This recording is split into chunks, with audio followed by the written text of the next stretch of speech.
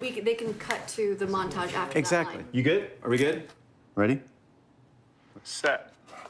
Yeah, the time we were making Mythbusters, I mean, it was a difficult job. We did it full time for 14 years, but it was amazing. Showing up every week, doing a different kind of problem solving every single day, it doesn't get much better than that. Whoa, jeez. I didn't see you there. What's up? Not much, just, oh, yeah, could I, thank you. What have you been working on the last few months? If I told you, I'd have to kill you. Fair enough. How's that supposed to attach? Thank you for that. I love duct tape. What's not to love? Hey. For well over a decade, viewers around the world watched in glee as Adam and Jamie busted or confirmed myth after myth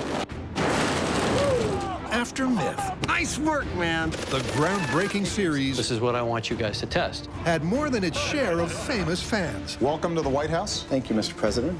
It is a thrill to have you here. Now the dynamite duo reunite. Good to see you.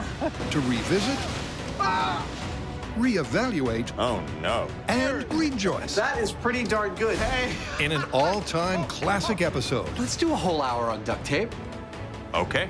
Their very first adhesive adventure into the miraculous world of duct tape. Oh, this is a life, eh?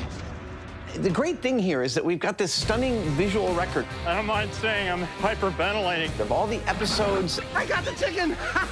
and all the things that we built with duct tape. Airborne way. And today we are revisiting our very, very first duct tape special. And not only are we going to take the viewers behind the scenes of how they were made, but they're going to get to see some clips that you have not seen in the original episodes. And that's not the half of it. Yeah, that was awesome. They'll also be answering fans' questions on all things duct tape and all things Mythbusters. Now, Jamie, I have a very good viewer question here, and it's kind of, oh, that's what I'm supposed to read. And for the first time ever, Adam and Jamie will finally reveal which of their many duct tape builds was their all-time #1. That is a really good question. On this sticky episode of Mythbusters, Relax. This one hurt a bit. the team tackle a trio of duct tape tall tales. Fun for the whole family. First, Adam and Jamie strength test the mythical material in car lift. Why, you ask? Because secretly you've always wondered, and that's why we're here. Then they ask, can it keep your boat afloat? I'm going in. One that's already sinking, I think we're gonna need some help from the camera crew. and one made of nothing but the tacky tape. You can keep your duct tape prom tucks. We got a boat. Meanwhile, Carrie, Grant, and Tori Say hello to our little friend. find out if it can stretch to sticking a cannon together. Run! Who are the Mythbusters? Adam Savage I reject your reality and substitute my own. and Jamie Hyneman. Bye-bye. Between them, more than 30 years of special effects experience. Joining them, Carrie Byron, Look, Ma, no hands! Grant Imahara, and Tori Belleci. We're popping popcorn with lasers. They don't just tell the myths, Here comes chaos. they put them to the test.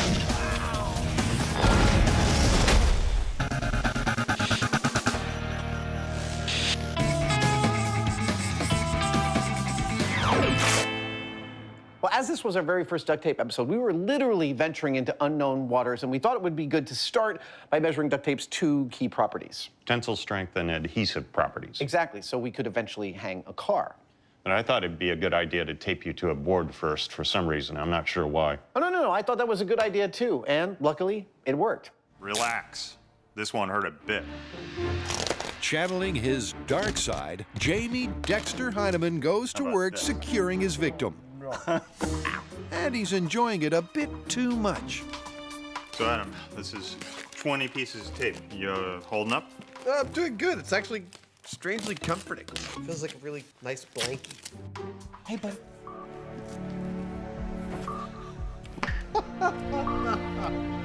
This is cool. It's like I am the plywood. Well, so far, you're not going anywhere. No, I'm not going anywhere. Although I tell you, I can feel myself settling in here quite. Whoa.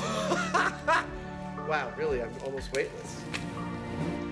Perhaps I should point towards the mat? I'm just suggesting. There we go. Oh, whoa, hey. Oh, that was just the rigging settling, right? Yeah. Dude, this is actually quite comfortable. 2 rolls of tape equals a whole afternoon of fun. Fun for the whole family. Here is a viewer question. How come Adam got taped to the ceiling, not Jamie? Did you toss a coin, or did Jamie plain refuse? I think that's just a classic Adam stunt. That is a total classic Adam stunt. I think I was going to be funnier being uncomfortable taped to the ceiling than you were. Pretty much. Yeah, that was a pretty straight call. That didn't require a lot of discussion. Of course, it goes without saying, but we're going to anyway. Please don't try this at home. Adam and Jamie are trained duct tape strength test professionals. Lest you think that I am foolhardy or reckless for allowing my 180 pounds to be held up by 2 rolls of duct tape, this is actually quite a safe system. I feel quite comfortable. It's a distributed system, which means it has many points of failure, a lot of redundancy built in by all the different pieces of duct tape stuck to the plywood. So I could hang out here all day. And in the meantime, Cary Grant and Tori had to build something which we had never got to build, a working potato cannon, but they had to do it using only duct tape. This may look like a pretty random bunch of materials I have here. I mean, we're talking piping, duct tape, potatoes. But to me, this looks like the glorious beginnings of a good old-fashioned potato cannon. And that's exactly what I'm gonna build. Basically, a potato cannon is like any cannon. You have an explosion happening in the combustion chamber. Okay, that is my combustion chamber held together with duct tape. Gases are expanding and they need to escape, so they look for the path of least resistance. Now, that should be the potato. That's why the potato launches across the field. Baked potato. Now, the big question is, can the duct tape hold up as well as the actual cement that you use to put these pipes together? Now, we know that we can launch a potato with this guy. Can we do it with this guy without it exploding at the bottom instead of just launching a potato? So with the cannons complete, the team makes its way to its detonation destination. So we got us some potato cannons, and we can't fire them in the shop. So we've come to the Alameda runway where we have a big expansive space right here. We can shoot off into the distance and explore whether duct tape is as strong as a traditional glue that holds together a potato cannon. He's just relaxing on his porch, shooting off his potato gun. Yeah. You trying to hit San Francisco? Yeah. Ladies and gentlemen, boys and girls, let me introduce you to the latest items in the Cary Byron line of home destruction. This is a spud chucker made entirely out of PVC tubing with actual PVC glue. And this is the duct tape tater tosser, but this has duct tape fastening. This is a setup for a control test. We'll have Buster in the chair. Load her up. We've got a scale to tell us how fast the potatoes come out of the barrel, and just for laps, we'll be measuring exactly how far they go. This is gonna be great.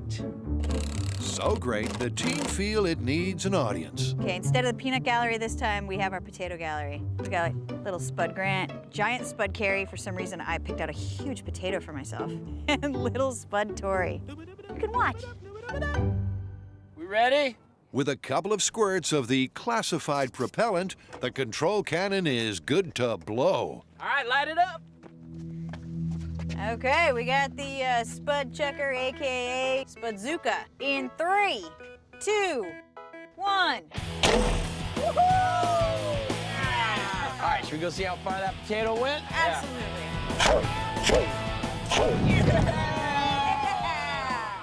Where's Splash Zone?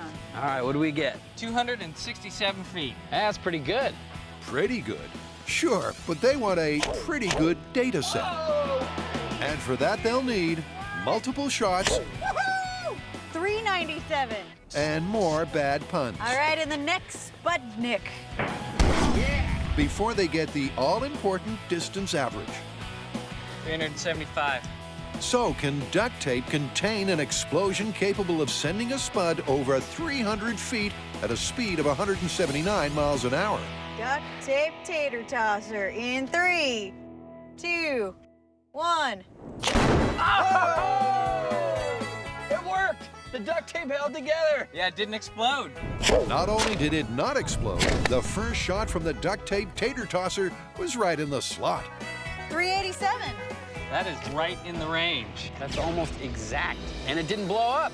which is really what counts. But just to make sure, I think we might have to fire maybe a few more off, right? Right, because although they know it works, Whoa!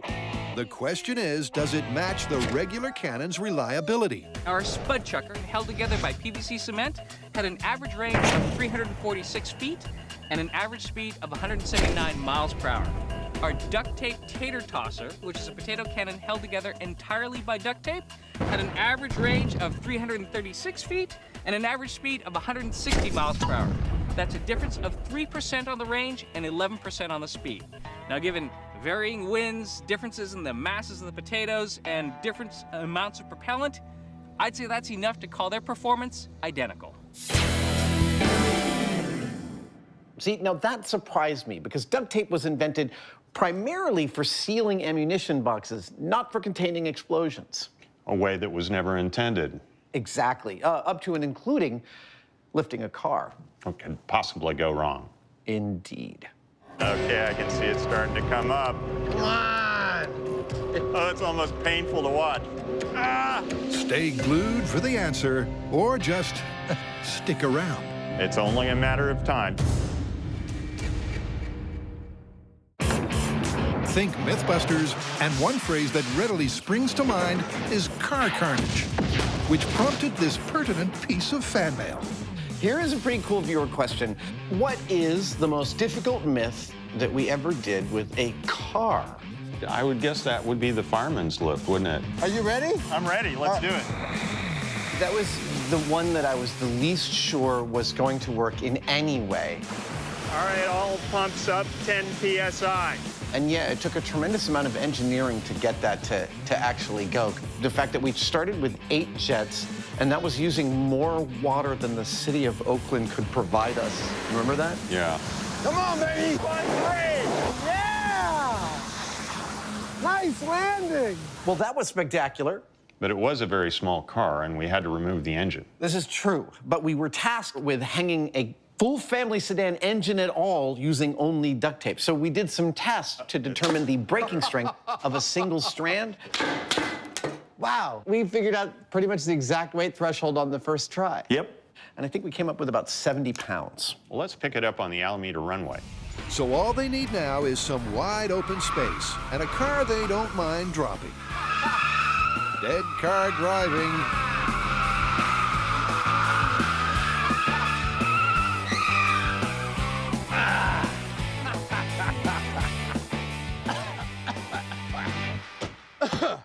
Let's get started.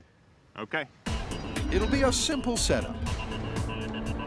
A crane like this one, and a hook, shackle, and single crossbar. This thing right here is what we're going to attach the tape to.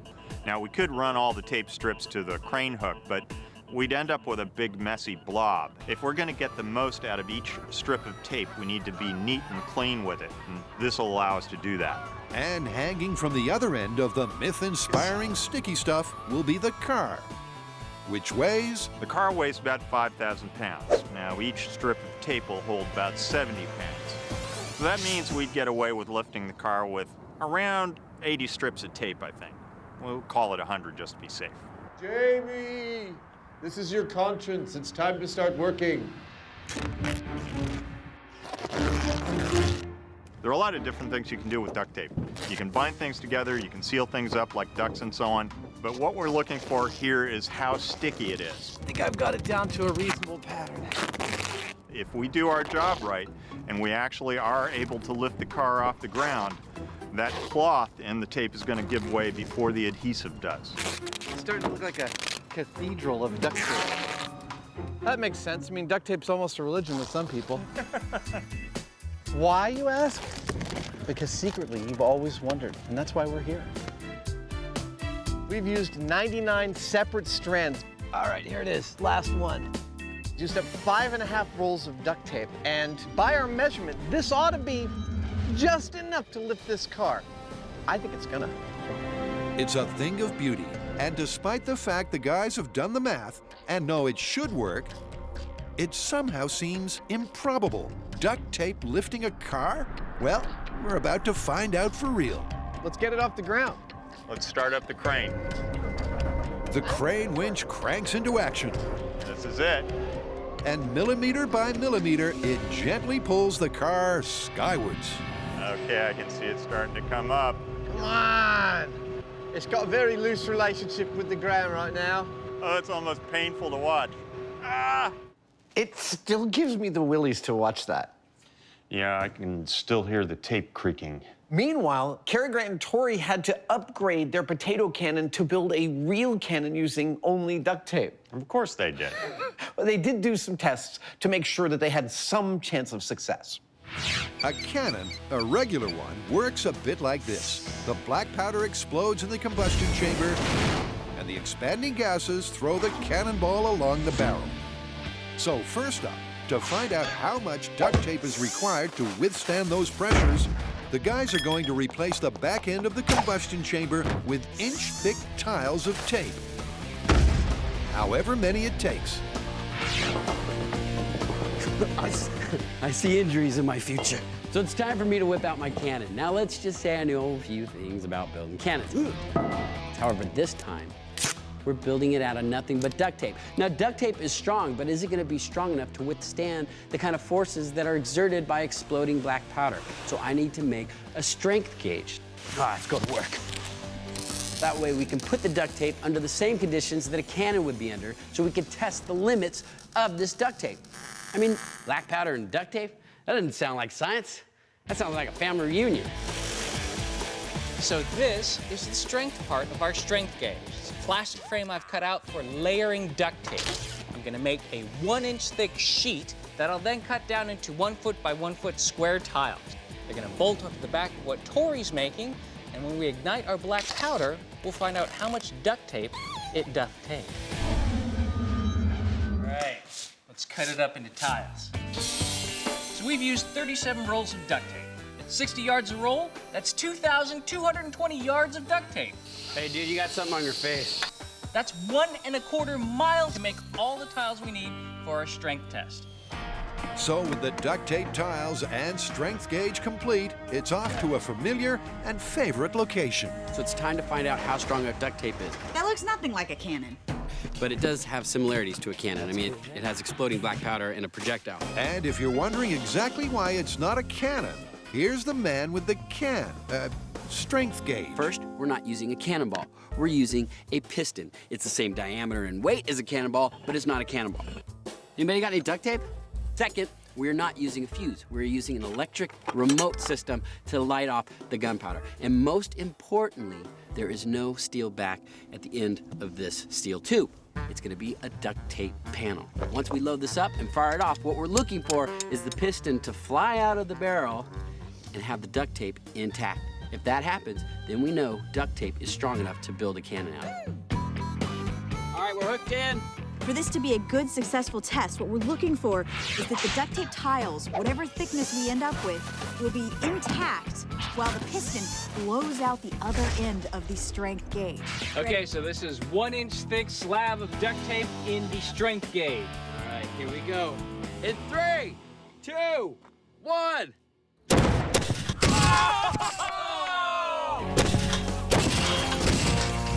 Incredibly, it seems to have worked first time out. And it's disbelief all round. There's no way this test worked on the first go. There's no way. A 1-inch thick slab of duct tape was enough to withstand the kind of force to launch a cannonball. Wow! That's perfect, man. It burned the heck out of it, but didn't blow out. No, it's beautiful. It just burnt off the wax paper, too. It didn't even go through the first layer of duct tape. That's this amazing. stuff is incredible. We got a great result from the duct tape strength test. It looks like duct tape is gonna be strong enough to build a cannon out of it. Now all we need to do is build a cannon. Just build a cannon. Humans have been improving metals for thousands of years so that cannons don't blow up, and somehow they're gonna do it out of only duct tape. Why not? It's also fair to say that cars weren't designed to fly. Awesome. It's holding. But the boys aren't about to let gravity spoil a fun day out. 3, 4.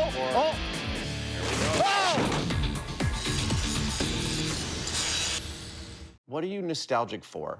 about your time on Mythbusters? Generic or specific memory? I would say just the general rapid fire, build this, figure this out. I don't think I've ever experienced such an avalanche of pushing through ideas and making them happen. Yeah. Well, and the viewers can't see this, but it is a good portion of our Mythbusters crew behind the cameras for this very shoot, and that is, I miss our crew. I miss coming to work with these guys every morning. We miss you. Rolling. All right, Jamie, I believe we now have a car fully suspended using only duct tape. The suspension is killing me. Oh, I can tell. Oh, come on, baby. Adam and Jamie are attempting to lift a car with just 99 strips of duct tape. And they're close. Real close. He's got one wheel. It's off! It's off the ground!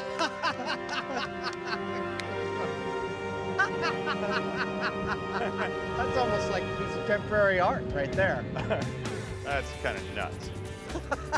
Why you need to do this, I don't know, but it's cool. It's holding. That is awesome. Nice work, sir. It's holding. And with a flight time of 1 minute and counting, the result is clear, leaving just one remaining question. It's only a matter of time before it comes crashing down. It'll be just like a zipper opening up. Yeah, as with all flights off the ground. Taking off is optional, landing is mandatory. There, first one went.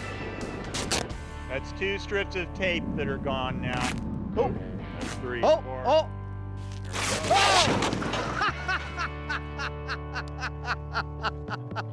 Nice! Exactly like a zipper. Plus, just like Jamie suggested, it wasn't the adhesive that gave way, but the tape itself. Wow. I love how consistently it broke all the way along that sharp point. Yeah, I don't see a single piece of tape that lost its adhesion. They all ripped right in the middle of the tape. That's true.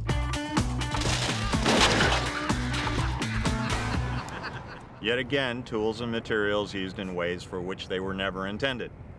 In the case of duct tape, if you've got enough of it, you could move the world. Not a bad way to spend the afternoon. How did you know that what we did would cause the quote-unquote zipper effect, and how did you know that we'd get it within a few minutes? First off, anytime you have a collection of fibers and duct tape or rope or anything like that, I've never seen a rope pull and then just immediately sever. It's all like ding, ding, ding, ding, ding, ding, and it goes. As to whether it was going to take a few minutes or not, you could kind of see that it was straining under the load. You tended not to like to make predictions, but in this case, you not only made one, but it was absolutely spot on. I don't know. I generally avoid them. Okay.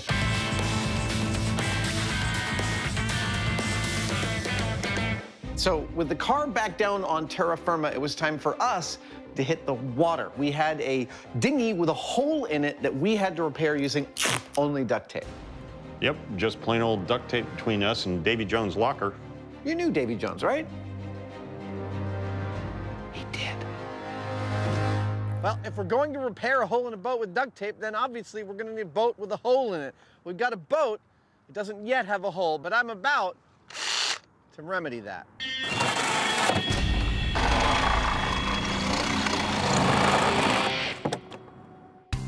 It's a sizable hole in the hull, but confidence in the sticky cure is still high and dry. This is a no-brainer. The tape's going to hold just fine. Under these conditions, this size hole, we could sail all day.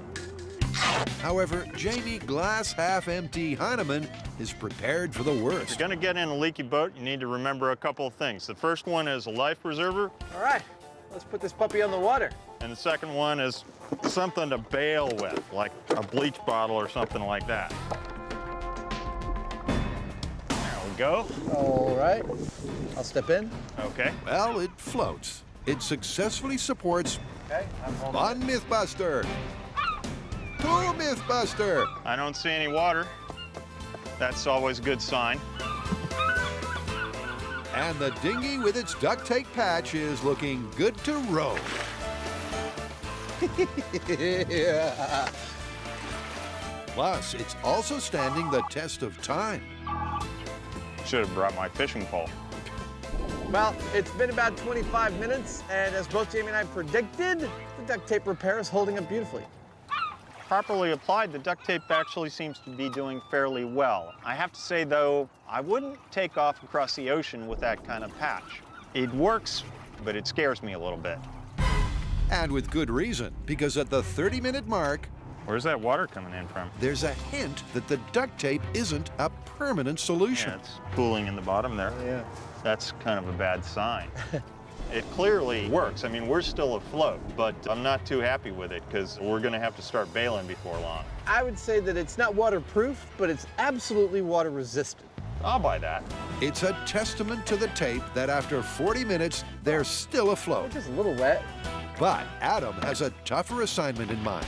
So I think our duct tape patch is holding up pretty well, but honestly, when I think boat repair, I don't think of repairing a boat on the dock and then putting in. If you're gonna do it on the dock, you're gonna have all the materials you need. Duct tape means you're in an emergency situation. I would like to create that emergency situation. You want to get wet, huh? I do. Rip off the patch, water's pouring through the hole. Duct tape's the only thing we got. We gotta fix that hole. The water's cold. Yeah. Oh, there we go. Whoa. That's a bona fide emergency we got going on there. I'll start making a patch. You start making a patch.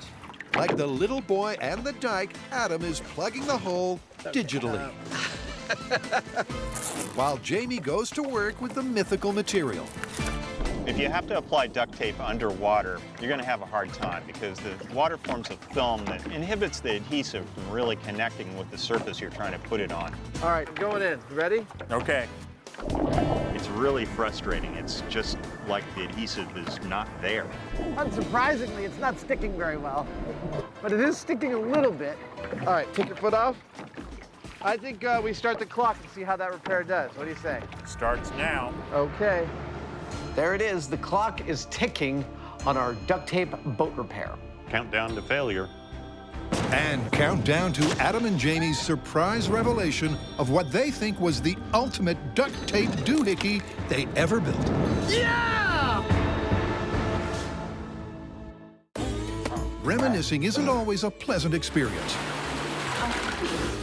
And here's a viewer question guaranteed to revive some really bad memories. That was the end of Adam's television career. No. What was the most dangerous thing you ever did with duct tape, and why? Well, you know, we rappelled off of a cliff with it. Which... That was so awful. Okay, Adam, you got the other end. Don't let go. I won't. This is a long way down. Oh, my arms are about giving out. Almost there. Oh. I need a minute. My nuts are killing me. Oh, ah. Whew. But what about duct tape? Duct tape bridge felt the most dangerous? And we made a mistake, and that was that the tension on the guidelines needed to be a lot more. That really is quite hairy. No, I thought the problem you were going to mention on duct tape bridge was that our yo-yo had a 50-foot throw when we were out at either end of the 100-foot bridge, but our dry dock was only 40 feet deep, which meant if we fell off the bridge for the first 10 feet, we'd swing and hit the bottom of the dry dock. We just realized that just get through that first 10 feet and everything will be okay. That is absolutely awful. Well, speaking of all things dangerous, it is now time for Carrie, Tori, and Grant to fire their duct tape cannon. You want to do the honors? I will. Here we go. Imagine this duct tape roll is a slice out of the cannon. Now I'm gonna cut out the little cardboard insert so that way it's just duct tape. And if you look at it, I put pressure on it and it collapses. If this happens, when we fire off our cannon and our cannonball gets stuck inside, the whole cannon could explode. And the team is going to play it safe by making its duct tape cannon barrel 2 inches thick. And to get the perfect shape, it's going to build it around a removable steel form. After a few minutes, the guys settle into a routine. Oh, yeah. With almost 20 rolls of tape used and the end in sight, I think it looks like a giant duct tape zeppelin. Or a big silver sausage. Or that. the team starts thinking through the next stage of the build. Now, the hard part, getting this off the form. I don't think it'll be that hard. I think we prepped really well. Okay. All right. Famous last words. Optimism, guys, optimism.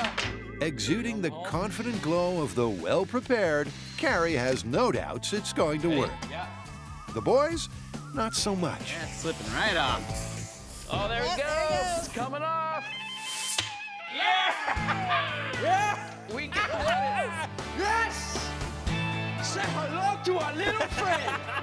Nice. Oh, that is a beautiful thing. Now all we need is gunpowder and cannonballs.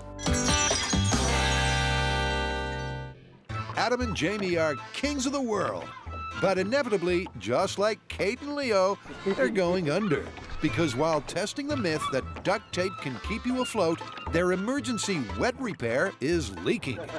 And leaking fast. I'd say we're at like 6-7 inches. Well, it's not looking so good for duct tape repair of a boat in situ. Here, I think we can still get back to shore. And the craziest part of this is we get back to the dock and someone, if I remember correctly, offered us money for the boat. Yeah, $100. You guys want this afterwards? taken. Are you serious? If you want this afterwards, I mean, we're just going to throw it away. I'll double check with folks, yeah. Even for us, it'd be borderline, but I'll double check. cautionary tale is what it is. Yeah, for some reason it was worth more after we put a hole in it. The next challenge was a little more involved. Yeah, this time we actually had to build an entire boat using duct tape. And only duct tape. And in that regard, I think it could be stated that we cheated a little bit. Maybe. Let's go ahead and run the tape. A boat made out of duct tape? But it won't be just duct tape, surely. Now, because it'd be a little floppy if it was all duct tape, we're going to use steel wire to make a grid to hang the duct tape on. Ah, it's pretty. Next, the mast, which is raised and welded into position. Ahoy! Followed by the keel and rudder. Oh, yeah. Which just leaves the key ingredient. You may see 100 rolls of duct tape. I see a boat. If you're going to build a boat out of duct tape, you need to think about the duct tape as cloth or like an animal hide. It's kind of like weaving.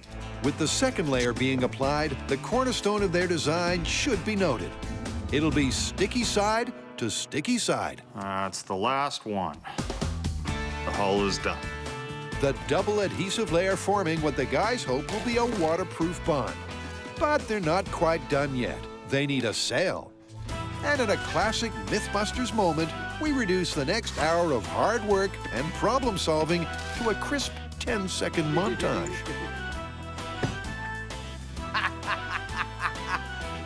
Yeah, baby. You can keep your duct tape prom tucks. We got a boat!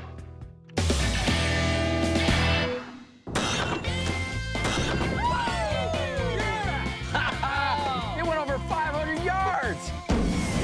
Tori, Grant, and Carrie's real steel cannon can. Now we have a target for our duct tape cannon. Now I'm hoping we get the same sort of distance out of this because this would be a really nice addition to our arsenal. All right, the fuse is lit. It looks good. So this is it. Can a duct tape cannon withstand and brace the force required to throw an 18.5-pound cannonball 500 yards? Or will the soft and malleable barrel grip the ball and cause it to bomb? Okay, it's gonna be soon.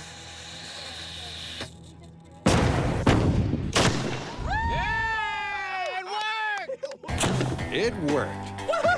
Gorgeous. Look at that. There's no deformation. Everything is still pretty much intact. And we launched the ball pretty far. You know what that looks like to me? Confirmed. Yeah, absolutely. It didn't go as far as the regular cannon, but it did work. That's right. No explosion, and it went the distance. Confirmed. When in doubt, more duct tape. So what, did you think it was going to work? No, there is a reason, and a good one, why they make cannon barrels out of thick, heavy-walled steel and iron and not duct tape. But how did you like our boat? Well, I was pretty confident it was going to work, although I was prepared to get wet. Little did I know that it was going to be because we were going so fast, it was splashing all over the place. That was awesome. But awesome enough to be Adam's ultimate ulterior use for duct tape? we're just about to reveal all. What is your all-time, hands-down, favorite thing you built on the show with duct tape?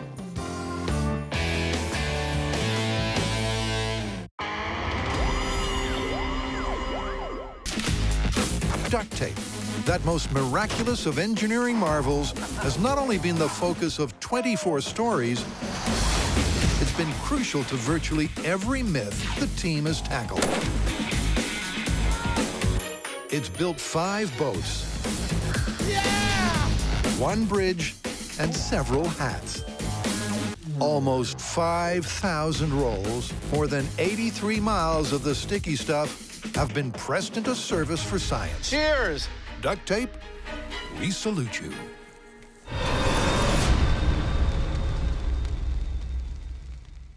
Every once in a while, Adam and Jamie put their lives on the line to test a myth, That really is quite hairy. causing one viewer to wonder how carefully they prepare. That is absolutely awful. Okay, here's another one. How much R&D goes into your builds, or do you just show up and wing it? Yeah, that's a good question. Well, it depends on the build. Yeah. Some things are technically very difficult and require a lot of research before we get into it. I mean, that was one of the things you got, is you got the ability to smell the tough stories coming down the pike, like swimming in syrup. This stuff feels completely bizarre. 1862. That was respectably close.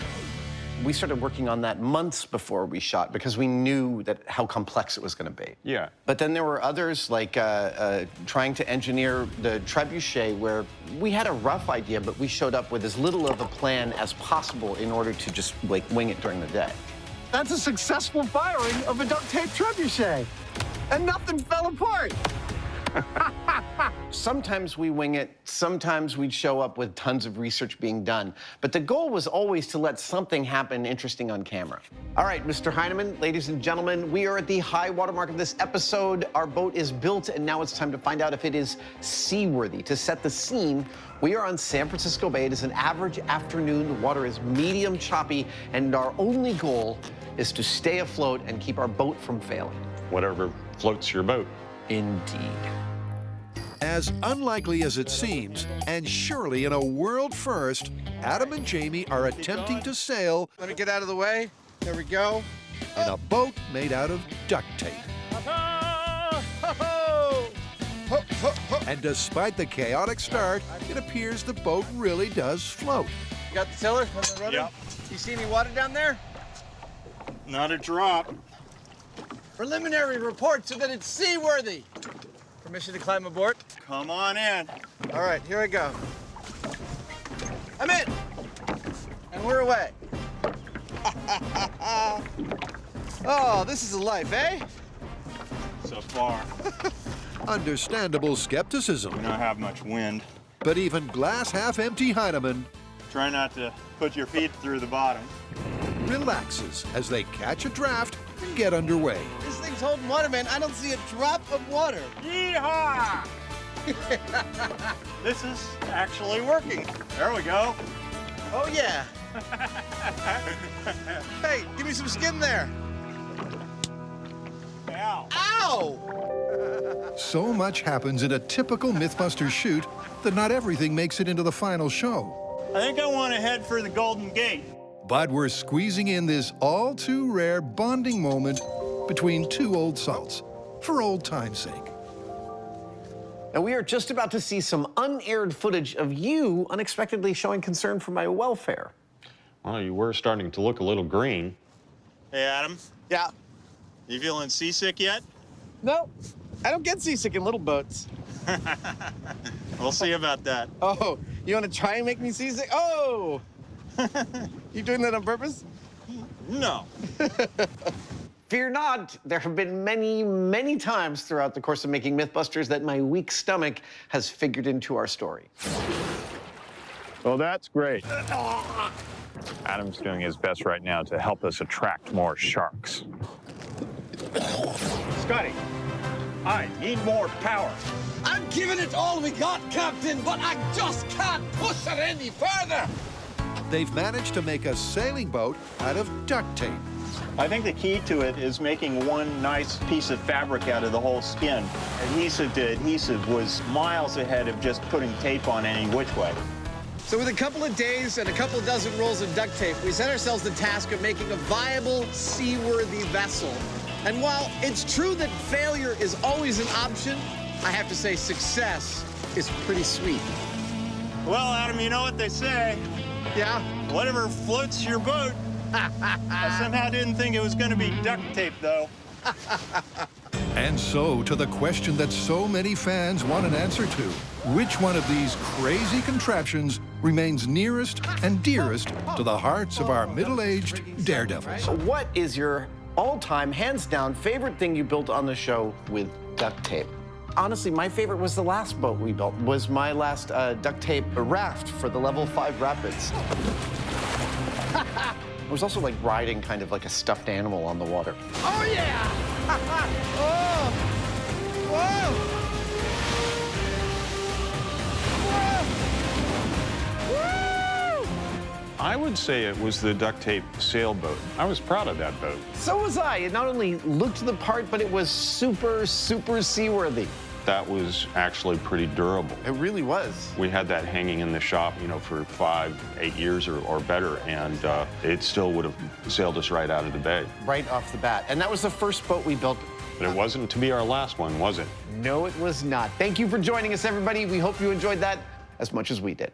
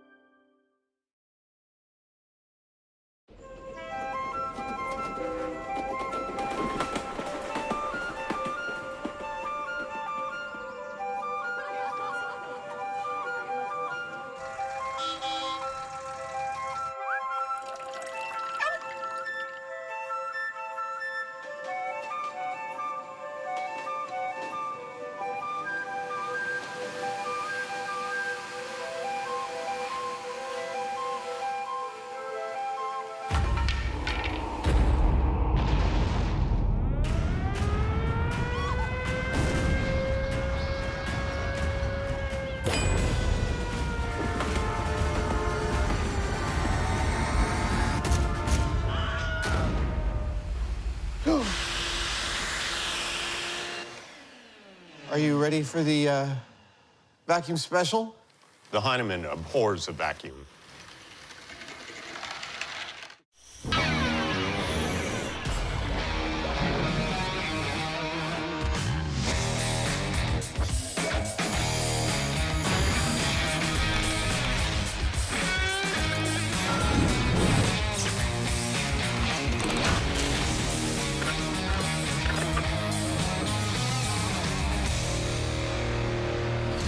Oh, Jamie, I know how much you love riddles, and so it's riddle time. Here goes. What sucks but does not suck? Vacuums. That's right. How did you know that so fast? We just did that opener with model trains and a vacuum cleaner. Fair enough. Okay, this is a story that has been on our books since literally we started collecting myths. We've just never tackled it because it always seemed like it was too big for us to tackle. Just get on with it. All right, it involves something that's the opposite of one of our favorite things. The opposite of an explosion is an implosion. Go on. All right, there's a guy. He's tasked with cleaning out one of those tanker cars on a train that holds liquid, and he's using a steam cleaner. So he's steam cleaning the whole thing, and of course, as he's doing that, he's warming it up. And it starts to rain. So he caps off the tanker car and walks away. The cooling rain causes the steam to contract, and as the myth goes, the train car crushes itself. From a vacuum. Exactly. That is big. Those train cars they're huge. I know. After more than a decade of detonations, totaling over 900 explosions. For the first time, the Mythbusters are tackling an implosion. And to do justice to this impressive long-running record, This is gonna be cool. they'll be focusing an entire episode on this one supersized story. I mean, look at this. It's going to be the biggest productions we've ever undertaken on this show. Causing vacuum violence on a massive, unprecedented scale. It's gotta go! But first, some shop-sized science. An imploding tanker car. How could this happen? Tanker cars are giant, 70 feet long, 15 feet high, thick steel casing meant to contain things like fuel, even in case of a derailment. How could something like that spontaneously implode and crush itself? Well, if it did, in fact, happen, it had to do with pressure and pressure differential. I'm getting ahead of myself. Let me show you with this metal can. If I take this thin metal can and seal it, and then hook a vacuum pump up to it and start pumping air out, we understand what will happen. It will crush itself. Whoops. But how could something like that happen without the action of an outside vacuum pump? Well, let me show you. Now, I'm about to perform a critical action in this experiment, and that is to take a little bit of the hot water and pour it into the can. Because in the original myth, the tanker car had been steam cleaned inside and out. Now, I'm about to initiate an implosion. First thing I do is cap the can. Now, fully capped, this vessel was full of steam and air that was heated to its boiling point. Now, that air is rapidly cooling. As it's cooling, they're creating a negative pressure inside the can. Yep, and that's the whole ballgame. A difference in pressure. Filling the container with steam pushes out the air. But if the vessel is sealed while it's still hot, and then allowed to cool, the steam condenses, and the internal pressure drops, meaning the now much greater external pressure pushes in on the surface. And that's bad news for the can. Oh, there we go. There we go. Oh, it's actively moving. Look at that.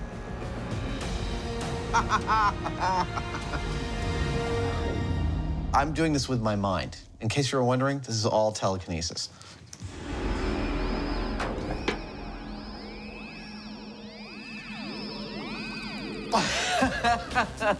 Mind games aside, the scientific principle is clearly sound. Now, it's just a question of scale. Can steam cleaning produce a pressure differential that would cause a giant steel train tank to crush? The two sides have actually met over here. To answer that, Adam and Jamie will learn as much as they can and slowly build up to the industrial-sized mythical implosion. Yep, it's generating some steam. But first, does faster cooling make a difference? Go. Burner off. Now, I want you to cool, and I want you to cool rapidly.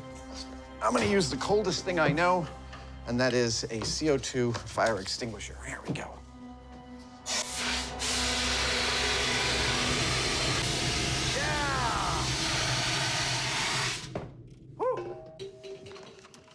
That was much more spectacular. Look at that. So there you have it, a little proof of concept of how a sealed vessel can crush itself with just the application of a little heat and a little cold. That sound, if ants had a Latin rhythm section, that's what it would sound like. But it's a very different thing to crush a flimsy metal can versus something meant to hold pressure and meant to be very durable. And I think I've got just the thing to experiment on. We're going to ramp things up quite a bit to this 55-gallon drum, which not only has steel walls that are many times thicker, but also structurally it's much stronger because it's round and it's got these ribs. So it'll present much more of a challenge. All right, now we just wait for it to boil. For this first test, we're just going to heat the water up until it's boiling vigorously. Then we'll seal it up, turn off the heat, let it cool, stand back and see what happens. Sealing it up. There we go. Now that it's sealed, a pressure differential can develop, and the wait begins for the steam to cool and condense. That kind of makes me nervous. If this sturdy steel barrel collapses, confidence will be high that the full-scale tank car can also crumple.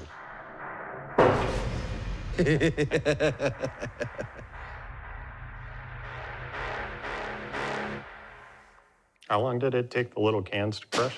Those crushed very, very quickly. I'd imagine they're not structurally near as strong. No. I think it's going to be one big catastrophic kind of thunk. It's going to sound like hitting it with a baseball bat. No! What's really cool about this is we heard a couple of bings and bunks at the beginning. This is killing me. But right now, this thing hasn't made any noise in 15 minutes. But what I know is happening inside there is that it's cooling, and that steam is reverting back to water, and it's creating low pressure in there, which is pulling the sides in. They're resisting that because of their structural integrity, but at a certain point, I expect the outside casing to fail, and it should be pretty spectacular. Next time we hold the camera up with magnet. Oh! There you go. Wow! You could feel that. Woo! That was so cool.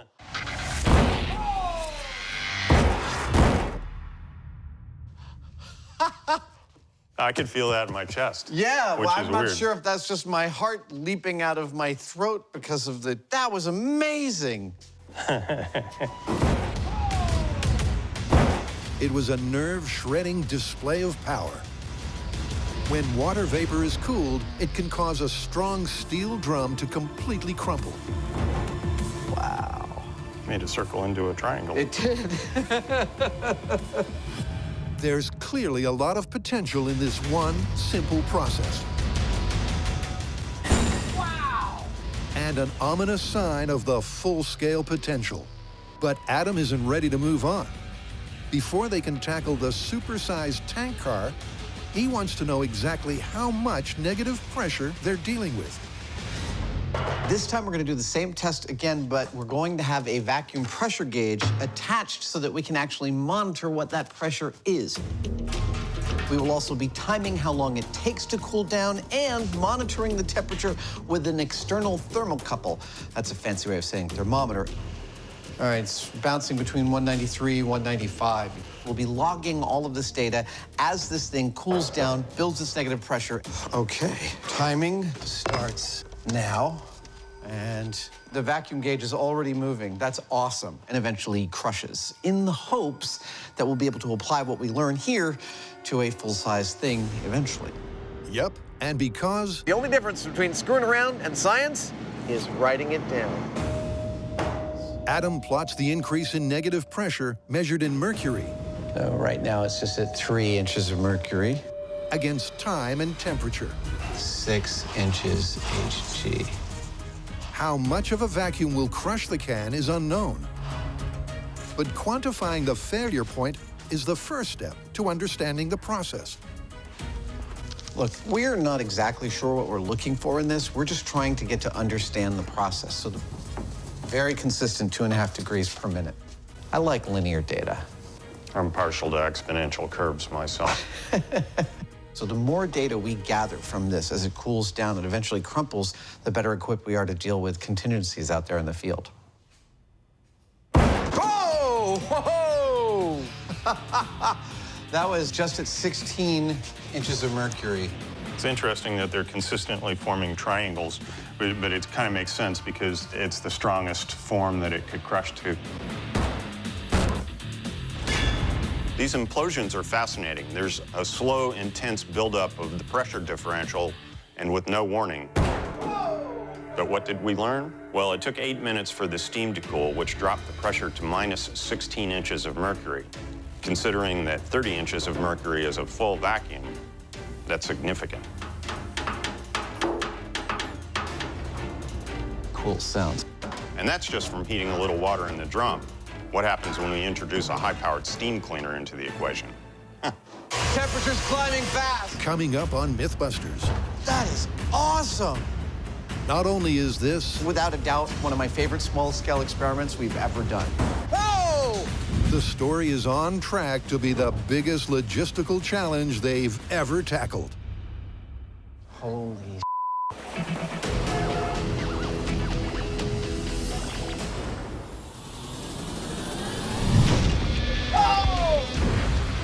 Pressure vessels and pressure differential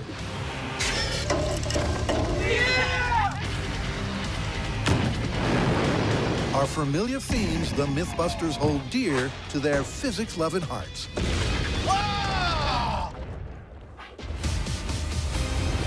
And in this one-story episode, they're investigating a monumental implosion. This is gonna be cool. Can condensing steam really cause a supersized freight train tank car to crash? Oh! Wow! This is great. We are gathering data, we're learning stuff, we're moving forward. Oh! Whoa! 16 inches of mercury. But the most important part about this right now is that the original tanker truck had apparently been steam cleaned prior to the implosion incident. Therefore, we're gonna move on to another 55-gallon drum, but this time, we're dispensing with the burner and the boiling water, and we're gonna steam clean it in advance. Okay, here we go. Go for it. We're gonna try and get its temperature up. 150! And a lot of steam in there before we cap it, and see if we can initiate another crushing incident. 170! Temperature's climbing fast. Will the high-pressure steam cleaner make a difference? All right, sealing at 203. It seems so. This crucial component of the mythical mishap has raised the starting temperature by 10 degrees. Consequently, it's taking longer for the steam to cool and condense. So much tension. And the negative pressure to build. 16 minutes. Ooh.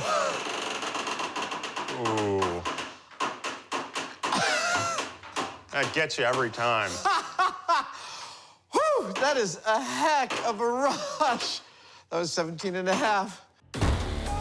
There was a greater pressure differential. Oh, yeah. It took twice as long to implode.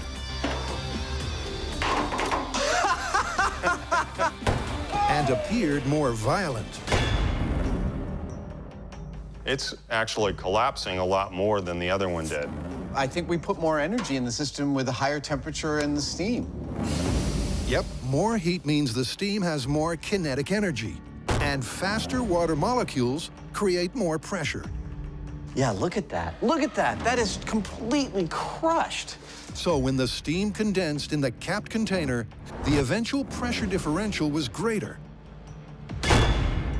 And the drum took even more of a beating. If you fill one of these 55-gallon drums with water, they weigh over 400 pounds, so they're really quite strong. But in the presence of the vacuum, the way that we're applying it,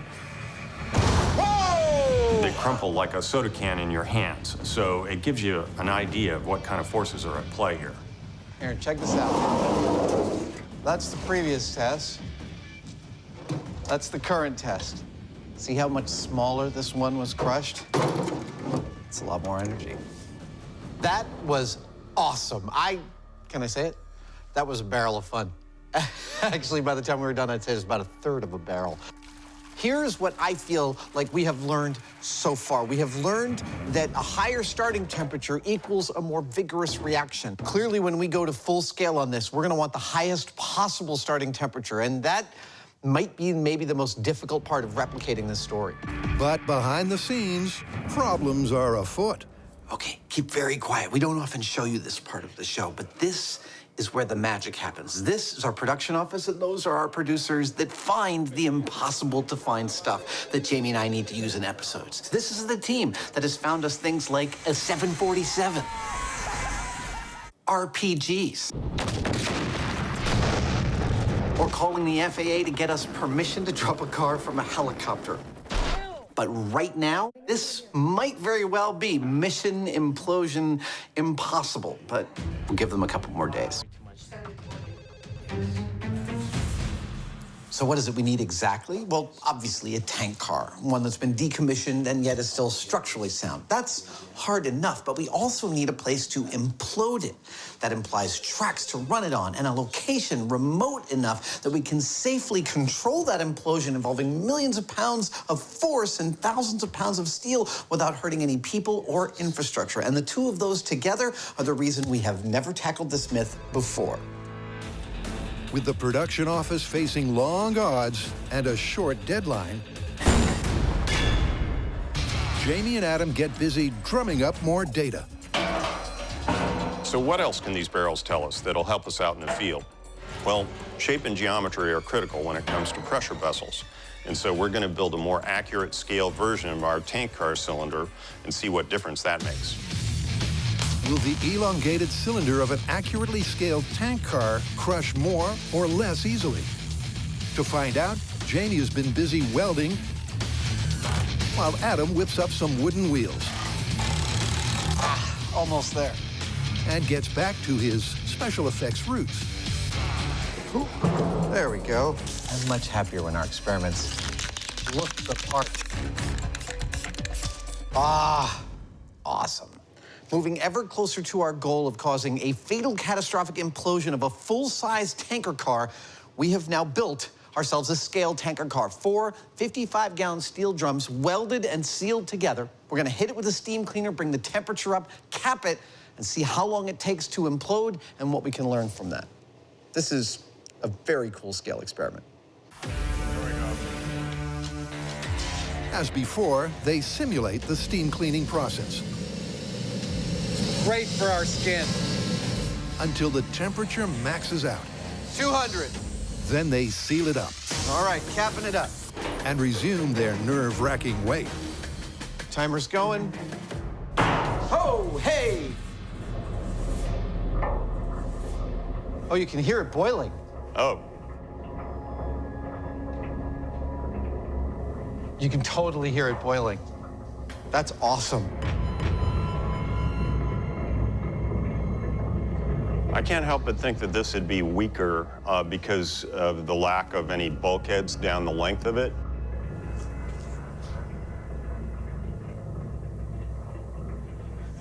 Okay. 7 minutes in, we're at 11 inches of mercury. It's gonna be like a big steel set of hands clapping. Yeah. It might well, you know, macaroni there, but... That would be so awesome. Oh! Awesome! Oh, that was fantastic! Woo!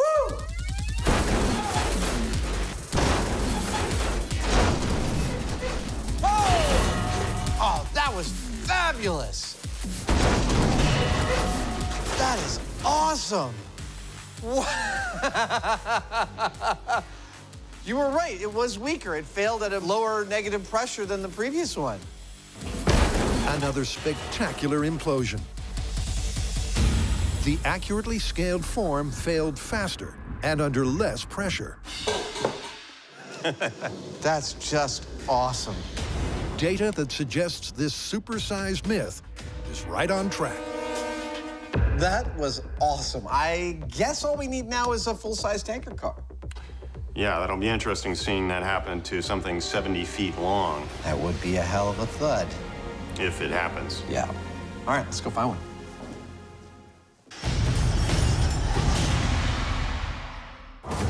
For over a decade, the Mythbusters have traveled to incredible and expansive locations to carry out their investigations. Good to see you. Welcome to the White House. They've managed supersized logistical operations of massive proportions. Ladies and gentlemen, 70,000 feet. But in this extended, in-depth story, they're tackling the toughest of them all. Welcome to Oregon, the end of the line for the tall tale of the imploding tank car. After After months of prep, sweat, and fears, the team has pulled it off. It's time to stock and roll. If it is indeed possible for a tank car to crush itself, well, then the testing of it is going to be one of the biggest productions we've ever undertaken on this show. That is the biggest steam cleaner you have ever seen. We need not only the tank car and some train tracks, because that's how they get around, but we also need a facility where we can shut down access to those tracks for safety. Let's get to crushing. There's no doubt about the size of the undertaking. And the first piece of this giant experimental pressure puzzle is bringing the heat. This boiler is the heart of our experiment. This is a 2 million BTU fire tube style boiler. Now what's in here is a series of tubes surrounded with water, and obviously is going to heat up that water and it's going to create a head of steam that comes up about here. And that steam is going to be up to around 360 degrees Fahrenheit. That's what's going to heat up our tank car. And here's why the steamer is packing so much punch. Gonna go get some tank cars. It was almost impossible to locate. But in a coupling made in geek heaven, Adam hooks up with the supersized star of the show. I totally get the whole thing about model trains. How cool is that? I had a whole bunch when I was in high school. Hello, ladies.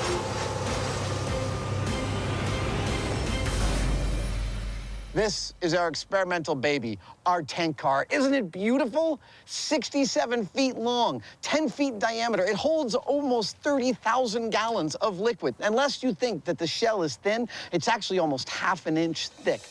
It's the biggest single prop ever used on Mythbusters. Weighing in at 67,000 pounds, made from cold rolled steel, it seems impossible that it could crush like a tin can. To check its interior integrity, Adam pulls the short straw. This is not for people who don't like confined spaces.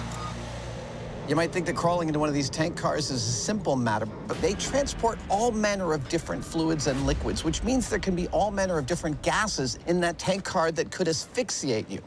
Oh, man. You have no idea how hot it is in here.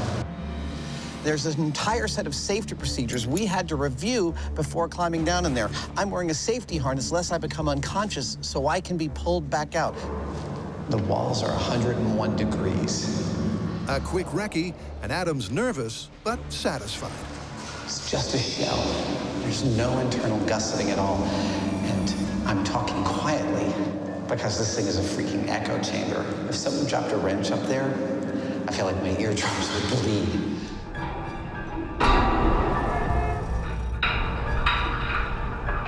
So what I'm seeing here is 6 openings from the inside of this tanker to the outside world that we have to make sure are totally sealed to make this work.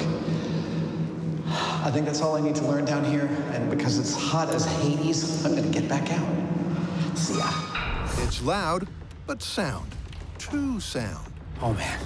To ensure they can form a pressure vessel, the team bypasses the safety features by sealing the release valves. What's next?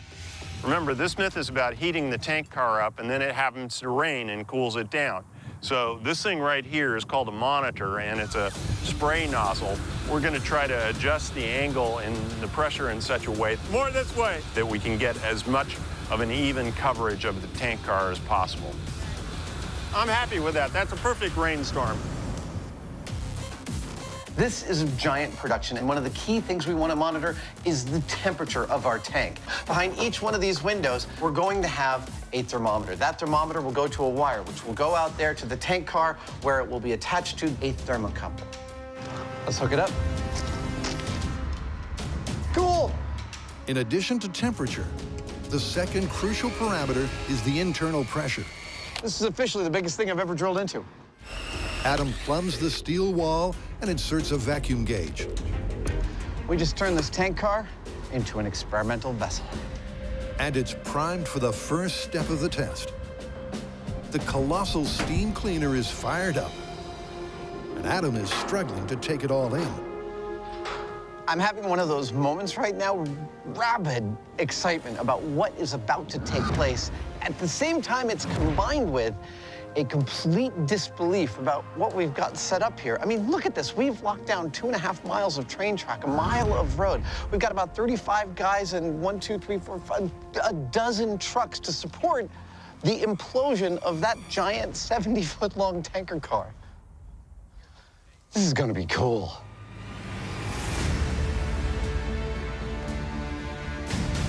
So this myth starts with a lonely train car that's just delivered its payload, and it's sitting here on the tracks waiting to be cleaned. The cleaning comes in the form of steam. Go ahead and open up the valve and start putting steam in the tank. Valve opening. Piping hot at over 300 degrees, its goal is to remove every last trace of residue from the previous cargo.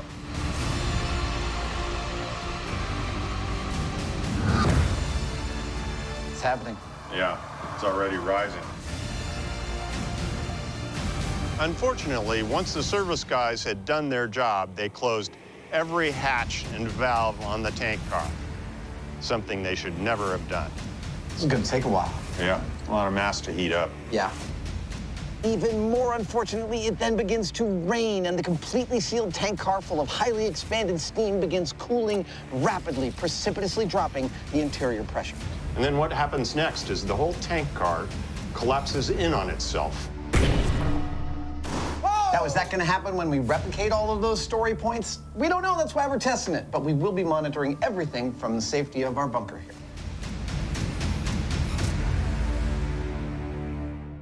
Well, we've been heating our tank car now for about 3 hours, and its temperature has been steadily rising, and it's very close to our small-scale temperature of over 200 degrees. That's great.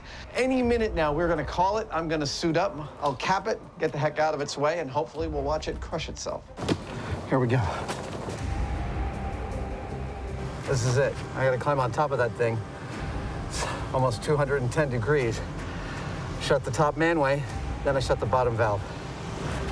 Adam enters the exclusion zone alone and climbs the boiling hot steel.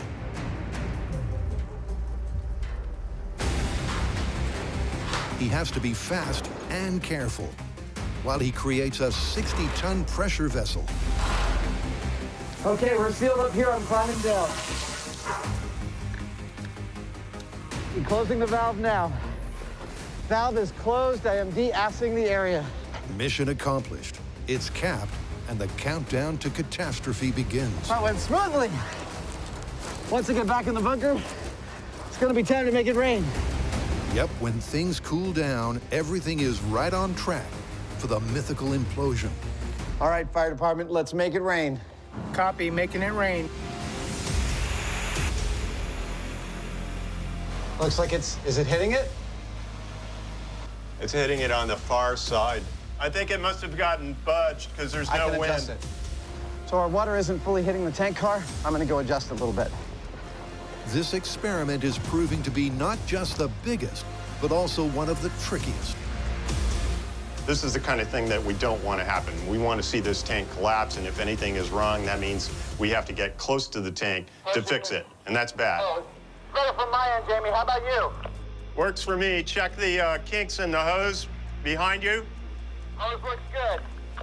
Adam completes the readjustment, and back at mission control, they're all set for catastrophe. Oh, perfect.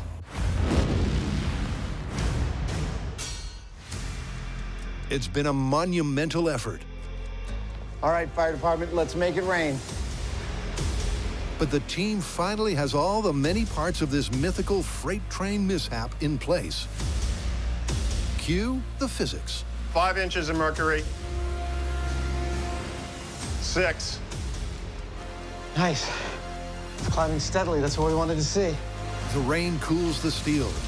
The steam inside begins to condense, and the negative pressure rises. That is climbing a lot faster than our small scale. The small scale car crushed at 11 inches, the single oil drum at 17. But a full-scale tank car implosion has never been recorded. The Mythbusters are once again in unknown scientific territory. 12 and a half. Oh, Oh, I'm psyched. The pressure differential 13. means there is already more than 1.5 million pounds of pressure pushing on the exterior surface. Man, that makes me nervous. That thing's so friggin' big. I know. And it keeps on rising. 17 and a half. We've now exceeded our small scale pressures. It's ramping up, just like the suspense. Come on, baby. 19 and a half. And the tension. 21. Wow. Man. It's nerve-wracking. It is, and I know that the moment I blink, it's gonna happen. 23. Damn!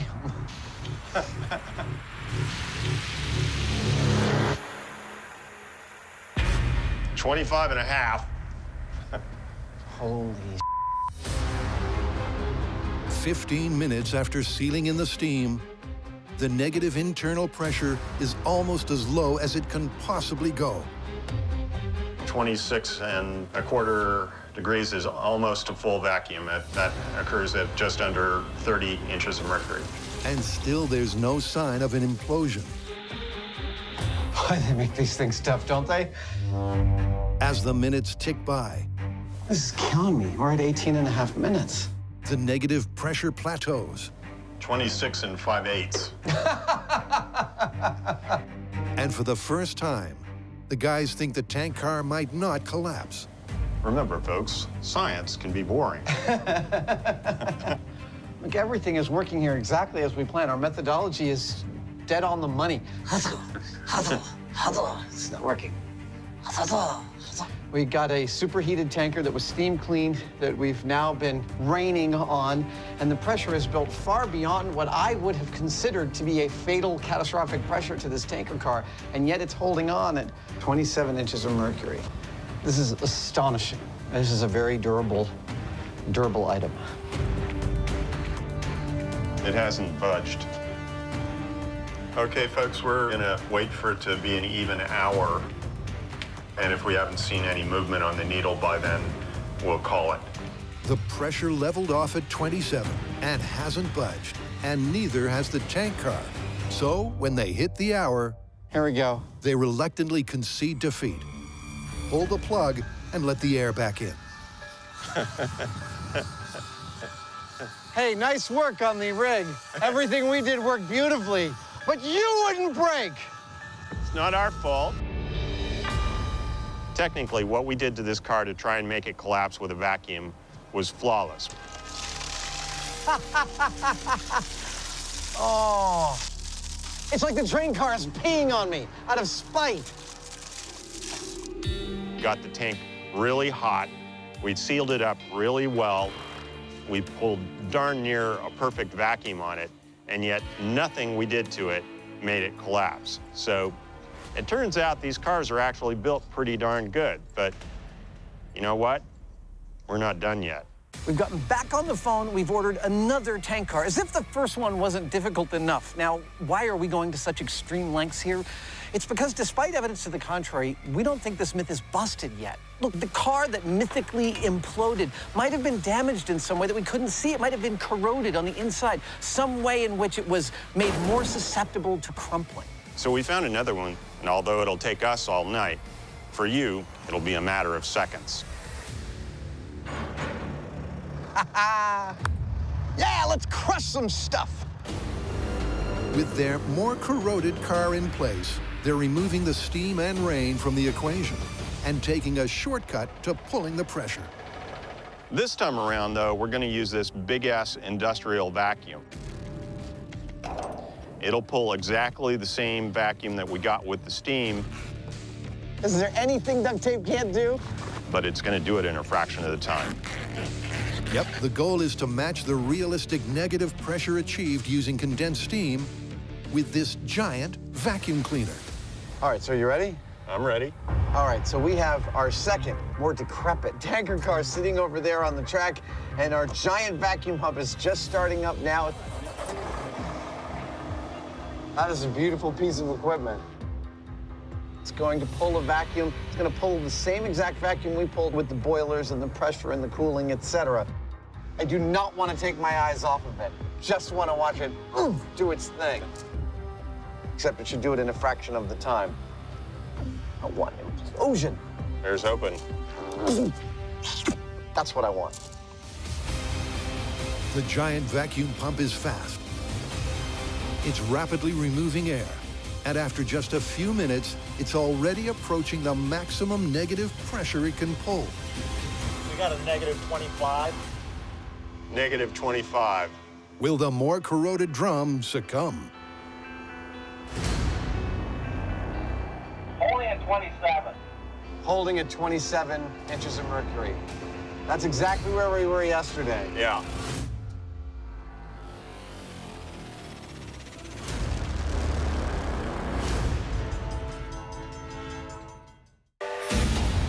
It's been a long and winding train track, But you wouldn't break!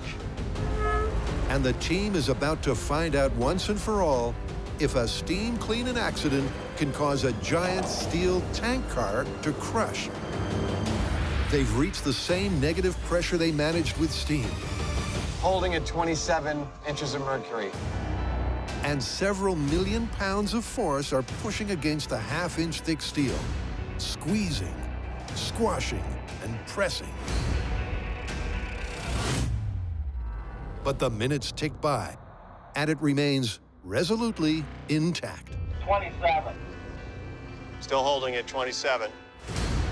Unlike their small scale, it may not be imploding, but it is an astonishing result.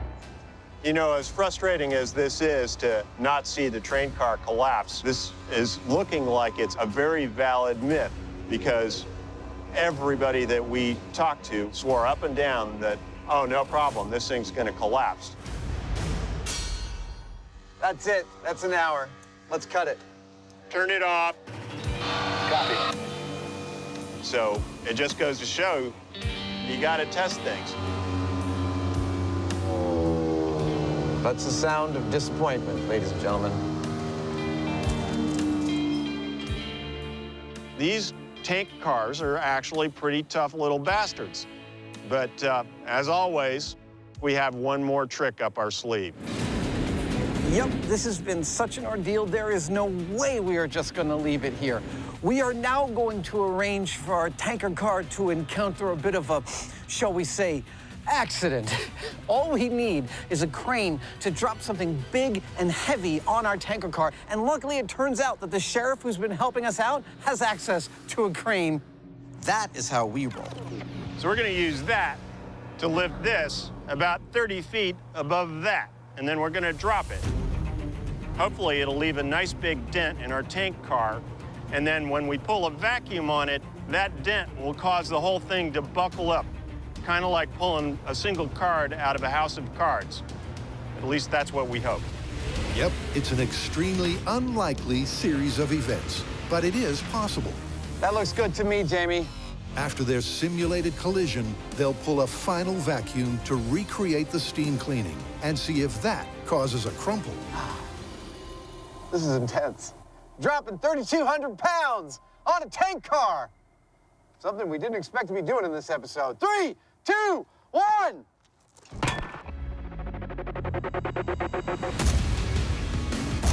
Bullseye. Yeah!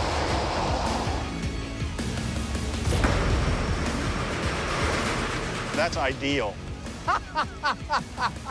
Look, I can see something like this happening naturally on a train yard. A telephone pole falls over. Well, or the equivalent of it in interior wear. And the fact is that they do put corrosive chemicals and things in these things, and it can erode.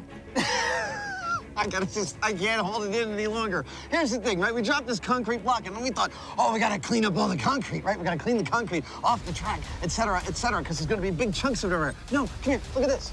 Come here. It landed precisely, exactly where we picked it up from, upright, ready to be picked up again. That's a very respectful concrete block. That's the most cooperative big thing we've ever dropped. Yeah, and it landed exactly, it did exactly what I wanted it to do. Yeah, this is great. With their completely accidental damage done, it's deja vu all over again. All right, Dean, go ahead and start the vacuum. The vacuum pump fires up, starts sucking, and the pressure plunges. Will the kink in the steel compromise the structural integrity? I'm gonna say the denting compromised it. I'm gonna guess 17 inches of mercury is where it fails. I don't know, I'm detecting a pattern here. You're gonna say nothing at all? Uh-huh. That's probably the safe money.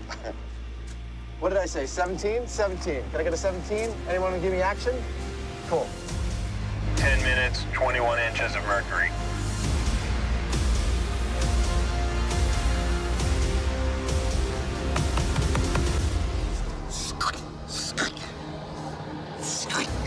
That is a hell of a vacuum pump right there. Yeah. It's also a hell of a dent. It's a perfect dent we made. Yeah. 23 inches. Come on. Come on, you melon farmer.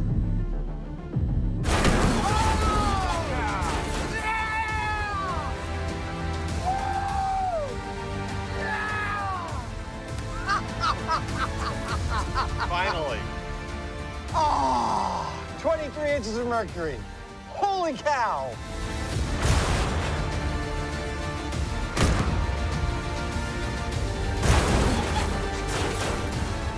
This is all about the geometry. Just like with a chicken's egg, it's really quite strong and you can't break them in your hand if you squeeze them. But all it takes is one little crack on the side of the frying pan and you've got a dent, just like what we put in this tank car, and the whole thing unravels.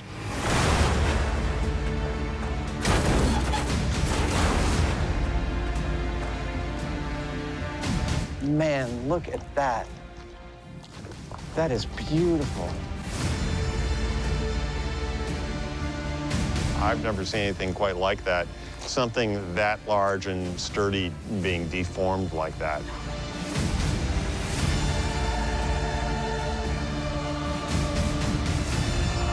It's kind of hard to take it in.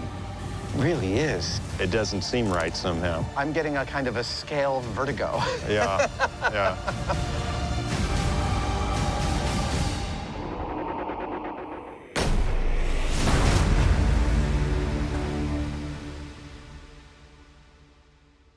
Ah, we had pulled a nearly full vacuum on two 67-foot-long tank cars and achieved bupkis, nothing.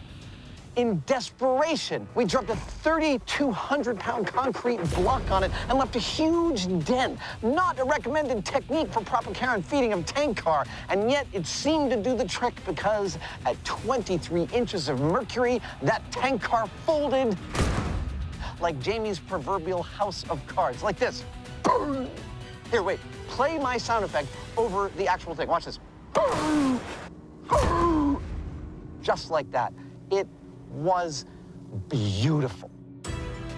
It looks like a big plastic bag that got deflated or something, but it's friggin' thick steel. And for it to do that, it's physics. They finally got the implosion they were looking for. But they had to stack the deck so far in favor of a failure, this one's going to be difficult to call.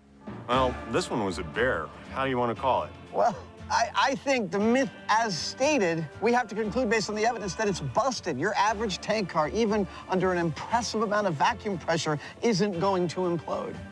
Agreed, but if it's dented or corroded or otherwise compromised, it could happen. Spectacularly so. Okay, let's get the hell out of here. Okay. We need one of those pumper cars. Yes, I totally want one.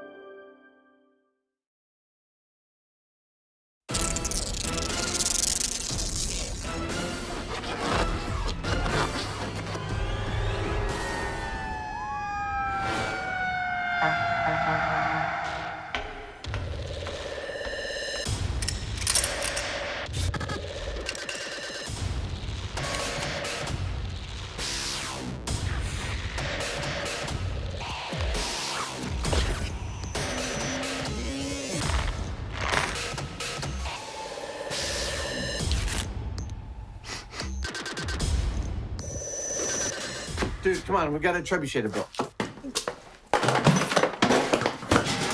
I'm ready.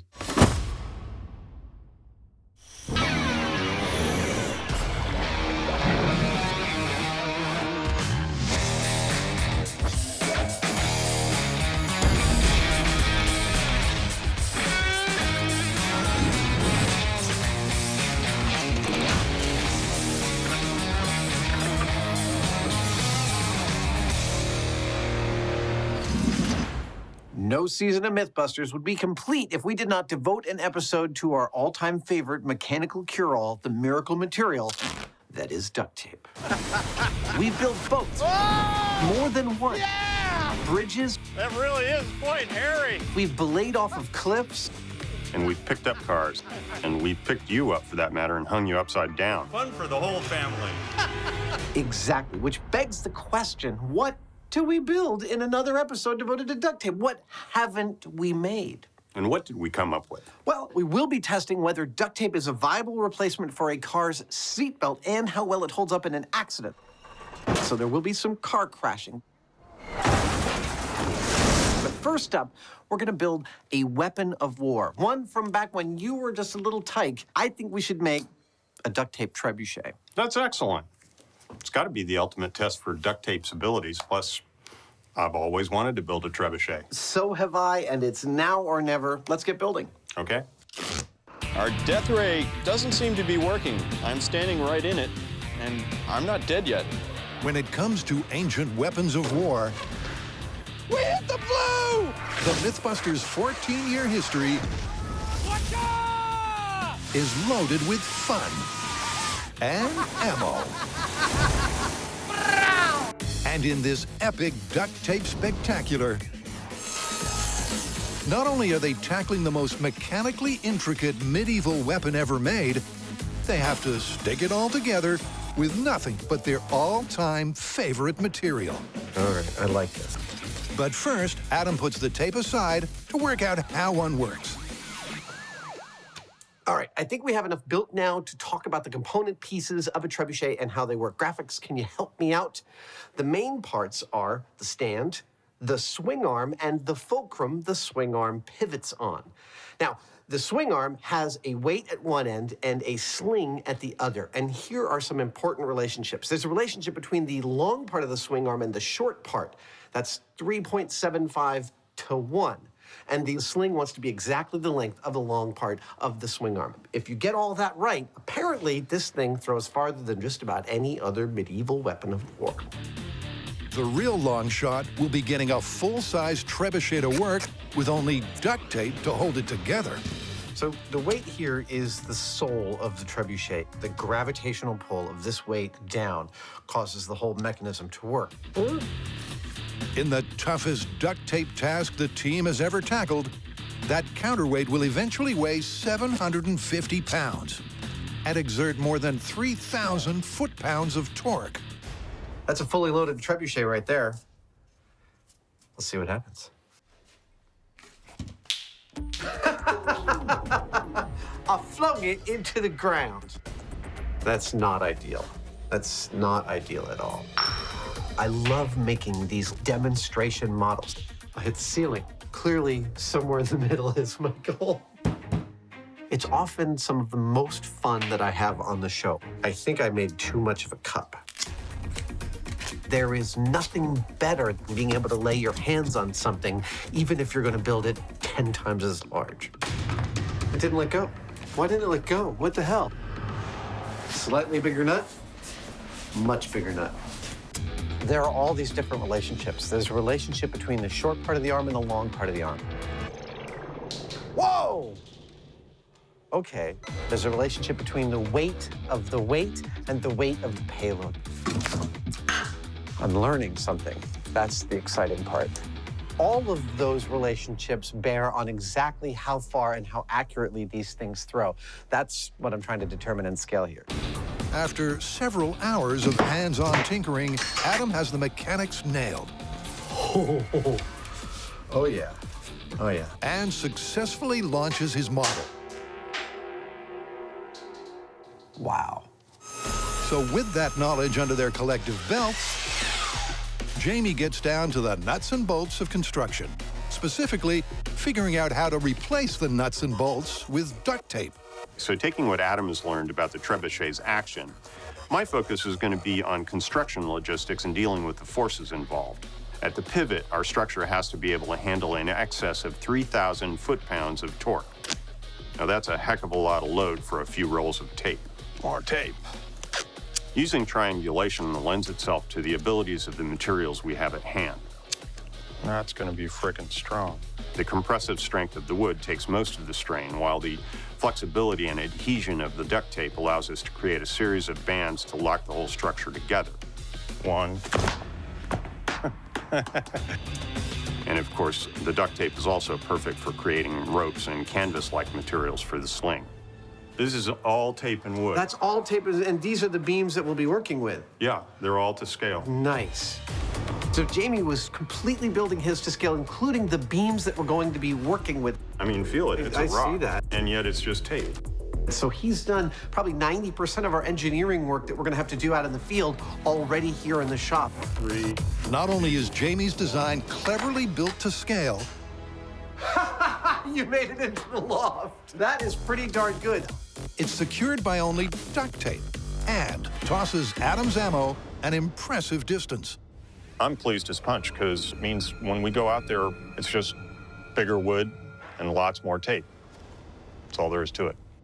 Question is, can they convert their toy-sized trebuchet into a full-scale weapon of war? While the team preps, Adam conjures an unusual commuting conundrum. Let me paint you a picture. You've arrived at your car. First thing in the morning, you have a rush hour commute ahead of you, and you find that a rodent has chewed all the way through your seatbelt. Pop quiz, what do you do? Make it out of duct tape. Yeah, that's exactly what we're gonna do. And there are going to be car crashes then. Yes, there are. We're gonna have to test the efficacy of the seatbelt by crashing more than one car. I like it. Seat belts made of polyester have a braking strength of 6,000 pounds and save tens of thousands of lives every year. Wear a seatbelt, always. But in an average 25-mile-an-hour crash, could a duct tape stand-in really stay intact? Or is this myth a stretch too far for the tacky tape? This lovely stretch of tarmac I'm riding on is the runway at the New Jerusalem airport. And today, we're gonna be setting up some car crashes to see if duct tape can actually save your life.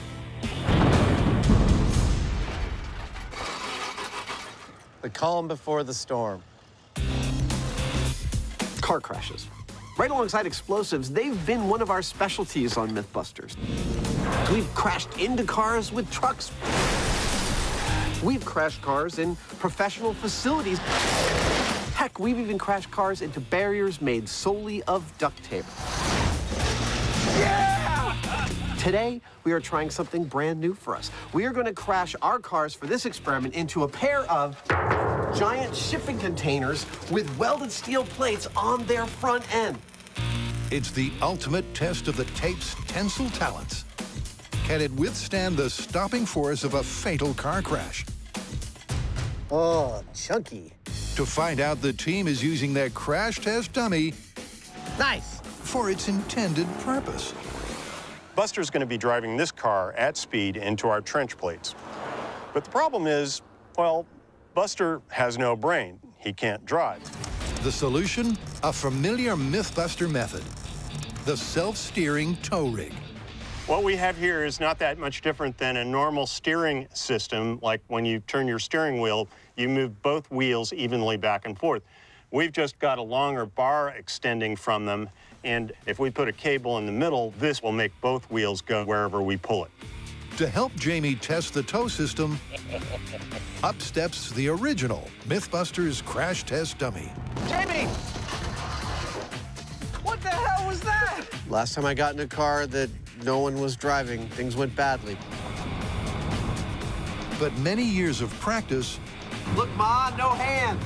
make for fewer fences crashed. Looking good. So part one of our setup is done. Ready to drive on its own. Next up is to remove the car windows. Yeah, that'll do it. Myth, car windows are really delicate.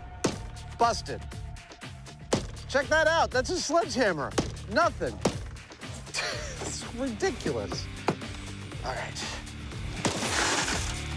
Cut a new sunroof. This is just like a sardine can. So we can clearly see what's happening inside there. Yeah! Come on down to Adam and Jamie's body shop.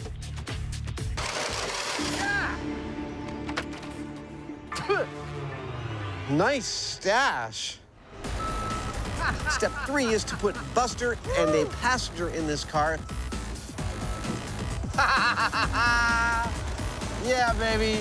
Remember, the #1 thing you want in an accident is clean underwear.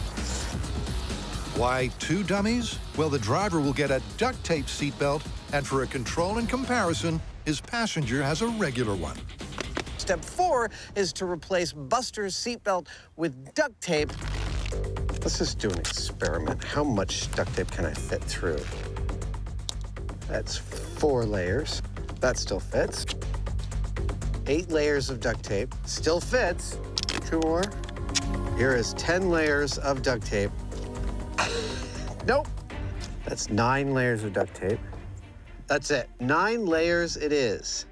So we've arrived at the soul of this story, that a broken seatbelt can be replaced in a pinch with duct tape. Excellent. Uh-oh. What? I'm gonna have to remove some of these layers to fit it through the shoulder buckle. The improvised seatbelt that I've made for Buster is made of between 6 and 9 layers of duct tape. Now it's time to tie it into the car. And for the bottom, since I've got this seatbelt sitting here, I'm gonna just tie a knot. Now, when we did Duct Tape Bridge, we did some tensile strength testing on duct tape and found that it had a breaking strength of 67.3 pounds per layer. When you calculate that out, that means that Buster's got a strap that has a 400-pound breaking strength at his shoulder and a 600-pound breaking strength at his waist. So with the thickest possible duct tape seatbelt ready for action, how will the guys make a post-crash comparison of the damage to the dummies? We're going to look at the accelerometer readings of G-forces that these guys are experiencing and see if there's any difference between the one with the seatbelt made of duct tape and the other with the conventional one. You might be wondering, what is an accelerometer? This little tiny cube, it is a highly sensitive piece of electronic equipment that can tell when it's being moved in the X, Y, or Z direction and how fast and with how much force it was moved in those directions. This is exactly the kind of data you need to know what happens inside of a car, and more specifically, inside of a body during a car accident. The next step is to apply the final touches to the tow system. This runway is a pristine environment for laying down a cable. There we go, good. Ready to be a coffee table in a dorm room. With the cables laid, they measure and mark the distance required to hit the 25-mile-per-hour target speed. And that's 300 feet. And add the all-important breakaway. Because we don't want to yank the back of the truck off or break the cable. 8, 9, 10. And I figured, since this is about duct tape, let's use duct tape. There we go. Now I get to watch this crash from the coolest vantage point possible, 15 feet above the crash from this boom lift. I'm gonna get in right now. The final step is to crash the car into the containers at a bone-crunching 25 miles an hour and find out if duct tape can save your life as effectively as a real seatbelt. Well, time to smash a car. I'm in position, ready to go. Count it in. All right, this is duct tape seatbelt crash test at 25 miles an hour in 3, 2, 1. There it is, he's starting. Stop, it broke. It broke at the car. It broke at the car. We're no strangers to snafus here on Mythbusters. That cable that's pulling the car broke away. That's a problem, so we're gonna make it a little stronger.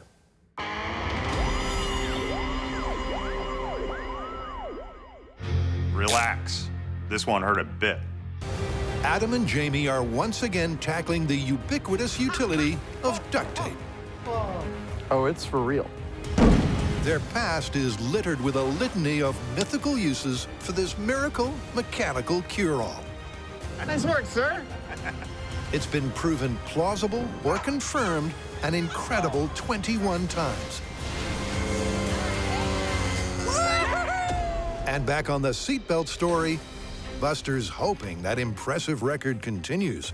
Remember, the heart of this myth is that duct tape could help you survive a car accident. Specifically, that if your seatbelt failed, you could replace it with duct tape. Duct tape, seatbelt, 25-mile-per-hour crash, so that it would help you survive a car accident. Go! Starting slowly. Yep, here it comes, here it comes. It's beautiful. Whoa! That hit a lot of things. Woo! Woo! Ha! That, yeah, things moved a bit. That was close to catastrophe. So what happened? Well, it veered off to the right and hit only the right-hand container, sending it about a foot back. It actually came back far enough to bump the boom lift that we were in. We got a little bit of a ride. The boom lift was shaken, and Adam was stirred. But what about the seatbelt, the thickest that could possibly be made out of duct tape? Did it save Buster? The duct tape seatbelt broke. It's 9 layers at the belt. It's only 6 layers at the shoulder, but that's where it broke. Which we'll be able to see through the custom-made cutout roof, right? Yeah, well, about that. Unfortunately, since the car tracked offline by about 3 feet, yeah, see? We're gonna try and fix that for the next one, so you get some juicy high speeds. But for right now, we just wanted you to know the truth. Remember those accelerometers we put on the dummies? Well, the data's in, and it's cool. Our passenger received 30 Gs to his head and 50 Gs to his body. He wouldn't have been a happy camper. He might have sustained some injuries, but he might have made it. The guy with the duct tape seatbelt, however, is another story. He got in excess of 130 Gs, both in his head and his body. He's dead. The traditional duct tape seatbelt design failed. The myth, like Buster, is busted, meaning it's time to ramp it up. If duct tape is going to help somebody survive a car accident, it's going to have to be more than a belt. Yep, this duct tape tall tale is far from dead and buried. Oh, no. We've only proven that a duct tape seatbelt won't work, but that doesn't mean that duct tape can't help. We have some other ideas. While Buster patiently waits for another potentially fatal car crash, the guys are back on the trail of the duct tape trebuchet. It's an accelerator. You're exchanging heavy weight with 3.75 times the speed of the fall, and you've got that additional bonus of a little centrifugal force with the sling. It's pretty awesome. To turn prototype proficiency into the real deal, That's a perfect battlefield for a trebuchet, huh? they're attempting the biggest duct tape assembly in Mythbuster history. Now, I know there might be some purists among you who look at this giant stack of wood and think, duct tape, why, that's mostly wood. And I will remind you, when we built the first duct tape sailboat, it had a steel frame. Yeehaw! When we escaped from a deserted island in the 20-foot duct tape outrigger canoe, that also had bamboo as its structural medium. And so it is in this case of our trebuchet that pine here is our structural member, but duct tape is our only binder. No screws, no nothing, just duct tape. Now, this cut list is basically this scaled up times 6. The first cut. And I've done it using the same lengths of wood, so this right here is our blueprint.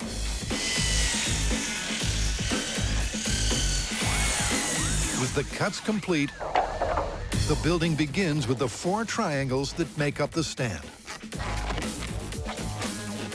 By exactly following Jamie's 3D blueprint, the main challenge is to ensure the giant jigsaw sticks together. How much they need is a guessing game, so their strategy is simple. 10 wraps. They're going to spread the load and err on the side of caution by using as much duct tape as they possibly can. This bit in the middle here, this is the business end of what's going on in the structure. I'm getting kind of psyched to see this thing go. The weight of the actual swing arm is pushing down on that area, and all that load's going right to that center piece. Yeah, like Egyptians. So without the tape, there you go, everything falls apart. Got another roll for me? To help hold the load-bearing triangles in place, thank you. They're using the tape in all its versatile forms. Recognize this? It's our duct tape rope. It's made of 7 strands of duct tape all twisted together into one solid rope.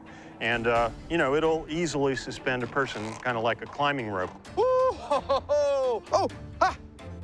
What it gives us here is the ability to tie it and twist it, because we don't want this stuff to move very much. With the tape, while it grips, it doesn't really have a lot of squeeze, and we want some squeeze. That's what this is going to give us. What I love about this kind of engineering is trying to physically understand all the forces you're going to be dealing with. The force is coming this way, and it's going to want to jump out of here. So the most critical point of failure is right here, where the tension's going to be, where things are going to want to fail, where they're going to leap out, and trying to run those off at the pass ain't going nowhere. It's a deeply pleasurable experience to think through the device and all the weight and force and torque it's going to be under, and to try and make an end run pass around that. 3, 2, 1, up, and here we go. Watch your feet there, and down. With the first 2 triangles tied and taped into submission, and then raised into position, yes, the giant scale of this build comes into perspective. This is by far the heaviest thing we have ever made out of duct tape. My way. Keep coming, good, okay. And with the second stand standing, it's even more impressive. Look, I recognize you might be watching this thinking that we're going a little overboard on the wrapping. But let me run you through a thought experiment. Picture this trebuchet firing. Picture the force of it firing, rattling the entire structure. It's cool, right? But it's also a problem. The rattling of the structure is energy that's being expended doing something other than hurling our projectile. We want this machine to be efficient. That means we want to take all the energy of the gravitational pull on the weight, hurling the sling, going towards the projectile's ultimate distance, not in the rattling of the structure itself. And because we're holding this whole thing together with duct tape, rattling means that it could actually start to fall apart, and that's another problem. So the tighter we make it, the more efficient we make it. That's the theory, and we're sticking to it. But will it stand up to the incredible force of a full-scale medieval weapon of war? Kind of curious about that myself.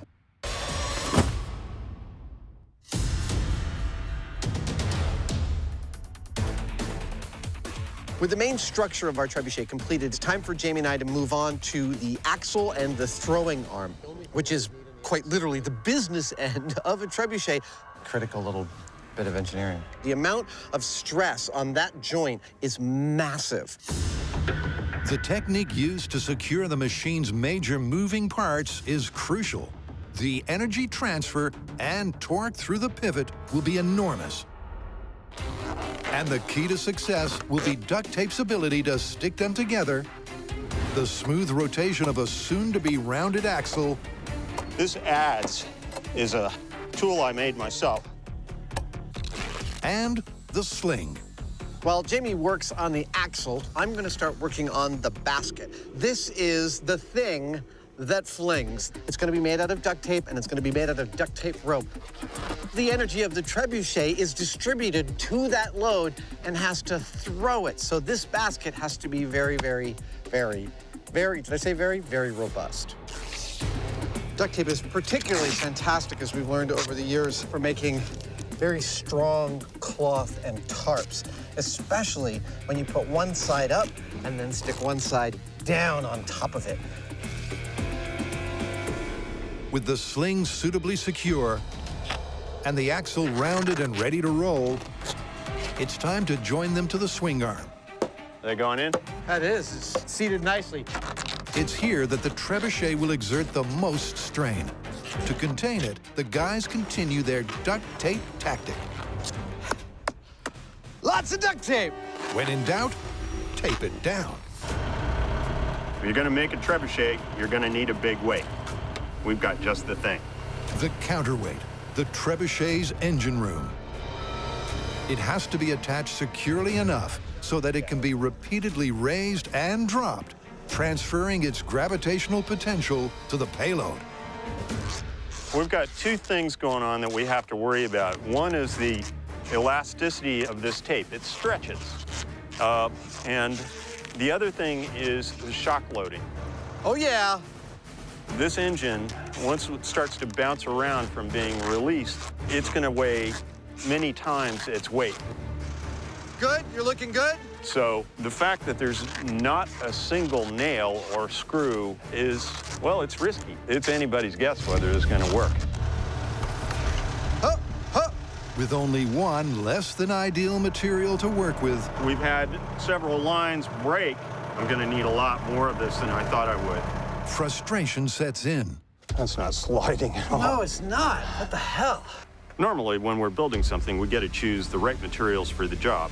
In this case, they're not exactly ideal. The duct tape is so stretchy and soft. It cuts really easily, and we've got all these different attachment points that we have to go to. A lot of them have sharp edges, and so some lines pull taut and they break, others just stretch, and it's just this kind of gooey mess that is problematic to work with. So we're looking at a new way of holding the engine to our structure in a way that distributes the engine's load more gracefully across the whole structure.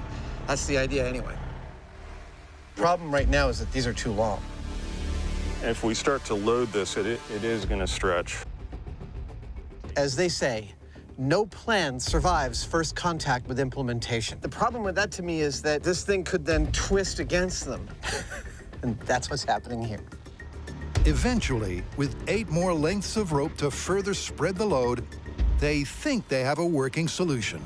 But will it hold?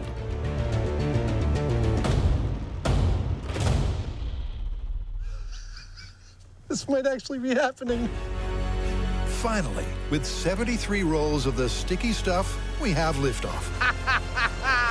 But with the light fading, it's over to Seatbelt Central, where it's make or break for the tape. Duct tape's made of a thin layer of polyethylene, a layer of lightweight cloth, and adhesive. I'm ready. Now, the manufacturers want you to be able to rip it like so. It makes it handy. That also makes it weak. It's beautiful. He's dead. That is, unless you use it in the right way.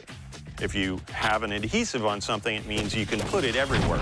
And the cumulative tensile strength of the tape can be strong enough to do some amazing things. Will it be strong enough to hold Buster in a car crash? Well, that remains to be seen. Yep, contrary to the myth, it wasn't strong enough as a like-for-like seatbelt replacement. But in a new car, Buster and his partner are set for take 2. One crash test down, one broken seatbelt. But this is only one way to use duct tape to hold Buster in this car safely. I'm about to explore another way. All right, here is the new plan. Clearly, because the seatbelt buckle only fits 9 layers, that design is totally out. I'm now thinking of taping our driver directly to his seat. Let's call it a body belt. 2 points of contact across the chest and across the pelvis. Double the layers, at least 18 layers. Also, I'm not convinced the seat mounts of the seat are strong enough to hold the whole driver, so I'm also gonna anchor him to the body, the frame of the car. I get another roll? Is this going to keep our driver in the seat in a car accident? After seeing how quickly it snapped the 9 layers, I'm not sure, but there's no way to find out but trying. Look, I'm aware that you might see footage like this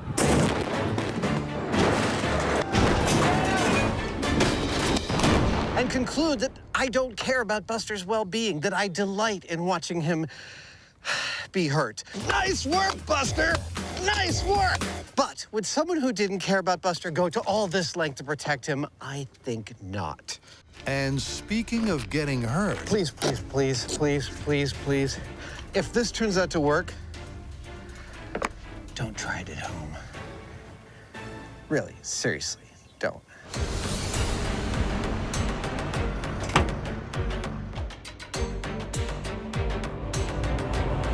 All right, Mr. Hyneman, are you ready? Set to go. All right, sir, on my mark. This is the ultimate duct tape seatbelt 25-mile-per-hour crash, commencing in 3, 2, 1, go crash.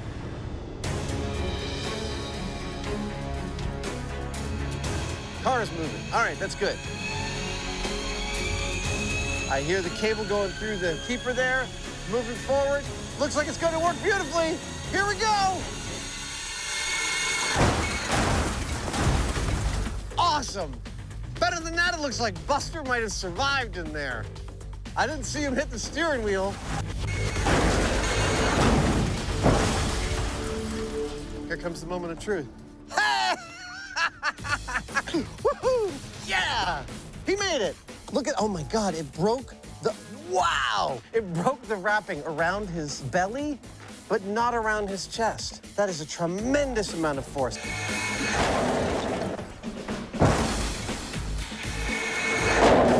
Well, yet again, we've totaled the car. The duct tape seatbelt did restrain Buster, just. Now we have to look at the data and see whether he would have survived. Let's recap the G-loads sustained by Buster and his passenger in crash number 1. And you can see the comparisons pretty directly. The passenger survives, as you'd expect with a seatbelt, and Buster dies. Now let's look at the passenger for crash number 2. Those numbers are almost identical to crash number 1, which is what we'd expect from a control. That's awesome. Now let's look at Buster's number, and we see, oh, it is confirmed by the accelerometers that the seatbelt made of duct tape saved Buster's life in that car accident. That is pretty remarkable and awesome. That's duct tape.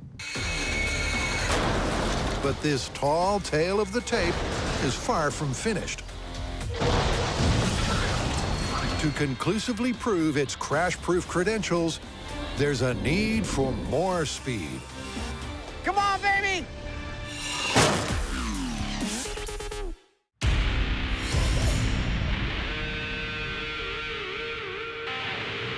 For this last test, we're going to really up the ante by bringing the car up to 40 miles per hour, which is the industry standard for this kind of thing. Now, it doesn't sound like that much. It's only 15 miles per hour faster than what we did before. But the formula force equals mass times acceleration dictates that we're going to actually more than double that impact, and that's going to make a dramatic difference to Buster and his seatbelt. So last time, I localized the belts into 2 main straps, and both of them failed. The first one completely, the second one about 85%. I don't think I'm gonna make the same mistake on this one. Yep, this time Adam's going for a full torso wrap. And in line with the crash energy increase, he's using 40 layers, more than twice as much as last time. I think it's gonna be enough. Personally, I'm not so sure. There they go, the Busters, off to risk life and fake limbs for science. Makes me a little misty.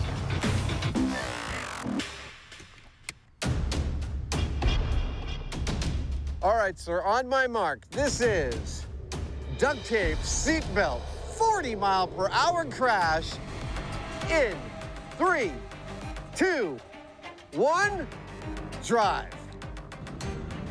Jamie's moving. Cable's tensioned up, car's moving. All right. Jamie's going. He's giving it some gas. Oh, man. This is exciting. 40 miles an hour. Come on, baby. A perfect hit. Beautiful. Our barriers stayed. The car is crashed. Doesn't look like we broke anything. Let's go see how we did.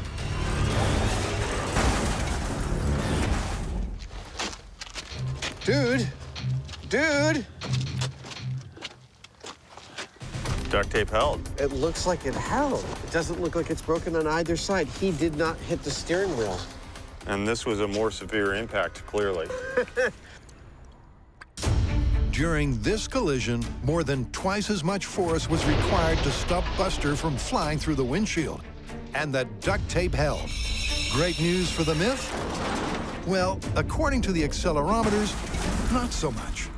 So Buster's duct tape seatbelt held in a 40-mile-per-hour collision. It is a miracle material. Does that mean that we should all be driving around with duct tape seatbelts? Well, no.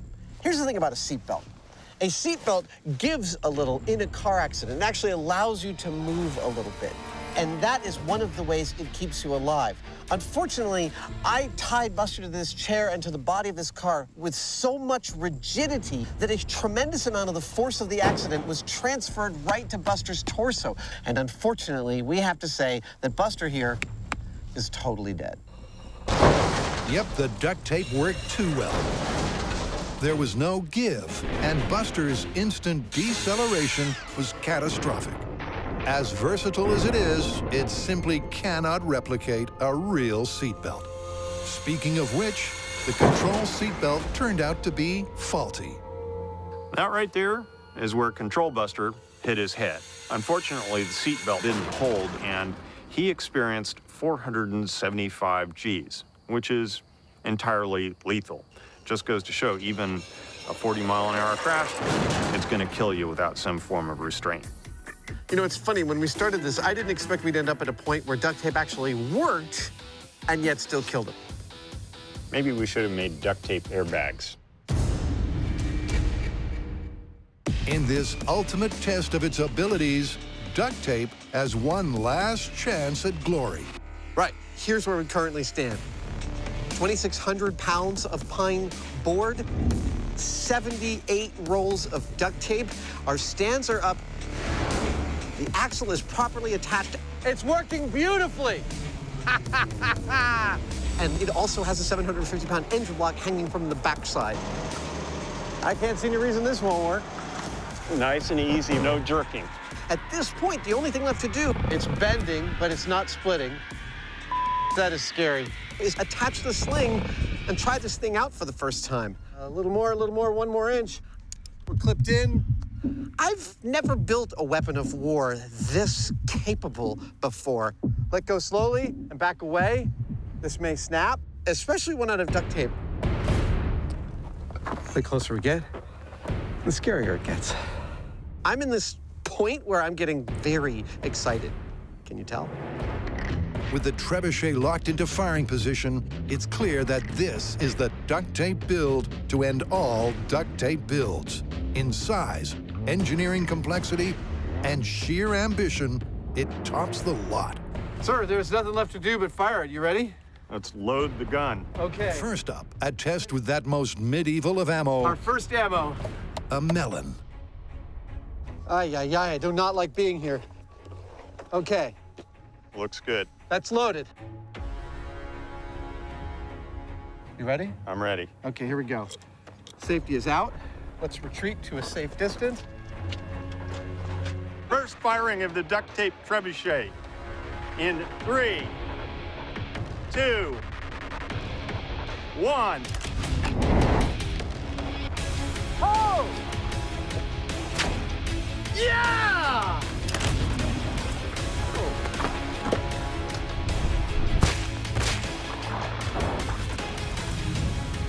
The fears of a catastrophic failure dispelled Boy, it was so sort of gentle watching it do its thing.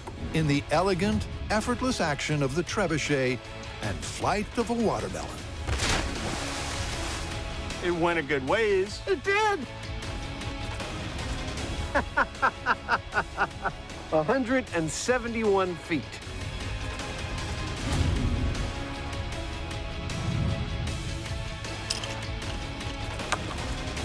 That's a successful firing of a duct tape trebuchet. And nothing fell apart. On closer inspection, Hey, Adam, we've lost one line. What? the strain did tell on the tape. Right there. But all in all, the test fire was a success. Now, as for what we're going to hurl next, Careful watchers of Mythbusters should remember that Jamie is a 7th generation moonshiner, and we're gonna add a little bit of color to the situation. Back during Prohibition, he used to get jugs of moonshine to his suppliers by hurling them through the air. Oh yeah, looks like I killed a Smurf. So that's what we're gonna do, except instead of moonshine, we're gonna use water. Loading the weapon. Safety is clear. We are hot, ladies and gentlemen. Duct tape trebuchet in 3, 2, 1.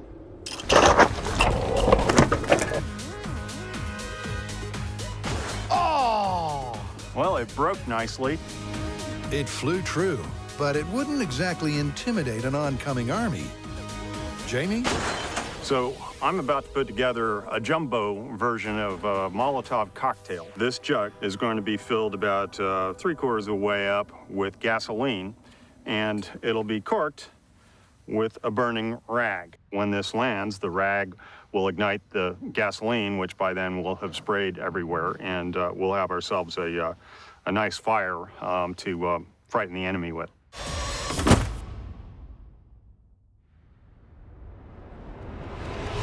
This is it, the final fling.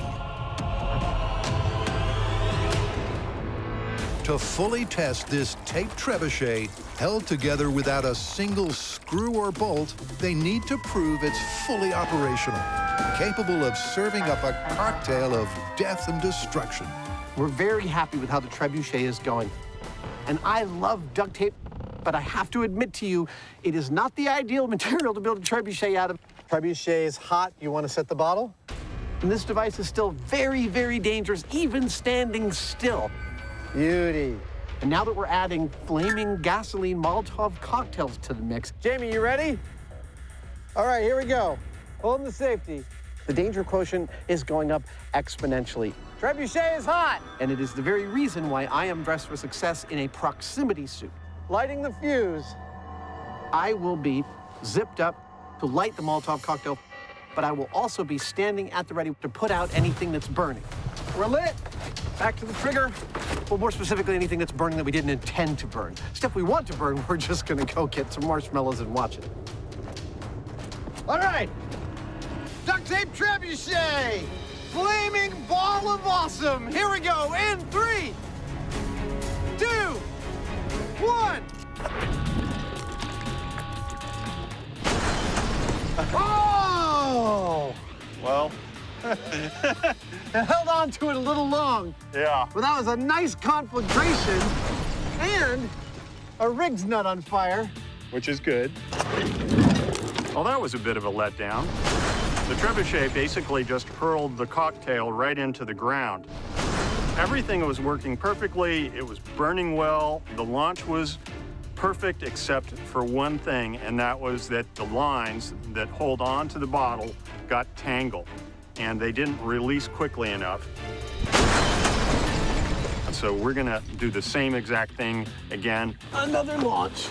And pay very careful attention to the placement of the line so that doesn't happen. Jamie's prepping the fuse of our little cocktail there. This is where it's time to move slowly, but methodically, purposefully, and also strangely quickly so that we're done as fast as we can be. I don't like working with gasoline, especially don't like hurling it long distances. We are lit. Count it in, sir. Flaming trebuchet out of duct tape in 3, 2, 1. Yeah! Woo! That was a good one.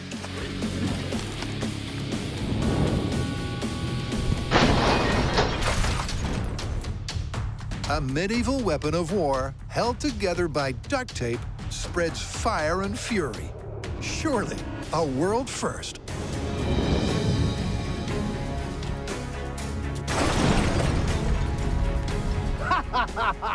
Now we need something to burn to the ground. Now we can use the trebuchet to hit something. Yeah, the fire was never an end in and of itself. We always intended to set something on fire. Bring it over here. All right, perfect. It's a weapon of war. We've got to use it to destroy something. And oh boy, did we find something fun to destroy. Yeah! My crew hasn't told me what this looks like. They just said it's not a castle. Oh, yeah! What the hell is this thing? Wow! Some giant slide. What the hell? Woo! Is this possible that we got a giant inflatable shark? That's freaking awesome. Woo! Whoa! Whoa! Woo! Woo!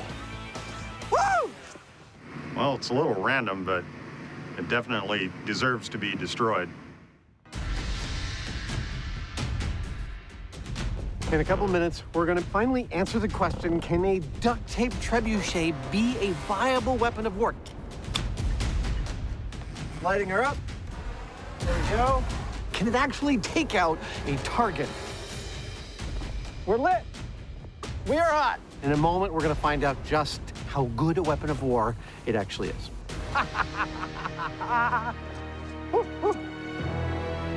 Okay, here we go.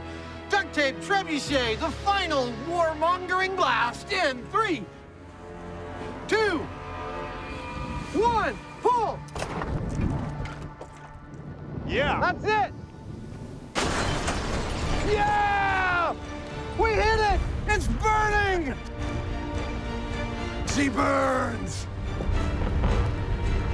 Wow, that's going up in a hurry. Oh, yeah! That is the last inflatable shark that will with us.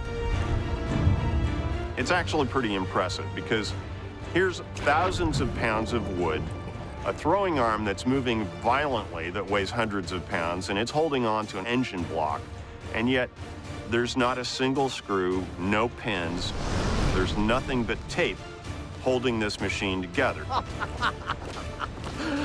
Best day ever! And so, as far as I'm concerned, for what it is, it's darn near perfect. Hey, nice work there, sir. And I can't think of a more dramatic way of demonstrating just how strong something as simple as tape can actually be if it's applied in the right way.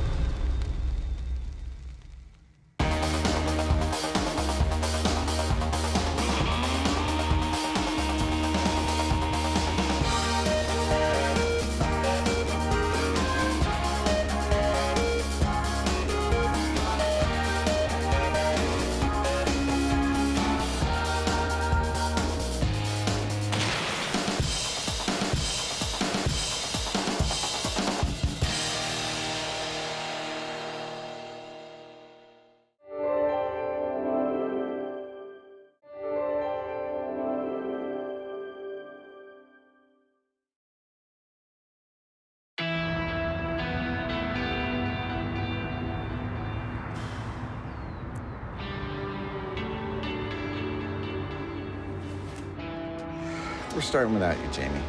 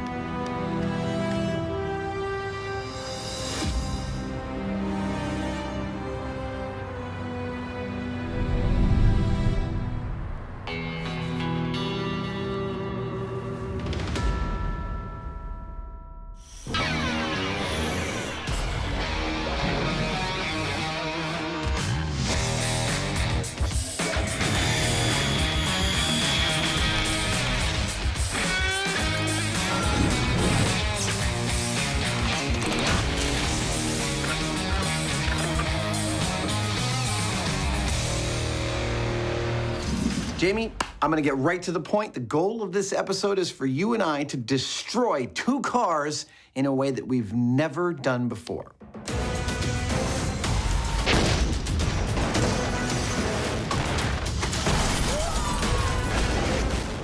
So what's your pick? There's a story that's been on our list for a long time. I've always wanted to test it. The myth is that a standard household vacuum cleaner has enough suction to lift a car. Come on, baby. Well, I'm dubious, but sounds like fun. What are you going to do? Well, you know, I've always wanted to do something that I call pancaking a car. It involves using explosives to perfectly flatten a car. So using the power of explosives to do work rather than just gratuitously. That's always floated my boat in the past. Well, have at it. Explosions. Detonations. Here comes the shockwave. Or just blowing crap up. It's the science of C4 that gets Jamie jazzed. But can you really harness the brawn of a boom to completely crush a car? Well, in this Gloves Are Off special, Jamie's starting his story in scale, but not with this. So if we're going to do a scaled-down attempt at crushing a car, we could use a nice little model like this one. This is die-cast zinc, and it's 1/12 scale. The problem is, if you measure the thinnest parts of it, you get about a 1/16 of an inch. And 1/12 scale, 1/16 of an inch times 12, you get 3/4 of an inch. I don't know any passenger vehicles that have 3/4 inch thick steel walls on them. So what we're going to do instead is use something like this can here, which has very thin sheet steel, and we'll make something that may not look as good, but it'll crush a lot more realistically. If this was Adam's story, his scale cars would be captivating. I think that's great. But Jamie's always preferred a more practical approach, where substance surpasses style. This is actually working. And in this case, by using simple steel cans for the body, sure, and steel piping for the wheels and engine, he is able to scale a car's strength surprisingly well. Well, there you have it. I've got a sort of unibody sheet metal structure. I've got 4 wheels, and I've got an engine block. Now, all of these things will crush differently, the sheet metal being the weakest, the wheels being next, and then the engine block being the sturdiest. Hopefully, we'll be able to overcome the differences in those things and still end up with a flat thing. Well, to find out, the guys head once again to their home away from home. This is the Alameda County Sheriff's Department bomb range in Dublin, California. It is the most important location in Mythbusters history.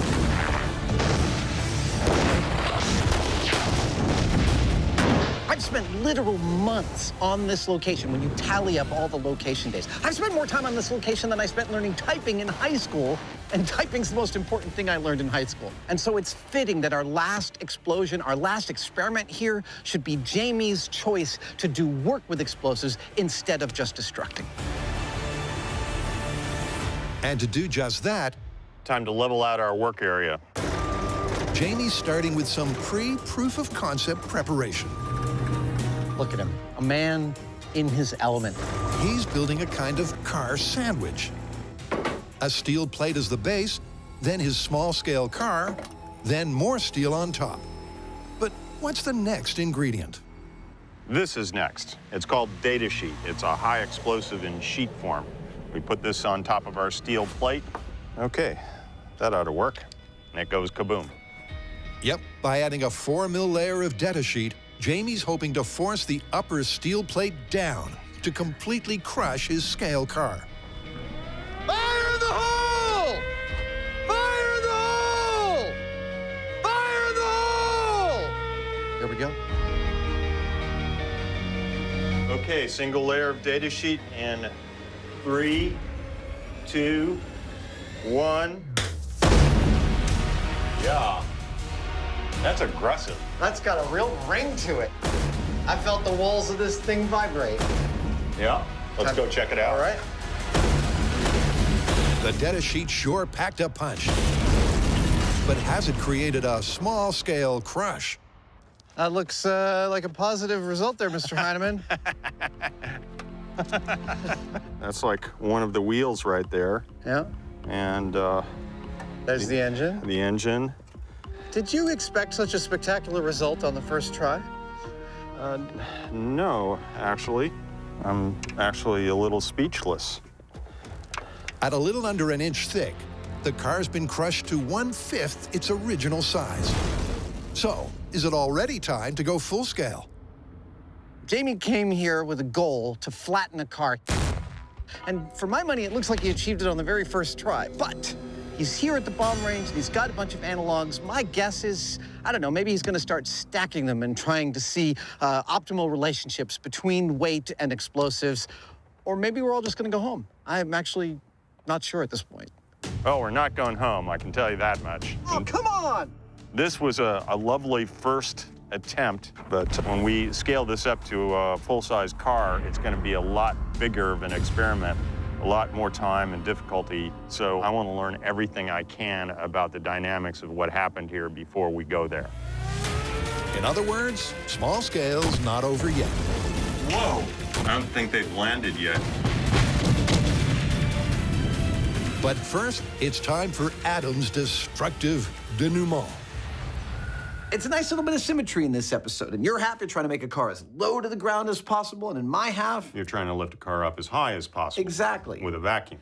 Yes. Now, I figured that the trick to this is to make the mother of all attachments, to increase the surface area of the vacuum cleaner's input so that the amount of suction I create exceeds the weight of the car, and thus I can get it off the ground. So what you're trying to say is that as far as the attachment goes, size matters. Indeed it does. Throughout Mythbusters history, Fire in the hole! vacuum cleaners have been blown up, turned into jet engines, Didn't really jet across the room. and had the chance to bite back.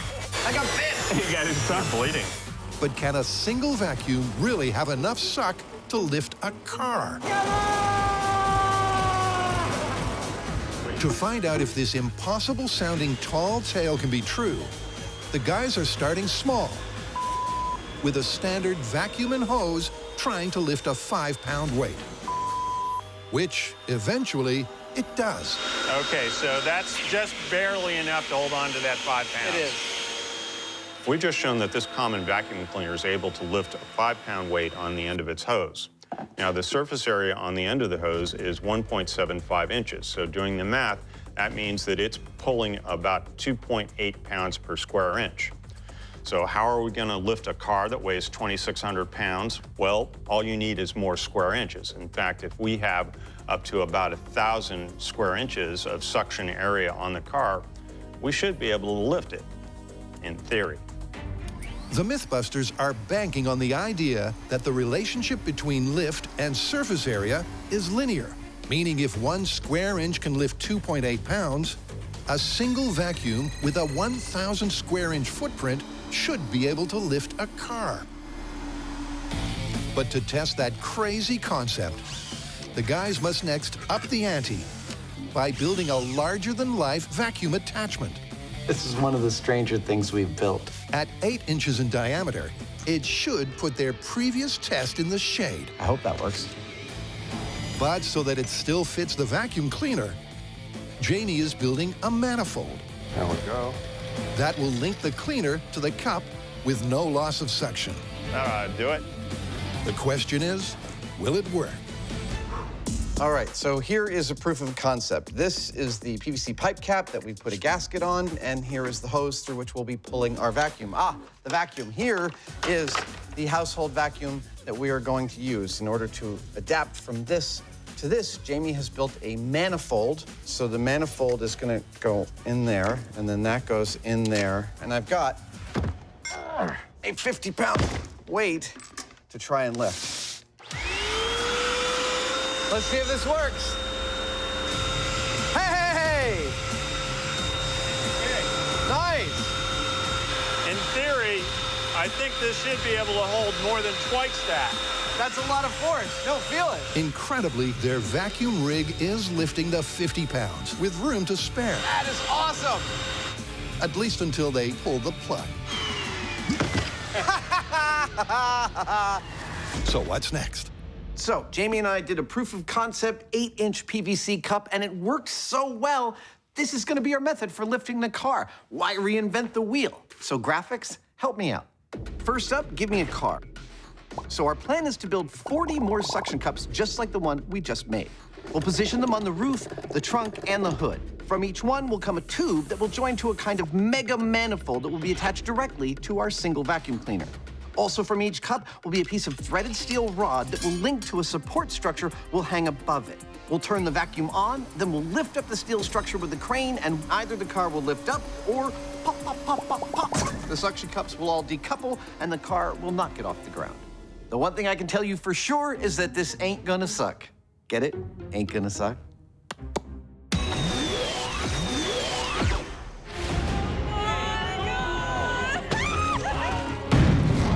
Since 2002, the Mythbusters have become connoisseurs of car crashes. A concept Jamie's about to take to the max.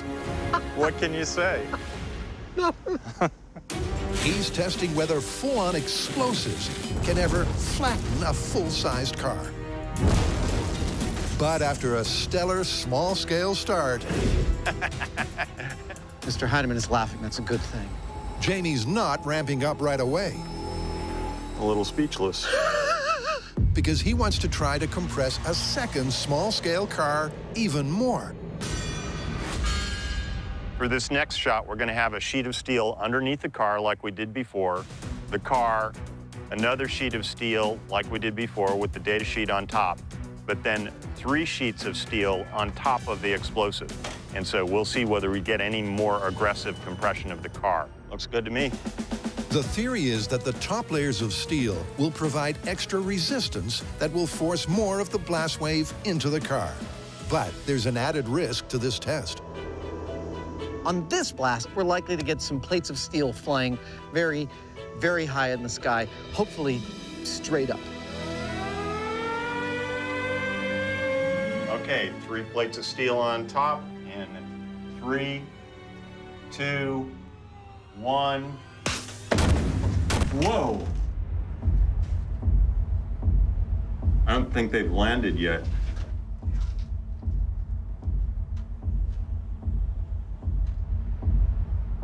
There, one just landed. Oh my God. It landed up on the hill there.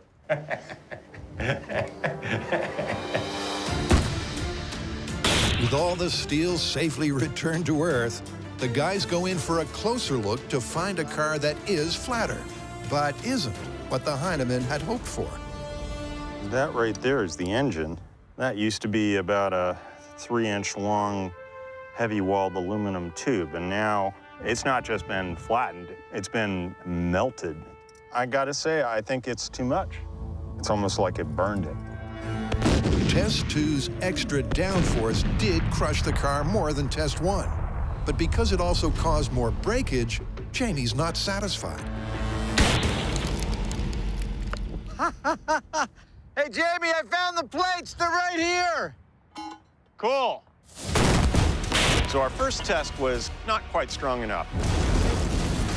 The second test was a little too much. This time around, what we want is the Goldilocks zone, and how we're going to get there, hopefully, is by positioning the car in the ground with the plate on either side. Let's see how it fits. With the explosives, like we had it on the first test. There we go. And that dirt is a little bit softer, and it's going to give more than those steel plates did. Hopefully, that's going to be a little bit gentler on our car. Now it's time for a literal fire in the hole. Third test. In the ground, in 3, 2, 1. Yeah. I don't see a lot of stuff that went straight up in the air. It looks like that went pretty well. Yeah. From the bunker, things look hopeful. But as the guys go in for a closer look, those hopes are soon dashed. Looks like you made another lace curtain. Yeah. The fact that it's over here and in pieces is not really what we want. Once again, the explosives have ripped the car apart instead of crushing it. So next, Jamie sets up his sandwich with data sheet on both sides of the steel to pancake it in both directions. Oh yeah, that's perfect. Okay, going for the glory. Double-sided shot in 3, 2, 1. Whoa. Whoa is right. as this test gives the worst result of all, with the car neither flat nor whole. Pretty interesting sort of a shape, but that wasn't a successful shot at all. So, what's next? Well, sometimes simpler is better, and the very first shot that we did was the simplest. It just had the car, the plate on top of it, and explosives on top of that. And the way I see it, we can run the test again. When we put a little more explosives on the top, we should get a little bit more crush. Maybe. Yep, Jamie's coming full circle with a repeat of test 1, but with 50% more explosive. How's that look? Will this finally give him the crush he's craving? 6 mil on top of the plate in 3, 2, 1. Yeah. Let's go see what we got. It's the biggest thud of the day. But did it work?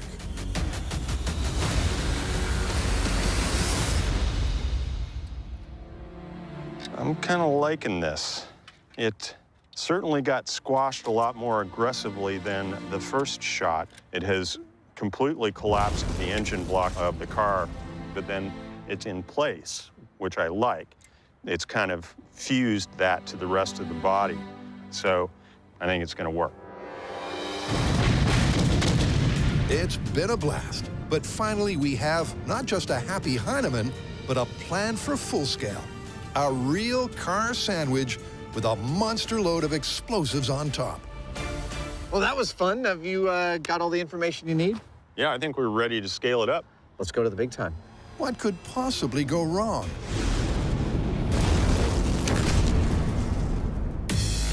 Meanwhile, back at Car Lift HQ, Adam and Jamie are halfway through one of the strangest builds in their history. That ought to work nicely. They're constructing a Dr. Octopus-style vacuum cleaner to find out if a single household vacuum with 48-inch suction cups Cruising right along.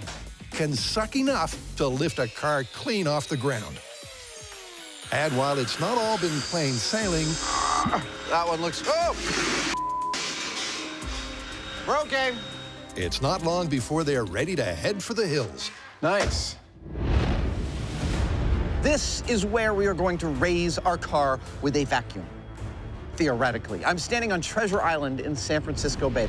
We have done many myths out here. We've jumped off of buildings. We've driven through glass. Oh, it's about to happen. Heck, we've even sailed a duct tape boat right out here. Yeehaw! Today, we're gonna attach a whole bunch of suction cups to a car and try and lift it with a single vacuum cleaner. To do that, the guys must first reassemble their rig. This is gonna take a while. Step 1 One down. is for Adam to attach the 40 suction cups to the steel frame. Yeah, like that. That's gonna be great. Then they secure the vacuum cleaner itself That's what you had in mind? Yeah, something like that. before wiring in 400 feet of hosing. It's spaghetti, man. Next comes the midpoint recap. This vacuum cleaner right here, powered by 110 volts of AC, is the nerve center of our operation. It starts out by distributing its suck through this hose Which connects to this manifold. and distributes out through these yellow spaghetti hoses to all 40 of our cups, hopefully distributing enough vacuum power to lift our car. What could possibly go wrong? But there's one more thing to highlight that's different from their shop tests. You may be noticing that this vacuum is different than the one we were using in the shop. That's because it is, and it's because we broke the one in the shop. This is why we can't have nice things. But it's an off-the-shelf product. It's got the same amount of power, same amount of suction, and well spotted, by the way. Next, the guys bring in their 2,600-pound car Never has Mythbusters attempted to suck so hard. and lower the suction cup system directly on top. Can we have some dramatic music, please?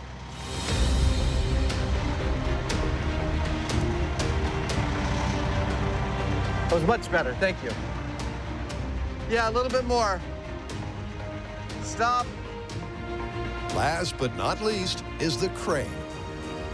And then it's go time. So the plan is to turn the vacuum on, make sure all of these are secured and attached to the car. Then we're gonna try to lift it 6 inches to a foot off the ground. Yep. These circles are all really nicely aligned, so. If we're successful at doing that, then that means it's looking pretty good for this story.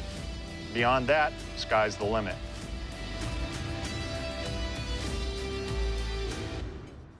All right, you ready to turn it on and do this thing for real? There we go. All right, let's get them all socked down. Remember, it's the crane that will be lifting the steel cradle. Roof's all good. Trunk's good. But it's the vacuum that will be sucking the cradle to the car. Gently up, let's go. Come on, baby.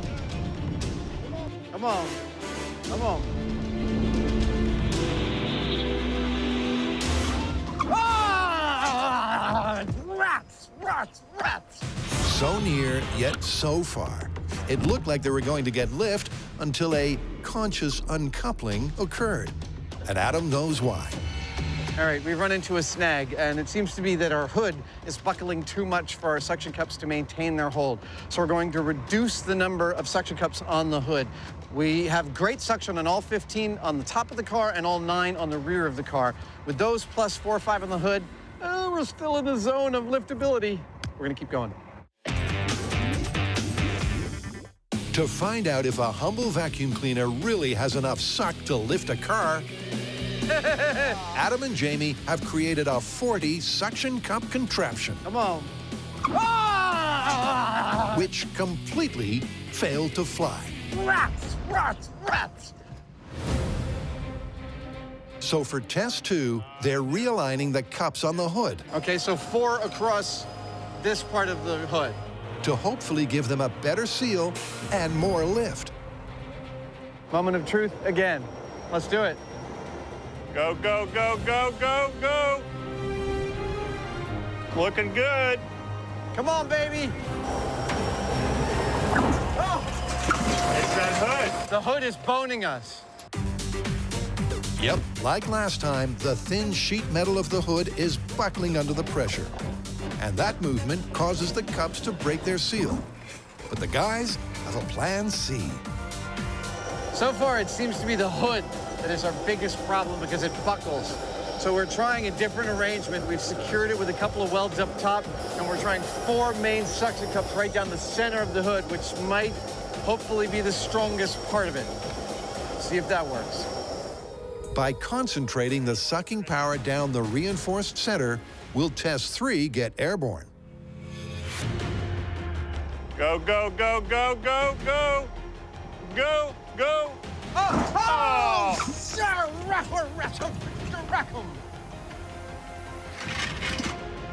That was so close!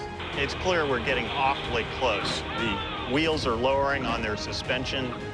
I swear they're just barely kissing the ground. We just need to get a couple more cups, a little bit more tweaking just so, and I think we'll get it.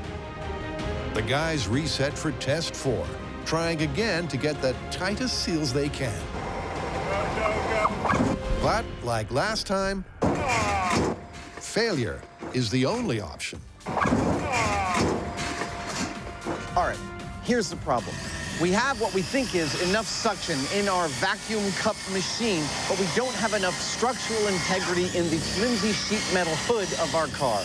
Our solution, cut that hood out and replace it with a piece of sheet steel. Wait a minute, I hear you saying, that's cheating, you're changing the structure of the car. But I remind you that the myth is that there's enough power within a normal single vacuum to lift a car, and that is still the myth we're testing. We're just adding a little bit of structure. So it's out with the old. All right, let's take it over here to this piece of steel. And in with the new. A buckle-proof hood that should allow for a super seal.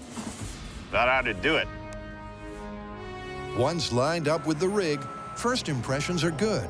Look, I don't want to get overly confident here, but right away, the replacement of the hood with a flat piece of sheet steel is working magnificently. I've got grab on 15 suction cups up here, man. That's a lot. Confidence has been raised, but will the car follow suit? Dude, are you ready? Yeah. How many tries have we had at this? I don't know, I lost count. Yeah, me too. All right, let's take it up. Okay. For hopefully the last time, a single vacuum lifting an entire car. Come on, baby. Come on, baby. Oh, rats! What? What? Oh, what happened? The good news is that the hood held firm. The bad news is that the car lifted rear end first, which put too much pressure on the trunk cups, and this time they let go. All right, in the spirit of trying something a little bit different every single time, Jamie's throwing about 90 pounds of sandbags on the back rail to hopefully balance the car so it doesn't lift unevenly. Now it's time. All right, here we go. Attempt number bazillion, lifting a car with a vacuum. Gently up, let's go. Hey, I think it's off the ground. Here it comes. This is gonna work. It's gonna work. Come on, baby. Come on, yes! Ah! What? It was an inch. It was an inch? On the front wheel. On the front wheel before failure. Yes, ish, yes, ish. I'm calling it. I'm like, it lifted the car off the ground. 1 inch. Yeah. Okay. Maybe not stably, but yeah. Come on, yes! Ah! Our last attempt with the octopus was the one that Jamie and I felt strongest, had the highest chance for success. We know from our math that we have enough suction to lift this car. In theory, it's possible. In practice, it turned out not to be possible. Nope, I think that the octopus is dead. We have proven that this cannot work. We need to implement some other solution to distribute the vacuum's power and lift this car. We were quite pleased with our octopus concept here, but one of the things inherent to it is that there are a lot of points of potential failure because there are a lot of these cups. And all we need is one little error, like maybe this gasket material wasn't ideal. It's coming off of the glue quite easily. So I think we need to go back and rethink it. I did see it come off the ground, but I think we can do better. After some spectacular small-scale tests,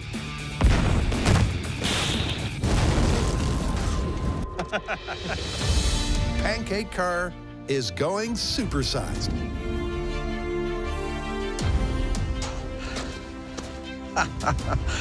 Absolutely beautiful. For pancaking a car, we're gonna need a lot of explosives. I mean, a lot, and that's where this place comes in. I'm standing up on the mountain at New Mexico Tech, one of our all-time favorite Mythbuster partnerships. They have everything we need. This is our pancake car one-stop shop. When it comes to spectacular destruction, NMT is second to none. In 3, 2, 1. Wow! But to see if explosives can crush a car, Jamie's got his wheels ready to go. This is the car we're going to use.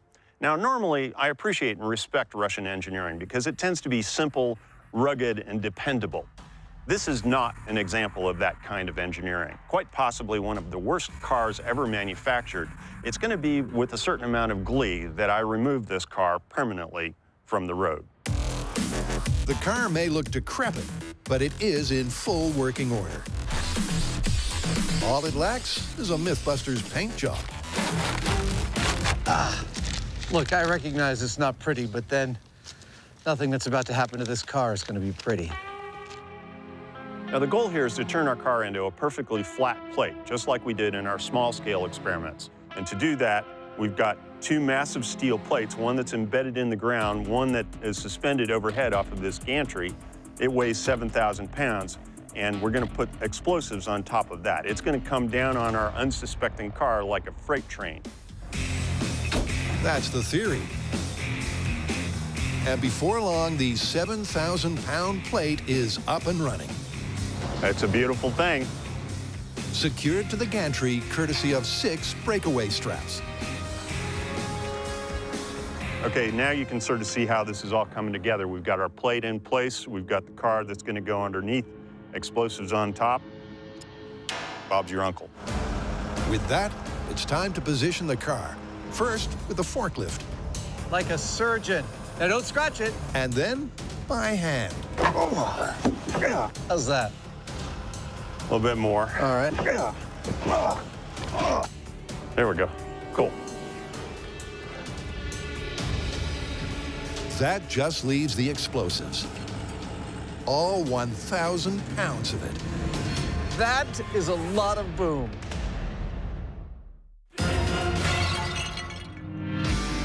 Gently up. Let's go. At Treasure Island, Come on, baby. Adam and Jamie's lift-a-car suction rig has sucked. Rats! What happened? So it's back to the shop and back to the drawing board. So, just to recap, and you saw this, our previous method was what we call the octopus arm method, and involved many different caps distributed across the whole of the car. And that turned out to be completely 100% wrong. So now we are going with a method we call the box method. I don't know how do we come up with these names, but it's just a gift we have. Instead of 40 points of failure, we now have 3. 3 big, sturdy wooden boxes made out of plywood, sealed with a gasket between them and the car. We pull a vacuum from them with the manifolds. I think this is gonna work. We're gonna build some boxes. We're gonna lift this car. So it's out with the octopus and in with 3 boxes that will still be powered by a single vacuum cleaner. This plywood right here is one of my favorite building materials. We refer to it as Fin ply because it's made in Finland, and it's a birch ply that has many more laminations than normal plywood. It's about twice as heavy and twice as strong. To give this design the best chance, Jamie's making each box as big as possible. To start, he's also contouring them to precisely fit the car's shape. Looks good. And last but not least, he's laying in a rubber gasket that should form a leak-proof seal. That all looks just about perfect. And once the seal is set, the guys double-check the fit. Lovely. And their confidence is back with a bang. These boxes are best to be thought of as the workers we are using to lift the car. So far here, all 3 boxes are saying, hell yeah, I can lift that car. But we've been here before. All 40 of our suction cups were all like, totally easy, man, we can lift that car. And they totally couldn't. So even though the math says that these are working beautifully and they should lift the car, I still see many ways in which this could go south. Well, to find out, it's back to Treasure Island for some predictable preparation. Looks really nice. First, the guys position the steel cradle above the car. I think that looks good. It's right over the rear view mirror. Then they add the boxes to the trunk. A little more, a little top. Perfect. Roof. Yeah, that's tight. And hood. Nice. Next, they secure the boxes to the cradle. I think we're good. With that, the guys bring in the crane. That's good. Before Adam adds the vital ingredient, the vacuum cleaner. It's time to bring the vacuum back into this equation. I think that's a lovely place for it, don't you? The boxes are the crucial change to this test. I think we're really close. But to help see if they're working, the guys have added pressure gauges to assess the suction before the crane starts to lift. Okay, we are moments away. The boxes are done. They're sitting on our car. Our rack has been re-welded with new cross struts and new uprights, and the vacuum is sitting in the place of pride. When we turn this vacuum on, it's going to start to evacuate air from each of the 3 boxes. The hood, the roof, and the trunk. But you don't need to know all that. What you need to know is that we're moments away. So is this going to work? Well, our 3 boxes have a total surface area of 4,000 square inches, and we've shown that the vacuum cleaner can lift 2.8 pounds with 1 square inch. Now, that gives us a total theoretical lifting capability of 11,000 pounds. That's over 4 times the weight of our car. But as we showed earlier, it may not all be just about the math.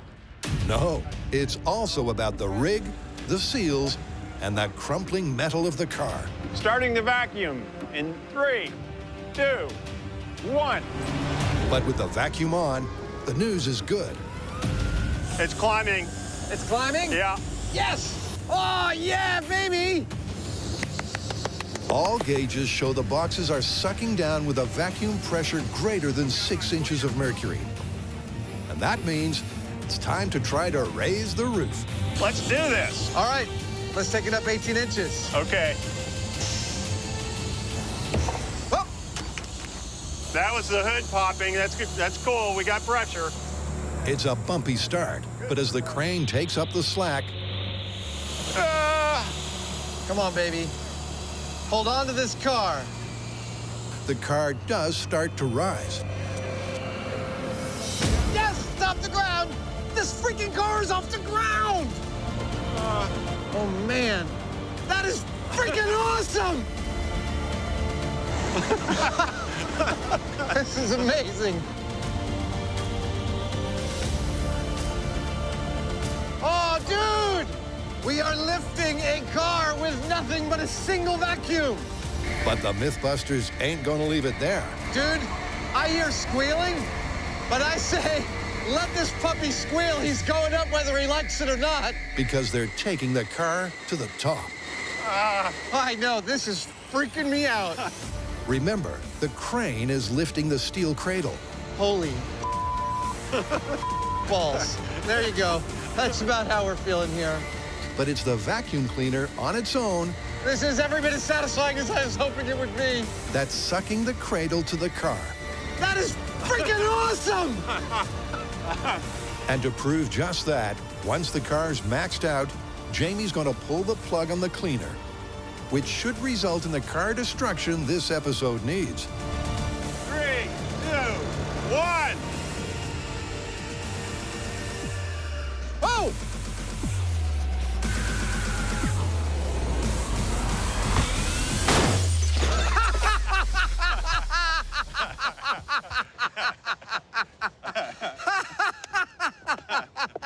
That was very satisfying. Oh, that was awesome. Woo! So, and if anyone needs to lift a car with a vacuum, don't call us. We've done it once. We don't want to do it again. Yep, once the vacuum cleaner was switched off, gravity brought this myth back to Earth. This time around, it was like clockwork. The boxes held, their seals held.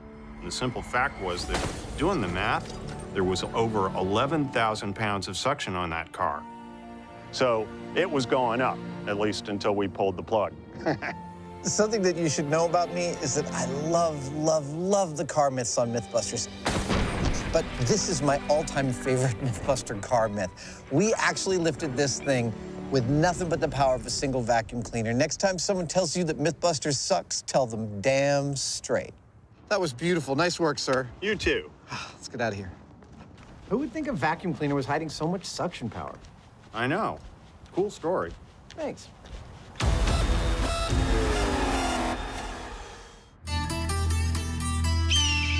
Deep in the heart of the New Mexican desert, a dud of a car is about to get bombed. But will it go pancake flat? In our small-scale testing, we showed that a single piece of data sheet gave us the best results. I'm kind of liking this. Now, we're going to take a similar approach here, but instead of data sheet, we're going to be using AMFO. The reason we're using AMFO is it's actually better for performing this kind of task. It's a slower moving explosive, and it pushes things better instead of breaking them apart, which is what we want. ANFO is definitely the best choice of a boom. And to accurately scale up, That is a lot of boom. Jamie's using 1,000 pounds of it. Currently, Jamie is arranging 1,000 pounds of AMFO. That's 20 bags that weigh 50 pounds each on top of the trench plate. Now, the pattern that he's using is one that is invented so that the pulse from the explosion provides a totally universal push on that trench plate into the car. That's the theory. And with the last bag in place, this one-shot deal is ready to rumble. You know those little bags of ketchup that you step on the sidewalk and they just go? That's what's going to happen here. Yep, it's going to be some kind of catastrophe. But to find out what kind, the guys head underground into a bomb-proof bunker. And then it's go time.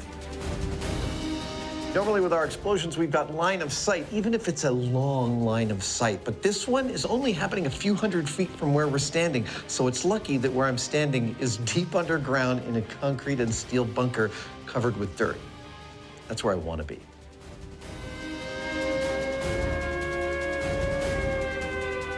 Okay, this is Pancake car. Full-scale test. Flattening a terrible car in 5, 4, 3, 2, 1. Whoa! That was very intense. That was energetic. Yeah. Oh, that's a piece of the frame. Wow, Yeah. stuff is still falling. Yeah. Without doubt, the ANFO packed a serious punch, sending the 3-ton steel gantry over 500 feet in the air. Something that's worth seeing again and again and again.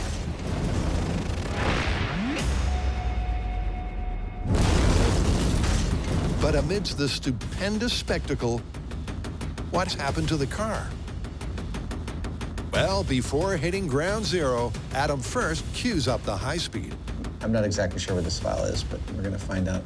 I'm gonna watch the explosion here. Everything looks really calm. Whoa, whoa. Okay, hold on. It is like an atomic blast. Wow. Look at that, oh my gosh. The distorted shockwave coming off of the fireball is one of the loveliest things I have ever seen. But holy cow, what a powerful impulse. Look at that. Like you see in an atomic blast, there's actually a convection current pulling dust in at the bottom. That's amazing. And giant chunks of steel flying out of the debris cloud. Oh, now I can see the shockwave has hit the camera because the camera is starting to vibrate. The high speed is clearly something special. But to really understand what's going on, the guys head on in.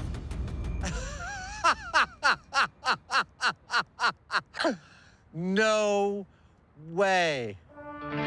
The car is gone. The car is gone, but that is the exact pattern in which you laid out the ANFO. Yeah. So it went through the top plate, through the car, and made a car-sized dent in the bottom. Well, I guess it's back to the drawing board. You knocked yourself out, champ.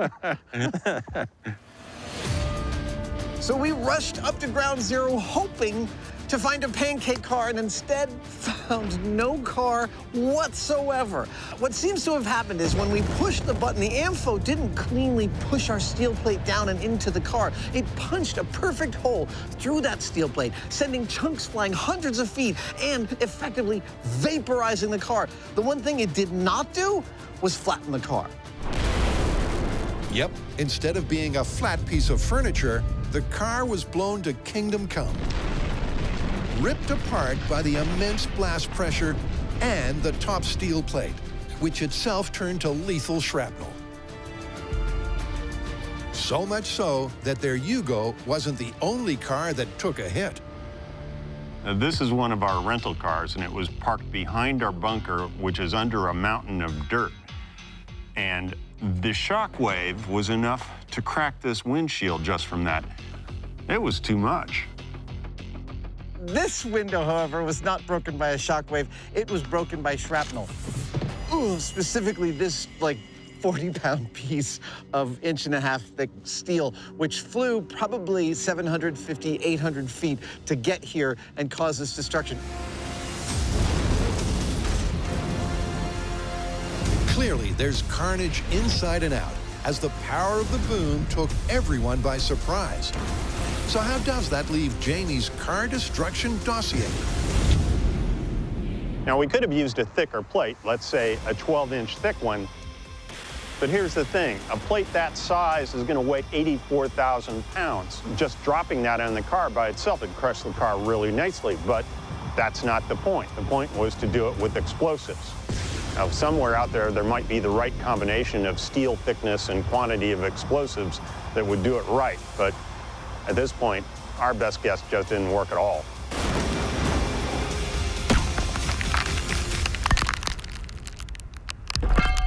Well, I tell you what, this is without a doubt the most impressive piece of shrapnel we've ever made. Yep, and to boot, we never have to look at that car again. It is done. Yeah. Let's get out of here.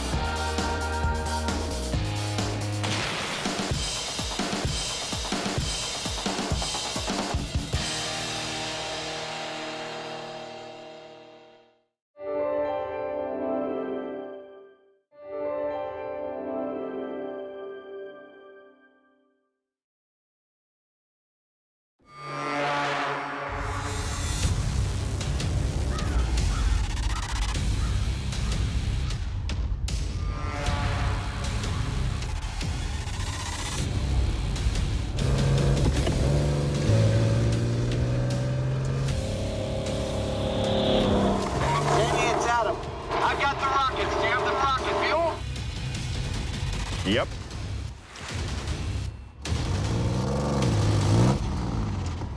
All right, let's see it. What? Gummy bears?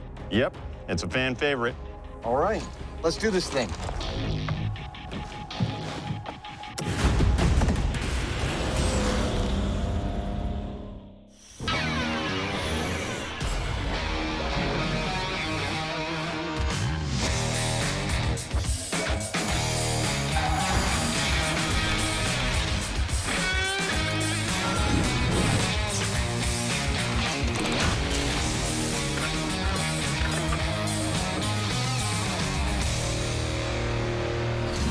I hope you're feeling pretty smart, Jamie. Why? Because for this episode, we're gonna have to behave like actual rocket scientists. Excellent. What do you got? Well, as you know, throughout the history of Mythbusters, our relationship to rocketry has been a little bit like a Clint Eastwood movie. There's been some good, there's been some bad,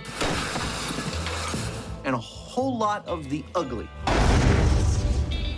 This episode, we hope to put it all together for an awesome fan favorite myth about non-standard rocket fuels. I'm gonna go out on a limb here and guess that it's gummy bears? It is, Sherlock. You're absolutely right. Well, they do have a lot of calorific energy. Right, and if it's true, just imagine we could fly to the moon on a rocket tail of pure, sugary goodness.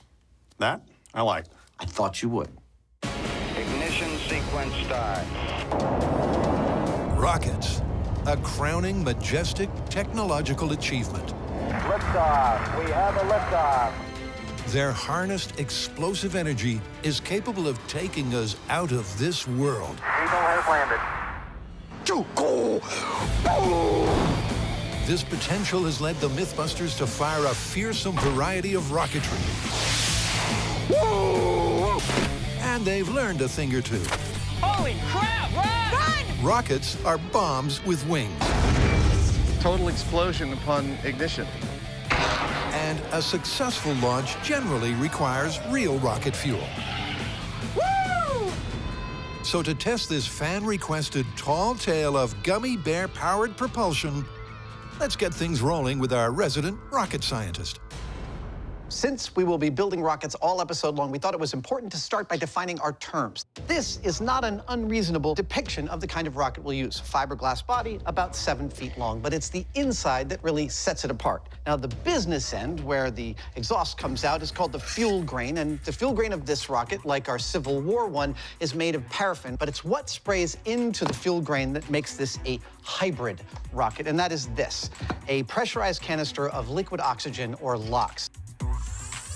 Now, when the LOX is sprayed down through the paraffin and ignited, it burns very fast and very hot. And when it sprays out that nozzle, it causes a reaction which sends this rocket into the sky. The only difference between this hybrid rocket and the one we'll be making is that ours will be powered by delicious, delicious candy. Oh, that one tastes powerful. That's the hybrid hardware. But the Fable is fuel-focused. So it's out with the standard paraffin wax and in with the edible alternative. Question is, how do they make a fuel grain out of gummy bears? So this is how this whole thing works. This is the rocket engine liner. Now we're going to fill this with gummy bears, but we're not going to fill it solid. We need to actually have a tube down the middle through which the liquid oxygen will flow. So to create that, I'm going to insert this white plastic tube with a spacer disc so it's held in the middle. We put the gummy bears in there and we're good to go. Hello? Oh, hey.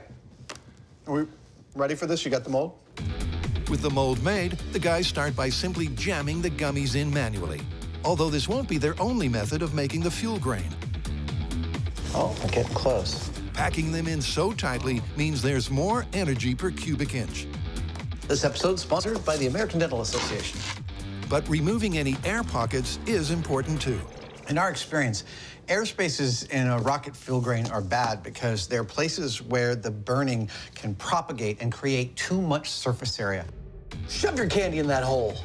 Everything about a rocket burning is about controlling the burn. And when you have too much surface area, that burn can get out of control, and really its failure mode is to blow up your rocket.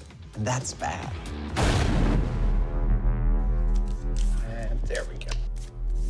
All right. Feel how heavy that is.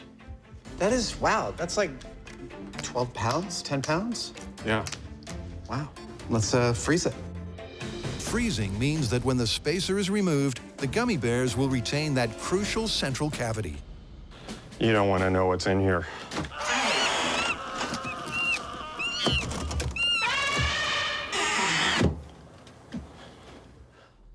That's one engine, but they've got two more in mind. Now, Jamie and I are gonna cook 2 different fuel grains, and here's where things start to get interesting in the Mythbusters rocket kitchen. See, a hybrid fuel grain works better the more consistent it is. Therefore, our second rocket is gonna be a contiguous single gummy rocket. We're gonna gently heat up the gummy bears. Ooh, can I lick the spoon? You really don't wanna lick the spoon. Not in this shop. You don't know what's been boiled in here. I do. You don't wanna know.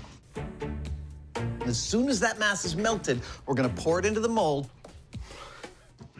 Oh, nice. And voila, what we should get out is a fuel grain-sized single gummy.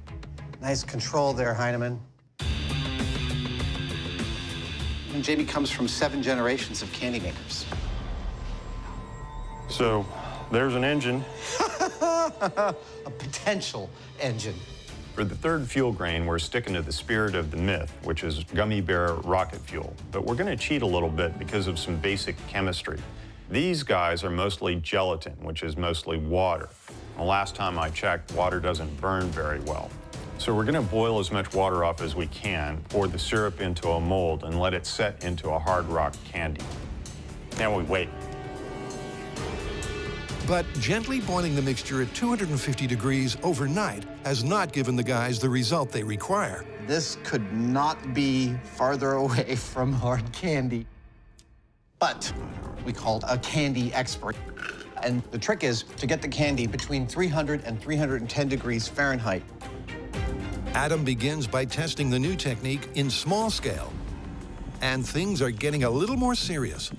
Make no mistake, this candy is super dangerous. It's a superheated syrup. If it got on you, 3rd-degree burns, a trip to the hospital, and a permanent scar. 305, okay, excellent. If it got on Jamie, it wouldn't be any problem. It would just peel off the skin off of his exoskeleton and he'd repair it. Ah! I'm good, I'm totally good. Wow. Okay, I'm just gonna cool this down because I've got a compressed gas cylinder over there. Ah! Take 2. All right, welcome back to How to Ruin Kitchen Equipment. Now I'm about to heat up a bunch more candy using this big non-glass container. I have learned from my mistakes.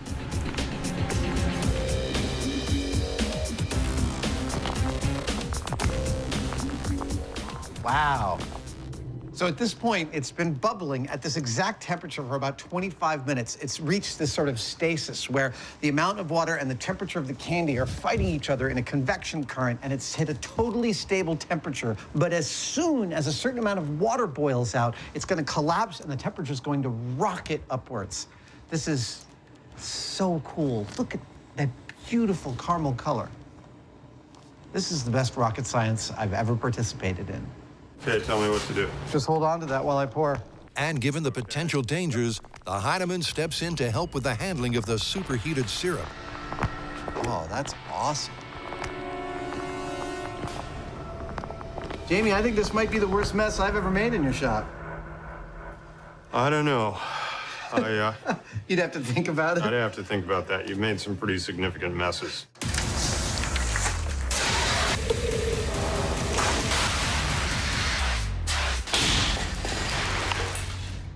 But with no further mishaps or mess, their work here is done. There we go. Well, that was a lot more work than we anticipated, but we finally have our 3 rocket grains. We've got the hand-packed gummies, we got the contiguous single gummy, and we've got the hard crack candy. That's all we can do here in the shop. Now it's time to head out to the desert.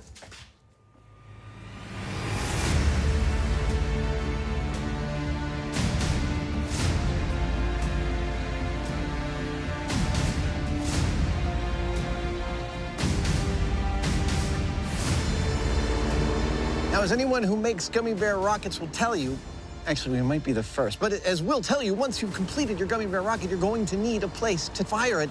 And in the Mojave Desert, at the edge of the Cohen Dry Lake bed, we are on the compound of the Friends of Amateur Rocketry. This is it. The middle of nowhere. What makes this place so special is not only their incredible expertise in rocketry, but it is on this exact location we fired the Chinese rocket share more than a decade ago. And they hand-built the rockets for our 3rd and final attempt to fire a car across the desert, the JATO-3 episode. Welcome to the Mythbusters Mojave HQ, the launch pad location for some spectacular rocket science research. Can gummy bears really fuel a liquid oxygen hybrid rocket? 3, 2, Coming up, it gets real. 1!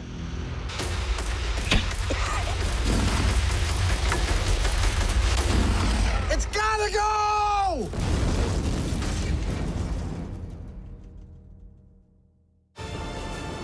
Majestic and magnificent. Rockets are defined as a vehicle propelled by thrust Mach 1. from burning onboard fuel. 1, 2, 3, 4, and 5, jettison. Any fuel. And the most unlikely of all, the mythical gummy bear. So we've got 3 different versions of our gummy bear rockets. First is the loose gummy bears that have been pressed into shape and frozen there. Then we've got the molten gummy bears, which have been poured in. And then lastly, we've got the gummy bears that have been boiled down to remove all the moisture. And those have been cast into what is basically hard candy. Those are going to go into these 4-inch rocket casings. Inside this is a tank of liquid oxygen, a valve, and the rocket engine with the gummy bears, and then the rocket nozzle. Those are all the major components that go into a hybrid rocket. Now, if you remember, it's a hybrid rocket because we're feeding liquid oxygen through our fuel grain, and that's what this giant tank is full of. Liquid oxygen, literally some of the scariest stuff on Earth. To say this is flammable is really, it's not accurate, because this is what makes things flammable. It is the enabler for burning, which is exactly what it's doing in our rockets. When you fire one of these rockets, ideally you can recover it later so you can reuse it. Now, how does that happen? Well, the rocket has an altimeter in it, and it records when it stops moving and starts to go in the opposite direction, when it's reached its apogee. At that point, it sets off a trigger which fires a charge that blows this nose cone out along with a parachute so that it can sail down nicely and be recovered intact. This right here is the 20-foot launch rail that will guide our gummy bear rockets for the first 20 feet of their journey. They'll probably speed this part up. Oh my God.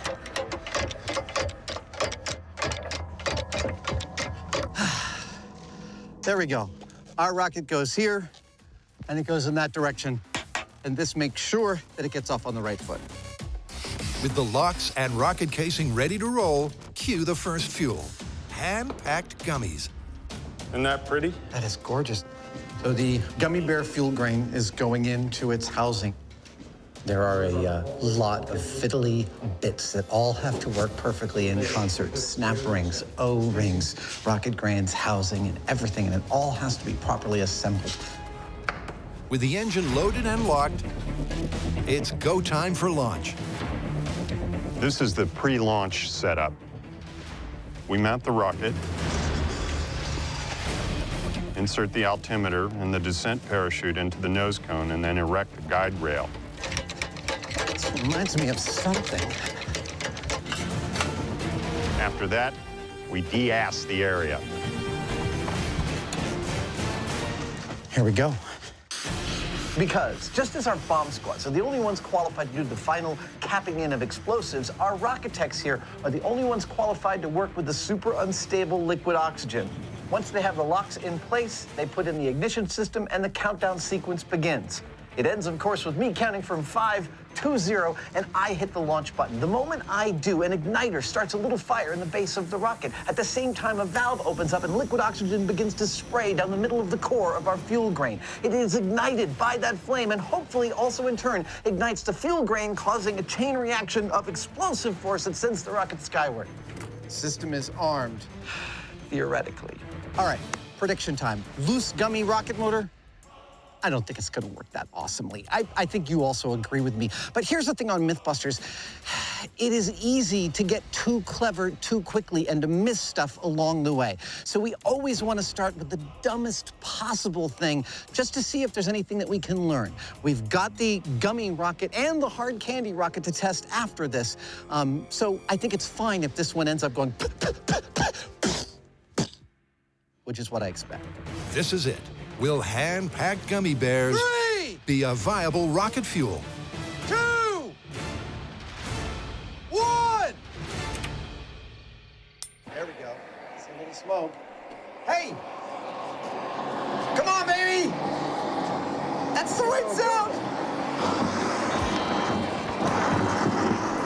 That's the sound of the engine not working. That's the sound of failure.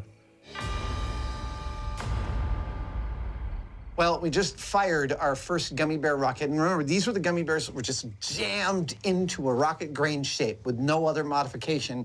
And we got a successful firing, which is we heard it burn and shoot out some fire. And then we started to hear the telltale sound of gummy bears individually peeling off from the rocket grain and getting pooped out of the bottom of our rocket, but not with enough force to actually lift this rocket. We didn't get any else. We didn't get 1 inch. Yeah. It was a failure, but it was one that I actually predicted, and I'm not often right, so I'd like us all to enjoy this moment for just a second. Okay, that's enough. Let's move on. The ignition flame appeared to light the locks. Oh, nice. You're eating it? Yeah, it's still sweet. Wow. But the loose-packed, flavorsome fuel simply fell apart. Usually out on sites like this, the smells can be awful, gasoline, gunpowder, stuff like that. Out here, the gummies actually smell really nice. It's like someone just slightly burned the dessert, which is a euphemism for what we're doing here. We're burning the dessert. Cue gummy bear fuel number 2. This time we're using the melted gummy bears. Remember, it's one solid contiguous gummy material molded into a tube shape. I'm marginally more optimistic about this time. I got a rocket in my pocket and I'm ready for some action. I'm getting more and more excited. The rocket grain is in there. I'm feeling very optimistic. And sneezing. There you go. Just want to point out, about 106 degrees Fahrenheit out here right now. I don't mind telling you, it's hot. And the Hyneman has a unique method for beating the heat. People often ask me why the beret. I'll show you. It's about 110 degrees right now, and I don't care. With the rocket ready for launch, back at mission control, it's countdown number 2. All right, here we go, folks. Arming the system. Gummy bears are go. Launching in 3, 2, 1. Ooh, ooh. Go, go, go. Come on, come on, come on. Go, go, go. What? That. That didn't look good. No. That was the opposite of something happening. Yep, that was a misfire. Hybrid rockets really are a tricky, temperamental technology. I'm not even sure we got a genuine ignition of the fuel on there. Several volatile and precise components have to be in sync, and that's with an ideal fuel. So we had a little bit of a misfire because our igniter, which is supposed to make an aggressive burst of flame to be able to light up the inside of the rocket engine, well, it was a little too aggressive and it blew itself right out of the engine instead of lighting it off.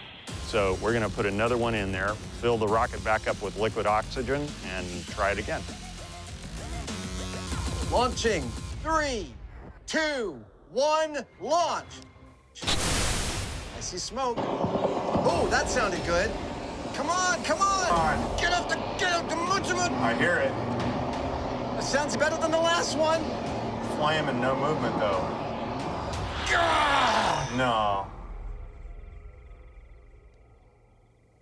I'm sad. From our bunker, we pushed the ignition button. And first, we saw the igniter smoke. And then, as they released the liquid oxygen into the chamber, we heard this telltale sound that really typifies a hybrid rocket, which is kind of a... And then there's this hum. This... That right there tells you you're hearing a hybrid rocket fire. Unfortunately, it did not have enough thrust to lift this rocket even an inch on its stand. Yeah, well, science, baby. Now, gummy bears may work like rocket fuel when you put them in little kids, but for us, not so much. And that's why for the next round, we're going to be using gummy bears that we've boiled down to remove all of the water, leaving only the sugar. And we're hoping that we'll get a better result out of that. Optimism is high. If gummy bears can possibly provide enough thrust, this is one right here, then this concentrated candy, oh, that's nice, is their best chance. All right. If anything's going to work, this is gonna, because we know sugar burns and there's a lot of energy in it, actually. Yep. 1 pound of sugar contains 7,700 kilojoules, meaning this fuel grain with 12 pounds of concentrated candy has the potential to lift a 50-pound rocket several thousand feet into the air. All right, my hopes are all pinned on a large tube of hard candy. But will it burn? Here we go. And will it convert that energy to thrust? Launching in 3, 2, 1. Ignition. Oh. Oh, hey! Come on, baby! I saw light coming out of it, so yeah, it's burning. I see flashing out of the bottom. Come on! Go! Oh. A duck. Houston, we have all the problems. Well, I think that is pretty definitive. Gummy bears do not a viable rocket engine make. We have tried compacted regular gummy bears unmodified. We've tried melted gummy bears with a big gummy rocket grain. We've tried gummy bears cooked until they are hard rock candy. And although each one gave us a progressively better ignition with more of that hybrid sound, none of them caused this thing to lift even 1 inch on the rocket stand here. That's it.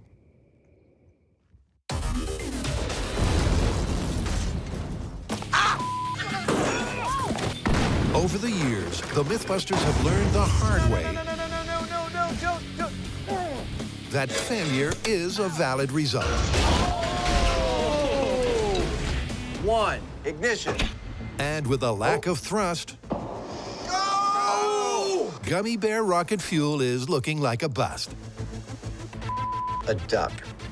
But Come on, you know us. We're not gonna give up just yet. We're gonna fire the hard candy rocket one more time. And we're gonna add a soupçon of, shall we say, encouragement to help it go a little more vigorously. What I'm doing is I put a spray adhesive down the throat of this and then pour gunpowder on it, and it coats the inside of the rocket engine. So when we stick the igniter in there, the whole surface is ignited nicely. That should be good to go.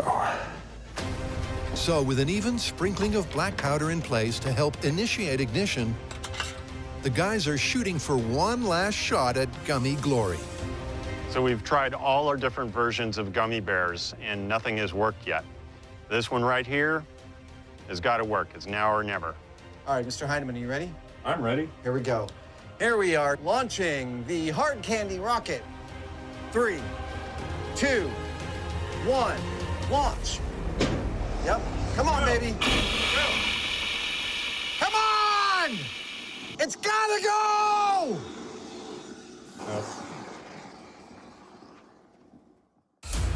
It was the best case candied scenario, and there was no liftoff.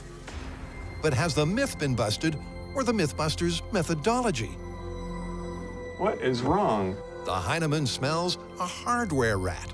At this point, I'm becoming suspicious as to whether it's the fuel's fault, or is it, say, the oxidizer or the general rocket system that is at fault here. So this next attempt, we're going to try and eliminate that as a concern, and we're going to use paraffin as the fuel, which we know is capable of making a rocket like this fly really far. Yep, by replacing the gummy bears with standard rocket fuel, this control launch will test the hardware itself. Packed with paraffin, the rocket experts expect an altitude of 20,000 feet. Anything less than that, and we're gonna have some problems to solve. Okay, here we go. Launching in 3, 2, 1. That's it. I see smoke.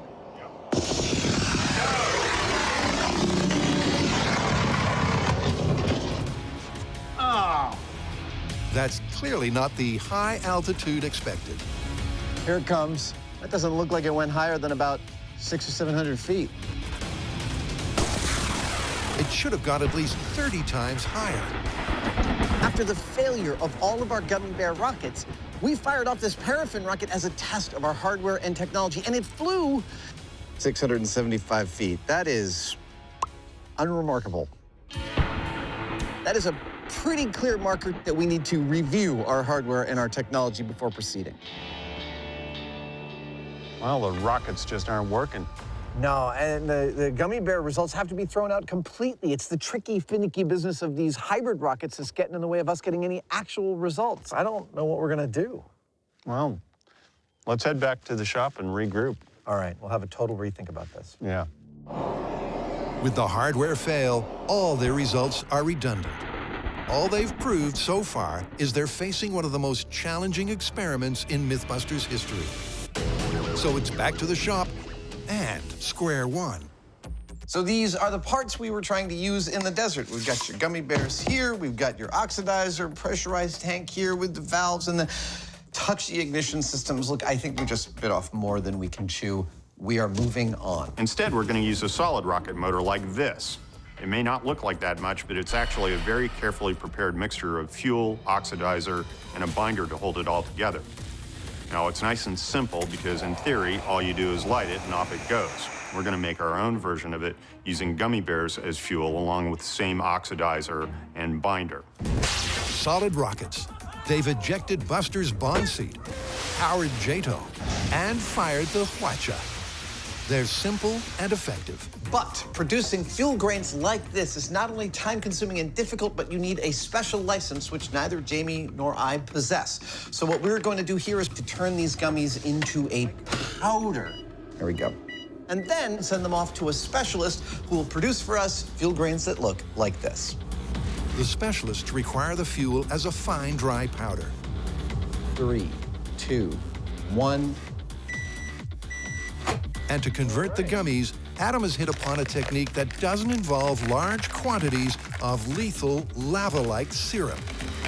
Seems like it's working spectacularly. Okay, I'm gonna use a coffee grinder to make them even more powdery. Dude, look at that. That is a super fine powder that used to be gummy bears. That's exactly what our Rocketeers want. Time to make a whole bunch more. While Adam ramps up production on his gummy bear crystal method, Jamie is, well, being Jamie. Look, I'm loving the technical challenge of making a gummy bear-powered rocket, and if it works, cool. But let's face it, ultimately, there's no real practical application for it. So I'm gonna make a second fuel powder, one that could conceivably be useful. Oh, God.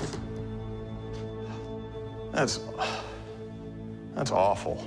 I'm gonna use poop. It's a pretty disgusting sequence up next, so you might want to put down your snacks. Yep, Jamie's moving on from the myth and is thinking ahead. He's looking into the future of space travel. No, really. Oh, man, that's nasty.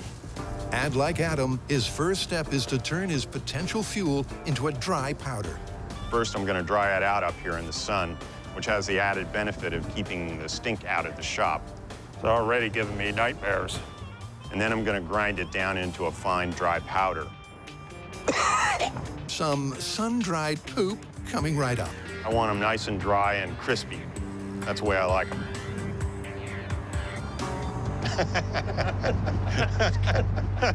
Processing dog waste into powder is one thing, but the big question is why? Look, I know it sounds kind of crazy, but crazy is kind of Jamie's MO. I have no idea if this is going to work or not, but we'll soon find out. Whenever he can design a system that has no waste whatsoever, where he's expended just enough energy to get the job done and no more, he is the happiest. Well, it's definitely breaking it up. And where does that philosophy reach its zenith? In space. Astronauts are already drinking their own urine, after filtering. With Jamie's plan, they'd also be using their feces as rocket fuel. What could be more efficient? So, while it sounds crazy, there might just be something to this. It may have seemed like a gag to make you gag, but typically, by focusing on the details, Tell you one thing, this rocket better work. Jamie's actually thinking big. So with the gummies and poop powderized, Yep, that's pretty well ground up. it's packaged and sent off. After the dangerous process of combining it into a solid motor is complete, it'll be back to the desert for a date with detonation.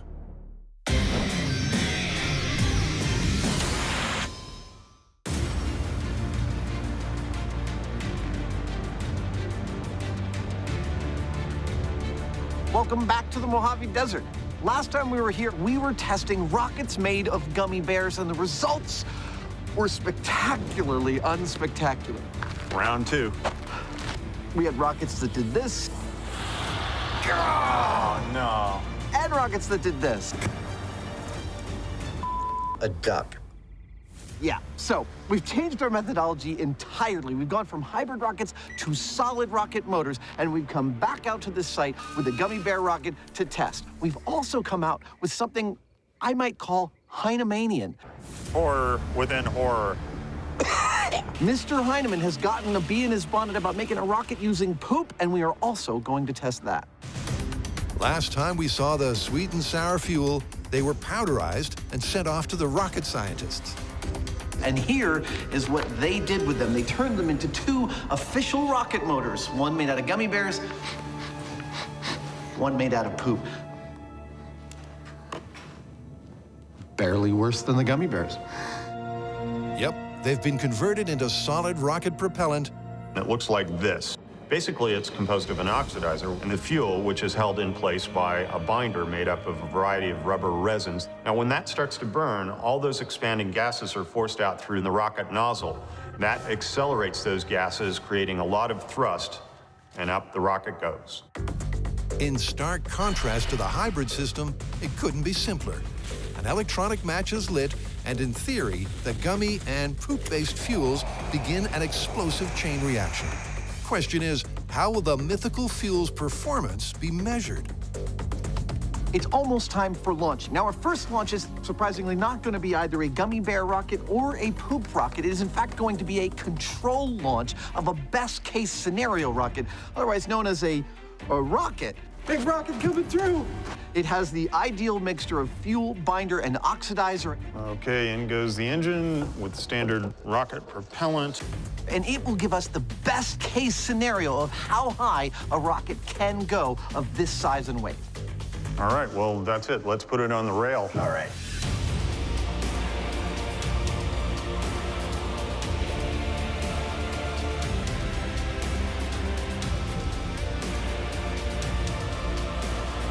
Now, I know we've already spent a bunch of time explaining the difference between this rocket and its predecessors, but you might not notice.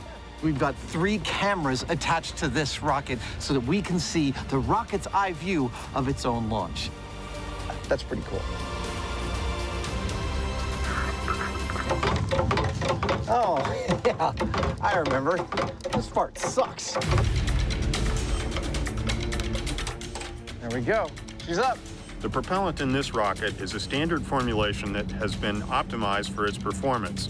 Now, we're going to use it as a control or a benchmark because when we send it up, we're going to record the maximum altitude it reaches.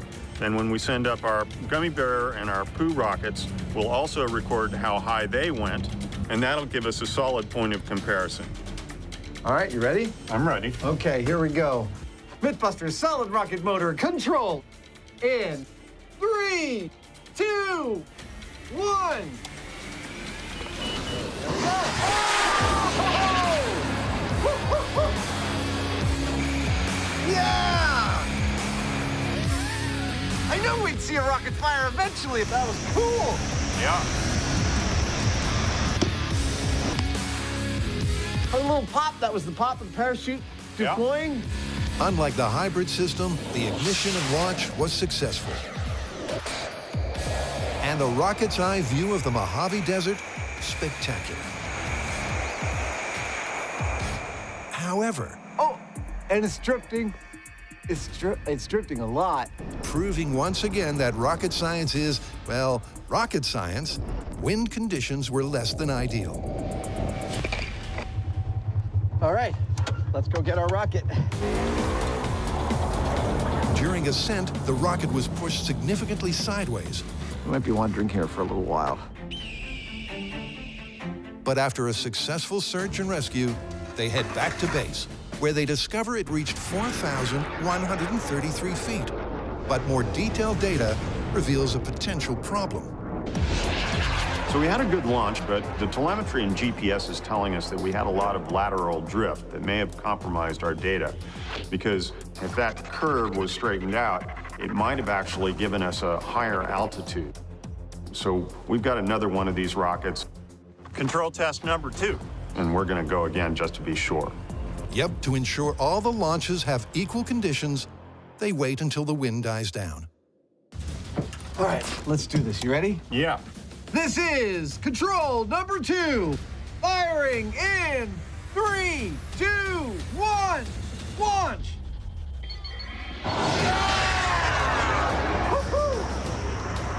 Wow. Oh, beauty. That one went straight up. Straight up, and almost straight down. Dude, I think that one's gonna land like right here. It was coming right down, right on top of us.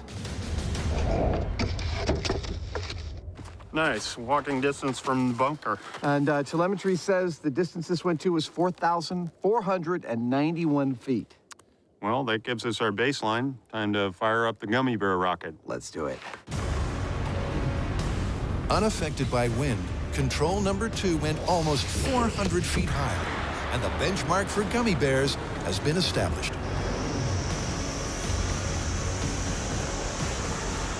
I know that we say that failure is always an option, and truly it is.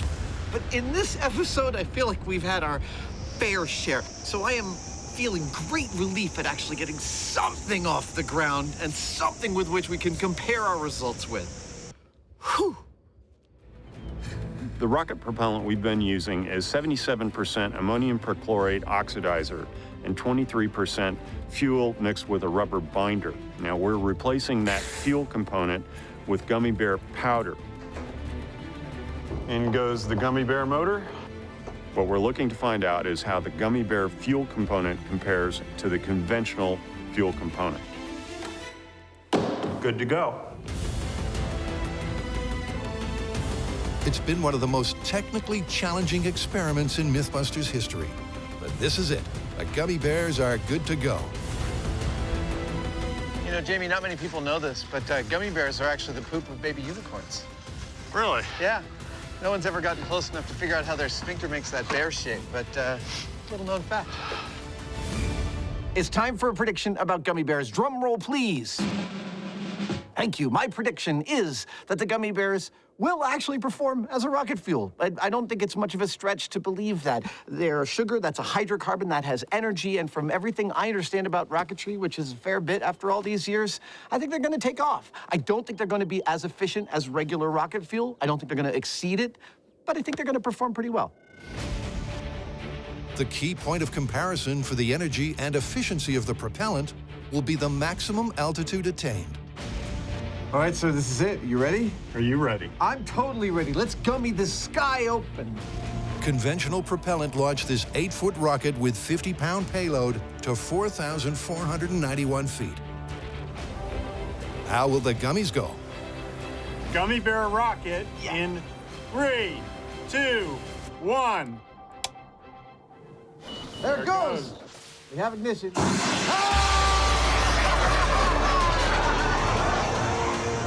Oh! Went way up there. It did. Gummy bears worked. Yep, they did. Give me some right there. Boom! It's been a long and frustrating journey, but that one successful launch has made it all worthwhile. Beeping is good.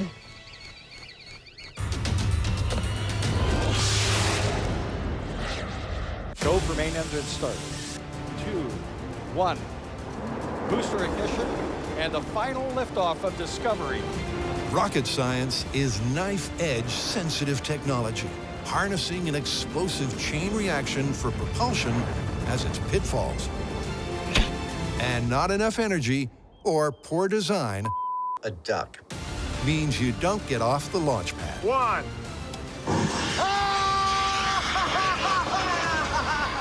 But how did the gummy bears and their sinister black vapor trail perform? Boom! After finding the landing site, Beeping is good. That is beautiful. it's the mythical moment of truth. It flew, it's true. But how did it perform compared to real rocket fuel? So when you decode the altimeter, it says that our gummy bear rocket got up to 3,691 feet. That's pretty respectable. Only respectable?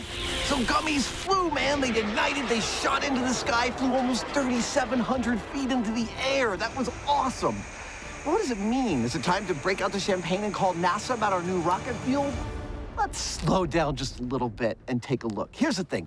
The whole point of real rocketry is to maximize thrust and efficiency to get the largest possible payload as far from Earth as possible. So the discovery of a rocket fuel that is less efficient than the fuel we currently use, it's not really cause for celebration. It's more a reason to celebrate rocketry's flexibility, let's say. I'm gonna say this one is plausible. Yep, the sweet mythical snacks, carefully combined with a potent oxidizer and binder, had enough energy for liftoff. But in such a high-performance technology, 82% is merely viable and barely successful. Cue the Hyneman. Well, it was fun, and it actually worked. But let's face it, there's not really any practical reason to use it. There is, however, another fuel that, on the face of it, might seem just as frivolous. But in reality, it might just have a practical use in future space travel. Oh. All right, you might be forgiven for thinking Jamie has lost his marbles. But allow me to explain. What makes a rocket fly, what makes a good rocket fuel is a hydrocarbon because it burns well in the presence of oxygen. And poop is a hydrocarbon. Back in the shop, Jamie did some calorific testing of poop versus rocket fuel. 2,916 calories per gram. Even though it was several orders less efficient than rocket fuel, it's a lot easier to find than gummy bears. Up on the rocket, it's being made all the time. And on a rocket where every gram counts in terms of the energy expenditure, he might just be onto something.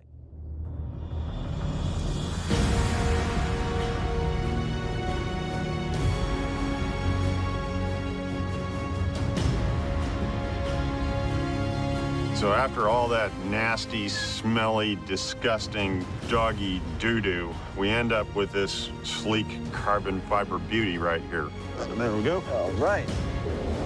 Ladies and gentlemen, the first poo rocket coming out of Mythbusters. It's time to pronounce my poop rocket prediction. And I want to get this right because I don't want to poop the bed. I mean, rocketry is something that we do. So I'm here to say that I think that while the poop may launch, I don't think that our number 2 solution here will become our number 1 solution. Mind if I set this one off? Not at all. Be my guest. The standard rocket fuel control nearly hit 4,500 feet. How will Jamie's no-waste, waste fuel compare? All right, this is it. Poop rocket, the final launch in 5, 4, 3, 2, 1. Oh, there it goes. Whoa! That's beautiful! Dude! It's got a very appropriately dark smoke trail, doesn't it? Jamie! That was really respectable! Yeah! That was fantastic!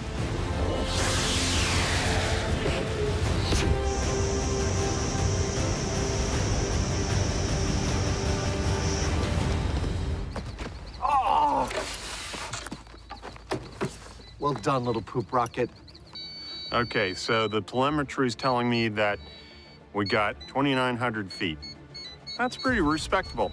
Respectable? It's downright phenomenal. I mean, I know it didn't go as high as the gummy bears, but that was never the point. The fact is that it did launch. Here's the thing you need to know about why poo is amazing. It's always going to be there, and it's totally useless. If you're on a long space voyage, every gram counts as far as your payload, so you're going to want to recycle as much as possible. With something like urine, it's not so hard. You can filter it and treat it and then drink it again. But with poop, it's not like you're going to be able to process it and then reconsume it. We have, however, shown that it might just be a viable rocket fuel. Who knew? You heard it here first, NASA. Or maybe you already thought of it. Probably did. Bunch of smart guys. Now, we gotta call this before we go. Gummy bears and poop as rocket fuel, how do we fly? Well, I think it's pretty clear. They're both plausible. I think they are. Let's get out of here.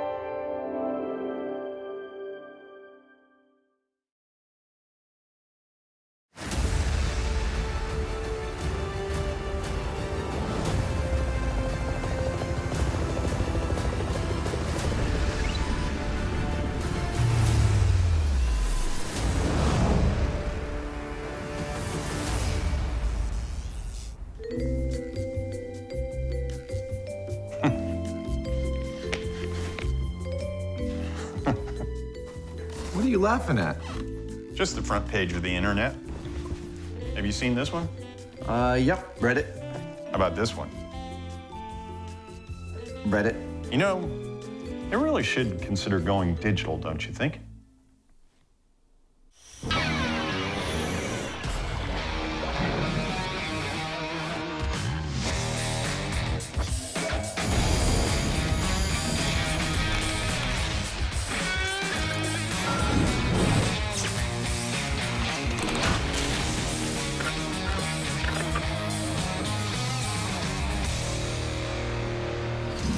Jamie, do you know what Reddit is? Other than the sound a frog makes? Nice. No, Reddit is actually an online community discussing pretty much everything every single day. They call themselves the front page of the internet, and that's not far from the truth. I was kidding. I know what Reddit is, but what's that mean to us? Obviously, you know, we couldn't do this show without the submissions we get from fans. And seeing an opportunity, because we're very popular on Reddit, I went on the site a few months ago and solicited ideas that we could test on a Mythbusters Reddit-based episode. Did it work?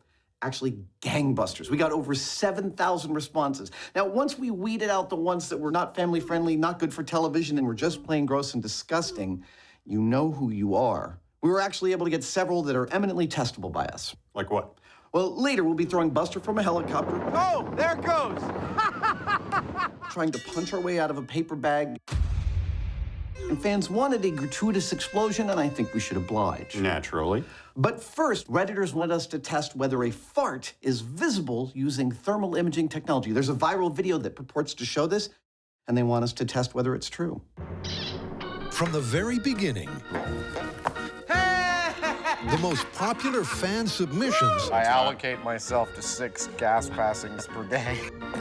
have been myths about gas emissions. Flatus. Hey, we got one. So stand by for another detour down under. Because Reddit wants to know if this is a viral video fake or flatulent fact. And Adam's starting at the bottom. The last time on Mythbusters, we attempted to catch a flatus on film. It was devilishly difficult. Yeah, you got one? I think so. No. Nothing. We still hope to do this experiment with a real human flatus, which is why I'm drinking all this lovely carbonated seltzer water. But just in case that does not work, oh, wait. No, I gotta pee. I am planning to build a machine that can also eject a flatus. That's what all this equipment is. It will soon be a machine that can fart. The basic gist of my flatus generator design is that it needs to be at body temperature. That's the temperature our home-built flatuses are. So I'm going to generate the flatus from inside a gas chamber floating in a water bath that will be kept at human body temperature. That might not be clear right now, but it will once I start to build it. Oh! That was a complete and total disaster. Adam's demo may be a while longer than expected. Oh! Meanwhile, here's a hotshot Hyneman talking tech.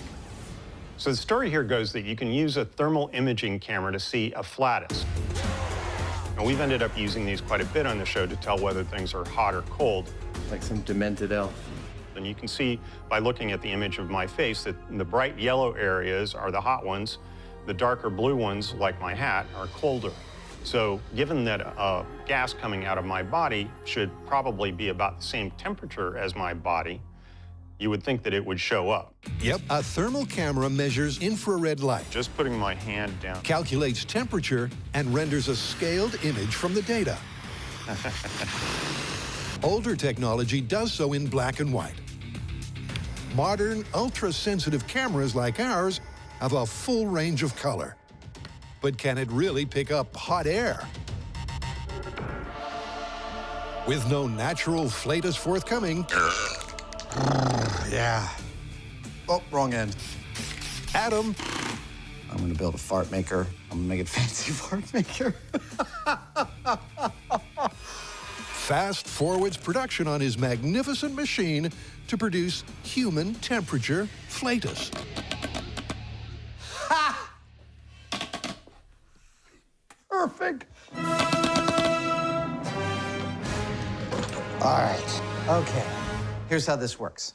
Clearly inside, I've got an air chamber. That's where the farts are formed. Around that, I have a water bath, which I will keep to a constant human body temperature. I also have an ambient thermocouple inside the air chamber telling me what the temperature is inside there. When that gets to 98.6, I am going to let fly, literally let fly with this. And we're gonna see if that's visible on our thermal imaging camera. While Adam waits for his wind machine to warm to the occasion. Are we allowed to show this on television? I can't believe we are. It's on to your second suggestion. So what's next? Next up is a bad day for Buster. Basically, Redditors want to know what would happen to Buster if we threw him out of a helicopter while he's inside of one of those giant inflatable hamster balls. Right, but that's a brand name, so we can't say so we call it a hamster ball. Redditors want to know if the inflatable ball would break Buster's fall and allow him to safely leave a helicopter without a parachute. If it turns out to be safe, can I do it? Knock yourself out. In this high-flying fling, Buster's being chucked from a chopper in style. This is going to be big. All right, Reddit, you asked for it, and we are going to do it. Shut up.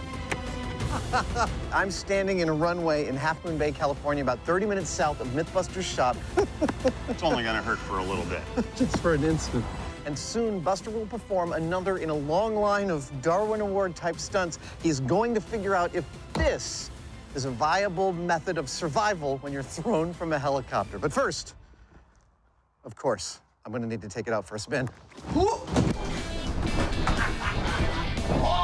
It was one of Reddit's most popular suggestions, and opinion is divided on the potential result.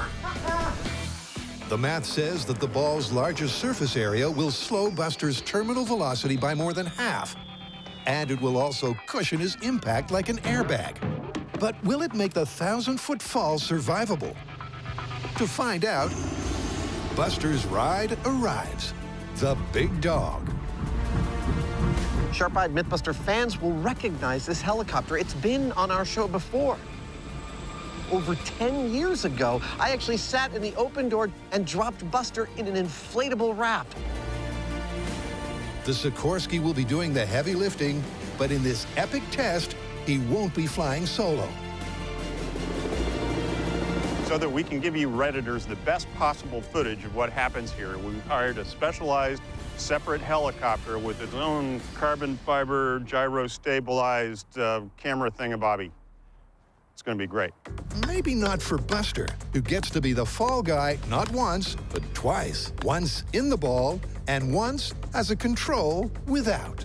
But how will his injuries be measured? We've used electronics in the past to measure shock loads to things that we're testing, but there's an inherent problem with them in that a lot of this stuff that we do is so violent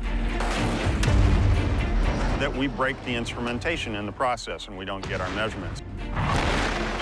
So we've gotten in the habit of using these things. They're shock watches, and they're pretty basic and foolproof. I'm putting 50G shock watches on the head, and I'm going to be putting 100G shock watches on the chest, which is what it takes to kill somebody there. Here's how this is going to work. All right, Buster, here you go. 3, 2.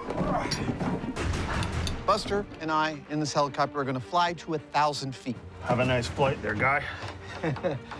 Thank you. Or did you mean Buster? I meant Buster. Okay, cool. You don't care so much about it. When we get to 1,000 feet, I'm going to drop that sandbag to make sure we're aimed correctly. Well, here we go. I will then cut Buster's seatbelt, kick him out of the helicopter, and drop him on the target. That's our control to see what happens when Buster falls without anything breaking his fall.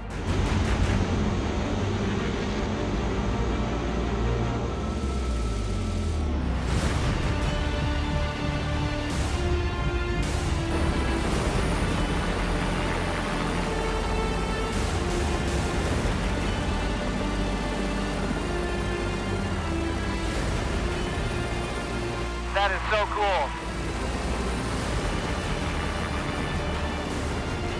And we're 500 feet above the ground. Look at that. The view from up here is absolutely magnificent. We're at 800 feet. This is funny. Right down there, I can see a car pulled up. He's probably wondering what the hell somebody is doing in an orange jumpsuit sitting in the window in the open door of a helicopter. He's about to get a real surprise. Hey, Reddit, thanks for coming up with such a great dumb idea for us to test in the smart way. And I just said that so you can give me in the content section. Unpredictable winds won't affect the velocity of Buster's impact, but too much sideways drift could be a danger for those below. And we're at 1,000 feet. All right, we are in proper position to make sure our aiming is good. I'm about to drop the sandbag. Here we go. In 3, 2, 1. Sandbag's away. Here comes the sandbag. Gotta reposition here. Okay, Adam, I'm ready. Copy that. It's time to drop Buster. First, I'm gonna cut his seatbelt. There we go. Ladies and gentlemen, this is a Mythbusters control.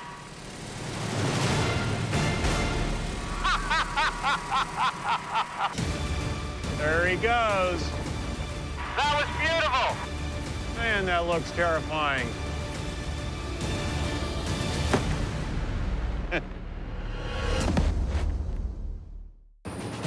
This experiment in audience participation has been particularly tough on Buster. Reddit, I don't know what you have against Buster, but this is some sadistic up. Dear Mythbusters. Dear Mythbusters. From the very beginning, fan feedback has been integral to the Mythbusters MO. No more car! And that concept has culminated in this fan-led Reddit special. We are starting with what's called an AMA, an Ask Me Anything, in which I log into Reddit, that's the best question ever, and take open questions from the entire user base. Seriously. Yep, this is where it started. I'd like to see if shooting the chain between handcuffs really breaks the chain. Does Jamie have a special document saying he's protected from seal hunting? Wow. An intimate date with Adam and 36 million Redditors. Am I a time-traveling archaeologist trying to understand pop culture who somehow broke their device to travel through time and are stuck in the present trying to gather the materials to complete my device? What maker skill do you still lack and most covet? TIG, welding, aluminum.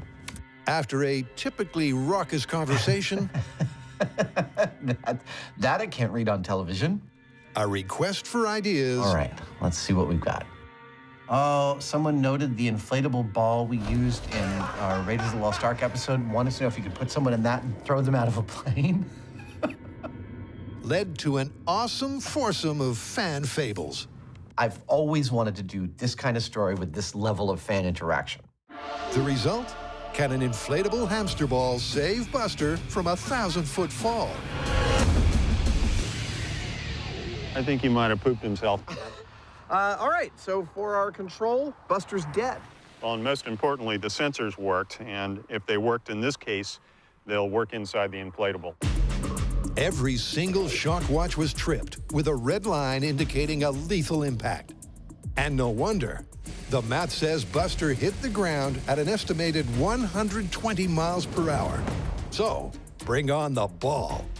So getting Buster into this inflatable and getting him all hooked up and rigged on the helicopter. Turns out there's nothing I can't find a lazier way to do. A little more involved than just chucking him in the chopper. It's gonna be tricky.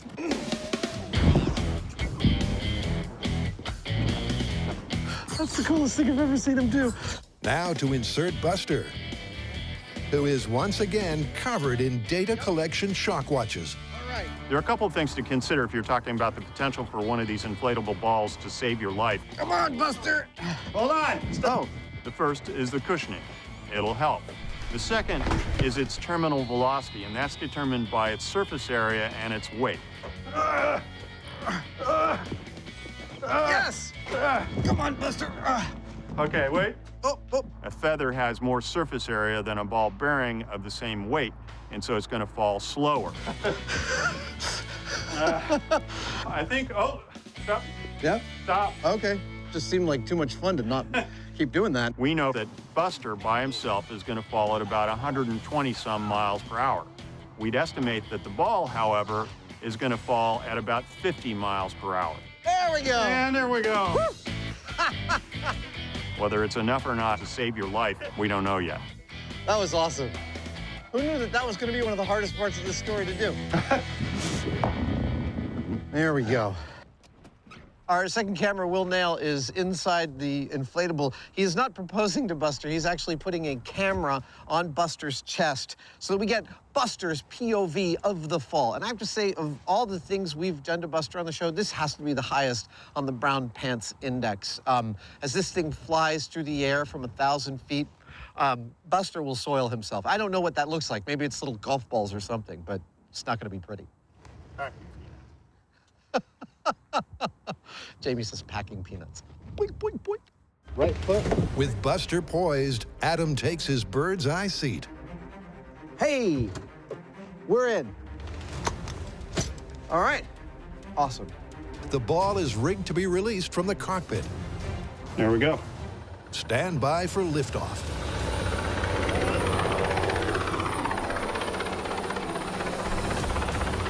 All right, this is how this is going to work. Buster, inside the hamster ball, will be hanging below this helicopter on a tether.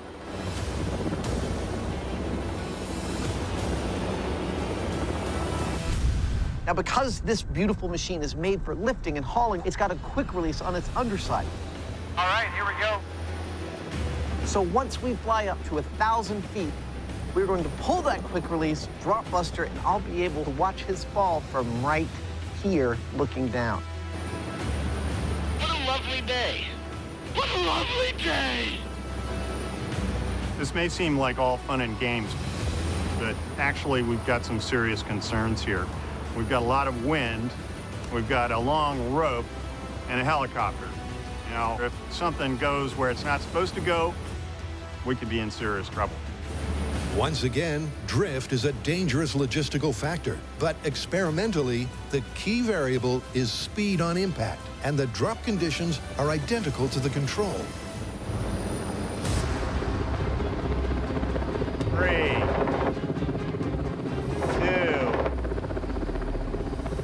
1. There it goes. And away she goes. Oh!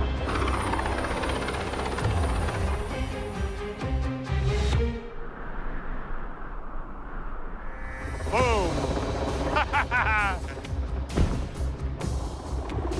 Well, I tell you one thing, Buster seems like he's a lot better off than he was without that ball. Let's go see how he turned out. Here it is, Reddit. Did the reduction in terminal velocity and a giant airbag save Buster? I was thinking to myself, if it bounced, there's a chance Buster could have survived, but if it stops, no way. What do you think? I was like, maybe he's got a chance, because it bounced a lot. Oh, really? Yeah. Oh, wow. But the shock stickers tell a different story. Yep.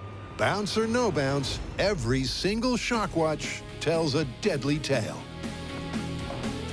Dead, dead, dead, dead, dead. Ah, very dead. Wow, that's the last time I jump out of an airplane with one of these things. Yeah. 3, 2, 1, releasing. And away she goes. Well, Buster didn't survive. And when you think about it, the thickness of the cushion here is, well, it's kind of like a nice soft mattress.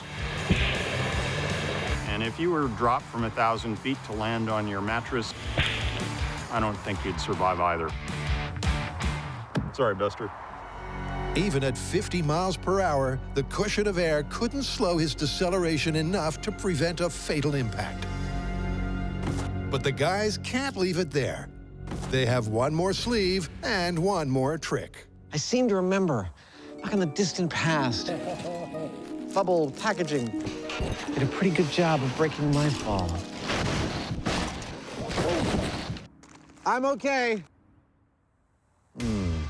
Yep, using their extensive experience with crash testing dummies and Buster, the guys have a big job ahead filling the ball with their favorite shock-resistant material. Meanwhile, it's back to the shop to find out if a thermal camera really can catch a rear guard action in action. Well, my flatus producing rig is working magnificently, but I can hear some of you out there screaming, but wait, your average flatus is composed of more than just regular air. In fact, there's a bunch of methane and methyl mercaptans in there. There's a reason we're not adding them to this, because our FLIR thermal imaging camera does not care what kind of gases are in the flatus. It only cares about what temperature they are, and that's what this rig is geared to do. And if you disagree with me, the universal symbol for I don't care. Well, I just polished off my 4th pint of carbonated water, and nothing is happening. But this is why I started building the machine in the first place. All right, Mr. Hyneman, I got the correct temperature. With Adam's machine at body temperature, That thing looks like a big that's farting. Reddit, stand by to have your curiosity cured.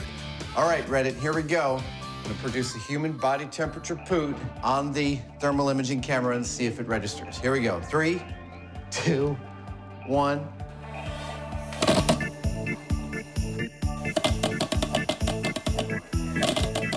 Anything? The suspense is killing me. Nothing. Nothing. Nothing. Nothing. It sounds great, though. I know! Just saying. It might be music to Jamie's ears, but even in close-up, here we go.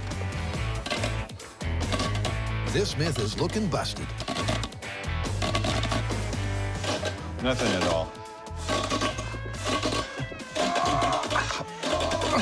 I can see the nozzle's actually heating up quite a bit from the air going through it. Right. But there's no indication of any kind of gas coming out of it. Okay. So under normal room temperature conditions, you can't see a fart on a thermal imaging camera. But I chose my words carefully because I'm thinking, could it be you could see it if the room was a lot colder? Yep, maybe if there's a bigger difference between the surrounding air and the body temperature flatus. Mental-powered liftgate. It's really cool. The camera could more easily detect the backside blast. In we go. That's the theory. Cue the cold. How's the thermal image looking? Beautiful. Yeah? Yeah. At 10 degrees below freezing, the differential is now 75 degrees. 3, 2, 1. In the shop, it was merely 15. Anything? Nothing. Nothing? Nope. Still nothing. Seriously, will you push on this and let me take a look?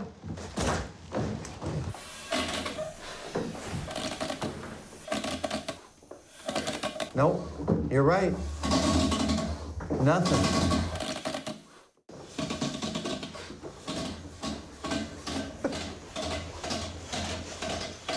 Jamie used to play in the band.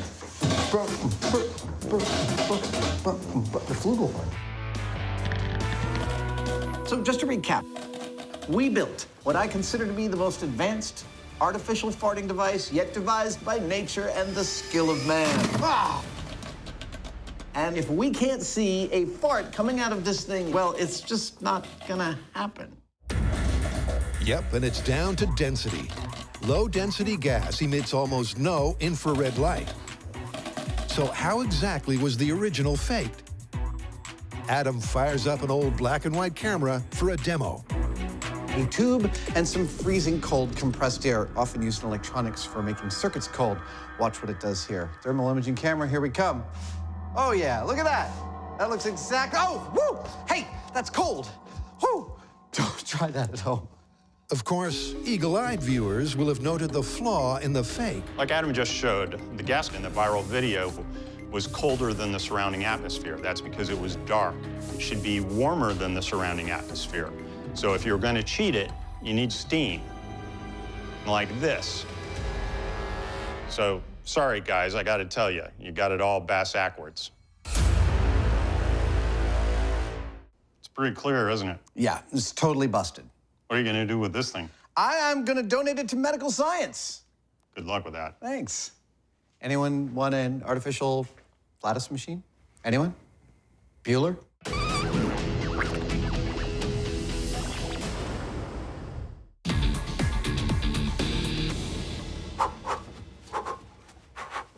You look hot. I mean, as in warm. Oh, I just finished my workout. Yeah. So what's next? Well, you know, on Mythbusters, we've done a whole bunch of idiomatic phrases, right? More than you could shake a stick at. Nice. See what you did there. Well, one of the best suggestions to come through our Reddit inbox was the phrase, "You can't punch your way out of a paper bag." So the myth is that it's impossible to punch your way out of a paper bag. No, because the phrase is always spoken in context. It means when you say to someone, "You can't punch your way out of a paper bag," you mean that they're a weakling. Ergo, the myth is that punching your way out of a paper bag should be trivially easy.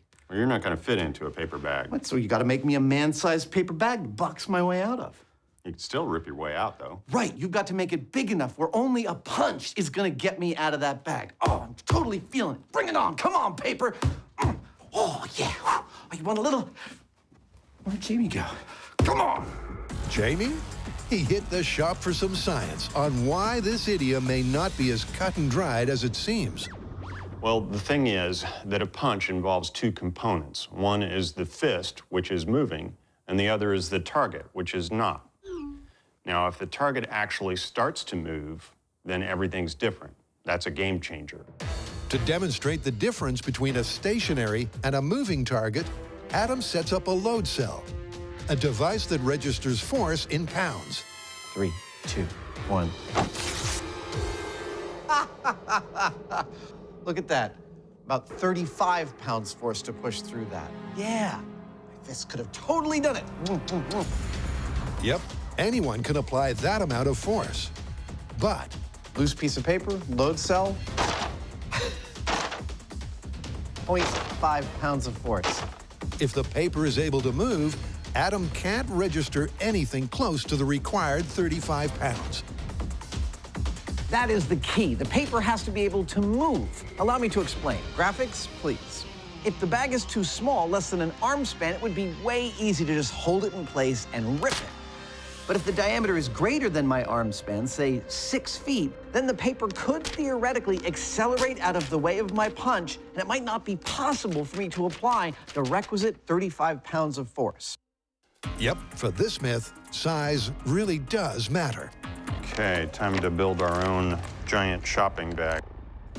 I'm gonna keep it in exactly the same proportions of this bag. It's just gonna be much bigger. There we go. That's one big-ass grocery bag. Yeah. The paper opponent is prepped. But not only does Adam have no idea how to throw a punch, after removing the muscle suit, it's clear he's seriously out of shape. Cue the training sequence. Now, if I'm going to punch my way out of a paper bag, it behooves me not to underestimate my opponent and learn about punching from a professional standpoint. Looks good. Let's get gloved up. All right. Let's see what you got. Cool. This is terrifying. And my guide in this will be Paul Wade. He's a former Northern Ireland kickboxing champion, San Francisco Golden Gloves champion, and he is the owner of the 3rd Street Boxing Gym right around the corner from the Mythbusters shop. That's it. Paul is going to show me a little bit about what punching is really about. See what you got. Come on. But first, he needs to get a gauge of just how green and useless I am in the ring. Oh, I haven't told him yet that the last fist fight I had, I was in the 3rd grade. Sorry, JP. Time. What we gotta do is get a little bit of a setup. 1, 2, 3. Boxing, like any martial art, is highly technical. Hip rotation. Exactly. Good balance. And delivering a powerful punch, pop, hit into it, is as much to do with form, all right, as it is with speed and strength. Knowledge Adam didn't have until today. Straight arm. Bend your knees. Good. Turn your hip. And again. Go. Paul is running me through the paces. 1, 2. And the first thing I am learning 4, 3, 2. is that this is an incredibly mental sport. 3, 2. I don't remember 3. 7, 6. I know I'm not breaking any brand new ground with that, but it's kind of astonishing how much mental presence you need to be thinking about Cover that chin. how your body is moving. Roll out, roll in. Good, turn. I like that. I feel like the color I should be wearing is green, not blue. The killer who's vanilla, come on. Jab, slip left, good. Not bad, not bad, not bad. It's been a long, hard session. But now Adam can at least start the experiment with the ability to throw an entry-level punch. A weapon coming through. Yes. Jab. So it's back to base to see how he measures up.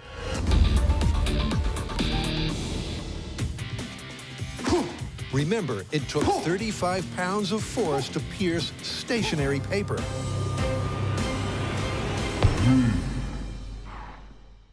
Nice. Paper. 593 pounds force. That's what you got coming to you. Question is, will paper beat Adam's rock-like fists simply by floating away? But before the big fight, it's round 3 for Buster's balls. Boom! Yes, it's a second inflatable hamster ball ready for a third drop for a somewhat willing Buster. Except this time, instead of being alone inside the ball, he is going to be protected with inflatable bubble packaging. That's it.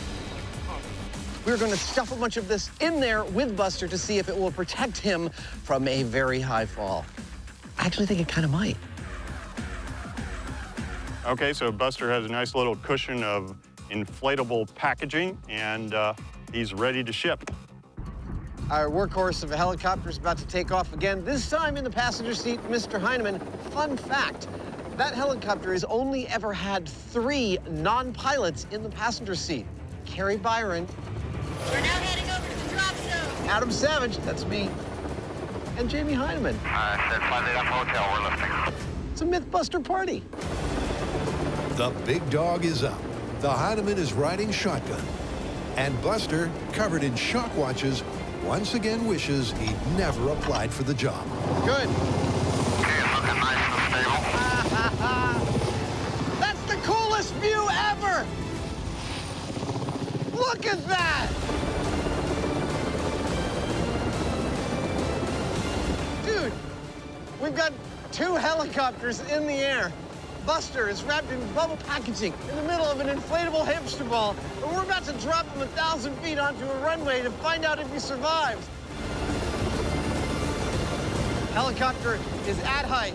Okay, we're gonna count down. 3, 2, 1, here it goes. Releasing. Oh, there it goes. It's dropping. Oh, it's beautiful. Oh, oh, oh.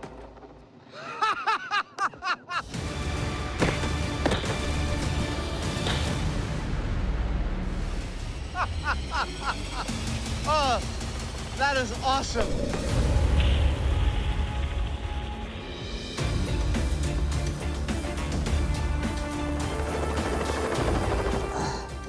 Come on, Buster. Let's see how you did. Oh, the news is bad. That one's tripped. That one's tripped. Tripped, tripped, tripped. He's dead, Jim. He's dead.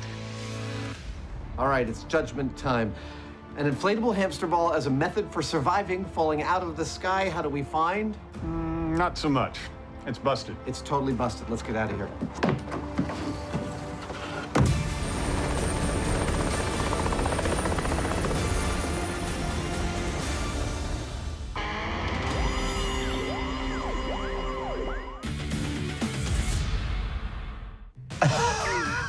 The Mythbusters are about to test if it really is easy to punch your way out of a paper bag. Yeah. The evidence so far is mixed. And our mean, lean fighting machine clearly has enough force per punch. But a moving target means the answer isn't so obvious. Minuscule, barely even there. There's only one way to find out.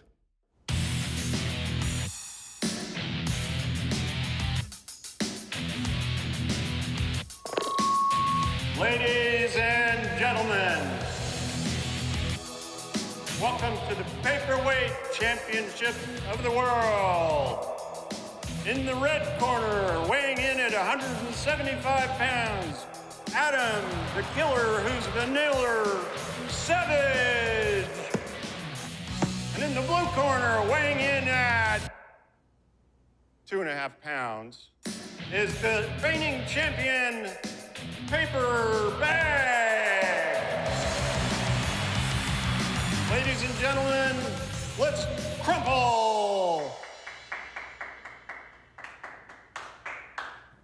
For the myth to hold up, Adam has to easily punch his way out of the bag. That bag is nothing. It's nothing. Get out there and rip that up. Do you hear me? Yeah! To measure such a subjective parameter, Adam will be timed and repeat the experiment over 3 rounds. Go get him, killer. Before assessing effort versus expectation. All right. All right, Jamie, I'm ready. Round 1.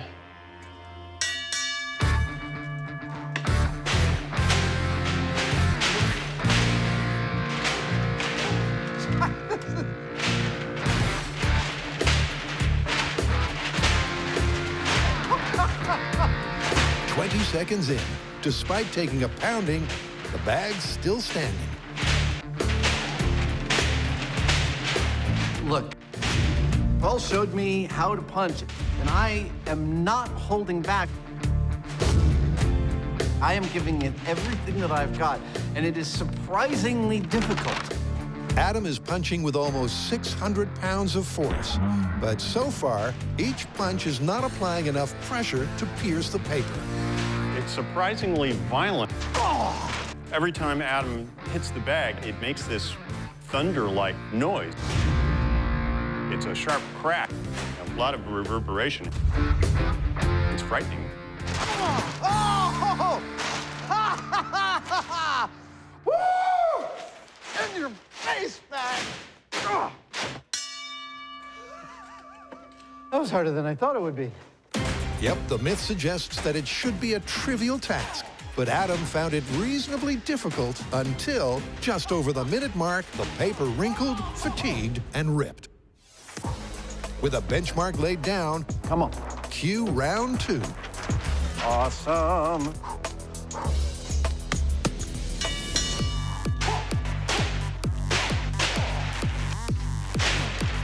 Once again, it's clearly not a simple matter. Hold on, where's I lost my glasses, hang on. Got him. And once again, it takes just over a minute before the creases and crumples accumulate to the point where a single punch can break through. Yes! Yeah! Woo! And when round 3 yields an almost identical result, the final tally is... Bag 0, Adam 3. But here's the thing. It took me almost a minute each time to punch my way out with the gloves on. So as far as I'm concerned, the myth is kind of on the fence right now. I'm not sure exactly how to call it. But for due diligence, there's one thing we haven't tried, which is, what if I take these gloves off? That's what we're gonna do next. The gloves are off, and the variable in this experiment is surface area. The contact area of Adam's knuckles is considerably smaller than the large padded glove. All right, Jamie.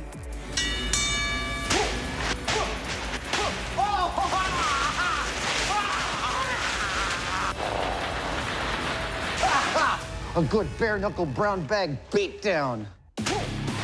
The same force applied over a smaller surface area equals a much greater pressure. And it's pressure that ultimately pierces the paper. Ladies and gentlemen, the new paperweight champion of the world, Adam Savage. The phrase means punching away out of a paper bag should be easy, and gloves or no, it is, in fact, reasonably easy. Therefore, it's myth confirmed. With 3 Reddit requests in the bag, it's back to base for the final fan-inspired suggestion. So So what do the Redditors have next? Well, as you can imagine, there were hundreds upon hundreds of suggestions of things that we could blow up on this show. But the most popular votes were for two main categories. Half the people wanted us to make a glitter bomb. The other half wanted us to blow up a snoo. I figure we kill two birds with one stone and do both. Make a bomb that blows up a snoo with glitter in it. Great. What's a snoo? This is the snoo. And Reddit has requested their lovable logo go out in a glitter bomb of glory. Adam and Jamie are only too happy to oblige. But will it be the epic Big Bang ending everyone wants? There's only one place to find out. Redditors, if you're fans of Mythbusters, you are even deeper fans of the location in which I am standing, cleared of brush for 20 or 30 acres and nestled into the hills of Dublin, California. This is the Alameda County Sheriff's Department bomb range, without which it's not too much to say Mythbusters would not be Mythbusters. We have been blowing up stuff on this specific range for more than 10 years, and it's the perfect place for us to detonate your beloved snoo. All right. Isn't it kind of ironic that we just had this built? It was like born yesterday, and today we're killing it? That's our usual style, isn't it? Yeah. Question is, snoo coming through. How do you make a glitter bomb out of a 2D digital cartoon? Well, before you blow it up in order to fill it with glitter, paint, and high explosive. Wow, that's beautiful.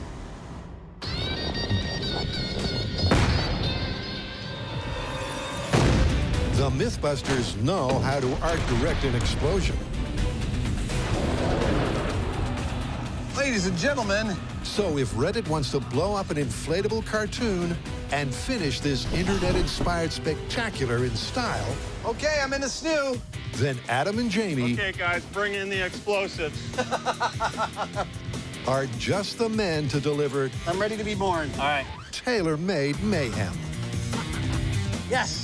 Born from a snoo. With the snoo held in place... That seems good. It's time to get crafty. Hi, everybody. Now, this is a perfect Mythbusters craft project. I hope everyone at home is following along. You've got your glitter, your sparkles. I've also got tempera paint and 300 feet of explosive 50-grain deck cord. Yes, follow along at home while I make this one here. Seriously, this is 300 feet of deck cord. I love my job. This is what's called a stable explosive. Nothing will make this go off except for a blasting cap. And only when the bomb squad caps in does it become actually dangerous. And by that point, we'll be nice and far away. Now for the tempera paint. To maximize the spectacle, Adam begins by wrapping the explosive in paint-filled bags. As far as distributing paint with explosives, awesome. I actually built a machine and made art from the detonation. Oh, yeah! So I'm using that experience here to make sure we get a nice even spread, like a clown wig of death.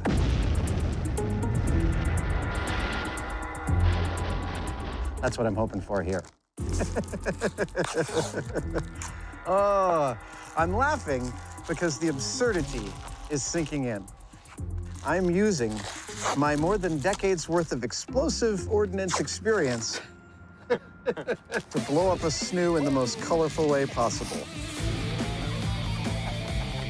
All right, I'm ready for the glitter when you want to start handing some of that.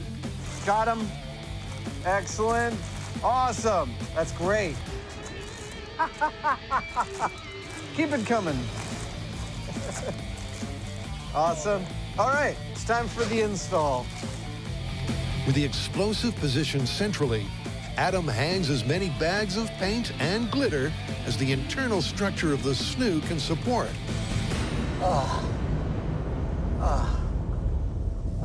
It's hot in here. Before making a quick exit. Let's go. Oh, there we go. Ow. It looks hilarious in there. Everything seems nice and secure, though. It's beautiful. Here, take a look. It looks like a bunch of fruit and vegetables hanging. It's like a party in there. Yeah. All right, Redditors. Are you ready? We have our snoo. He's fully inflated. Inside his head, 2.5 pounds of high explosives wrapped in tempera paint with extra bags of paint placed all inside his head, plus bonus bags of glitter. I don't see any reason why we should waste one more minute of your time. Let's get behind the blast shields and blow this sucker up. This is it. So, I'm ready, snoo's ready, Hyneman ready? Adam and Jamie retreat to safety for the Big Bang requested ending. I'm ready. Straight from your keyboard to sumptuous 25,000 frames a second slow motion detail. Redditors, for your gratuitous enjoyment. We're painting by numbers, and the numbers are 3, 2, 1.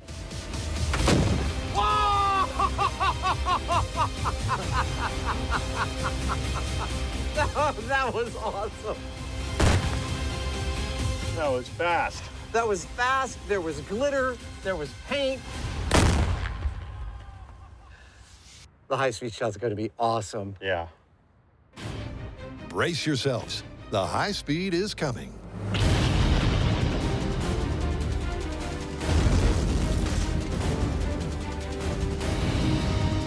Thank you, Reddit.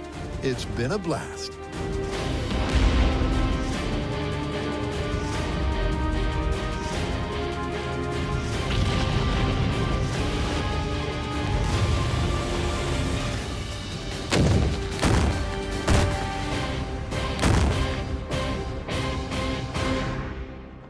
You know, I think that's the first time we've ever blown up an inflatable something or other.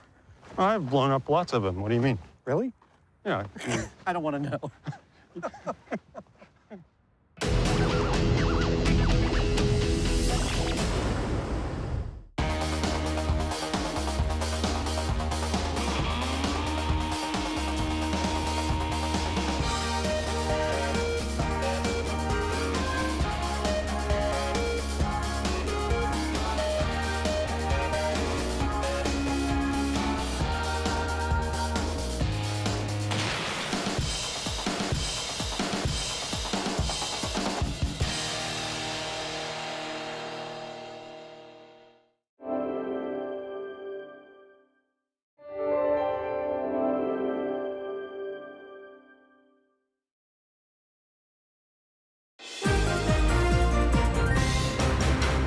Since 2002, the Mythbusters have used science to separate fact from fiction. This year, however, that wild ride is coming to an end as Adam and Jamie hang up their lab coats and eccentric hats. But not before what's rumored to be the most spectacular final season in television history. You ready? Yeah, I'm ready. Let's get to work. Okay, final season, here we come.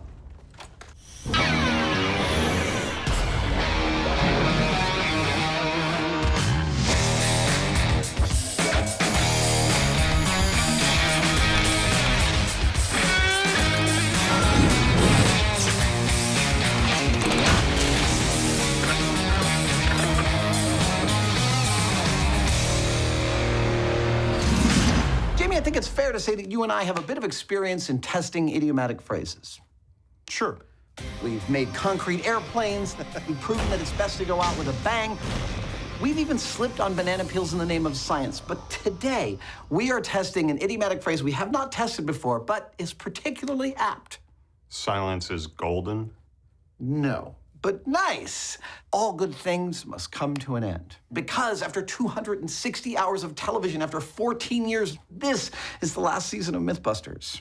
So what do we got? Well, this episode is going to be something we've never actually done before. We are going to be teasing some of the awesome stuff we shot this season, but we are also going to be peeling back the curtain and showing the audience exactly how we filmed this season. Mythbusters behind the scenes. Sounds like we should start with something like a montage, perhaps? Right you are. Cue the montage. From a rocket-propelled first episode, Mythbusters became a television phenomenon. Woo! This is gonna kill you. With a patented combination of comedy, Quack, damn you. carnage, Jamie wants big boom. and clever science, It's scientific! the guys have brought memorable mayhem to the small screen for 14 years and change. I reject your reality and substitute my own. But for their go big, then go home final season, Adam and Jamie are cranking things up to the max, like never before. And in this episode, we're revealing some of their secrets. Maybe you could give me a minute. Normally, when we start a new season, we just pick up where we left off. We find the most popular myths from viral videos, movies, history books, whatever, and we just go for it. But for this final season of Mythbusters, we wanted a series of episodes that resonated with us as Mythbusters, but also the scientists this show has turned us into. It's actively moving. Look at that. And so to try and achieve all that, it began with what I can only describe as the mother of all brainstorms. Mythbusters' final season. We need 12 iconic episodes that represent the history of Mythbusters. I'm gonna throw out the first one, duct tape. Explosions. Explosions, yes! The core brain trust of Mythbusters is Jamie, me, our showrunner Dan, our director Steve, and our 4 amazing producers. And the group of us sat down and came up with a list of episodes that we felt would properly send us off in style. Rockets. Gotta do something on rockets. Rockets, okay. Now, it wasn't quite as efficient as that, partly because we wanted to get it right, but partly because it's barely controlled chaos around here for most of the time. And Adam's constant deliveries don't help. Is this for me? For Adam? Fabulous. I'll be right back. Adam must get 3 or 4 packages every single day, at least. Oh, yeah! We gotta find a way to put this into the show. Can we just get on with it? I have no idea what he does with all that stuff. All I know is that he leaves it sitting around and in the way. Okay, where were we? We were talking about the revisit special. But back to the story. After 2 long days, we had finally come up with a list of episodes that we not only thought were really strong, but also really did speak deeply to the 14-year history of Mythbusters and resonated with us. And look at this, even Jamie's excited. Yep, it's no spoiler that this season is pulling no punches. With episodes devoted to detonations. Holy duct tape. You made it into the loft. Dramatic drops. There it goes. And away she goes. And dastardly diets. Made it through! Not to mention an epic grand finale. The guys really have created a farewell season that's second to none. 3, 2, 1! So after compiling that whole list, the next step for us was to figure out how to do that all safely. We have an excellent safety record over the history of Mythbusters. Ow, ow, ow. Ow! Oh. Am I missing an eyebrow? And we don't want to sully it now. We want to go out with a bang. We don't want to go out with a bang, if you know what I mean. We're known for our explosions, and this season, it has a lot of them. We blew up mail trucks, a giant fruit smoothie, some landmines. The biggest explosion we've ever done. But my point is, you'd think that all these stories would be the most dangerous in our rundown, but the fact is, they're not. Now, explosions are actually one of the safer things we do. We've exposed the creamy center. I mean, sure, if something goes wrong, it goes really, really wrong. But with all the fail-safes and the best practices involved, it's really unlikely to screw them up. 3, 2, 1, go! No, from a safety standpoint, it is always the one that you think is going to be easy that is going to kick you in the butt. And this season, the classic example of that is drifting on dirt. Yep, testing if drifting on dirt really is the fastest way to drive may sound simple. Yeah, that's it. Yeah, come on. But in this final season, it was anything but. I think the critical thing that we really need to watch out for here is dust. It's going to obscure visibility from Jamie and Adam when they're driving. In the event that anybody perceives any danger, to get on the radio and say abort. This story turned into a butt kicker for safety because there was so much dust. We filmed this in the middle of a drought, and whenever we drove around a corner, a massive pile of dust got kicked up. We even tried wetting it with water, but in the summer sun and out there, it was kind of useless. The big issue with the dust is that our course was a kind of a circuit. So you could make one turn kicking up a cloud of dust and then another turn where you drive back into that cloud where you're going at speed and you literally can't see a thing. Yep, and with a cliff on one side and camera crew on the other, That was not a good combination. Every time he takes off, it's like a film about the Dust Bowl. In fact, there was literally danger at every turn. I can't see anything. I can't see anything. Okay, abort.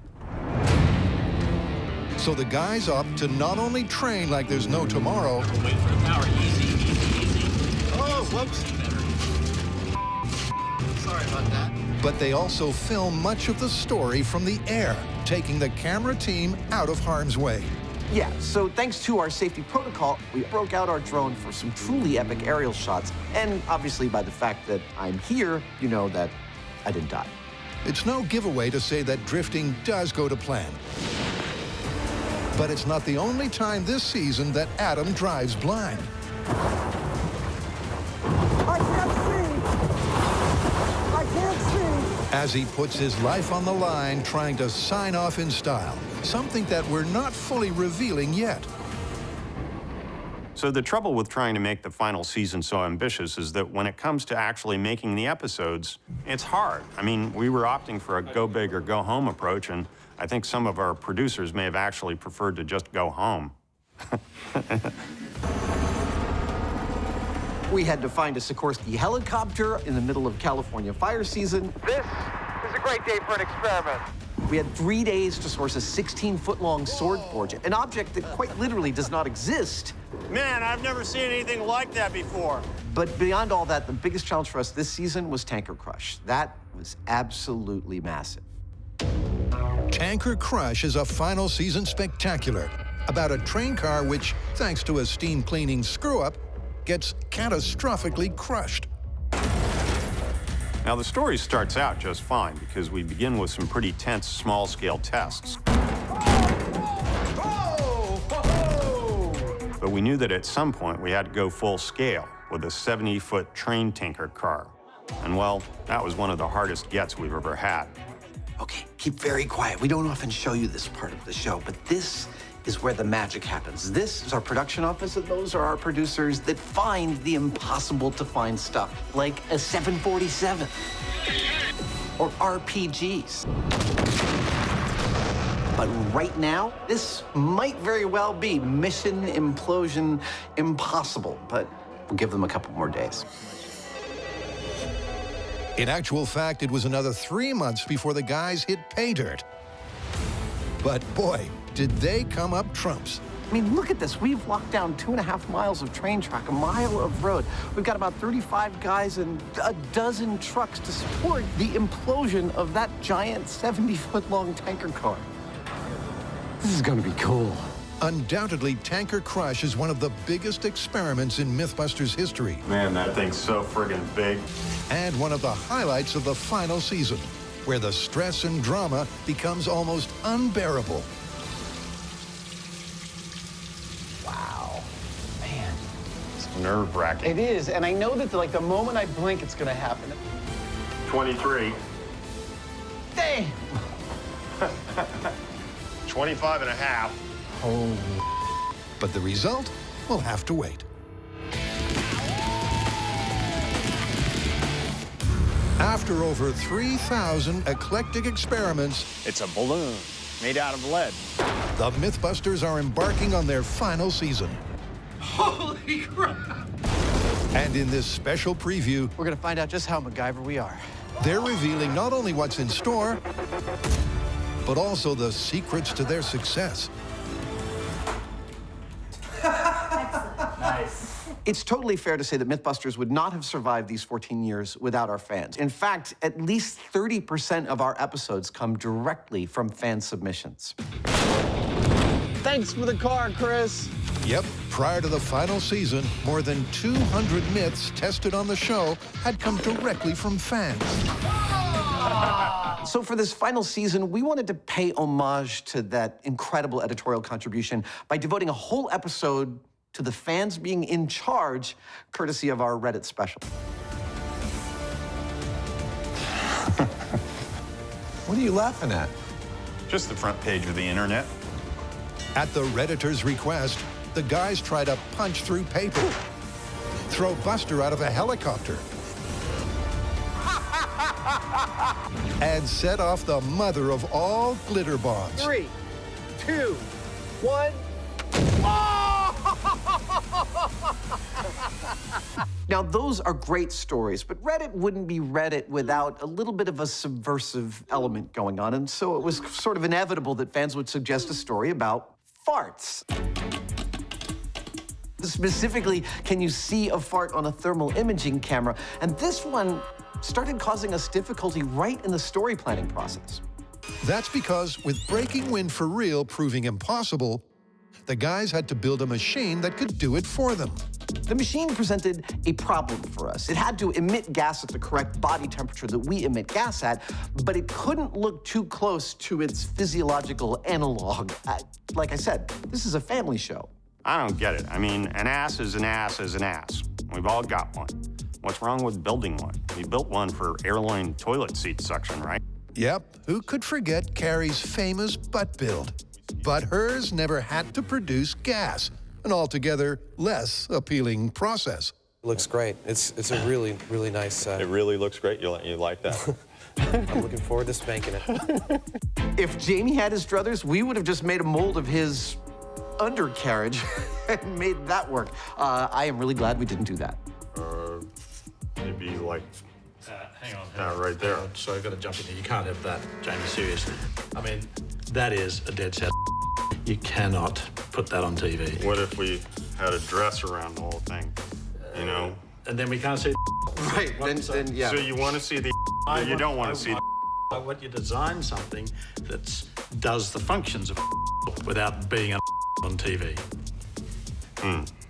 So something like maybe a whoopee cushion or something like that. That might work. Okay, I'll leave you to it. Get into it. Thanks. Once the director came up with the whoopee cushion idea, Jamie and I got pretty deep into the reeds with the design until we came back out with something that was effectively a whoopee cushion in a water bath that not only worked perfectly, We're gonna try and do this all with a straight face. it looked hilarious. That thing looks like a big that's farted. Adam's machine was actually a pretty neat bit of engineering. It had the added bonus of not smelling. That's not to say that this season we haven't been grossed out with smells. 2 words, rocket special. 3, 2, 1! Without doubt, rockets have helped put Mythbusters on the map. So for their farewell, the guys drive to the desert to test some final rocket fables. Can you really shoot for the moon with some far-out fuels? Nice. They start with gummy bears. Launching in 3, 2, 1. Ignition. Oh, hey! Go! A duck. Then they try an eclectic concoction of rock candy and carbon. Launching in 3, 2, 1.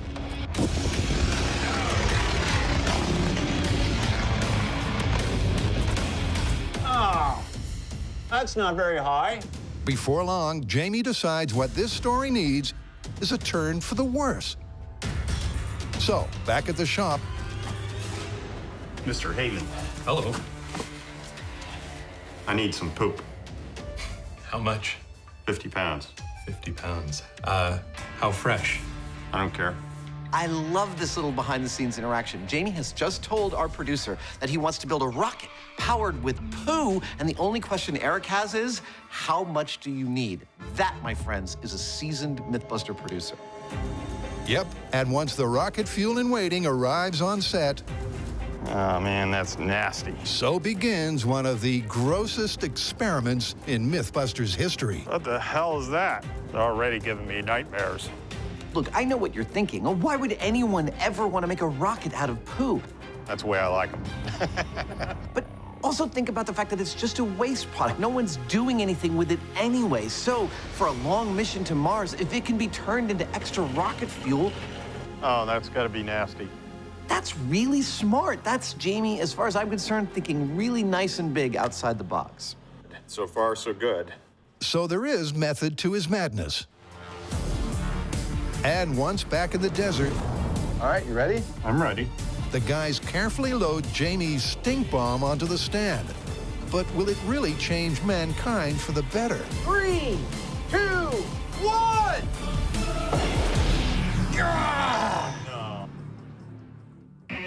Well, one story that just might involves landmines. Oh, for years we've been wanting to do this story. It's so great. Can you traverse a minefield in a hovercraft?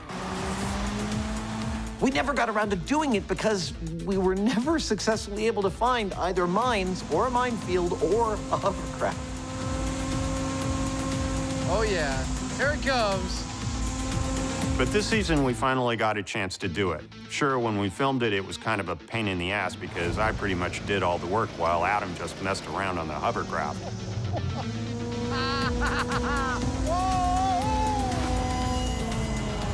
But anyway, thanks to me, we do have an actual experiment. Yep, with a hovercraft finally located and some homemade landmines, the guys do put this long-awaited myth to the test. And while we're keeping the results under wraps, there's one thing we can reveal. Yeah, landmines are awful. They're really awful, awful devices. So if you can find a way for innocent people not to get blown up by them, that'd be really good. Ah, you big baby. In addition to making sure that the stories we chose this season are as epic as possible, it was also really important to us to make sure that the visuals were the best we've ever done, and I think it's mission accomplished. Really, I think the stuff that we've shot this season is as beautiful and as cinematic as anything that's on television right now. My DP is behind the camera right now giving me a kind of a, really? Look, and I'm totally serious. This is a beautifully filmed season. Yep, this final season is a visual treat, not least thanks to the drones. We have dabbled with drones and UAVs over the years, but this season, they were used in every single episode, not just for cool shots, but also as key elements of our storytelling process. Probably the best example of that is our duct tape special.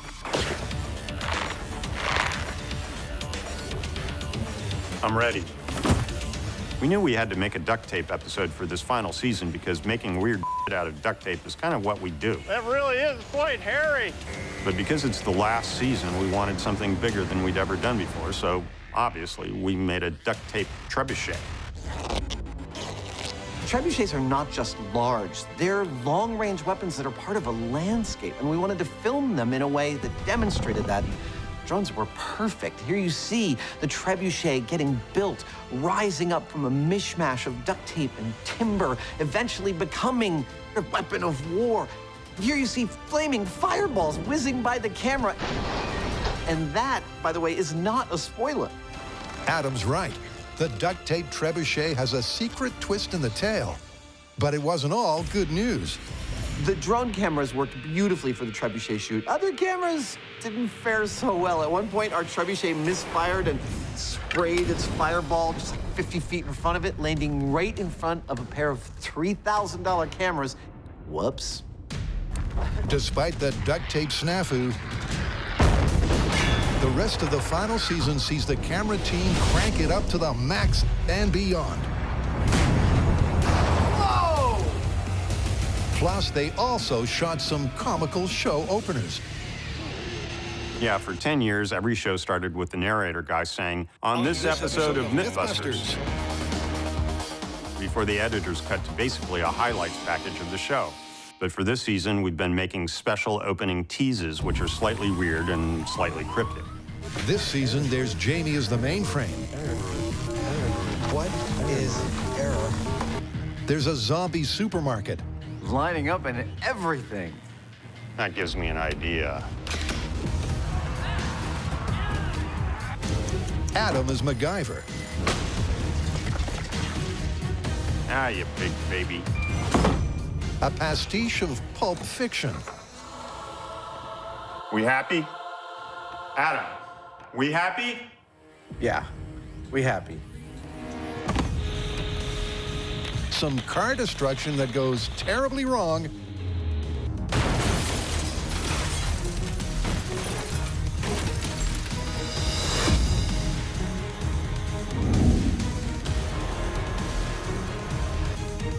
And the ultimate cooking chaos.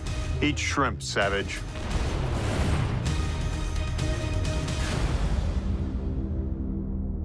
One of my favorite parts about the Cooking Chaos episode is Jamie and I had a genuine food fight. What you didn't see is that he got really upset leading up to the shoot about food getting all over his shop. So he made one of our producers, Jax, put on a hazmat suit, a face shield, and rubber gloves, and poor Jax is there trying to catch all the stuff we're throwing. Bolognese, spaghetti, custard pies, just to keep food off Jamie's floor. We were able to clean it. That's perfect. We'll go with that. All right.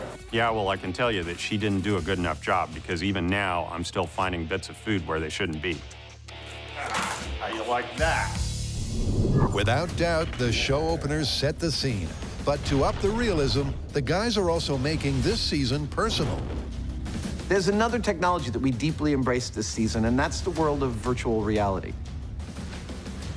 Oh, wow.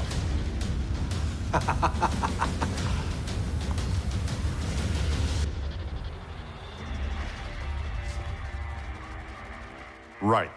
For every single episode, we filmed a VR experience that lets viewers see exactly what it's like to be on set with us. We've got our small-scale tanker experiment. We've got a zombie attack. We've even filmed something that showcases what it's like to be inside an explosion. In a lot of ways, embracing VR demonstrates what this whole season is about for us. It's our final season. We could have made it more easy on ourselves, but we want to keep pushing. We want to keep getting something that we're proud of, and embracing VR is all about that, period. Dude, I know I was just there, but this is like I was just there.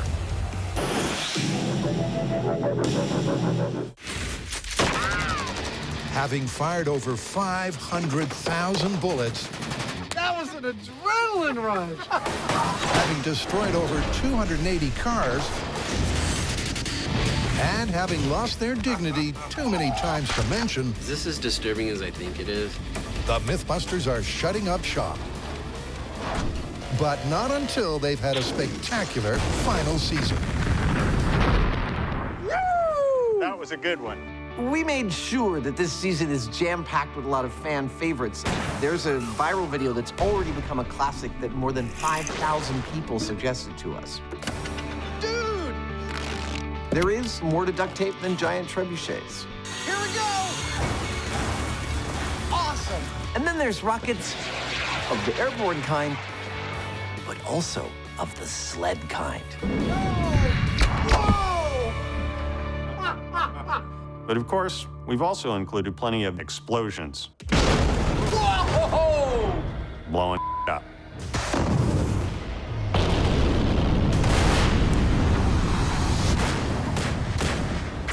Holy. Our best explosion this season, I'm gonna have to go with one that involved a famous fictional honorary Mythbuster, Angus MacGyver. Come on, there's no way we could finish Mythbusters without doing one more MacGyver myth. I like this sled. Maybe I'm gonna try it out. Indeed. And this one involves finding out if wet cement can really smother an explosion. How you doing? I love this story because it's like cement truck in reverse. How do you use cement to stop an explosion? That is some awesome meta symmetry going on right there.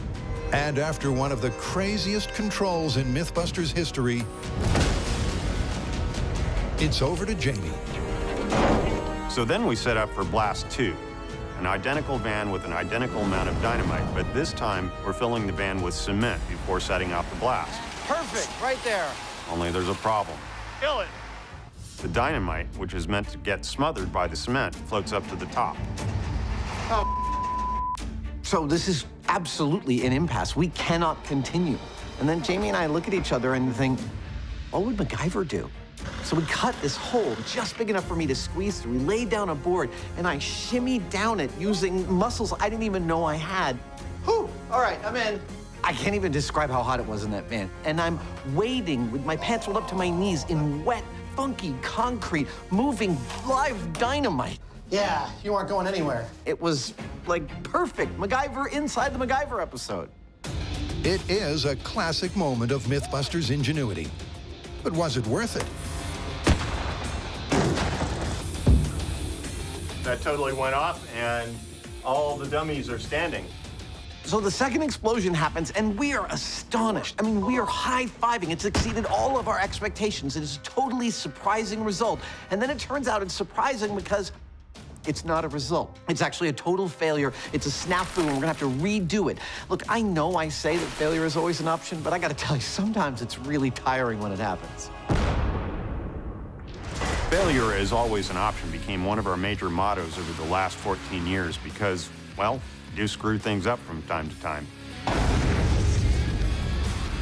This final season, we kind of had more screw-ups than ever, though. Look, I don't know whether it's Murphy's Law or just the fact that for this final season, we pushed too far outside our comfort zone. But Jamie's right. There was a large number of big screw-ups on this season, not least of which, during the rocket episode, I tried to make a rocket using crushed up insects and pretty much failed spectacularly across the board. I was trying to make what is essentially a long tube of rocket fuel out of crushed up crickets, and everything I tried failed. I tried baking it, and that failed. I tried drying it out and then baking it. Fail. Everything I tried, total disaster. That could have gone better. We ended up having to do something we've almost never done on this show, which is to end up cutting that whole sequence out of the episode. So as far as crickets and their viability as a rocket fuel, I'm sorry, NASA, I just don't have the answer. Failure is just another word for learning. And I'm really good at learning, if you know what I mean. I got shrimp up my nose. Ah! Whoa!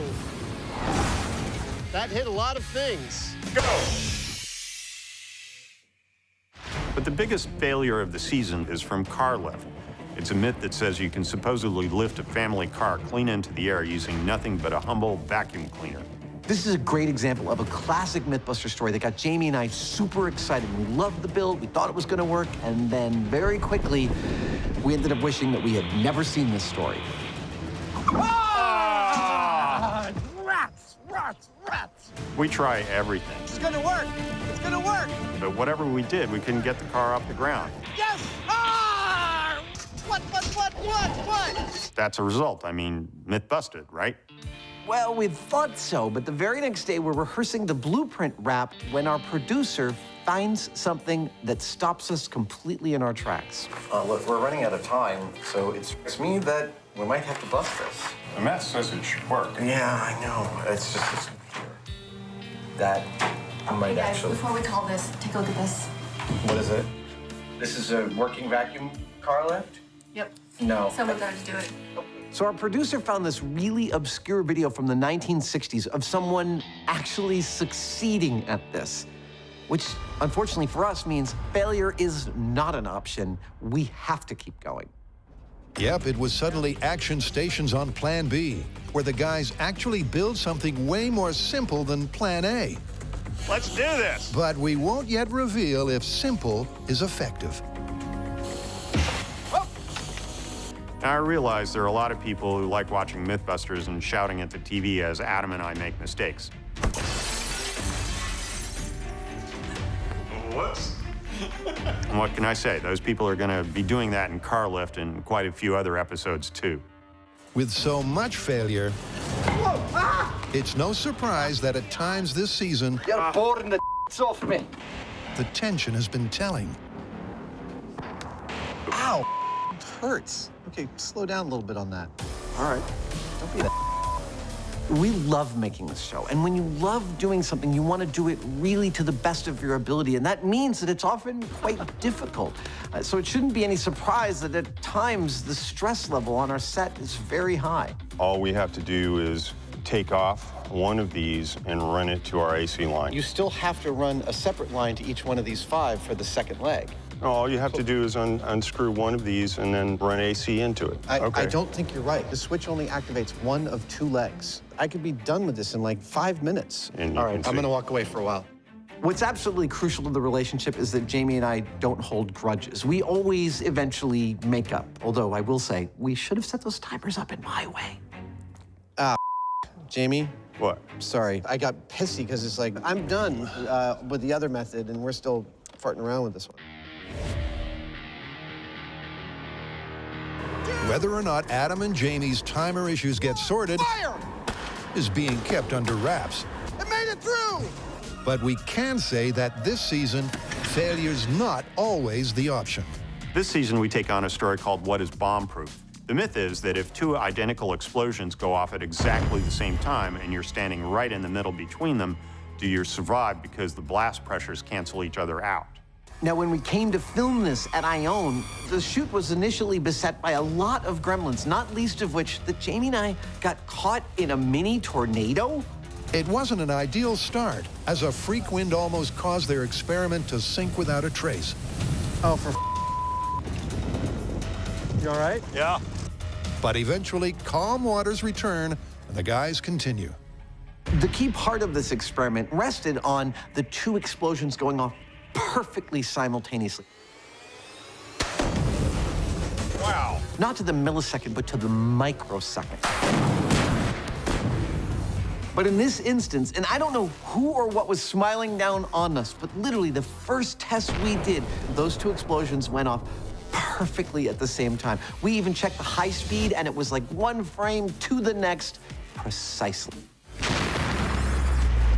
It's kind of crazy. That was probably something like a 1 in a million shot, and we got it right on the very first go.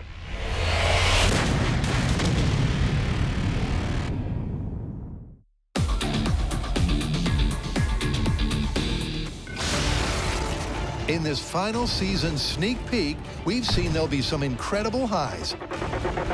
Yeah! And some predictable lows. But for this season, it's also the case that the gloves are off. This final season is about as diverse a season as we have ever made. It's time for Zombie! But for one episode this season, we decided to break the rules and cut loose a little bit. Groovy. Yeah, after almost 1,000 myths, there's one episode in this rundown where the showrunner says, Jamie, you're always wanting to do stuff just because you find it interesting. Well, here's your chance. No myths, no movie scenes, no urban legends, just Jamie getting the green light to tackle something he's interested in. And what he chooses to tackle is about 11 kinds of awesome. Yep, cars, physics, and info. Jamie chooses to find out if you can ever flatten a car with a massive amount of explosive. And right from the get-go, he's already in his element. Look at him. Sometimes I think that Jamie is the human equivalent of a hermit crab. Like a hermit crab can't survive outside its shell, but it doesn't make its shell. It has to go find it. I think in an alternate universe, if you gave Jamie the choice, he would choose the hard shell of a piece of earth-moving equipment to exist in 100% of the time. Having primed the bomb range, Jamie does a series of small-scale tests, some of which work well. Yeah. And some of which go out of control. Whoa. I don't think they've landed yet. But eventually, he figures out a plan for full scale, and the guys head to their home away from home. There's our setup. It's perfect. At NMT, the setup was really pretty elaborate, with I-beams and large sheets of steel. You mean come up and over? Not to mention a real hefty amount of explosives. All that stuff was great, but what's really meaningful to me about this kind of thing is that these experiments are adventures. You never know where they're gonna lead. Some people climb mountains, we blow it up. What are you gonna do? It's interesting, but there's a lot of episodes we do that Jamie is just not that interested. Star Wars, take it or leave it. I really don't get why you're into these things. Laws of attraction, just a little bit awkward. Hello, angels. Hi, Jamie. But this time, we saw a side of Jamie we had never seen before. He was excited. He approached it with gusto. He tried multiple iterations, and he was even giggling between. This is what it turns out Jamie had always wanted, to just be free. Oh. Of course, we're not going to reveal the result of the car carnage now. 3, 2, 1. Whoa! Oh, that's a piece of the frame. Wow, some stuff is still falling. But we will say that Jamie's not the only one who's got a favorite this season. When all is said and done, my favorite myths often happen to be the ones in which we come to a conclusion that could actually positively affect somebody's life. From our back catalog, I love Underwater Car, where we show a technique with which people could actually save their lives. I survived! The Mythbusters technique worked!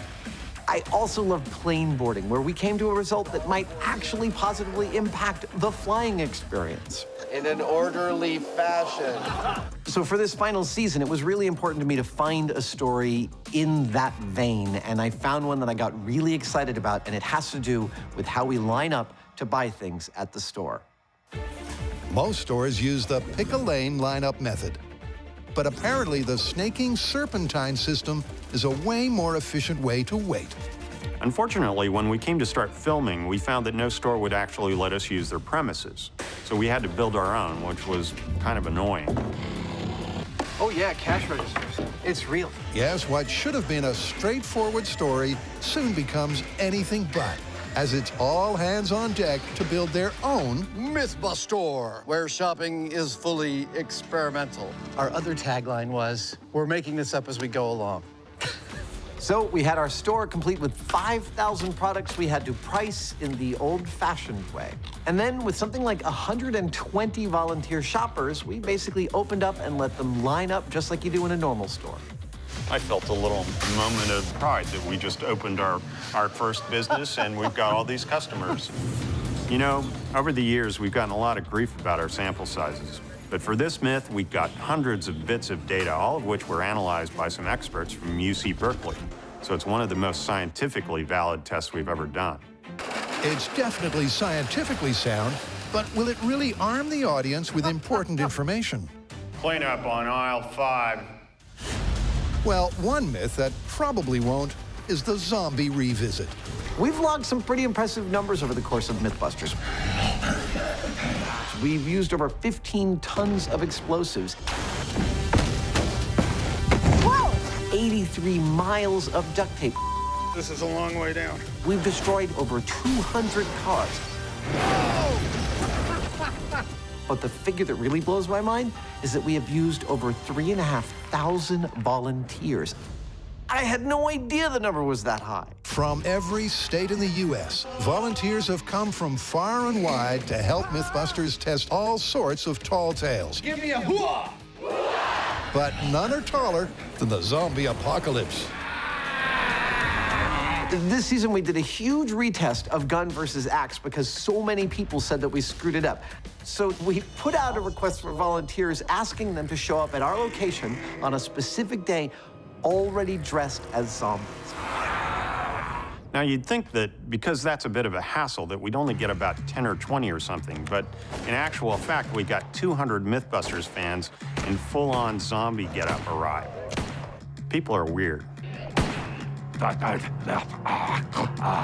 The effort that people went to was amazing. There was great zombie makeup, great zombie costumes, phenomenal performances. And we didn't even tell them that Jamie was going to be shooting them in the face. But they didn't seem to mind. Well, they're zombies. But there's something bigger at play here. Something about the reach of Mythbusters, or maybe the reach of science. 200 people turn up for a full day in the middle of the week to be shot at in the face while wearing dress-up. While it's absurd, it's also kind of humbling, and it makes you realize how important this little science show of ours really is.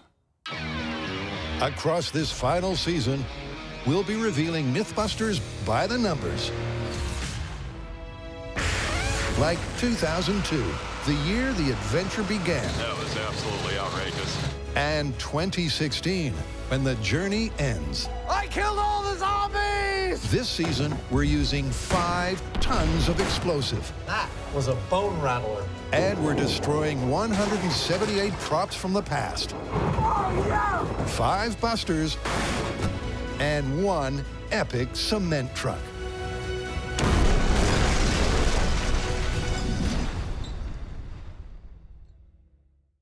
Adam and Jamie are giving us an insight into their final season.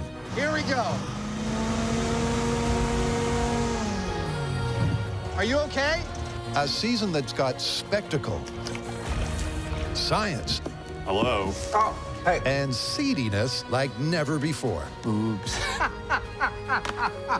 But it's also got the emotion cranked up to the max. It's gotta go!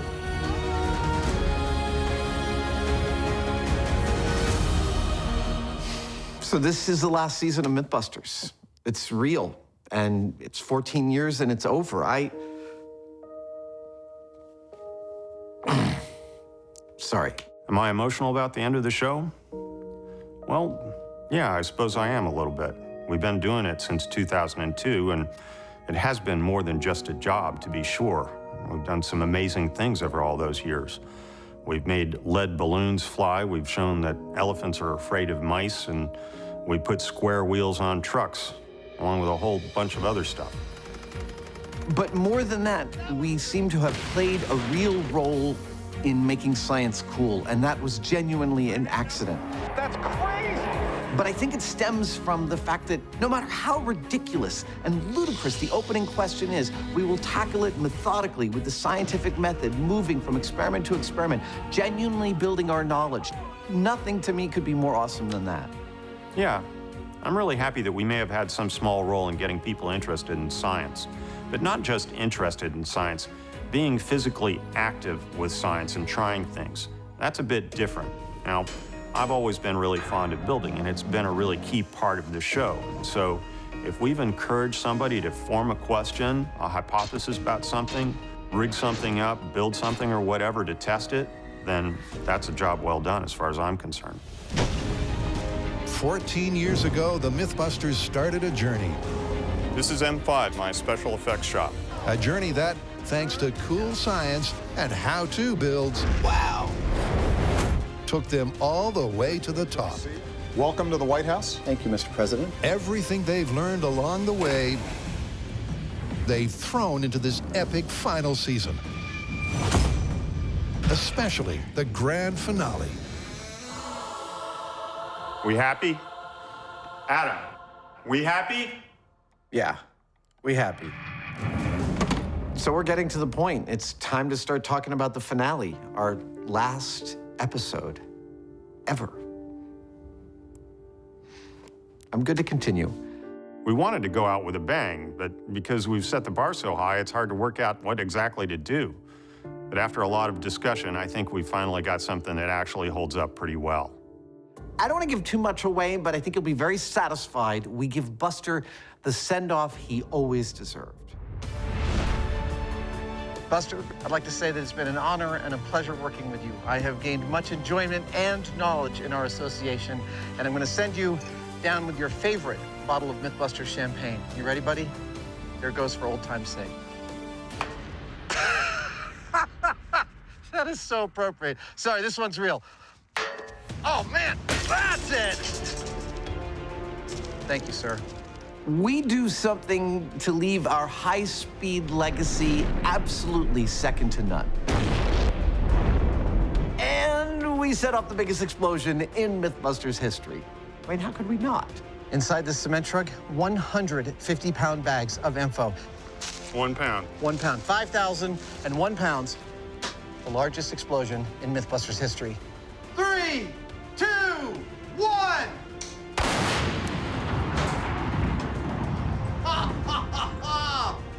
And, well, we put our entire Mythbusters history on the line in one of our favorite locations ever to retackle one of our favorite stories ever and take it to the max.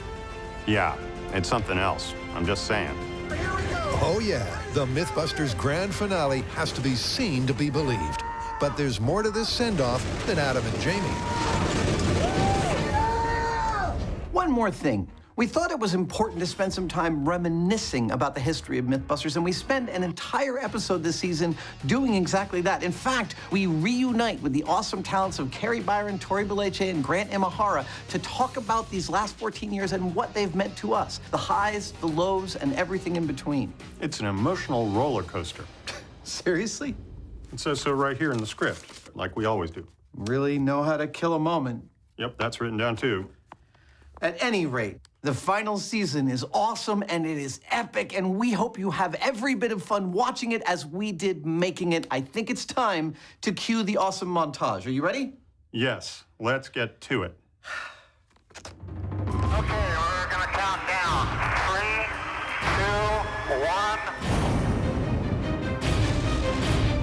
We are getting into hovering position over the target. Fire! Warning. Yeah!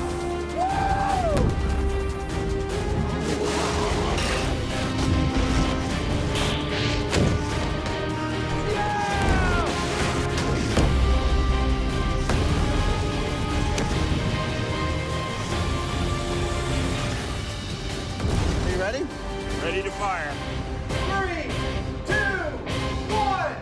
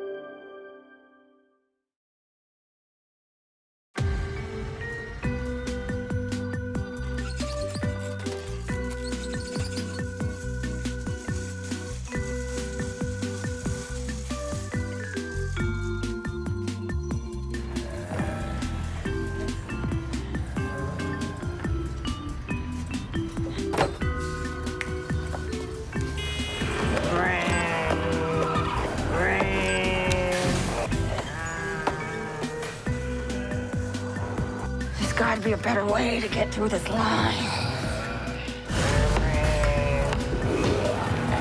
Look at what we have here. Zombies in a grocery store? Lining up and everything. That gives me an idea.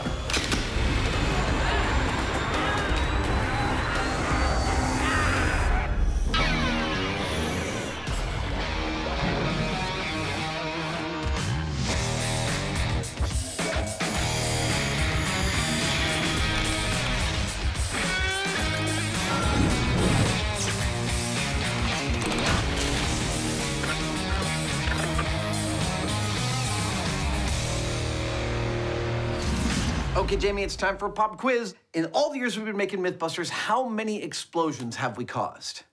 I don't know. Wow, 900. Okay, here's another one. How many cars do you think we've destroyed? No idea. Close, 220. Okay, how many volunteers have we used on Mythbusters? I know this one. A lot. You're darn tootin' it's a lot. We've used over 3,500 volunteers in the years we've made this show. We literally couldn't do it without them. That's why in this episode, we are paying them homage with 2 more stories that require some volunteer help. Like what? Well, later we're gonna be testing a myth that may prove that we've all been waiting online at the grocery store wrong. I felt a little moment of pride that we just opened our first business and we've got all these customers. It's true. But first up is a fan favorite that has become a fan favorite to complain about, our zombie episode, specifically axe versus gun.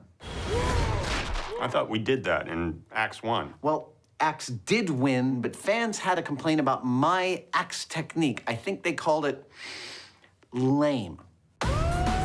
Yep, in the epic zombie special, Adam's axe killed twice as many zombies Dead! Dead! Dead! as Jamie's gun. But fans cried foul. So back in the safety of M5, it's time for a Dawn of the Dead do-over. You remember this axe, don't you? It's my zombie killing axe. And while I used it to kill zombies in our zombie episode, fans had problems with the way I was doing it. I was touching them and saying they're dead. Fans pointed out, rightly I might add, that it takes a certain amount of force to embed an axe in a zombie's head, and that's something that we are going to try and replicate to make this more realistic. And to do just that, Adam's starting this volunteer special by breaking the mold. Oh, check it out! Dude, are you ready to have your forehead split with an axe? It's too late. That's what you were born to do. Let's go. Adam's anatomically accurate fake head will help his axe swing be more real. But how? This is Jeremy. He's a friend of mine who has helped me on some projects in the past. Today, he's brought some electronics to help us calibrate our axe hits. So what do we have here, sir? Well, we have an accelerometer here tied into a microcontroller. And the accelerometer reads acceleration and deceleration on 3 axes. So what I'm hoping to do, if this works, is attach this to the back of our real axe head, cleave our fake zombie in half, and get a value of how much force that takes. Yes. And that's what we'll get with this machine? Yes, we will. Awesome. Let's do it. With the accelerometer taped into place, it's time to swing for science. Zombie killing. This is more gruesome than I thought it would be when we talked about this in the abstract.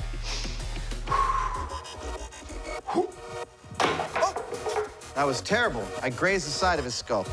Yep, take 1 was not a zombie kill. Look at that, I peeled off a bit of his flesh.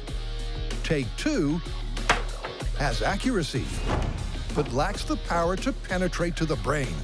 That was not a kill. You gotta hit him harder. But take 3. Yeah! Dead zombies all day long. Gets that kill data Adam needs. All right, so I successfully killed my zombie head, and to do so, I swung this axe on a 120-degree arc at 7.8 meters per second. Now comes the cool part. We're gonna put the same accelerometer onto my original foam axe, along with a special control unit that Jeremy's been building. So where do you want that? Right up here, right up top. Now, when I swing that foam axe through 120 degrees at any speed that is 7.8 meters per second or higher, then the control unit will let me know I've successfully registered a kill. We just made this the coolest toy ever. But if my swing is not long enough, fast enough, or hard enough, it's gonna tell me I've got to swing again. And to let Adam know his swing success, the unit's been rigged with 2 sensory systems. Okay, the machine's ready? Yep. Did you see that? It says kill?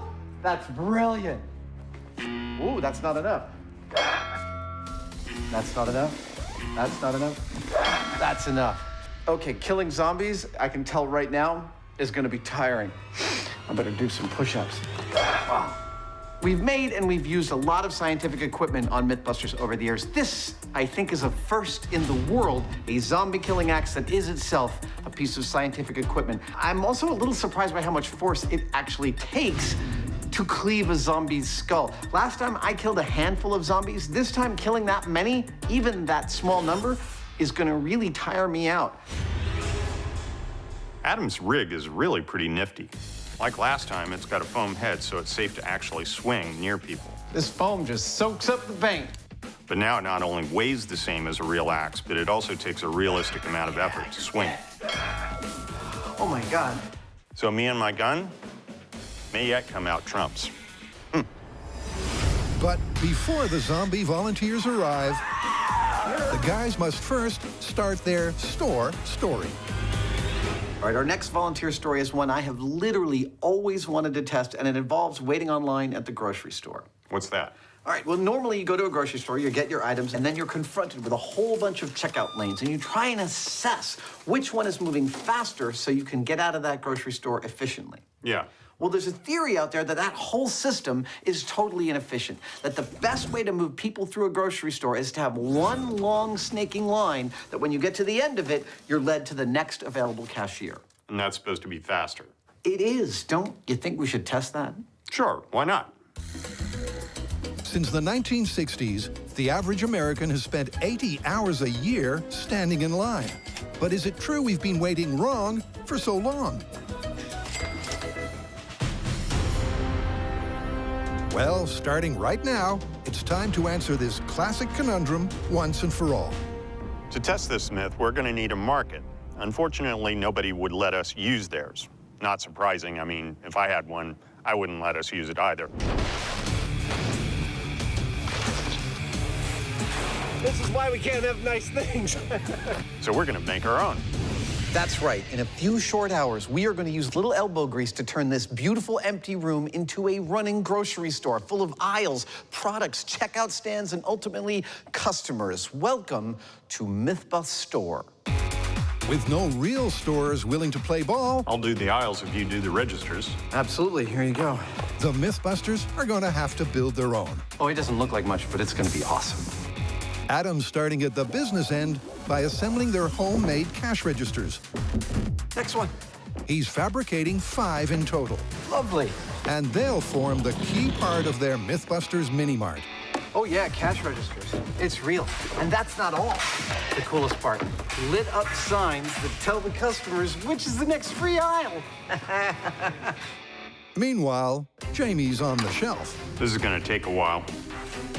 With almost 800 feet of shelving for the guys to stack and pack, it's a back-breaking business. But it does have its advantages. It might seem tedious to have to build our own store, but it allows us to remove variables that we might find in a real store that would be beyond our control. Jamie's right. A real supermarket will already have a layout locked in and won't want anything to slow down sales. So Mythbusters Stores is the way to go. But a build as big as this I have always wanted to do this. is something the guys can only pull off because of their experience. We thought of everything. We've got baskets, too. This is exactly the kind of episode we never would have attempted in the early days of Mythbusters. We just didn't have the ambition nor the skill to work with large groups of volunteers and to build our own large-scale experimental spaces, but we have learned so much over the years. This is the pinnacle of our ability to work in a budget, on a timeline, with a whole bunch of volunteers to test something. It's certainly ambitious. And with 5,000 products to place, time to start stacking. It's the perfect go big or go home setup that this myth needs. Give peace a chance. Well, we are 10 hours in, and our checkout stands are complete and ready and wired. Our shelves are up, but now it's time to stock, and there's a lot to stock. Eat corn! Ah! We are about halfway there with still a fair bit to go. All right, ready on aisle 3. Oh, we don't have any customers yet.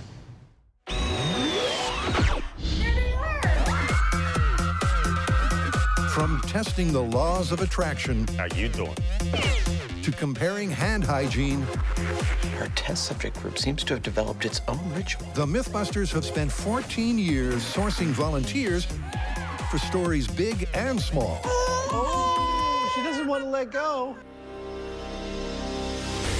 And right now, Adam and Jamie have crowdsourced 2 additional crowds, starting with the undead.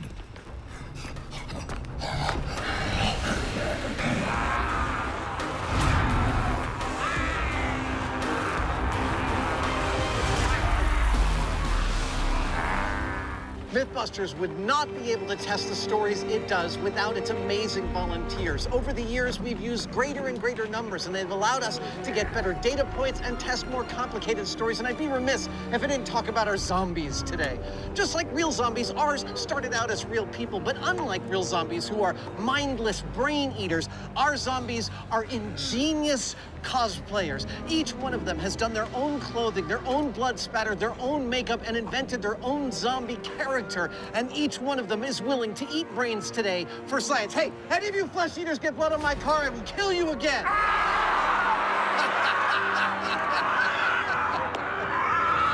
Awesome. Without doubt, our zombie volunteers are second to none. But the location is pretty special, too. Here we are back at the scene of our original experiment, our zombie battle dome, if you will. We've got the same exact experimental setup with some new colors and the same weapons. Jamie gets a gun, I get an axe. All we need are, zombies. Holy crap! With almost 200 volunteer zombies back from the dead, the guys have everything they need to retest the myth that fans complained about more than any other. Their biggest complaint was with my axe, specifically my technique. They said that it was too lightweight. They suggested, the fans did, that every time I swing the axe, it should be with enough force to actually kill a zombie. With the axe able to tell if Adam's using enough force to kill, Let's go. what's the plan? So how's this gonna work? Well, when I start the timer and I do this, that lets the zombies know that it's time to get down to business. And then when I see that the zombies have overtaken Adam, I use this again, I stop them, we do a zombie body count, and we see how Adam did with his new axe. It's time for zombies! In the original episode, Adam dispatched 14 zombies before getting bit. But how will his new, accurate axe work out? What a fine-looking group of ladies and gentlemen we all are. Are you hungry? Okay, here we go. In 3, 2, 1.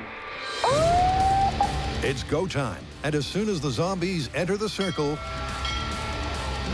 Adam's off and swinging hard.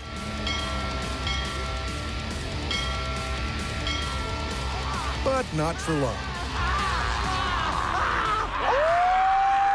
I'm dead! With just 8 confirmed kills, barely half that of last time, Adam's total has tanked. Well, the axe worked magnificently, and as far as Zombie Fantasy Camp, this is even more amazing than the last time we did this. Unfortunately, I was less amazing. Last time I killed an average of 14 zombies per round. With the real technique, I was only able to dispatch 8 before I went on to, I guess, become a zombie myself. That was awesome. Sensing that there's room for improvement, Adam resets and goes again. 3, 2, 1.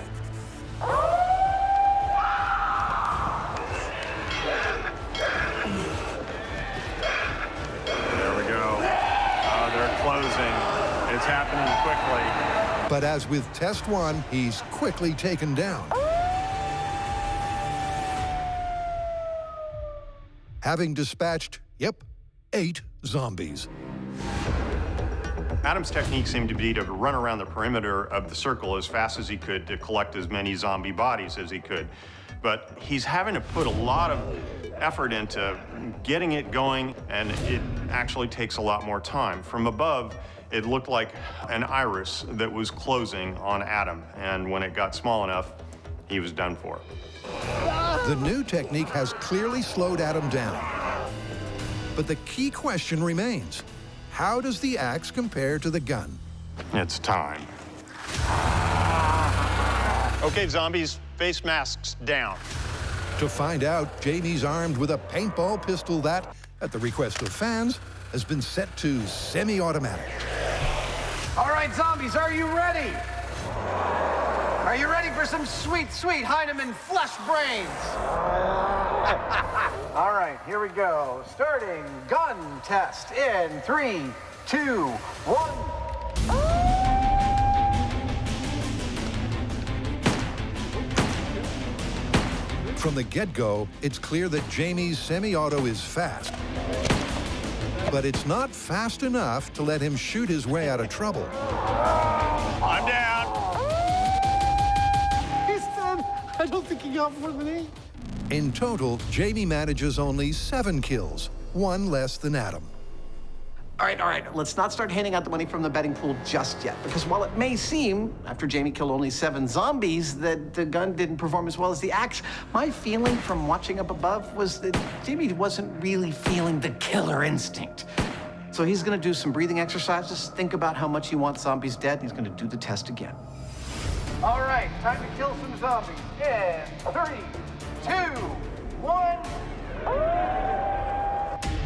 This time, Jamie's out of the traps even faster. But because of the time it takes him to aim, he's still not fast enough. Okay, I'm done. As Jamie once again kills just 7. Now, the last time I used some sort of weird pump-action pistol. This time around, I have a proper semi-automatic pistol, and it worked much, much better, at least as long as the clip was still full. But here's the thing. At the exact time that the clip ran out of ammo, the zombies were right there. And so the extra time it took me to swap out the clip was a deal breaker, and I was done for. And that meant that my semi-automatic pistol didn't do any better than Adam's now considerably slower axe even, and it didn't do any better than I did the last time with the pump action. One of my favorite things about this show, one of the most scientific things that we do, is we take feedback after episodes have aired and we go back and retest things. I love that. Fans did not like my axe technique, so we rejiggered it, made my axe much more realistic to swing, and as expected, that radically reduced the number of zombies that I could kill. But I thought that Jamie was gonna mop the floor with me with his use of his new semi-auto paintball pistol. And yet, he didn't improve his score at all. I am totally gobsmacked that it seems right now like axe versus gun, it's axe. Oh, yeah. Yep, despite the slowdown, the axe is ahead by a head. But there's way more to come for our armchair army. I'm ready. But only after some retail therapy. And we are pretty much done. 5 checkout stands, each with working cash registers and indicator lights. 5,000 separate food items arrayed on over 750 feet of shelving, every single one with its own label. $56,000 in Play Mythbusters money. This is, without a doubt, the most elaborate experimental setup we have ever implemented, all to find out which is the more efficient way to wait online. And we are pretty much ready to go. We just got to make sure that everything is properly priced. This one doesn't have a price. That's a problem. The guys are testing whether the traditional pick-a-lane method is really slower than one long line, known in the trade as the serpentine. And with their 5,000 products all priced, their elaborate plan is ready to be revealed. Here's how this experimental setup works. We've got 120 volunteers, and they will enter the store where they'll receive a shopping list of exactly how many items we want them to buy. Then they'll go get a cart. Once they have their cart, they'll enter the store and choose from the vast selection of Mythbusters merchandise on display. Personally, I hope we get cookies. Once our customer gets in line for the cashier, that's when the data collection actually begins. They will pull out their timestamp card and enter the precise moment they got in line. Then they'll proceed right towards the cashier. Once our customer reaches the cashier, that's when they enter the second data point, the time they got to the checkout stand. Thus, we will have the precise length of time they spent waiting in line. Our last stop is here, data collection, where we not only gather our customers' timestamps, but we're also interested in their experience. So on the back of each time card, they will grade their overall satisfaction with the line. Total length of time for our test, 30 minutes. Let's get to some fake shopping for science.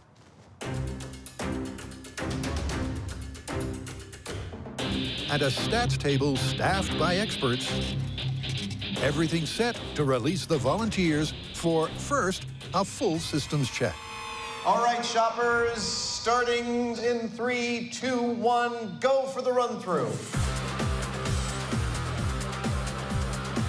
I felt a little moment of pride that we just opened our first business and we've got all these customers. It's true.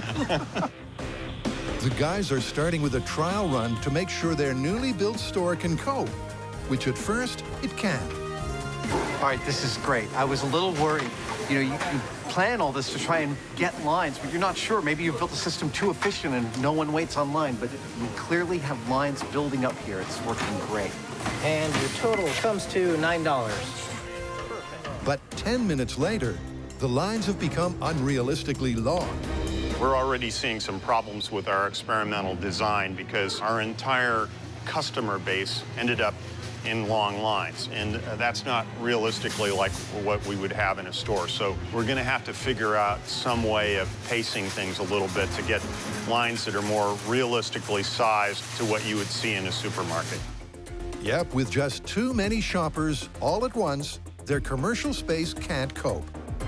So the guys kick out their customers and reset. All right, shoppers, commence entering the store. This time with 25% fewer people. There's a special on Jamie beans on aisle 4. Which soon results in queues that are much more realistic. Jamie, this is working beautifully. Meaning that the testing can shortly begin. We have done countless destructive stories over the years, but I also love myths like this one. I mean, I think when we do something like this, we might make the world a slightly better place by improving people's shopping experience. That's cool. That doesn't mean there can't be any destruction like this.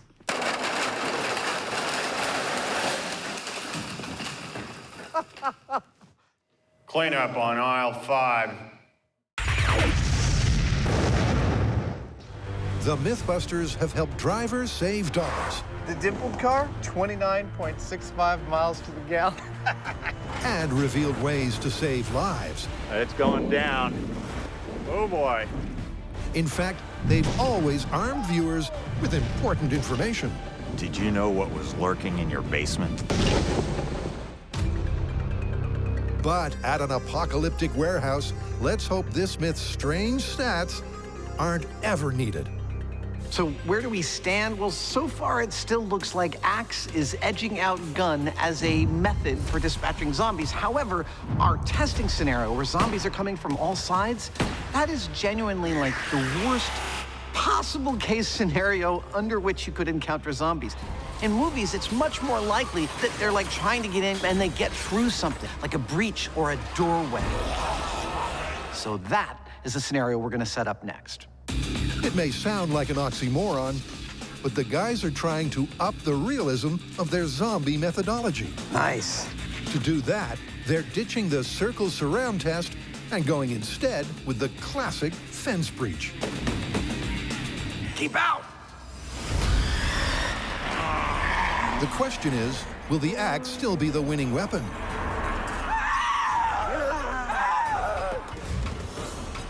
Three, 2, 1.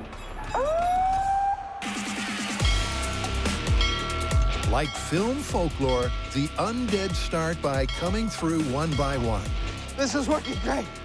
But what Adam doesn't know is that Jamie's about to release the zombies en masse. Breach the fence. Oh, With walkers now pouring forward, no! A living wall! Adam's swing frequency has to rapidly rise, which causes him to get fatigued fast. So much so that the power of his swing starts to fall below the kill threshold. Adam is about exhausted, and he's slowly losing the battle. This is exhausting.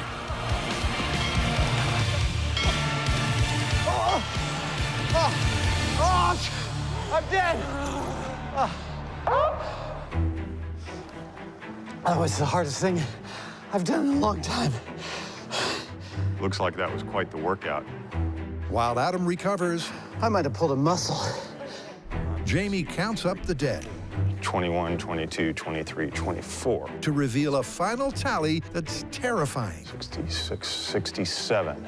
Might be another body or so buried under there, but I'll call it 67. 67 zombies.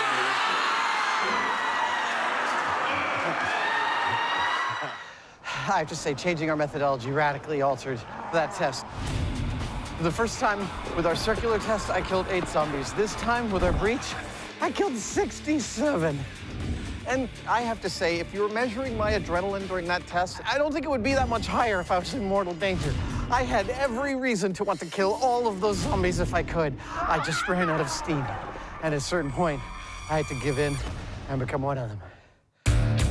With 67 the benchmark to beat, it's time for Jamie to come out all guns blazing. I'm ready. Armed to the teeth, and then some. You want a piece of me? Let the carnage commence. But only after this quick prediction. In my test with the axe, by the time this clock reached 2 minutes and 11 seconds, I had killed 67 zombies and died myself. My prediction is that at the same moment in time, Jamie will have killed at least twice as many zombies, and he'll still be alive. I've been wrong before, but I don't think I'm wrong this time.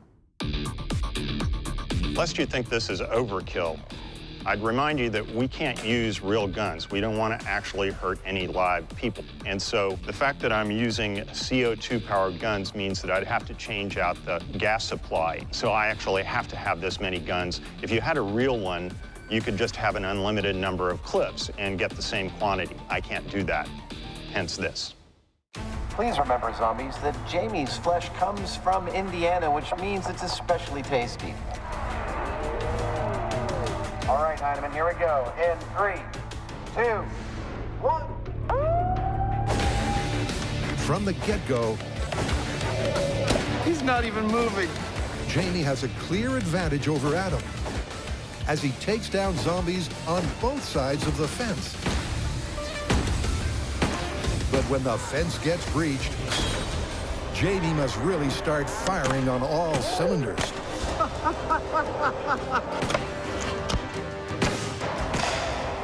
Excellent. He's doing good. Come on, Jamie, you can do it! Jamie may not be tiring, but the odd gun jam is slowing him down. Oh, he's gonna run around the whole other side of him. This is kind of great. So much so that his days in the land of the living are numbered. He might be dead. I'm down.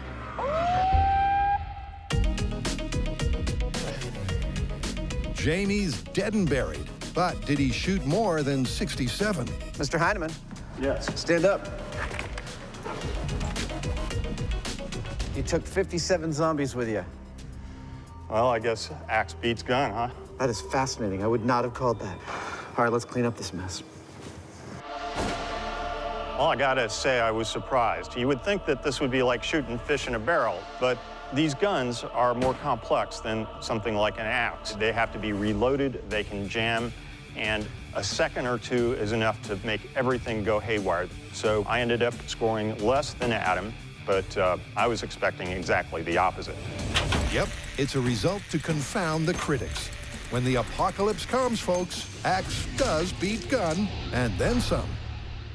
Look, I have to admit, in the back of my mind, I'm going, the axe is totally gonna lose this contest. As soon as you make it harder to swing, I am toast.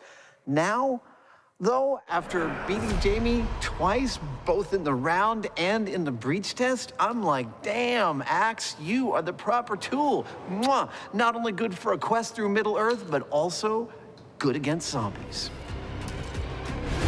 But before disbanding their undead army, there's one more zombie request to test. Groovy.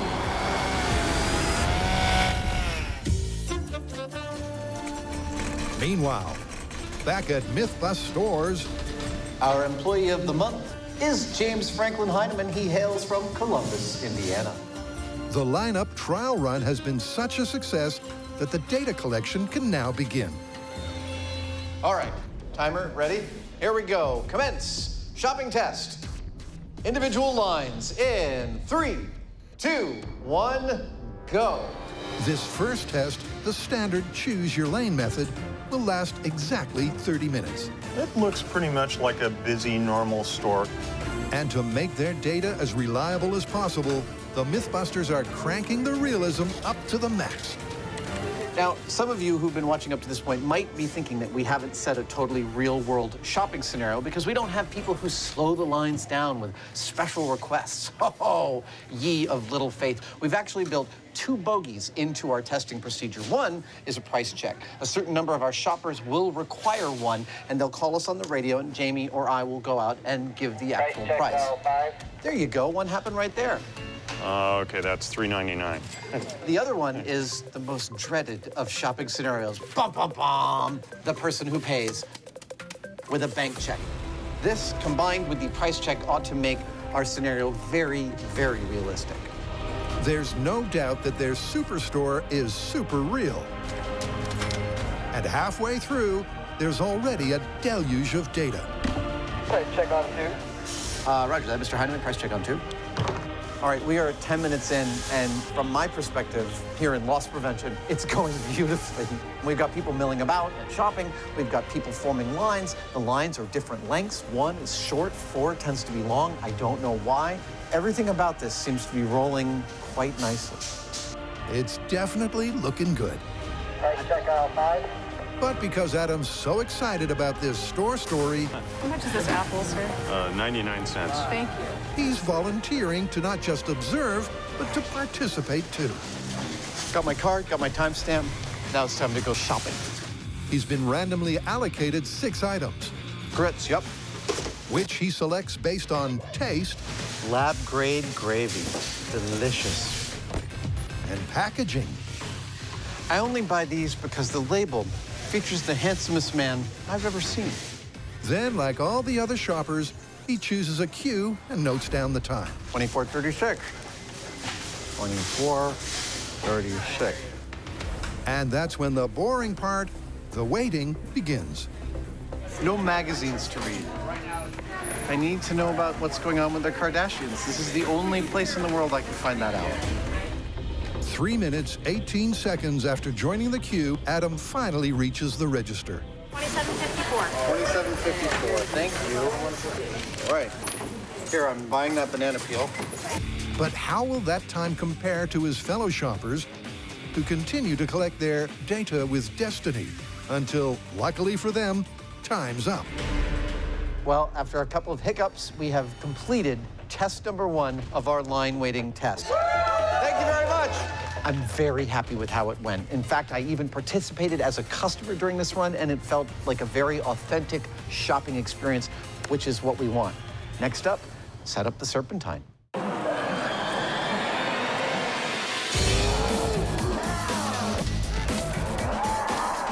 want a piece of me? In the Mythbusters Volunteer Special, the guys have shown that axe does trump gun. That was the hardest thing I've done in a long time. But fans also want to know if its gasoline-powered bigger brother is even better. And for that, Adam's taking a pit stop at the shop. While we've been playing around with guns and axes, I have to say I feel we have neglected perhaps the most spectacular of zombie-killing tools, and no zombie apocalypse would be complete without it, the humble chainsaw.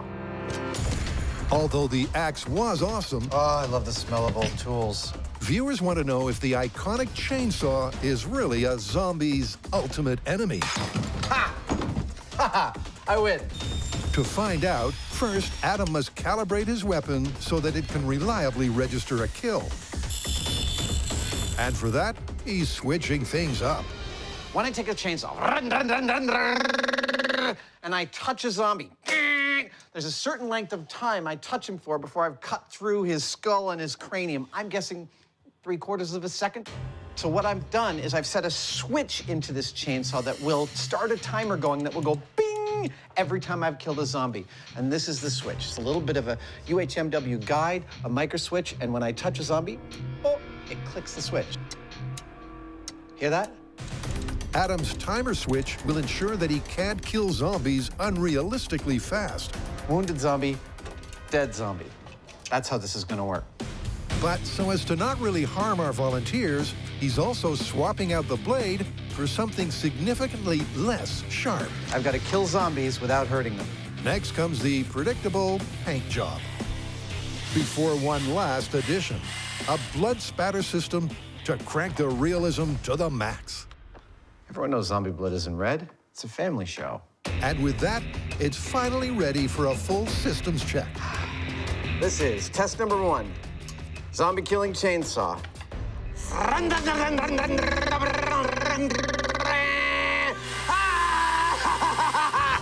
Let's go kill some zombies. But before we start that mayhem, it's back to the Mythbusters Shopping Spectacular, where Adam and Jamie are tackling a classic queuing conundrum. Just remember, shoppers, there's also a special on Jamie beans in aisle 4. They're trying to find out whether it's quicker to wait in individual lanes or one giant line. Here's a little something for your trouble. Thank you, sir. And with the 30-minute choose your lane test ticked off, the store manager has the stats. Well, test 1 is done, the results are in, and I have this handy palm full of figures. We processed 138 shoppers, They averaged a wait time of 5 minutes and 39 seconds. The fastest was 2 minutes, 16 seconds. The slowest, 9 minutes and 21 seconds. That was an unhappy shopper. And they had an average satisfaction level of 3.48 out of 5. I think that's a little bit above average. Now, what does this mean when the serpentine line happens? I can't see it changing it that much. I could be wrong. To find out, the guys set up their serpentine, which is pretty simple. Basically, the serpentine line is just a single line. It may snake around like a serpent, but that's just to fit it in the store more conveniently. Darn right it's a long line. The customer at the head of the line simply waits for the next available cashier, and he goes there. That's the concept, but to see if it's faster, Cashiers, are you ready? Yeah! I said, cashiers, are you ready? Yeah! the guys open for business for their 90 volunteers. Go. But the test won't start straight away. You might be wondering at this point why we're letting our store run before starting to gather any data. And the reason is, well, it's best to think of our store like a marble run. It looks like aisle 2 is open for you here. So if you have a marble run with tracks and wheels and you dump 50 marbles in all at once, they're gonna start in a clump and then slowly disperse throughout the machine as it goes. That's exactly what we're doing here. We're bringing in our people and then letting them disperse. And once they're dispersed, that's when our data is going to be more accurate because it's more averaged across the system. It takes 5 minutes to achieve an optimum dispersal. And then it's all systems go. All right, let's start the clock in 3, 2, 1. Commence continuing shopping. To ensure a valid comparison, they're using the same number of volunteers. Looks like number 2 is open for you, ma'am. With the same number of wild cards. But by studying the dynamics of the queue, Jamie's already spotted something serious. So the amount of time that it took that customer to get from the middle of the line to the cashier is time that didn't exist if that person was standing in line the conventional way. It's that travel distance that I think has to be making this whole thing take more time. According to the Hyneman, this extra travel to the till will slow the system. But Adam's not so sure. When we first started writing out the methodology for this test, I have to tell you I had some bias, and I thought serpentine was totally gonna win. But now, after watching this in action, I'm not so sure that I'm right about that. Because it may be that this just makes it fairer for everybody, but not necessarily faster for everybody. Price check on 2. Oh, price check on 2, excuse me. Adam and Jamie are testing a super story about the superstore. Is it better to line up in individual lanes or in one long line? Halfway through the long line test, and their Mythbusters data is coming in droves, which is Jamie's cue to join in. It's time for you to be a customer. Okay. Like Adam before him, 10 items. Jamie's volunteered to collect data. Fresh produce is good for you. As he sources a randomly allocated 10 items. And some peanut butter. Before standing in line, which is too hard for Adam to resist. Yes. You can see him there. He's blending in with the average populace. Not even a little bit. You can spot him by his absurd mustache and self-referential hat. Whereas Adam Attenborough Savage queued for 3 minutes 18, Jamie's wait is way longer, a whopping 5 minutes 29. There you go. Thank you very much. Keep the change. But that's still less than the pick-a-lane average. So what will the rest of the data say? Well, 6 minutes and 32 transactions later, the guys have all the numbers they need. All right, everybody, freeze where you are. Freeze where you are. That will conclude test number 2. You guys are awesome. Thank you. They did a great job. Yeah. All right, the results of our serpentine tests are in. And if you remember, the average wait time for our 5 individual lane shoppers was 5 minutes and 39 seconds. The average wait time for the serpentine shoppers was 6 minutes and 56 seconds. Yes! 77 seconds on average per shopper slower. What the hey? That's absolutely kind of mind-blowing to me. That's right, but here's where it gets interesting. Even though the serpentine moved slower, the customers actually liked it better. In fact, twice as many gave it a 5, the top rating. Go figure. It's a result that's the complete opposite of the myth. The serpentine was slower, yet also more popular, and Adam thinks he knows why. So why is serpentine slower? Well, let's look at the individual lines first. The fastest time through those lines was 2 minutes and 16 seconds. That is blazing fast. No bogeys, quick cashier, everyone's happy. But our fastest time in the serpentine was almost twice as slow, 4 minutes and 33 seconds. That's because the speed of the lines is averaged out across the entire group, and it brings it down. And when you add in the length of time it takes to get from the end of the line over to the next available cashier, well, it turns out you've added almost a minute to everyone's time. That's pretty amazing. Yep, it's slower for sure. But because it's also fairer, it's got the volunteer thumbs up.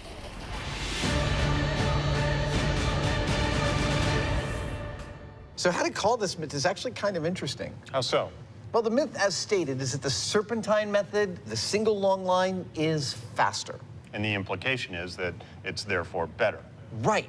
But even though we found it was 23% slower, the customers liked it better. Yeah, so we're in this weird position of saying serpentine method is busted. But it's also better. Yeah, busted but better. That's cool. Let's get out of here. Okay.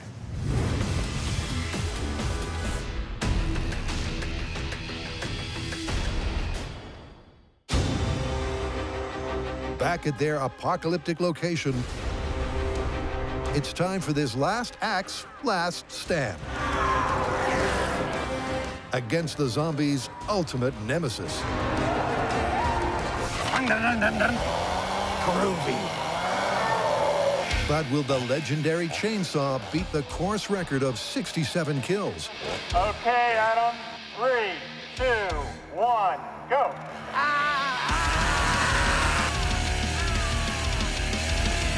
Remember, Adams rigged his replica Zombie blood all over me. with a switch that lets him kill a zombie in 3/4 of a second. Come on, zombies, yes!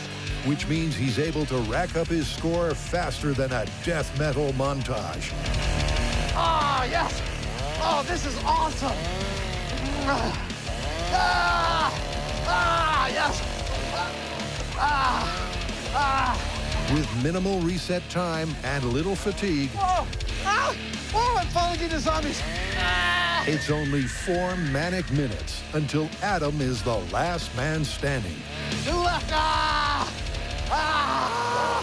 Yes! Woo! I killed all the zombies! It's a surreal scene of utter devastation. All 190 zombie volunteers are dead and buried. It's been a few decades since I was a mediocre student, but I remember enough to remember that a really good score is 100%. That's how many zombies I killed, and it feels good. With a success rate that's second to none, the chainsaw's status as the ultimate end-of-the-world weapon is well and truly confirmed. But that's not the only top tip from the Mythbusters. Oh, once again, I think we have really proven that the analog hand tools, even gasoline-powered, are vastly superior to guns and shooting weapons when it comes to zombies, even if it's a lot of work. I'll tell you, if there really is a zombie apocalypse, the first thing I'm doing is I'm going to the gym, the non-zombie gym.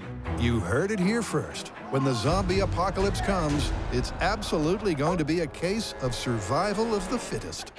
So after all that we've learned with dealing with zombies, what's your plan in the zombie apocalypse? Run!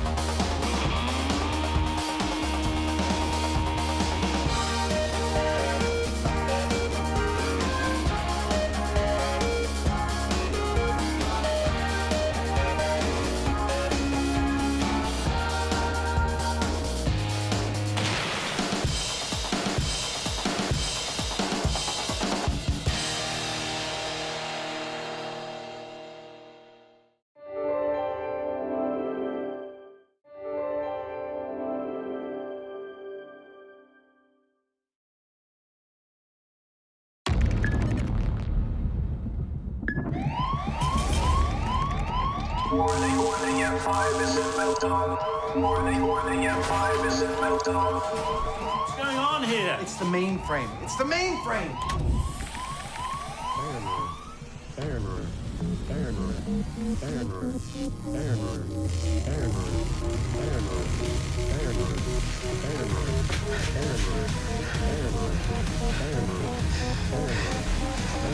What is error?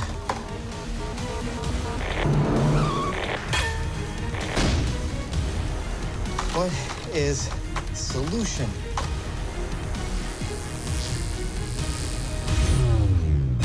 Revisit. Revisit. Revisit.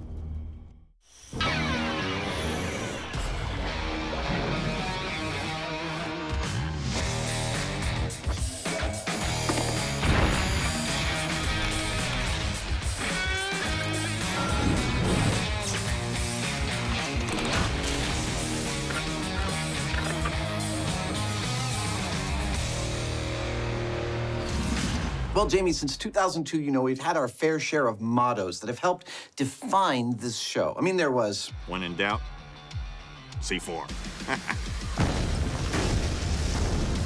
And who could forget... Holy crap! Run! Run! Run! And then, of course, there's the classic, iconic... Failure is always an option.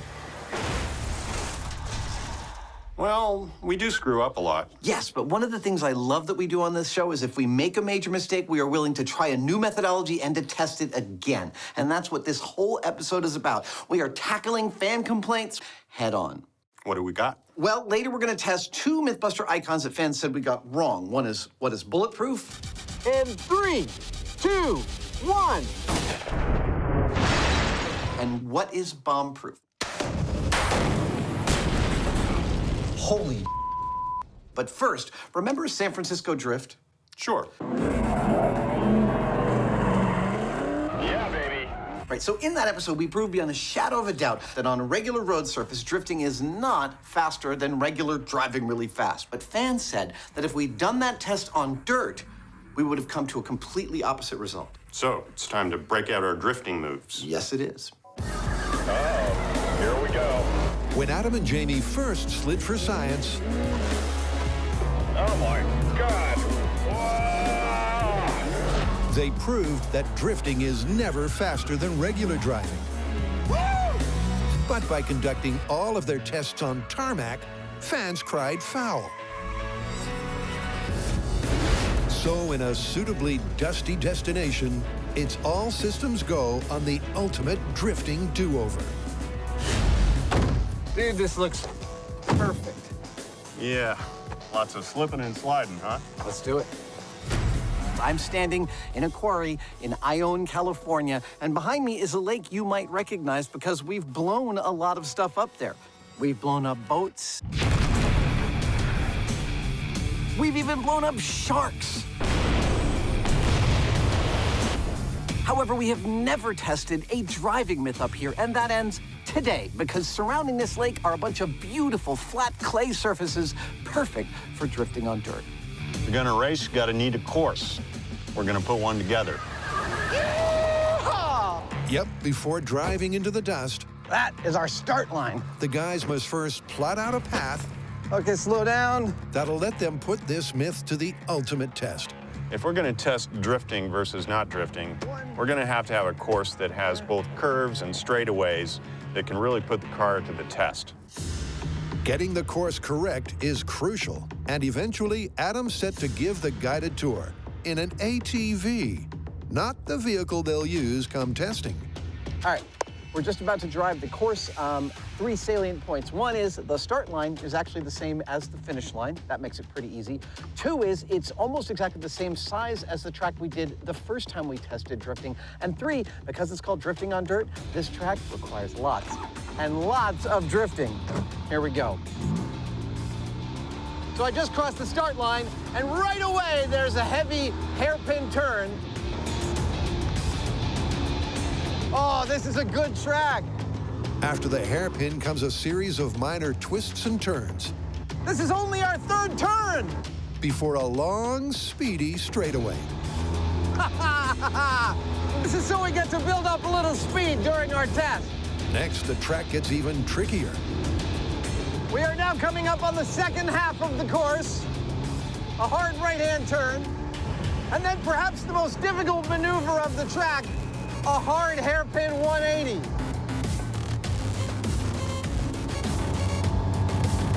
Yeah! Woo! Woo, woo! A few more bends later, and we're almost at the finish. Here it comes.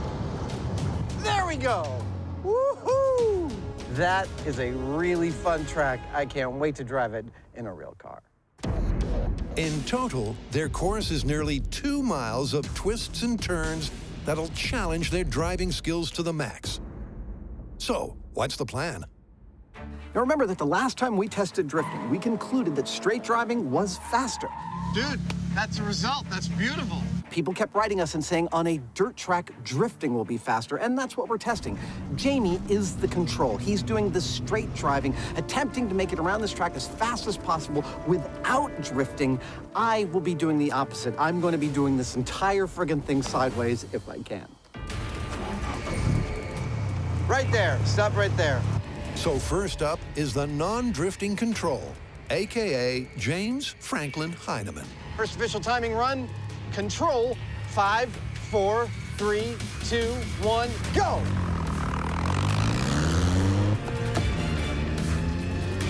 Jamie will do 2 pedal-to-the-metal laps. And his best time will be the benchmark that Adam has to beat.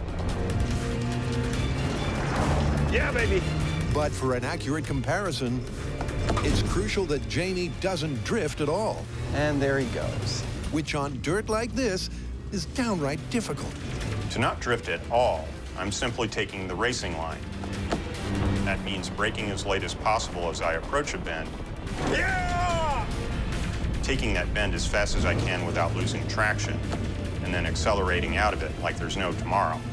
Reaching a top speed of 52 miles an hour without ever losing traction at a turn. Jamie comes home in 2 minutes, 24 seconds. A quick reset later, and it's lap 2 of 2. 3, 2, 1, go!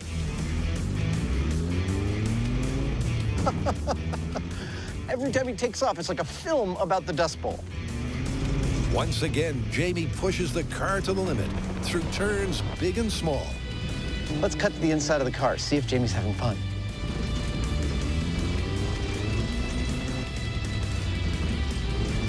And his time? Okay, here he comes.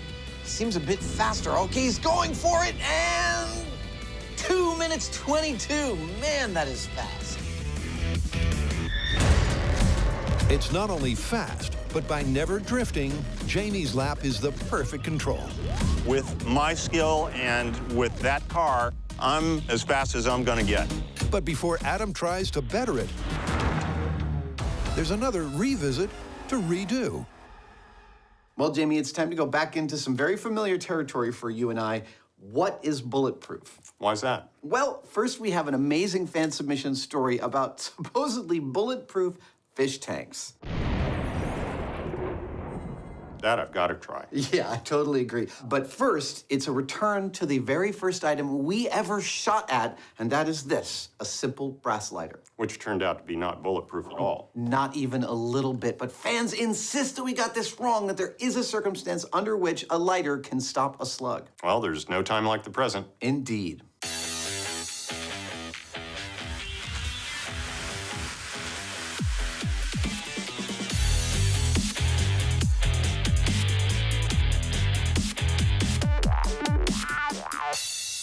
Shooting at stuff has been our bread and butter on Mythbusters over the years.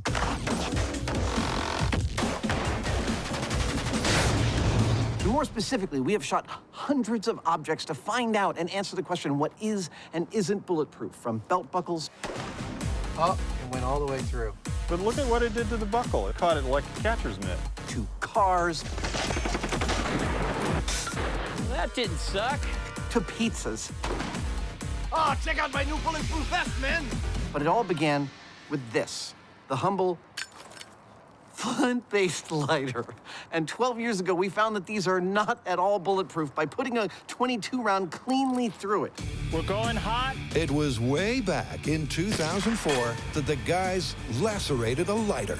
Looks like you hit it pretty good. But fans were furious because an article like this alleged that a lighter did stop a slug in a botched burglary.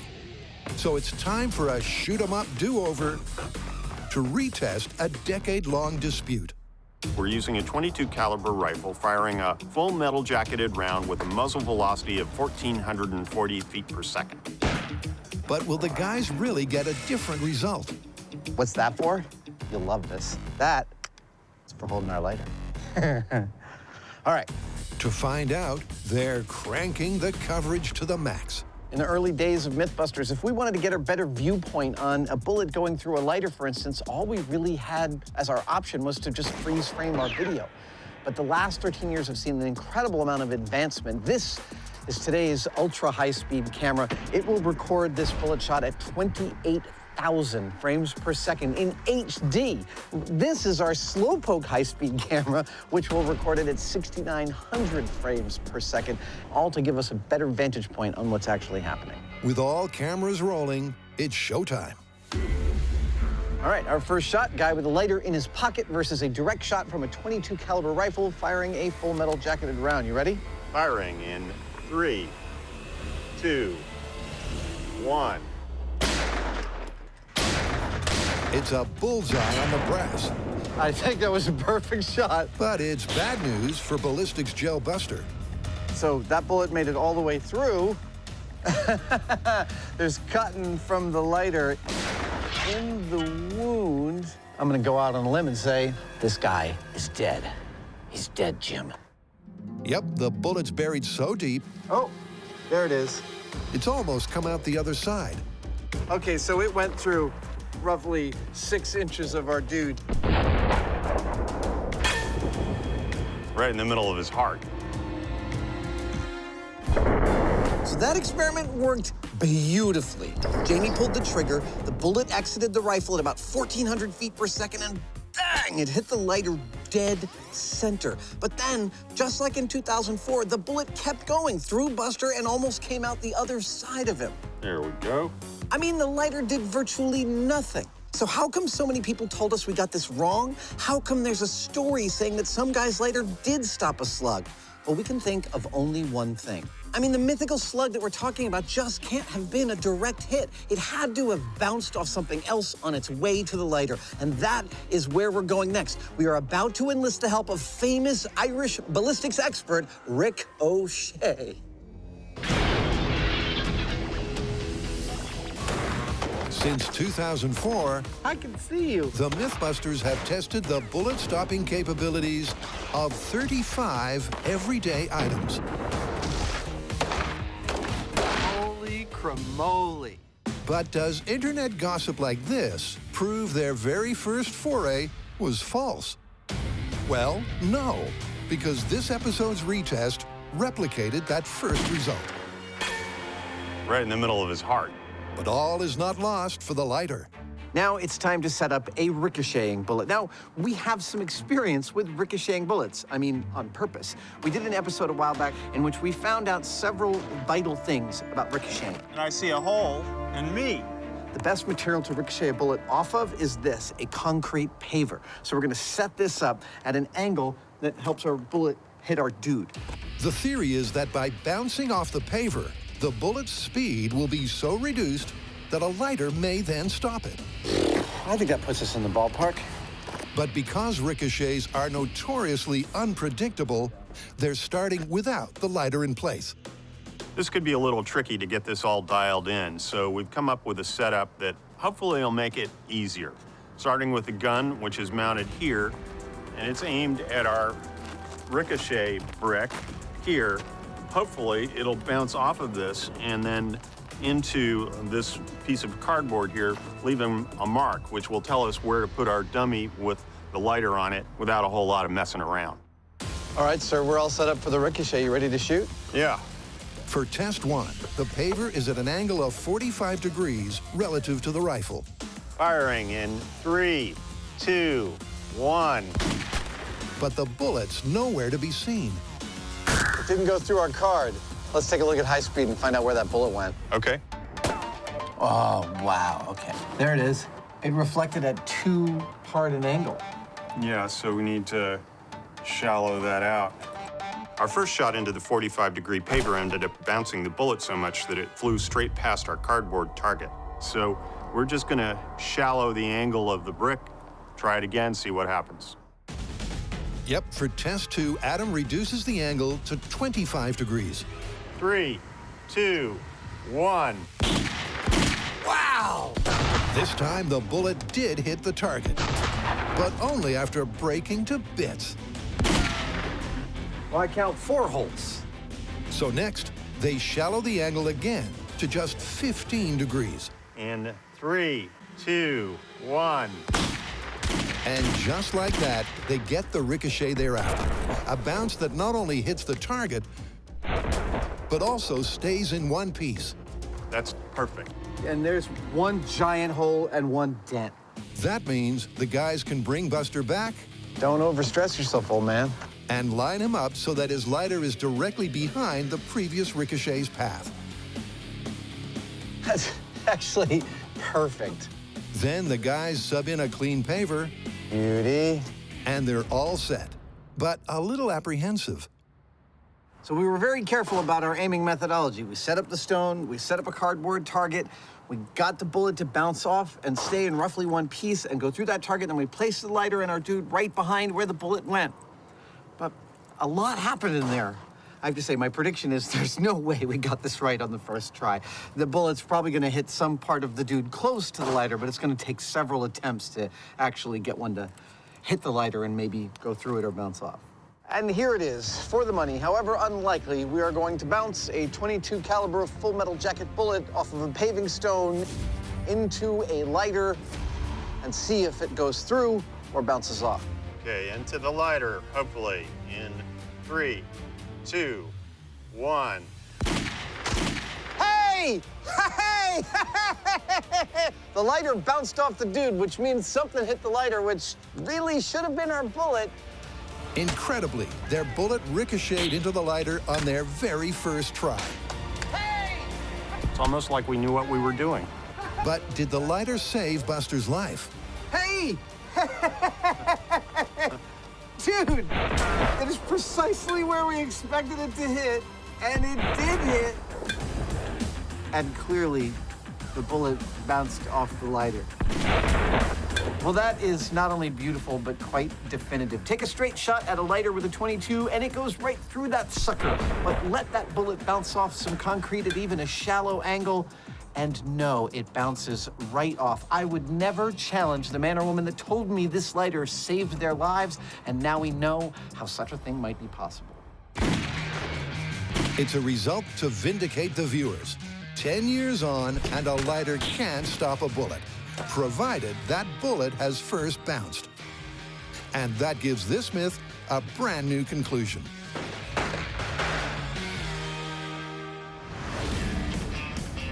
With one myth back from the dead, it's back to drifting on dirt, where Jamie clocked a super fast lap. Look at him go. Without ever losing traction. 2 minutes, 22 seconds. But by drifting rally driver style, will Adam really beat that time as easily as fans figure? To find out, Formula Drift legend Conrad Grunwald must first give Adam some guidance. All right, Conrad, are you ready? I'm ready to go. All right, we're going to drift this track. I want to be in the passenger seat first, and then I get to drive. Here we go. See you guys after. Now, while way more scary, drifting on dirt uses the same techniques as on asphalt. If you get in too fast, you can use a little bit of brake to get it to turn like that. Right. As you approach a corner, you rev the engine and briefly apply the brakes. We'll do the same thing here, a little bit of brake, turn. This decelerates the car and puts more weight on the front wheels, taking it off the back wheels, which start to slide. Now with the drifting, all we really have to do is get on the gas while we're turning. At the exact moment you need, you hit the throttle to increase that slide on the back wheels until they're facing the direction you want to exit the turn, and then you accelerate out. Oh, nice! That actually is kind of fun. I love this. And yes, Conrad makes it look so easy.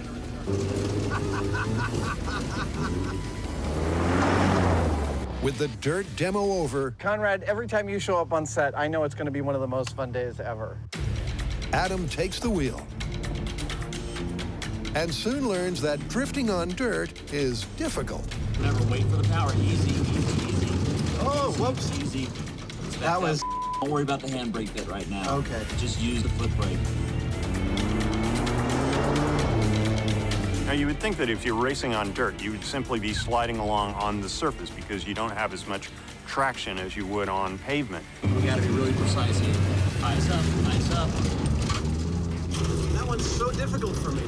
But apparently you're at a far greater likelihood of actually flipping the car on dirt because in the right conditions in a severe turn, the wheels can actually dig into the dirt because it's softer, and that'll cause the car to flip. Flipping is the worst-case scenario for any drifter. Slippery over the hill here, but you can keep picking up speed. You gotta respect the course boundaries. You got it on the gas now. And Adam's clearly living very dangerously. Sorry about that. But slowly, he starts to make progress. Yeah, that is it. And after a day and a half of intensive training, Oh, Conrad, you are such a good teacher. Adam's finally ready to put this myth to the test, once and for all. Look, it's worth restating that we stand 100% behind the results of the first time we conducted this test. Hollywood's always leading you to believe that sliding around a corner is faster than driving around a corner, and we found definitively that driving is faster on asphalt.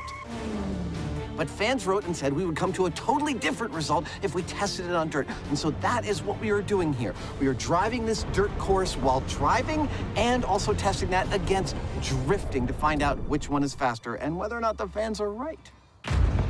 Remember, Jamie's fastest non-drifting lap was 2 minutes 22. But with Adam ready to drift like a pro... Okay, 3, 2, 1, go. Can he beat that benchmark?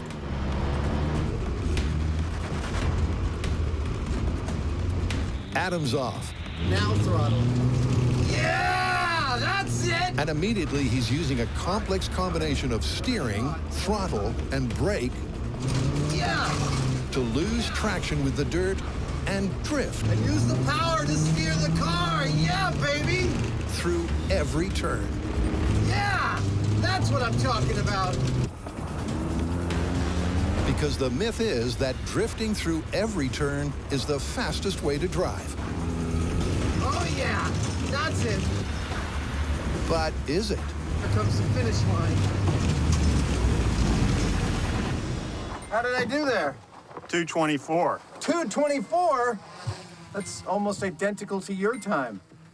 All right, I'm gonna try again. Okay.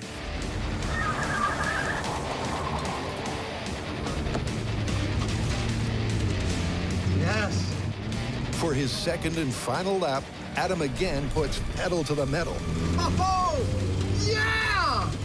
This is freaking live! Oh, dude! But this time, will he hammer the Hyneman? Yeah, that's it! Yeah, come on! Or will this myth be done and dusted?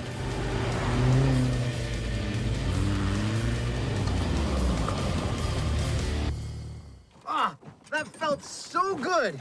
That felt so awesome. How did I do? 2:23. No way! That is awesome! All right, so after kicking up all that dust, where do we stand? Jamie's best time driving this course without drifting, 2 minutes, 22 seconds. My best time driving this course drifting to heck and back, 2 minutes, 23 seconds. They are functionally identical times. Yep, overall, the 2 times from 2 equally skilled drivers were statistically the same. But closer inspection of the footage reveals a wrinkle. So over the entire course, Jamie's and my lap times were identical, but check this out.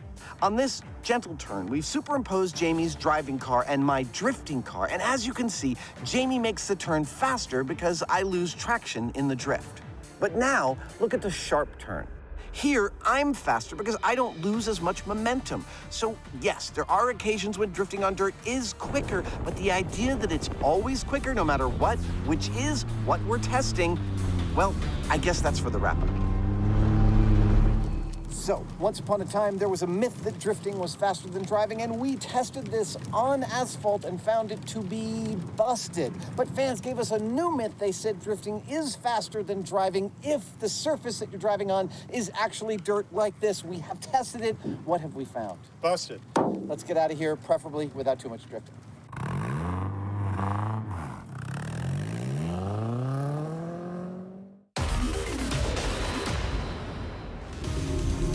In this epic revisit special, what's next? So I understand we're ending with a bang. Yes, it's time to cue the explosions with a return to what is bomb-proof. We've tested this in the past, and fans didn't say we got any specific test wrong. Instead, they have a brand new twist on this, which I love. They claim that the best protection against a bomb is another bomb. Specifically, that if 2 explosions that are identical in size go off simultaneously, their shock waves will cancel out where they meet. And if you're standing in that location, you'll be totally fine. Good story. I thought so. It's time to blow some stuff up. 1. What is bomb-proof? They're not burst, we're good. Has been a fan favorite for years. So no ultimate revisit would be complete without a bomb-proof kaboom.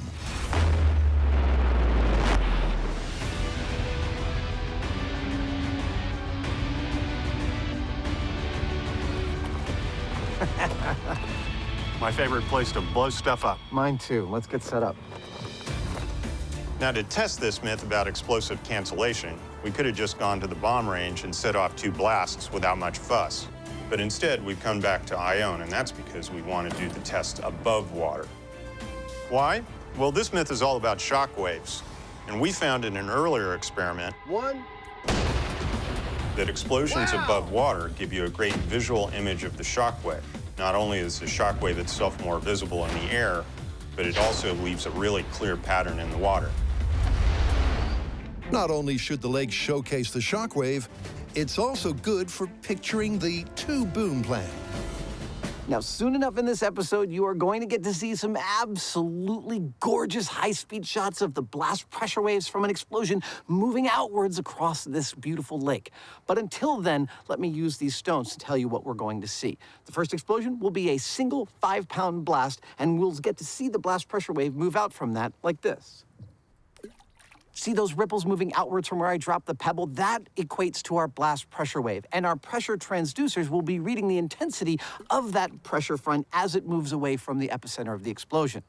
Once we have that data in hand, it will be time to do 2 simultaneous explosions, symbolized by these 2 rocks. Now watch as their ripples move towards each other and then collide. It's that collision of the 2 blast pressure waves that we are going to be looking at the data. If this myth is true, we should see a significant drop in the intensity of those pressure fronts when they meet. Well, to find out, Jamie's replacing the rocks with something altogether more dangerous. So these are our explosives. That's 5 pounds of TNT. And these are our floating platforms with a hole right in the middle. There'll be a rod comes up 3 feet. That sits on top of it. Bob's your uncle. Meanwhile, Adam's building the data collection device upon which the whole experiment depends. So first up, I'm making an 8-foot by 1-foot platform that will float on the surface of the lake. Then I'm going to drill 7 holes at 1-foot intervals across the length of the platform. Another good use for a cowboy hat. Into each of those holes, I am putting a 6-foot length of Schedule 40 pipe. Awesome. At the very top of each piece of pipe will sit pressure transducers, which will measure the exact blast pressure of our explosions. One down. Attached to each of the transducers is a wire that will emerge from the pipes carrying some lovely pieces of data for us to analyze. So, the rig is certainly complex. Oh! I think we're fine. But its job is surprisingly simple. Once in position on the water, the guys will set off a single blast. The rig's 7 PCB transducers will then record baseline pressure readings as the blast wave passes by. Next comes blast 2, an identical double explosion, where the rig will help reveal if the pressure readings where the two waves meet goes up, down, or sees no change at all. We're on the move. And with the assembly at last ready to roll, cool, the guys must next position it in the lake for the single blast control. A procedure that's a very delicate operation. Well, that was interesting. Jamie and I are out setting up for the first experiment when all of a sudden the wind picks up. Oh, for we actually turned out to have gotten caught in a little tiny tornado. You all right? Yeah. That was, oh, felt like being smacked with a ton of bricks. And all of a sudden I knew my hat was almost blowing off. Jamie's hat was blowing off. I've never seen that happen here since all the time we've been coming here. Yeah, that was weird. It's not what such a delicate operation needed, but it's not long before the rig is in place. It'll float. Cool. And ready for a rule of thumb test. So the sensors we're using are pressure transducers, and Adam is going to go out in his little boat and actually put his thumb on them and press down on them while Dave looks at the readings from the central computer here. And that way he'll be able to check them and make sure that they're all working the way they're supposed to be. Go from the outside in. 1, 2, 3, 7, 6, 5, 4. They're all working. 7 for 7. With that, the rig is officially sitting pretty. Next, it's joined by the controls explosive. 5 pounds of TNT positioned 3 feet above the water and 5 feet from the end of the rig. Awesome, awesome. And with that, it's time for the single boom benchmark. Fire in the hole!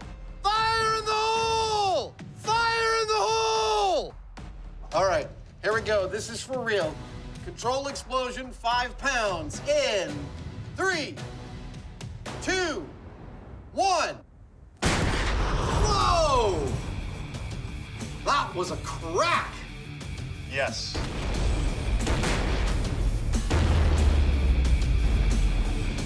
Dude. Well, the sensor platform is still there. And our drone is still flying. That was intense. As far as control blasts go, that was as neat as you pleased. I don't mean neat in terms of tidy, because no, Jamie is actually out there picking up the big chunks of EPP we left out there. But the explosion went off perfectly. And we got beautiful data from all 7 of our sensors. That was awesome. In this memory lane retro revisit, Adam and Jamie have confirmed that a lighter can stop a slug. Hey, dude! But the shooting ain't done yet. Next up on What is Bulletproof, an often requested fan favorite that we somehow haven't gotten to yet, but that ends today. Here is the story. A man supposedly survived a point-blank shotgun blast thanks to a 30-gallon fish tank positioned directly in between him and the shooter, which completely stopped the round. Now, we don't know what kind of round was fired at the fish tank, so we're gonna have to fire more than one. Get ready. Things are about to get fishy. Stand by for the latest What is Bulletproof revisit. Awesome. Reason enough for Adam to go to town. Now, just because we're going to shoot our fish tank doesn't mean we can't make it look nice. I'm going to do a little bit of interior decorating. First up, some gravel. It's beautiful! Adam's following that Mythbusters mantra. I love it. That if it's worth doing, Look, it's totally working. it's worth overdoing. Meanwhile, Jamie's got the big gun. This gun right here is what this story's about. It's standard 12-gauge pump-action shotgun. Now, we're going to be running 3 separate experiments with 3 separate types of rounds. Bird shot, buckshot, and a deer slug. Because the guys like to end with a bang, they're starting with the least energetic round, the bird shot, which will be fired by Adam. Okay, here we go. The classic battle. Bird shot versus fish tank. In 3, 2, 1. Well, I'll tell you, on the next shot, I am going to wear sleeves because a bunch of stuff hit me. Yeah, I got a little mark there. Ironically, Adam's been hit. But Buster's not. Looks like he was safer than you were. The dummy is completely injury-free, and the high speed shows why. So check this out. The bird shot blasts into the tank at 1,300 feet per second. But because each pellet weighs less than 1 gram, they're stopped by the water before they hit the back glass. That glass only breaks because of the shock wave caused by the blast itself. Meaning that Adam and the fish really did get more hurt than Buster. But with a brand new 30-gallon tank set up just like before, Here you go, my pretties. I love these robotic fish. will Buster be saved again when facing off against Birdshot's bigger brother? So what's going to happen with buckshot? Well, the lead pellets that are inside buckshot are the size of a 9mm round. So for my money, it's going to make it all the way through the tank, and it may well actually penetrate our dummy. Jamie thinks bigger will be better, but Adam's money is on the tank. I don't think any of those little chunks of buckshot is making it past the back glass of this fish tank. I think our guy here is just as safe from buckshot as he was from birdshot. Well, with Jamie dressed to kill, it's time to find out. Firing in 3, 2, 1. The back glass didn't even shatter. I don't even need to walk over there to tell that our guy's okay. Despite each pellet having more than 12 times the energy of birdshot, Buster's even more safe. And Adam has a theory as to why. How is it possible that our buckshot didn't even get through the back of our fish tank? I have a little bit of an explanation for this. What is ammunition designed to do? It's designed to harm flesh. And what is flesh made of? Well, it's a bit of gristle, but mostly water. And water resists an impact in direct proportion to the speed of that impact. Faster the impact, faster water repels that energy. And that's why our buckshot loses almost all of its energy in the 12 inches of our fish tank. But we're not done yet. We have one more type of ammo to try. Yep, for the third and final test, it's the Big Daddy, the deer slug. But will this be stopped even quicker again? All right, here we go. This is deer slug versus fish tank, the final chapter. Safety's off, range is hot, and 3, 2, 1.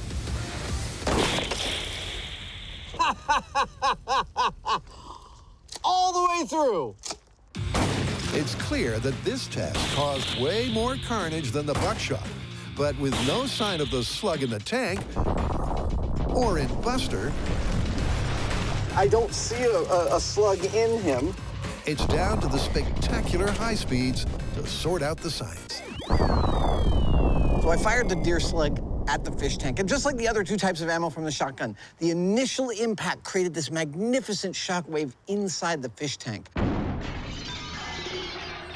But uniquely among the 3, the deer slug not only broke, but also pierced the back glass of our fish tank. But it's pretty clear on the high speed that as it does, it loses whatever remaining energy it had, and then starts to move downwards instead of towards our ballistics gel dude.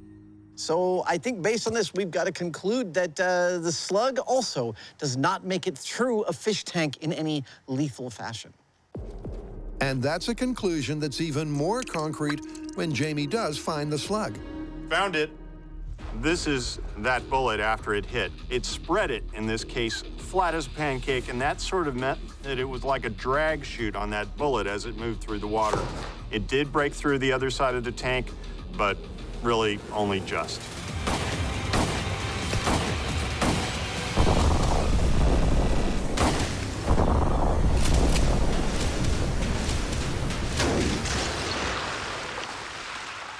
All right, time to tally up the results. What is bulletproof fish tanks? Did we prove that they're in fact bulletproof? If we're talking about shotguns, pretty much. Totally astonishing too, I might add. Let's get out of here. All right.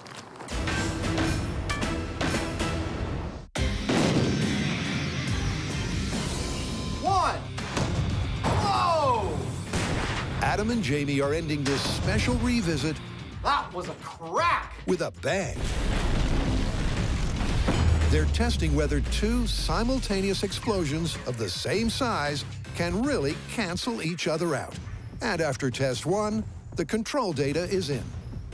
So the data was clean. The nearest sensor showed 135 psi, and it evenly lowered to the last sensor at 25 psi. Now for the next test, instead of one blast, we're going to have two blasts on opposite sides going off at exactly the same time, the same distance. And those numbers, those pressure readings, will change. How exactly, we don't know. They could go down, they could go up, they could cancel each other out. But that's what we're looking for. To find out, the guys salvage what they can from test one. 3, 4. That's good. Awesome! Ha! I love that we don't have to replace this. And begin to set up for test two. Good. But Adam's already got concerns. Look, we often make a joke on this show that failure is always an option. In this case, for this experiment, it's not. And allow me to explain. When we say failure is always an option, we're actually explaining that we have no bias as to how something turns out. So what we're really talking about is a failure of our expectations is always an option. Oh! Any result's a result, that's for sure. But we can't survive a failure of our methodology. And in this case, the methodology for this experiment is everything. We have to have those two explosives go off simultaneously and perfectly equidistant from the center sensor in order to get the reading that we're looking for. If we don't get that, it's going to be a heavy-duty reset to try and get it again. To try to get two identical booms, the guys are using exactly the same quantity of explosive that's positioned perfectly equidistant from their data rig. And by using exactly the same length of detonation tube, they're leaving nothing to chance. Fire in the hole! But will that be enough? Okay, double explosion in 3, 2, 1, go!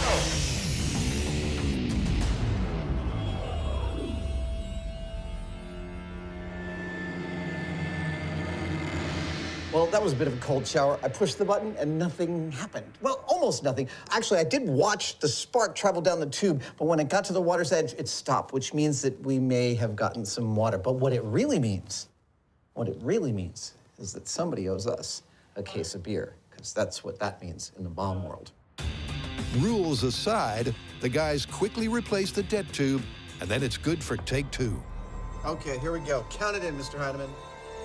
Okay, two blasts canceling each other out, maybe, in 3, 2, 1. Wow. I felt that one. That was a bone rattler. Holy. In real time, it's impossible to see if the experiment was a success. But the high speed shows it was exactly that.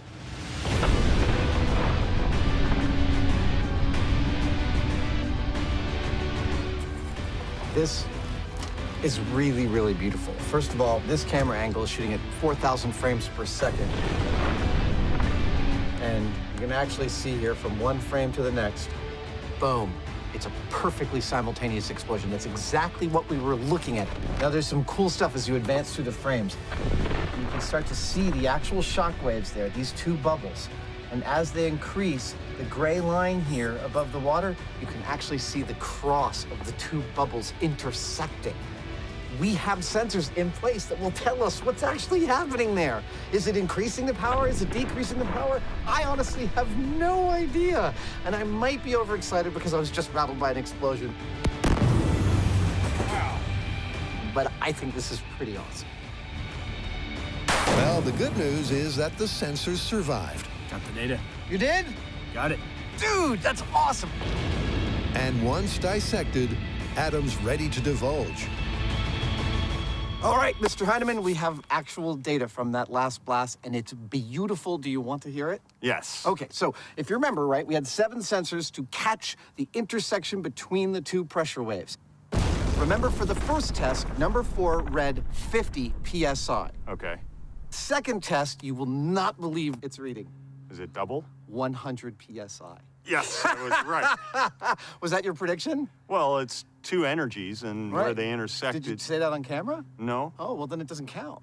I said it just now. I was the one that bet it. No. He never wants to give a prediction before the actual fact. Isn't that awesome? Yeah. It's totally the opposite of canceling each other out. It doubled the power. So we set out to test the myth that 2 identical explosions set off equidistant from each other would cancel each other out where their pressure waves intersected in the middle. Now, what we found was the exact opposite. It actually doubled there. A lot of physics is not exactly intuitive, but in this case, I think it is, because you've got twice the explosive power in the same vicinity, right next to each other, and it's not unlike a couple of hammers hitting. All that energy impacts right in the middle, and that's a bad place to be. That one's pretty cleanly busted. Yep, busted with TNT. My ears are still ringing. And I have hearing protection.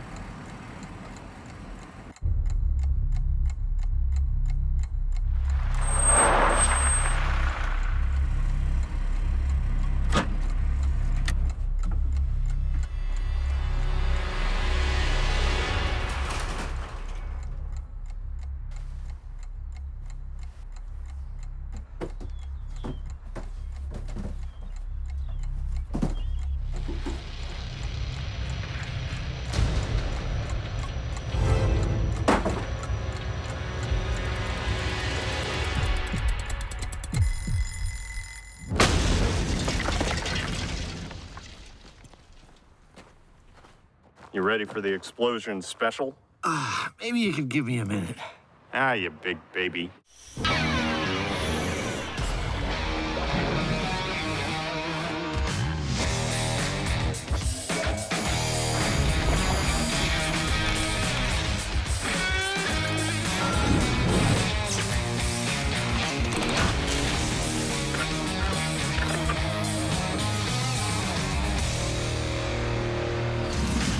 Jamie, when we're all done making Mythbusters, how would you like us to be remembered? How about for our promotion of critical thought? And how do you think we will be remembered? For blowing crap up. Exactly, and that is why in this episode we are celebrating by making it an entire explosion special. What's on the docket? Well, we are finally going to tackle an explosive we have never had any experience with before, landmines. Like this.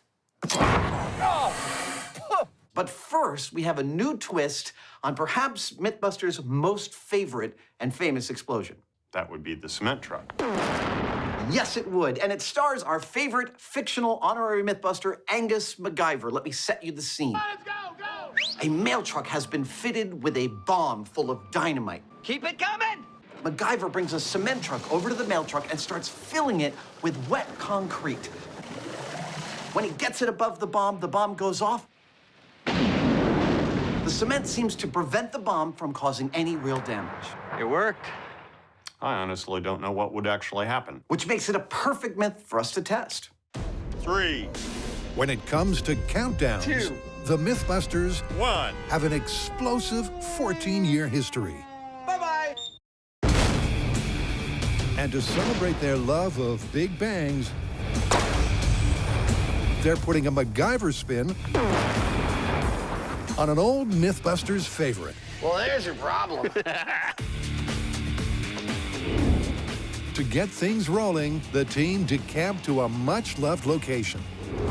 If you're going to blow something up and you need more than just a few pounds of explosives to do it, generally the neighbors don't like it. And that's why we've come to one of our favorite places to blow large things up, Hyneman, California. And we're in the middle of thousands of acres of empty space, and we can do pretty much whatever we want here. That seems about right. Our plan today is pretty straightforward. We're going to be detonating 2 mail trucks.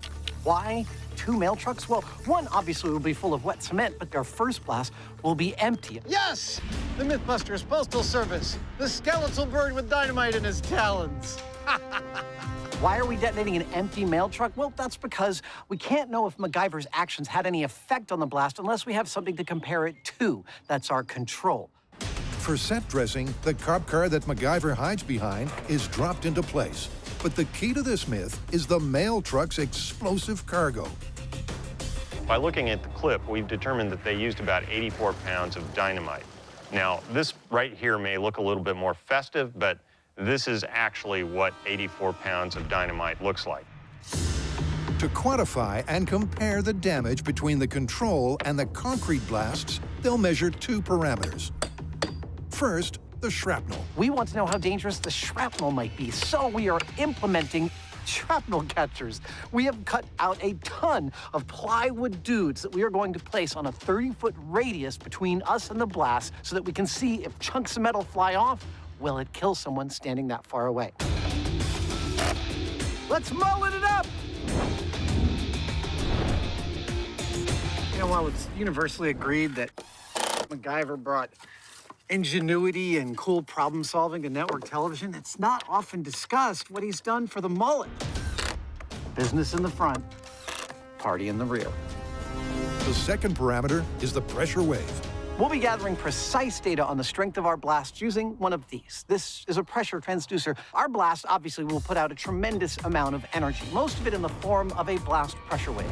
That wave will meet our pressure transducer. It'll exert a little mechanical energy on a tiny crystal inside the transducer called a piezo. When we hook it up to a computer, it gives us exactly how strong the blast pressure wave was, where that pressure transducer was placed. Having all 3 of these data points for both blasts ought to give us a really good picture to see if MacGyver's cement made a difference between the control and the cement blast. With the dual data gathering systems in place, it's prediction time. Now, our control test involves an empty van. Now, according to our bomb techs, that amount of dynamite in this empty van is going to make it, well, just disappear.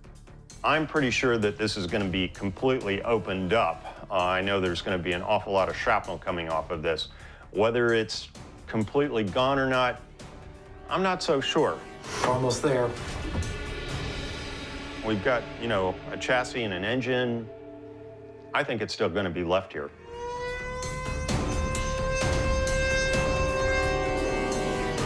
Mr. Hyneman, you ready? Okay, arming and ready. This is MacGyver Control Empty Postal Van, 84 pounds of TNT in 3, 2, 1. Boo!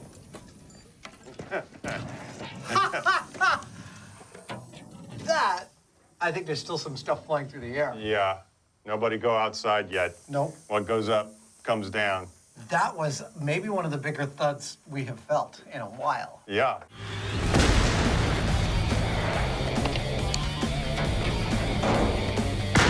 Yep, you've got hail. A hail of metal shrapnel. Oh, look, the eagle has landed. And plywood shrapnel catchers. That's gotta hurt. It's pure carnage for our shrapnel catchers. Legs and hands and mullets everywhere. I don't think there's a single shrapnel catcher that's intact. I think we blew them all to, I think this is the literal definition of smithereens. Wow. You predicted that the engine would stay put? Yeah, I said the chassis and the engine were gonna stay, but everything else was gonna go away, and that's pretty much exactly what happened. Nicely done. Well done there. Well, as impressive as the damage is, everything that went away was actually just sheet metal. That sheet metal effectively became shrapnel and just went for hundreds of feet in all directions. What's left is the actual structural stuff, like the frame and the engine. And that stuff, being that it was underneath the explosive, it's more or less still here, if not exactly functional. The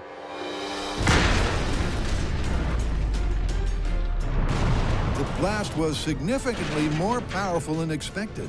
At 30 feet, the shrapnel damage was clearly catastrophic. But what about the pressure sensors? Oh.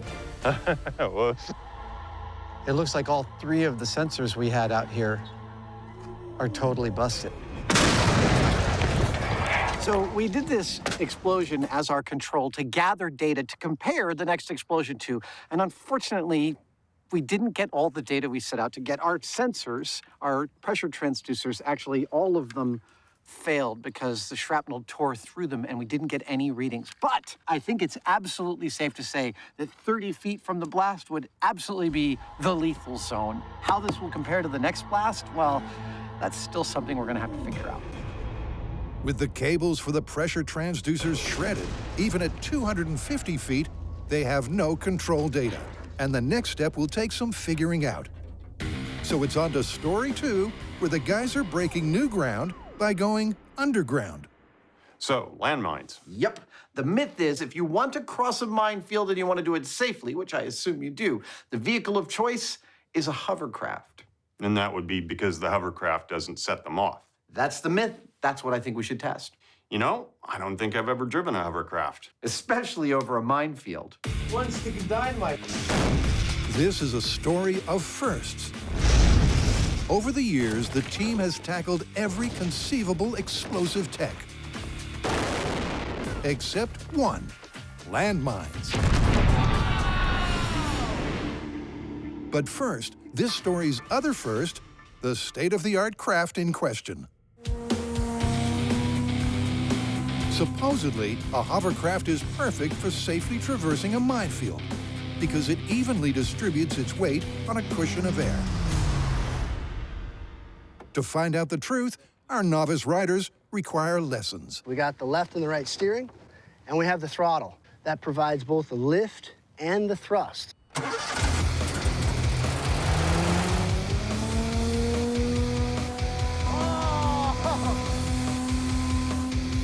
Once in the driver's seat, Adam discovers it's surprisingly easy to handle.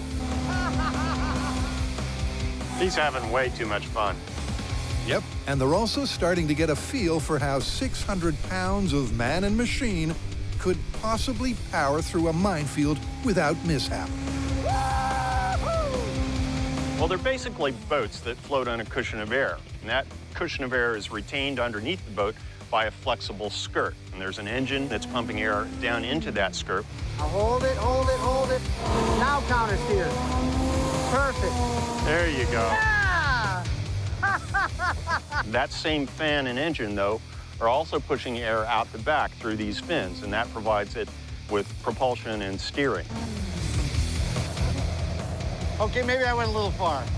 I just spent about 40 minutes tooling around on this lake, getting to know the rudiments of driving a hovercraft. And it's actually quite analogous to some training we've already had in both driving and power sliding on water and wet surfaces, and also drifting. This is far more extreme than both of those. It's kind of like driving a somewhat controllable air hockey puck, because that's what it is. This is a much better experience than the last time I drove a hovercraft. Well, that one was a lot more primitive. I was using $75 worth of hardware. We're almost there, we're doing great! It just didn't go that well for me. Let's just put it that way. Let's just leave it at that, okay?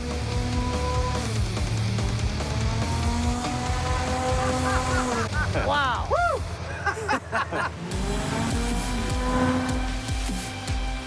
As far as operating this thing in a minefield, I think this is going to be kind of like operating a boat in a marina.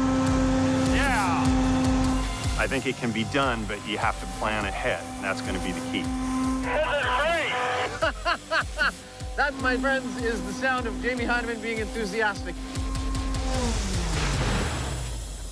Well, I don't know about you, but I feel ready to drive this across a minefield. Let's go make a minefield. Let's do it.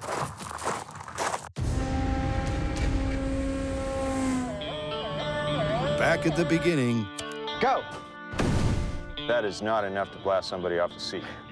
The big booms weren't so big. Whoa! Whoa! Or beautifully captured. And often didn't go according to plan. Am I missing an eyebrow? Over a decade later, and the Mythbusters have upped the explosive ante and covered every combination of tech and target, except one: landmines. And the myth that a minefield can be crossed by hovercraft.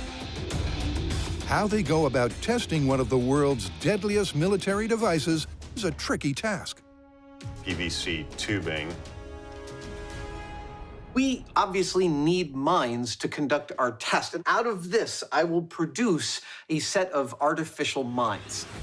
Now, they won't blow up, but that's only half of what a mine does. The other thing it does is register a certain amount of pressure in order to tell it to blow up. A mine is really effectively a scale that says blow up when a person steps on it, like 150 pounds. Look at that! Or a truck, like 700 pounds. And the soul of our fake mines will be this little metal button. This is, in fact, a pressure transducer, and it will allow my fake mines to behave just like the real thing in every way, except for explosives. While Adam makes the housing for the programmable pressure trigger, Jamie replaces the C4 with an air-powered mortar designed to give off a safe, movie effect blast. That right there is the tank, and we'll have a funnel on the end of it filled with stuff that's going to get shot up in the air. Pretty simple and straightforward. We step on the landmine, and off she goes. Kaboom. Right. With Jamie's mortar assembled and loaded with fake rubble, it's ready for a demo. Takes a minute for it to wind up. All right, any second now, and we'll do the explosion. It's killing. Boom! That's great. Looks pretty good to me. Jamie's air mortar worked an absolute treat. We were using a mixture of black cork. This is just like an inch-thick black cork board you stick push pins into, and special effects material we call Fuller's Earth. It's used to make everything dusty in films. And what's really nice is that this can fall down and it looks like rocky debris, except it doesn't hurt anybody. And that's like pretty important to us. I think this is going to be the perfect mixture for our fake minefield. That's the film effect explosion.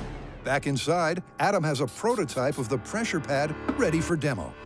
So here is the function of our mine.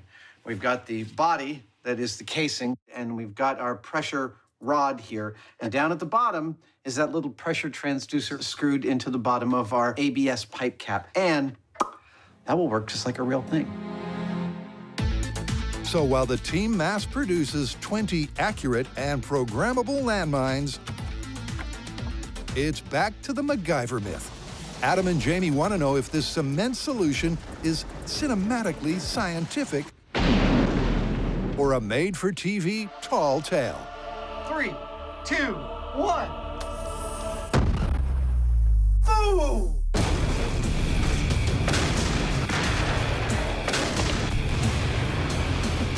So far, the control blast didn't exactly go to plan. Well, we like to say failure is always an option, and it has to be, because we had a total failure of our pressure transducer system. Whoops. Oh. But we do have a plan B. Yep, we're going to focus on the physical evidence. Our cutouts tell us the shrapnel was catastrophic at 30 feet. But we can also compare the strength of the control to the concrete-covered blast by measuring how far the shrapnel flew. That's a heavy thing, and it shot at about 150 feet. First, we mark out the more sizable pieces on foot. That's got to be one of the farthest chunks.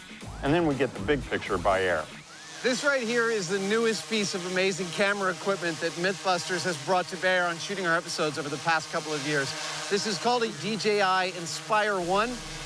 And we use the Inspire to witness our entire debris field in one shot.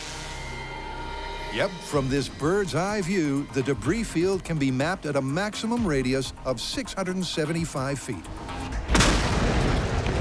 With that stat replacing the pressure transducer data, cue truck number 2. This is our 84 pounds of dynamite. And the reason I'm locking all this stuff down is that this stuff is lighter than concrete and it might float. That way, these detonation cords and things like that won't come out, hopefully. Similar to the shelves in the original clip, Jamie's placed one bundle of dynamite down low and one up top. And screwing them to the wooden frame should prevent them from floating free when the concrete flows. Meaning it's time for man of the moment. How you doing? MacGyver. I like this look. Maybe I'm gonna try it out. Our mulleted hero springs into action. And perfect, right there. Matching the clip, he directs the dump truck to unload 8 cubic yards or 32,000 pounds of wet cement. It's coming out. It looks kind of like a cow taking a dump. It really does look like a cow taking a dump, and I've never even seen that. Wow. It'll take 30 minutes to fill her up, but there's a problem. Kill it. What's up? Look at the bag of explosives that came out from under the table. Oh. Despite Jamie's precautions, What do we do? What can we do? 40-odd pounds of primed-to-explode dynamite is dangerously detached. It has to be secured and fast. We can cut a bigger hole and crawl through this. Ironically, they've got to MacGyver the situation. With the cement already 12 inches deep, they can't go through the doors. I'm sorry, but I have to take off the MacGyver wig. The cement is rapidly setting. The sun is heating the truck interior to a stifling 150 degrees. And there's an unexploded bomb to be manhandled. Whew. All right, I'm in. Oh, that feels. All in a dangerous day's work for the Mythbusters. Right, I just remembered this is 40-some-odd pounds of TNT. Gonna handle it gently. All right. To make sure they match the clip, Thank you. the loose bag has to be submerged under the concrete. So Adam boxes it in and with some 2x4, screws it down. Yeah, you aren't going anywhere. Before escaping with a brand new pair of concrete boots.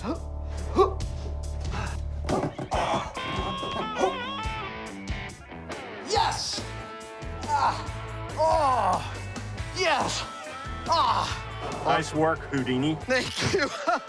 How to escape upside down out of a container full of concrete and explosive. And with that, Let's clear the area. Let's start pumping. MacGyver's back on track to save the day. Or is he? This is a new problem. Like we needed more. It might be pushing out the sides of our truck and leaking out. 32,000 pounds. That's 16 tons. My guess is that's more than this truck was built to take. Wow. That is a lot of pressure on those doors. It's a lot of mail. In the clip, the truck wasn't affected by the extra weight, but in real life, it's only just holding together. Let's kill it. The team has to move fast before it fails. So where we are right now is that we have just covered the bomb with concrete. And we are working very hard to, as the bomb techs would say, de-ass the area. Trying to get all the equipment out, then we'll get all the people back to the bunker, then we're gonna blow this puppy. 3, 2, 1. Wow.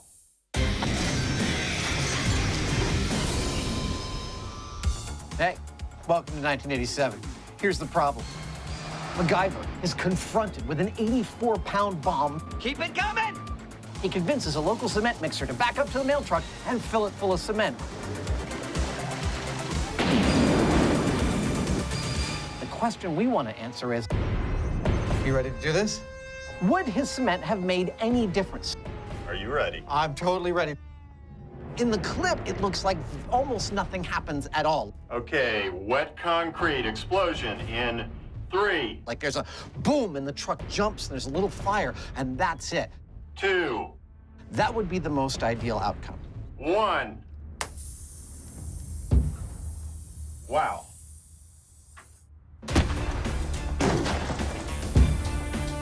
That totally went off, and all the dummies are standing.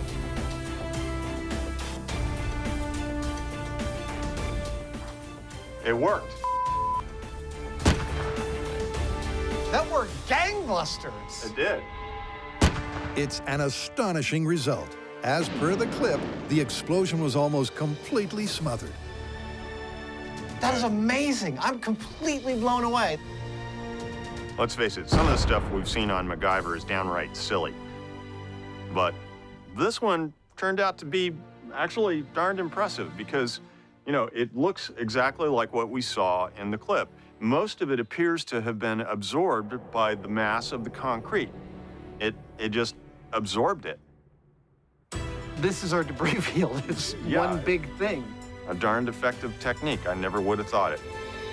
After inspecting the onlookers, the news keeps on getting better. Well, I'm standing here with our shrapnel catchers, and what you might notice is there's a great difference between them for this blast and the previous one. Yep. Every single one of them is still standing. That was incredible. Maybe the most surprising result we've had in a long time. But... oh, shoot. A couple of unexploded sticks of TNT there. Cancel the cake and put the confirmed party on hold. A closer look reveals the muted explosion was down to a misfire, not MacGyver. It seems the concrete dislodged the detonation cord from the dynamite. Remember how I said that failure is always an option? It is starting to feel like the only option. We found a garbage bag full of unexploded dynamite, and then Jamie, like a surgeon, used the forklift to peel the front off of this mail van. Stop, stop!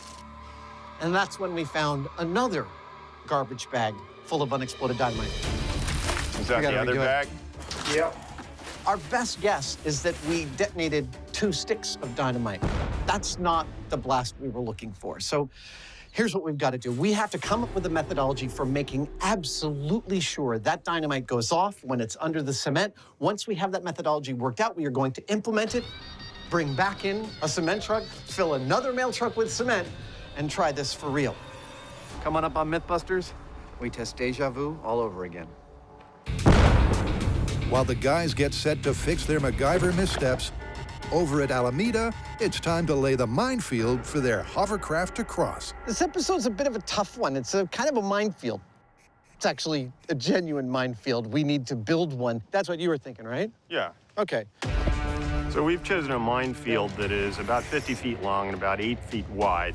This is not testing whether we can evade these mines. This is testing what happens when we go over them with the hovercraft. So we feel that this configuration should guarantee we're going to do that. Every 3 feet. Okay, there you go. Yep, this deadly $sign design will ensure that when the hovercraft crosses, it'll hit most of the mines. Now, can Jamie dig it? Yes, he can. Nothing makes the Hyneman happier than the right tool for the job. Beautiful. Now you may be wondering why we're doing all of this digging. That is a beautiful machine. Because mines usually just put them in and they're sitting there waiting to release their horror upon the world. Our mines are not autonomous mines, right? Because we actually have to wire them up to a system, allowing them to be switches for our air mortars. So, allow me to introduce you to our mines. Yes. Remember me building this in the shop? Well, now it's got a paint job and a title and a wiring bus so that we can wire these mines to our central system, which will allow us to adjust the pressures they go off at and set off our mortars. And while Jamie spends the day digging the trenches for the 20 mortars and mines, Adam decides to test drive the hovercraft. Yeah! 1 or 2, or 6, or 7 more times.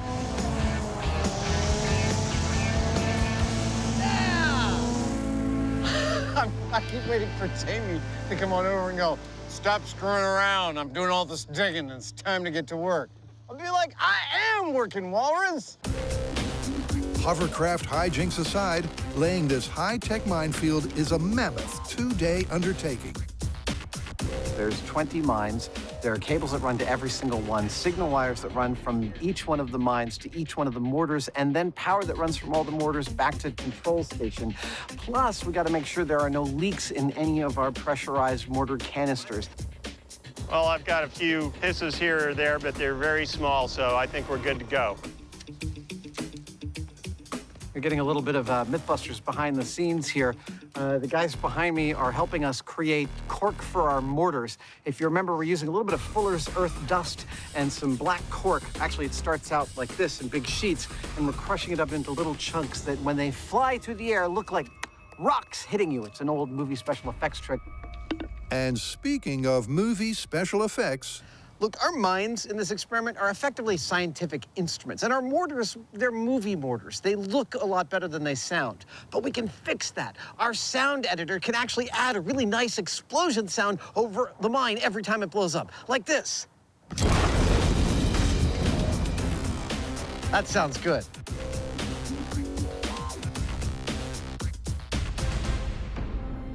I have to tell you, this is one of the more complicated builds we have ever embarked upon. We've spent a couple of days now digging, pressurizing, mining, mortaring, wiring, and testing, all to what end? To build a functional yet non-lethal minefield we can test with. And the most important part of this minefield is this, the mines. They're activated by a small pressure transducer that acts like a scale, and we can have it set off the mine at whatever pressure we decide. And when they're activated, these fancy mortars that we've buried go poof.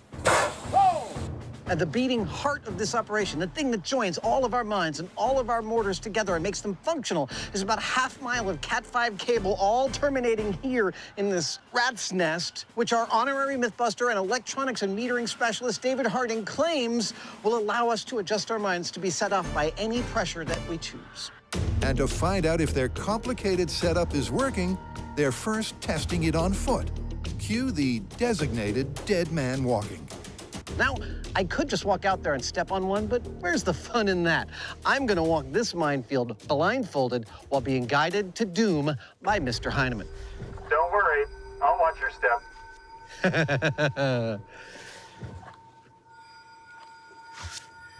All right. Okay, David, arm the system. System is armed. From the control center, each mine is calibrated to go boom at 35 pounds of pressure. One light step and Adam will feel the full force of a movie effect explosion. This is weird. I gotta say, I know this is totally safe. Commencing walking the minefield. Like, I won't get hurt by the mortars that we made, but it's a little nerve-wracking.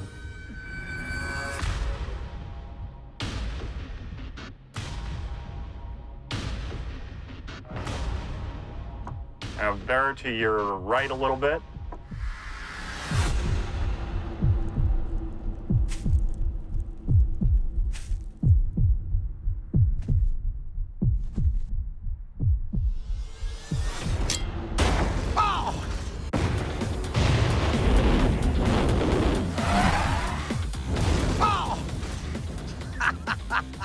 It's okay. It's just a flesh wound. The minefield is scarily accurate and completely safe. Oh! No! Oh! There goes the leg. Oh, you still got another one. And when Adam recovers from his gruesome fake death, Oh! they can reset the field for vehicles. Can I be dead yet? Ah! Ah, you big baby. I think I'm dead. Let me remind you, we're testing the myth that a hovercraft can traverse a minefield without incident, that it won't set off any of the mines. Woo! But this required us to answer the question of what, in fact, is a mine. There are thousands of different kinds, and they're set off by many different things. Some are set off by electromagnetism, some by vibration, but the most common of all mines is set off by pressure. That's the kind we decided to go with. Oh! It's effectively a scale with a bomb attached to it. No! Ah, you big baby. So after their successful systems test, the team recalibrates the mines to an anti-vehicle setting and prepares for a control comparison. All right, David, so we set the mines to 300 pounds? All right, 300 pounds. Excellent.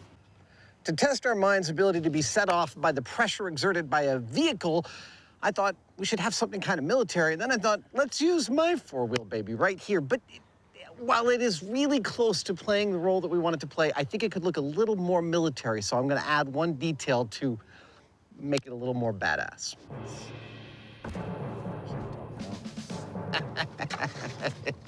It's not a real minigun. It's totally made of plastic, but it does spin.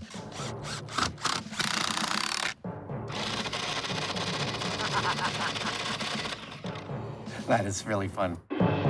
Before the hovercraft is sent into battle, Adam's Jeep with fake plastic minigun will be used as a control. This is where the rubber meets the road. It's time to do our vehicle versus mines test. All right, Jamie, you ready? Starting the engine. And after we see what happens with that, it'll be time to move on to sending our hovercraft across the same course. Commence the vehicle mine setting test in 3, 2, 1, go. The Jeep weighs in at just over 3,000 pounds. There goes one. And 1/4 of its weight, 750 pounds, is focused through the relatively small contact area of each tire, easily setting off Get my car dusty. any of the mines they cross. Now, in the case of the hovercraft, not all of its weight is concentrated into one small area. Well, that worked quite well, didn't it? I guess now it's time for the hovercraft. So the question here is that weight or that down pressure that it's exerting on the ground enough to set off one of these mines? My prediction is that the hovercraft is going to make it just fine. Even though it weighs, fully loaded with a person, over 600 pounds, I don't see it exerting 300 pounds down on its underskirt. It's just, it's not going to happen. We're about to find out. With Jamie in the hot seat and a high-tech minefield rigged and ready to blow, can a hovercraft really float through an anti-vehicle minefield? Oh, yeah. Here it goes. Oh, yeah! Yeah! You didn't set off a thing. That was awesome. Yeah. That was smooth, explosion-free sailing. Oh, yeah! The S-curve layout ensured Jamie crossed a majority of the mines, but not a single one went boom. Yeah! You want to come back around for a second run? On my way. Maybe a little slower this time. Yeah! Despite reducing speed, giving the mines more time to register the passing hovercraft, the Hyneman gets away unharmed. Not a thing. That was beautiful. Yeah! Well, there you have it. We drove across the minefield with the vehicle, and we're setting off the mines. The hovercraft, not so much. I was right. I like being right every now and then.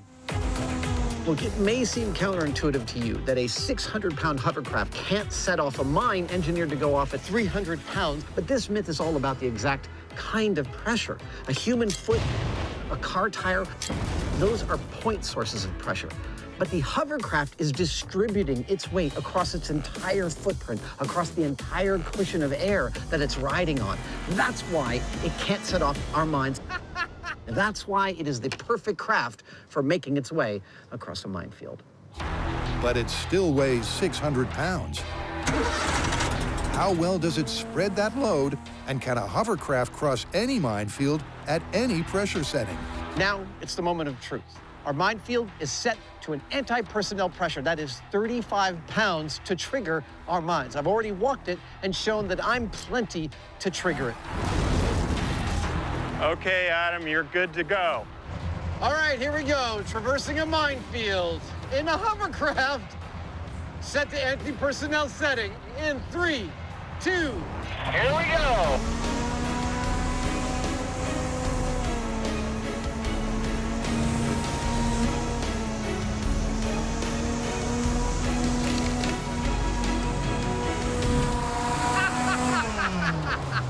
Same thing, no mine action. Yeah!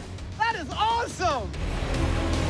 The mines, set to go off at the lightest footstep, are once again unmoved. Adam then does his best to linger with several 360s. Yeah. Can you hold it in one spot?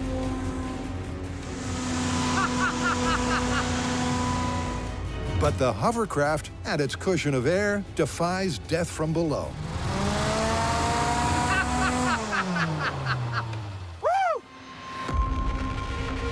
At this point, it's looking mighty good for this myth. But are we done? Come on. You know us. You know we're going to take it to the most extreme place we can. That's what we're about to do.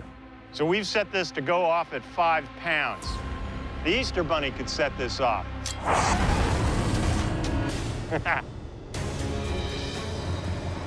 Okay, here we go. It's the ultimate test for this myth. The Hyneman and hovercraft are 120 times heavier than each mine's threshold. But once again, they float serenely across unharmed.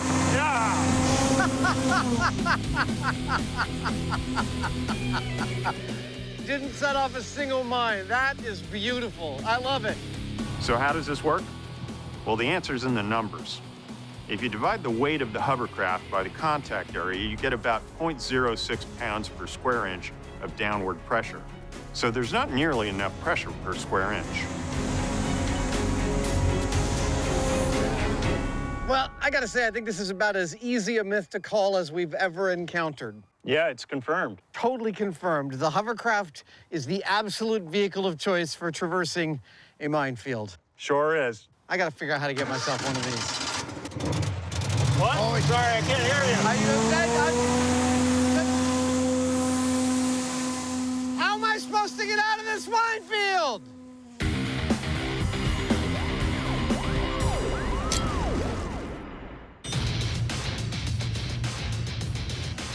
Looks good. All right. That's the last thing that truck will ever do. If you're just tuning in, we've been messing stuff up all over the place. Unexploded TNT there. And in the process, have had a few of our own MacGyver moments. Ah, yes! That's a mail truck. Inside of it, 84 pounds of dynamite. Any minute now, We're gonna find out just how MacGyver we are. But first, this time they got to ensure everything goes boom. The last time we had some bundles of dynamite that were sitting underneath the table, well, it didn't work so well. Our best guess is that we detonated 2 sticks of dynamite. This time around, I'm going to be putting our dynamite inside a box that's made out of 1-inch plywood, and it's going to be completely sealed and anchored. It's going to work this time. So why didn't our dynamite go off in that last test? That's actually kind of hard to answer, but here's the thing. Our bomb techs that we work with always set up our explosives so that everything is as safe as humanly possible. Bad guys don't worry about such things. Suffice to say, we have prepared the dynamite in such a way for this next test that we are guaranteed that it will detonate. It will explode, but will the cement smother the blast? There are a couple of different things to think about. That's our package? That's your package. And the first is that concrete is heavy, and it's gonna absorb a lot of the explosion. 84 pounds of dynamite, 185 pounds of pure man. On the other hand, there's something known as water hammer. Push, good. And that's what happens if you close a tap really quickly, and it can deliver a hydraulic shock to the plumbing, which can actually rupture it. That is beautiful. Now, this concrete could deliver something like a water hammer to the exterior of the truck and bust it up really efficiently. There we go. Now, whether that does it more efficiently than it did without any concrete in the mail truck, that's what we're about to test. That's it. Let's cap in and get out of here. Okay. It's been one of the most testing test setups in Mythbusters history. All right, sir, are you ready? I'm ready. I'll go ahead and arm it. But they're primed to finally find out if MacGyver's quick-thinking cement solution would have saved the situation. This is MacGyver, mail truck filled with cement and 84 pounds of dynamite. And 3, 2, 1, go!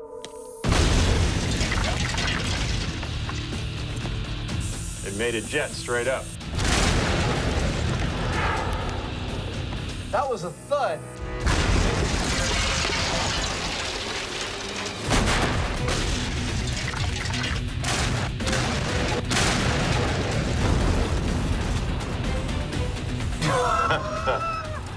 Truck's all gone. The truck was completely destroyed. Well, there's your problem. But there is evidence that the concrete altered the characteristics and intensity of the explosion. This is really interesting, Jamie. In that first blast, there was a shock wave. And it knocked all the legs of our shrapnel catchers off. But I'm looking at the shrapnel catchers that are nearby, they're mostly intact. So I'm gonna go out on a limb and say there was not a significant shock wave emanating out. It looks like probably most of that force went up, and what was coming out was all shrapnel. This is interesting. Unlike the control, this time there's a hole in the ground where the truck used to be. Wow, we made a crater. And the debris field, at 250 feet, it's not nearly as widespread. It's less than half the size of the control. And it makes sense if you think about it. Most of the concrete surrounded the explosive, meaning that the energy was directed up and down instead of outward towards the shrapnel catchers. Over the decade or so that we've been doing this show, we've done thousands of explosions, and while they're all unique in their own way, it's really useful to look for the similarities that tell us something. 3. In this case, he did an explosion underwater in the lake. And it created this massive geyser that went up hundreds of feet. And it's not unlike what we just did here, where the concrete was surrounding the explosives, but there wasn't much of it, if any, above or below it. And so it created a jet that went down into the ground and created this crater, and it went up very high in the air as well above it. It's those kinds of cross connections that in total help us understand really how this stuff works. Yep, but although the plywood passers-by weren't ripped apart, they were peppered. Let's face it, the concrete may have altered the direction of the pressure wave, but but it didn't save the day. The shrapnel catchers are riddled with holes. The aggregate in the concrete, the loose rocks, it all became a lethal shower of death. And the truck did not survive in any way like it did in the clip. Found the back door. This one's pretty easy to call.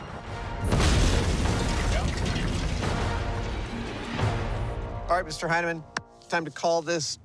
Did MacGyver's concrete technique alter the blast? It did indeed. Did it protect people in the vicinity? Not at all. No. Does it match the clip that we saw on the TV show? No. No. I think the call on this one is pretty clear. It's busted. It's totally busted. You know, at this point, we've probably blown up more weird crap than anybody alive. Yeah.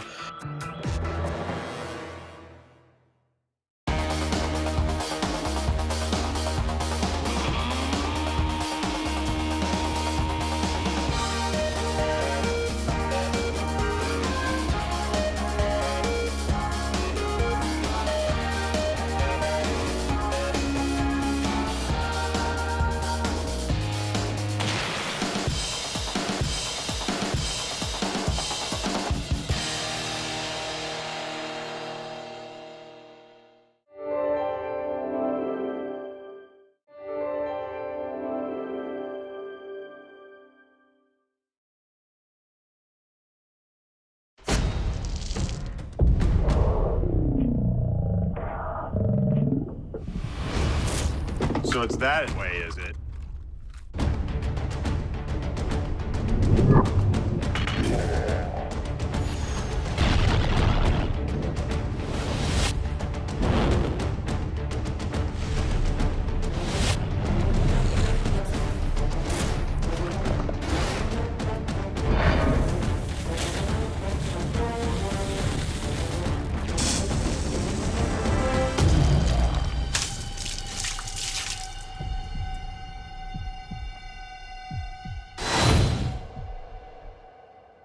Eat shrimp, savage.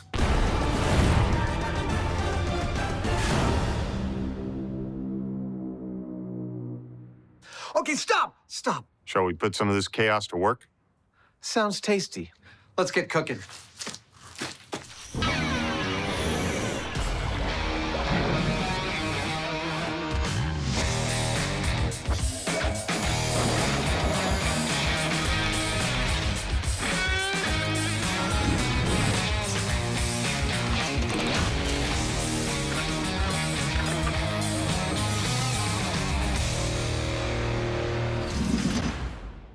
So you're wearing a chef's hat because... Well, because we're about to do an entire episode of Myths devoted to cooking food in weird ways. We're calling it Cooking Chaos. Like what? Well, later we're going to be creating some fruit juice using nothing but fruit and explosives. We just blew up a tomato, and now we're trying to have a drink. But first up, we have a viral video. Two women are seen loading raw shrimp into what looks like an air cannon. They then fire it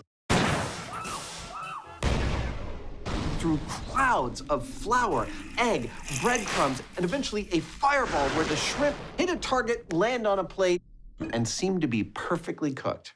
Instant tempura. Exactly, and I think we should try doing it. Yum. For 14 years, the Mythbusters have dined, You want to try some? Oh, you can't. devoured, and feasted You can't hold it anymore. on some fantastically far-fetched Oh! food fables. Red meat and high explosives.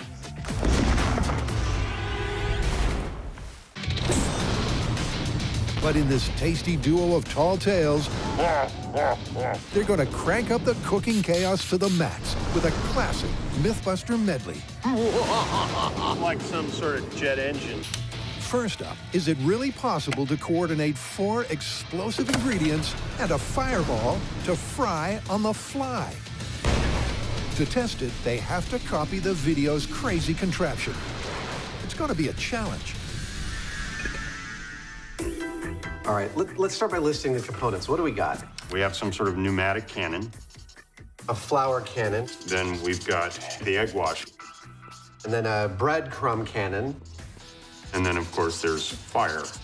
And then the target.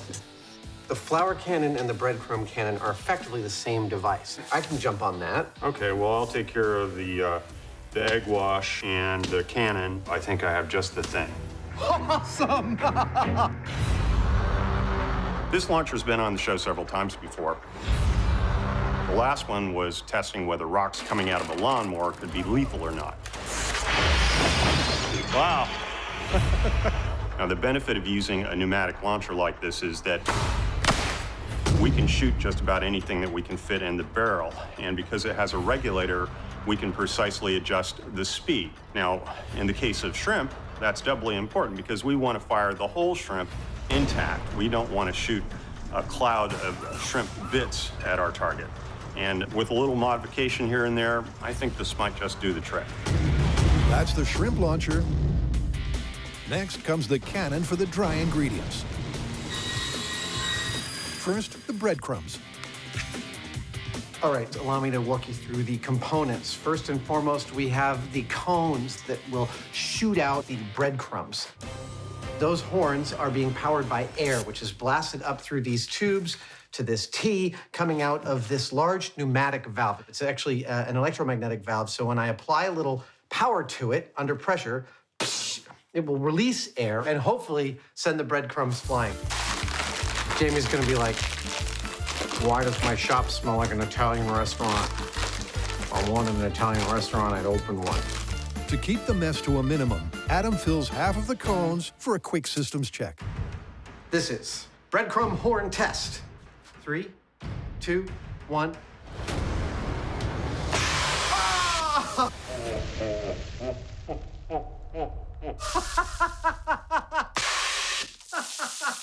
That's lovely. Oh, Jamie's gonna be so mad.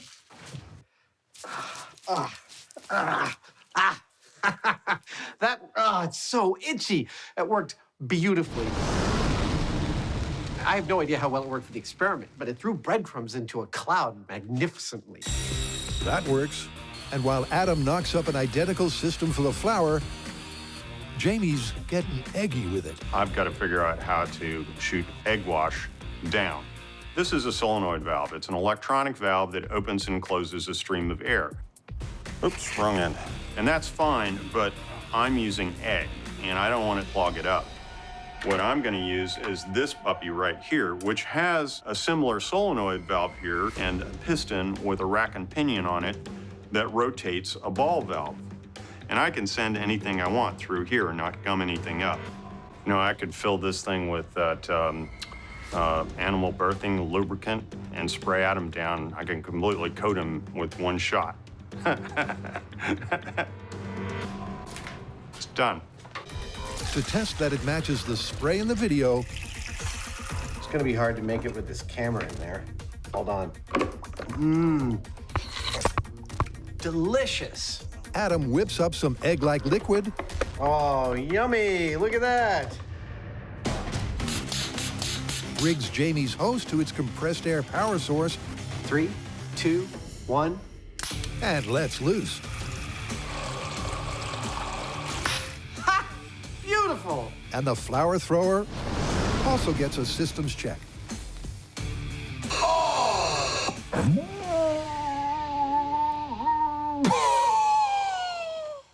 Here, you can run that sound effect right over the high speed. Hey, this is fun to scrub through this. You could also run that sound effect across it. I guess we better get back to making a TV show. That just leaves the fireball, but that will be assembled on location because the team has a dubious safety record at M5. Am I missing an eyebrow? So before things heat up, it's time to tackle another classic Mythbusters conundrum. Juicing the inside of fruit with an explosion. So tell me about creating smoothies inside fruits and vegetables using explosives.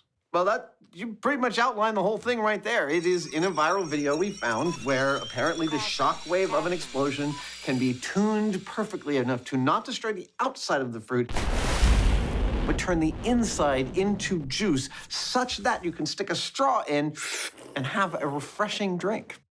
Well, I'm dubious, but sounds like fun. I agree. Let's do it. It's a deadly fruit cocktail only the Mythbusters could tackle, and they've got just the place to do it. When you want to investigate the power of an explosion, we have a place we like to go. Well, actually, we have a lot of places we go. But our home away from home, and the place we go more than any other, is right here at the Alameda County Sheriff's Department. We've been coming here for more than a decade, and we have blown up thousands of things on this property. It's like a clown's head exploded. Today, however, we're doing things just a little bit differently. Okay. Yep, this time they won't be destroying so much as creating and containing. Okay. To test the premise of the video and its use of surgically precise high explosives, I love filling waterproof tanks. They have to accurately recreate all of the elements, starting with the water-filled blast-proof box. We've gone above and beyond to make this tank really robust. Because water doesn't compress, you're effectively delivering a hammer blow to that structure. That worked beautifully. In this case, the ballistic material is probably the weak point. It's made to stop a bullet, but what it'll do with an explosive, it's anybody's guess. I can tell you one thing for sure, I'm gonna be standing well back. Now to position the fruit and explosive as per the video. Now that our tank is set up and filled with water, let's talk about the parameters for this experiment. First and foremost is the explosive. Now in the video, they show that the explosive is 17.5 centimeters from the fruit. That's the radius of the explosion. And the explosion goes to about 2.5 centimeters or 1 inch away from the fruit. If you double that, calculate the diameter, it comes to about a 12 or 13-inch cavitation that the explosive creates. So we're gonna be using one of these things. It's a blasting cap, and it's what we saw them use in the video. Nice. Right. It's easily set off by applying a small amount of electric current to these wires. That's about as dead center as we can get. Oh, look at this beautiful thing. Oh, so pretty. That's an explosion in style right there. Mind if I take the first plunge? Not at all. I'm using a plunger and we've got a plastic cap in water. Plunge puns abound. All right, fire in the hole. Blasting cap test. 3, 2, 1. It was an energetic mini boom. The incompressible water transfers the blast energy in a hammer blow to the armored box. But it holds. Makes a beautiful bubble that looks almost exactly like 12 inches in diameter. I don't know, I thought it was going to immediately be too large, but that might be perfect. They got it right first time. Yeah. The blast wave expands rapidly, creating the 12-inch bubble they were looking for, before the blast wind pulls back and it collapses. And the blasting cap made exactly the size of cavitation in our tank that we were looking for. So now we're gonna put some fruit in there and see if we actually can make a smoothie. But wait. Before we begin blowing fruit up willy-nilly, we need to answer a couple of questions first. Let me put it this way. There's one of two outcomes to this experiment. The explosives might not work at all in juicing the inside of a fruit, but they also might work. And how much juice can you actually get out of a tomato? That's what I'm going to determine with the experimental setup in front of me. First, I need some tomatoes. Here's some I grew earlier. Then I'm gonna juice them and figure out how much juice I get out of each one, so I can come up with an average percentage of juice per tomato that we can compare against the results of the explosives in case the explosives actually work. While Adam gets busy terminating tomatoes, Very satisfying. Jamie's looking at the other end of the scale for a control comparison. What happens if the explosive doesn't work? I am getting little bubbles of a fluid that's coming through there, but it's precious little. It's effectively only a drop, barely enough to wet your lips with. So just sticking the tip of the syringe into the tomato, even with a lot of probing around, about all I'm getting is a drop. But if an explosion does mulch the interior of the tomato, how much juice is it possible to extract? Hey, I'm back from doing the math. It went great. No one got hurt. More importantly, I got some numbers. For instance, I averaged out the amount of juice per tomato I got, and it was 62%. That means I got 62% of the weight of the tomato out in delicious tomato juice. I also was able to get an average of 108 milliliters of juice per tomato. Those are great numbers against which we can compare the effectiveness of explosives. Yeah. Meaning it's back to the bomb range, where we know the blasting cap has 3,640 joules of energy and should match the explosive bubble in the video. Now, for the shrink-wrapped tomato. This is a polyolefin bag, and I can shrink it.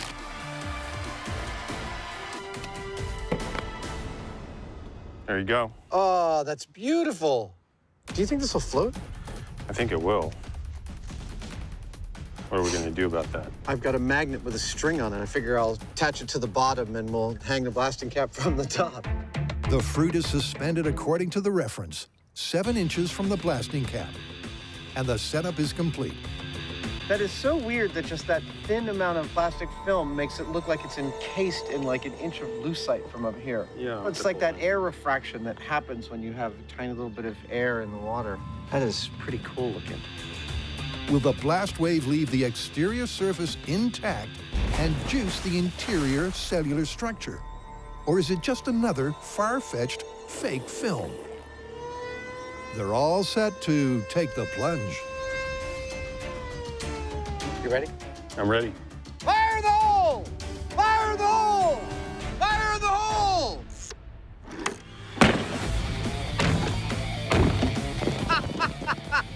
The whole thing jumped. That was awesome. 1! Just how awesome is illustrated on the high-speed camera. Whoa, look at that beautiful bubble. Wow! We have this perfect 12-inch cavitation. As per the video, the tomato skin is intact, but has it been juiced? I've got some straws. Now, if the video is to be believed, I should get tomato juice out of this. Here, do you want to try it? All right. Oh, what? Hey! You're kind of getting some juice there. Jamie manages to suck up a decent mouthful of juice. I did. And Adam, comparing it to an unexploded raw control with zero liquid uptake, I'm getting nothing. Thinks they may be onto something. This is so ludicrous. We just blew up a tomato, and now we're trying to have a drink. What else? No big. Question is, where to now? Okay, did you see what I see there? Yeah, exactly. Our tomato was just a little too far from the bubble. I'd say about 2 inches away, and we needed to be 1 inch away, like we see in the video. That is our next test. Oh, damn, the sneeze didn't come. What a buzzkill.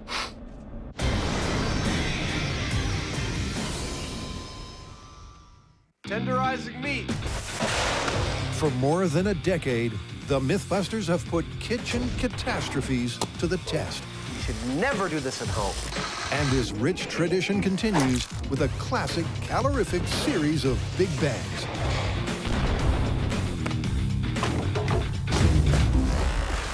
Here's what just happened. We detonated a blasting cap 7 inches away from a tomato, and it seems we made a difference in how much juice we were able to get out of that tomato. Hey, you're kind of getting some juice there. I did. So we're going to do it again, except next time we're going to move the tomato a little bit closer. And there it is, exactly 6 inches. 1 inch closer than last time. Because that might get even more of a definitive result. Fire the hole! That doesn't get old. The skin once again survived a blast wave measuring more than 27,000 feet per second.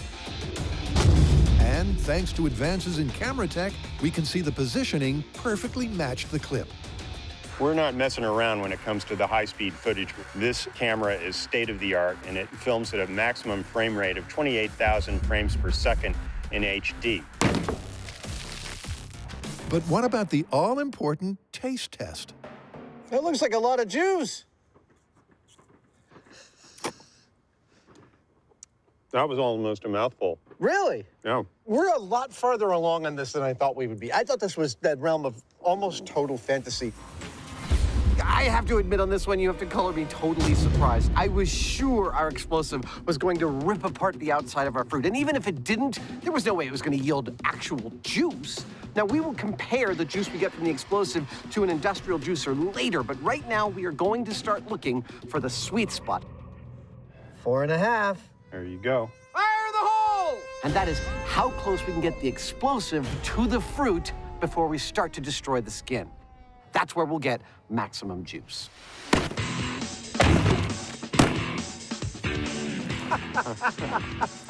This is our cooking show. 3, 2, 1. Yep, they want to get as close as they can without rupturing the tomato. Fruit is still intact.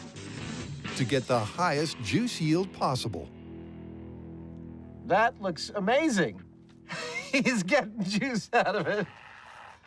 At 4.5 inches, the tomato is intact and tenderized. Oh, it's much softer. I wish you were watching this in Filovision. That's a significant difference. It's the same story at 3 inches. 1! Still there. I don't know that we breached the outer skin. This is amazing. And even at 1.5 inches. And most importantly, Jamie seems to be getting more juice each time. Look at that, dude. That looks like the best one yet. When Jamie's people come and invade the Earth, this is what they're gonna do to our planet. I feel like a mosquito. Until half an inch proves too close for comfort. 1!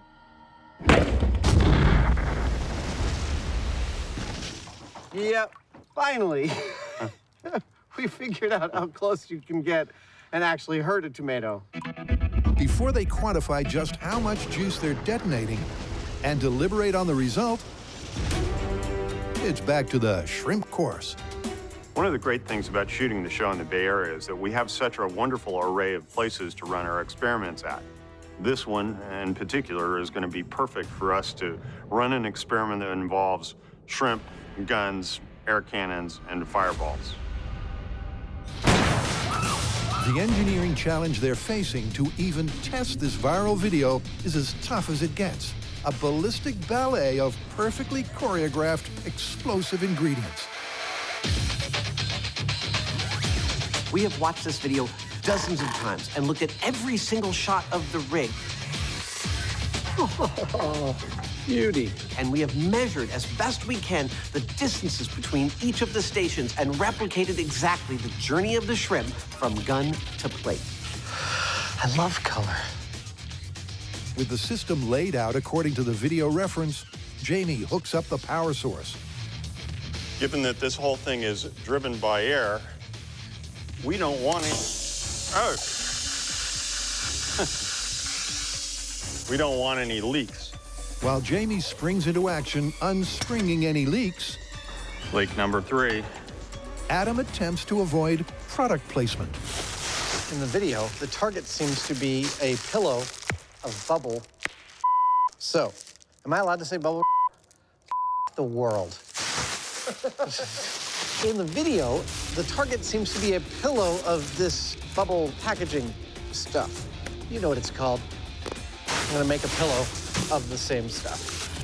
With their trademark target taped into place, time for shooting. And the firing squad peeled and prepped, they're all set to test the first cog in their multi-part machine, the shrimp cannon.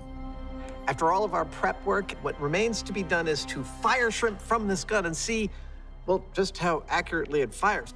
Oh, look at those. This whole machine depends upon this shrimp firing accurately. The shrimp gun is locked and loaded. I, for one, think that there may be a little adjustment after the first time we fire it. Here we go. In 3, 2, 1. I got shrimp up my nose. What happened? Well, Adam called it. A few minor adjustments are clearly required. Later on Crustacean Crime Scene Investigators. Clearly, this shrimp was fired out of a cannon. Yeah. The first test, well, my face got covered with shrimp guts.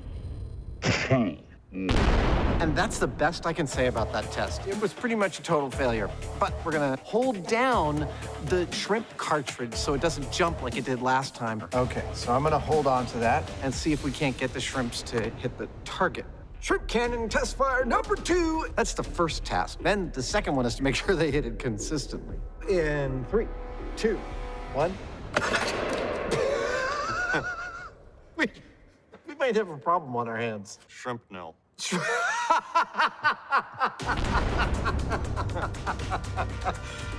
Nice. 1. Shrapnel. Let's go collect the shrapnel.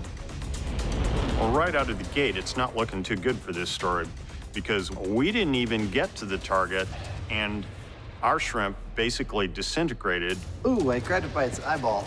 Yeah, there's little bits everywhere. And we can't just add more pressure, it's just gonna disintegrate them more. And that means that we've got to do something to doctor this a little bit. And what it would take is what is known as a sabot, which is behind the shrimp and takes the brunt of the force of the air blast, pushing the shrimp out of the cannon without destroying them. Things we turn out to get good at that will never be useful again. And then that sabot or wadding falls away before it reaches the target. Test number 3. 3, 2, 1. That was a little better. That was a lot better. All 3 of them hit the back target, and if I'm not incorrect, at the same time. The sabot was successful. The shrimp stayed intact, and with a small adjustment to the aim, that was perfect. That was perfect. I was going to say almost perfect, but that was perfect. the guys seem happy. Spank right into the pillow. Couldn't be better. That success means they can go again, this time to measure the flight time. For the record, the last one took 392 milliseconds to reach from the end of the barrel to the target. And with that, they're ready to coordinate the launch of the shrimp with each ingredient and the final fiery piece of the puzzle. Nice!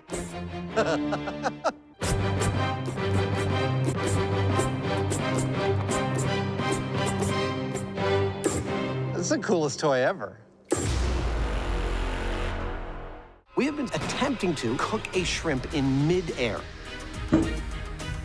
So far, we've got the shrimp flying consistently into a target, spank right into the pillow. And now, we need to set off each of those elements at precisely the right time. For that, we're going to be using these timers, which will allow us to tune everything the way we need it to within milliseconds.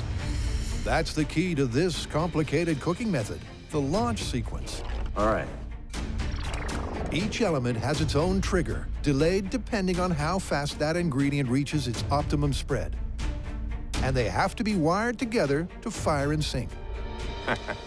I love these situations when we've set this stuff up like a house of cards. All we have to do is take off one of these and run it to our AC line. There's all these switches and solenoids and a bunch of other stuff that are activating all at once, and it's almost too much to comprehend.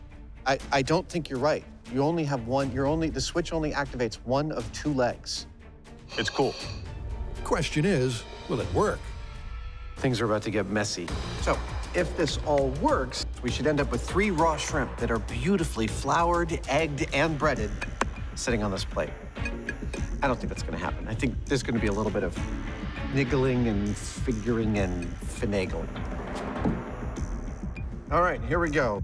90% operations test shrimp cannon in 3, 2, 1, go.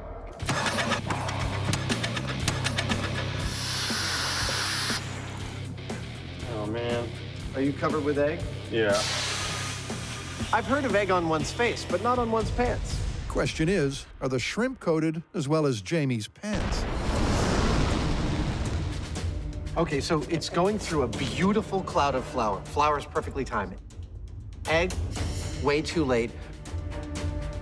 Breadcrumbs were good, but I mean, they need more fantails of breadcrumbs. Yep, the egg fired late and the breadcrumb cloud underwhelmed, leaving the shrimp underdressed. So, some adjustments. Oh, yeah. So I'm adding in a second set of 4 fantails. They double down on that crunchy coating. If this doesn't coat it with breadcrumbs, why nothing will. And tweak the egg shower timing. Cue a 500-degree Fahrenheit fireball. Yes, this is what you've been waiting for. Like this, cooked shrimp might be next. Hopefully this will keep the shrimp from ricocheting off the plate. And it's got a little shock absorption too. I'm gonna go out on a limb here and say this might be the weirdest machine we've built on the shop. It's right up there, certainly. This one's for the money. I'm gonna try cooking shrimp in midair. In 3, 2, 1.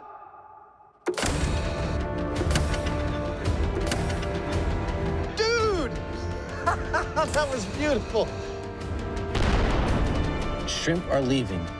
It's going through the flour. Awesome! Goes to the egg. And the breadcrumbs. Oh my God. And the fire!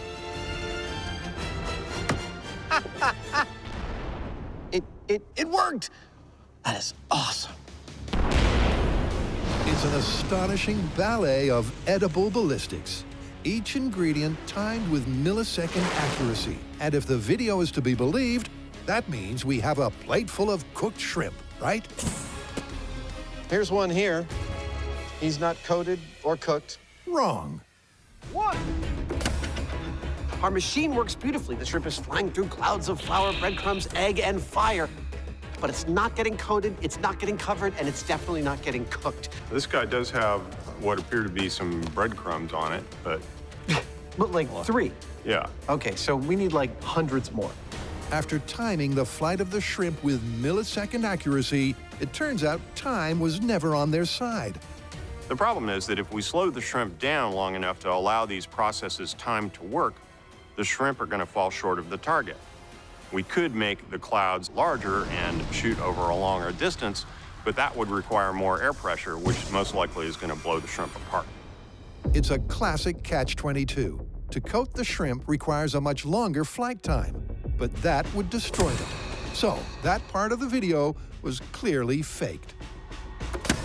And then there's the fire. For the same reason that flicking your hand through a candle flame doesn't burn you, the shrimp just doesn't spend enough time in the fire to get cooked. And we can't, for all the reasons Jamie just stated, let it spend more time in the fire, but we can make the fire hotter. This is a 5-burner sword forge running propane.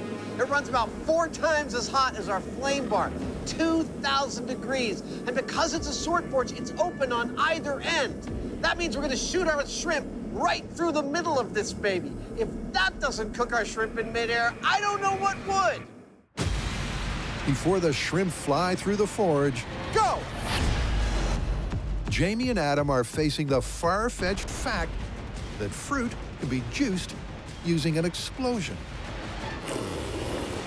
All right, once we figured out that we had the right explosive, that putting it 7 inches away from our tomato did not destroy it and gave us juice, then we figured out that putting it ever closer still didn't destroy the tomato but got us more juice each time. The question was, how close can you get to get the maximum amount of juice without destroying the tomato? And that distance turns out to be 1.5 inches. But now it's time to figure out exactly how much juice we can get out of that to actually quantify it. How? Well, earlier, back at the shop, we quantified the amount of juice that we got from a tomato using an industrial juicer. And it was 62%. That means I got 62% of the weight of the tomato out in delicious tomato juice. Now we're going to compare that to what we get from a tomato detonated at our sweet spot of 1.5 inches. All right, so here's how this is gonna work. I've got a vacuum pump, a containment vessel, and a straw at the end of a tube. The vacuum pump will pull air out of this, which will then come through this straw. We stick the straw into the tomato, and it acts just like Jamie's mouth, sucking the tomato juice out. Oh. That's vigorous. That's actually pretty impressive, isn't it? Yeah. It's coming. All right.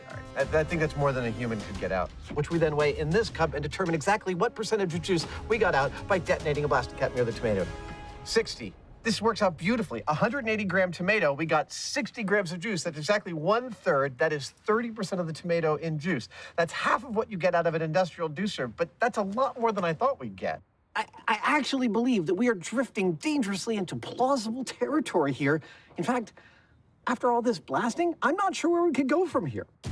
Yes, using a precisely calibrated explosive charge, it's possible to juice the inside of a tomato. And there really is only one place to go from here. In patented Mythbusters style, is bigger, better. I think we need more explosives.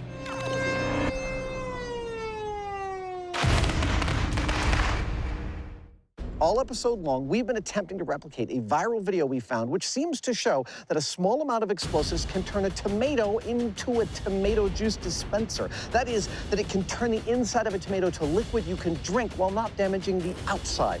And astonishingly, we seem to have determined that this is actually true. Now, of course, it's Mythbusters, so where a small amount of explosives seems to work pretty well, a large amount of explosives ought to work a lot better. This time around, we're going to be using 20 pounds of TNT. Nice. Nice and peaceful out here. At least right now it is. And that's going to create a much larger and more powerful pressure wave.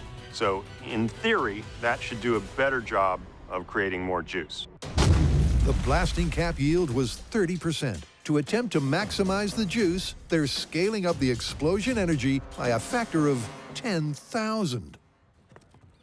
Scientifically speaking, when we scale things up, we need to scale everything up to be consistent. Now, our prior test used a small tank, and in this case, we're out in the open in a lake.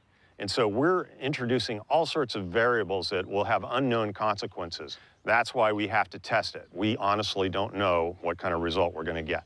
All right, let's double check our supplies. We got mesh bags, check. Oranges, check. Cucumbers, check.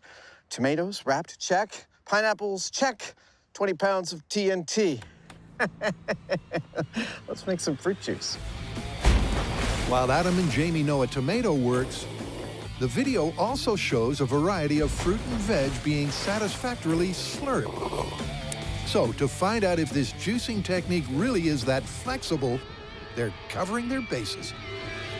Let's start attaching them to the buoys. Finally, without knowing the ideal distance for this sized explosion, that's the 2-footer. Each bag is placed under the surface. There's the 5-footer. At staggered intervals. There's the 10. The blasting cap has an explosive energy of 3,640 joules. 20 pounds of TNT has 37 megajoules. Will the larger amplitude blast wave be more effective? We're about to find out. Doesn't it look beautiful? Yeah, it's perfect. All right, Captain, back to shore.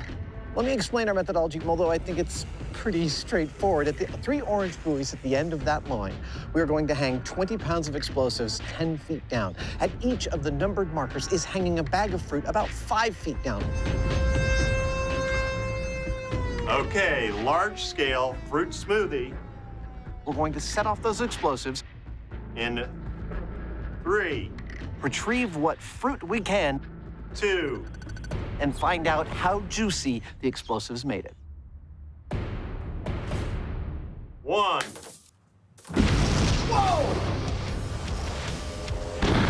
Uh-oh. Yeah, that was a little more energetic than I thought. More energetic, and at 8,000 frames per second, it's also beautiful. You can see the original impulse of the explosive starting to expand, and then you can see a set of different speed shock waves emanating out from that center. Then you can also see some of the reflected waves, which are bouncing off the bottom of the lake, also interrupting and creating secondary artifacts around the primary shock wave. This is one of the loveliest shots of an explosion I think that we have ever gotten.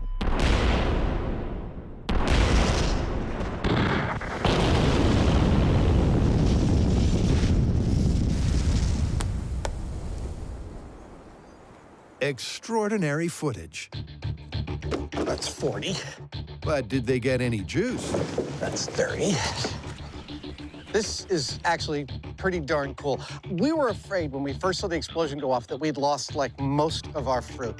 But it turns out it seems that we have lost our 2, 5, and 10-foot bags, which we kind of expected because they're so close to the explosion. We got them from 15. Awesome. But we have 15, 20, 25, 30, and 40. Now it's time to inspect and see just how juicy our bouquets of fruit and vegetables are. The initial signs, oh man, are not great. Okay, I'm just gonna go on a limb and say cucumbers do not like explosives. Searching through the debris, many of the victims are ruptured, but luckily not all. This one's been compromised. There is evidence of tenderization. It's definitely softer. At 40 feet? No, so I'd say that orange is not a fruit juice dispenser. 30. No. No. 25 and 20. Tomatoes, that one's dead. The kind of carnage that can only be yielded by an episode of Mythbusters. But by the time all survivors have been examined, the results are definitive. No, it's the same thing as before. Not juice. Not juice. Tender. Tender, but not juice. So, seems like bigger is not better in this case, huh? No, no. We found at least one thing for which more explosives do not get a better result. But why didn't it scale up? Whoa! We know that blast pressures can bounce off of surfaces. They can reflect. And so that small container caused the blast pressure to go back and forth through the fruit a bunch of times, each time breaking the cell walls a little bit more. So that may actually have been the ideal situation, even though the amount of explosive was very small. If you remember, we started out with a viral video that seemed to imply that with a little boom in a box, you could generate sweet juice out of something like a tomato. In that scale, we actually succeeded in getting some lovely gulps of juice out of a tomato. Now, it didn't work when we scaled it up, but I have to say, given how well it worked in the scale that the video shows, I think that we're gonna have to call this one plausible.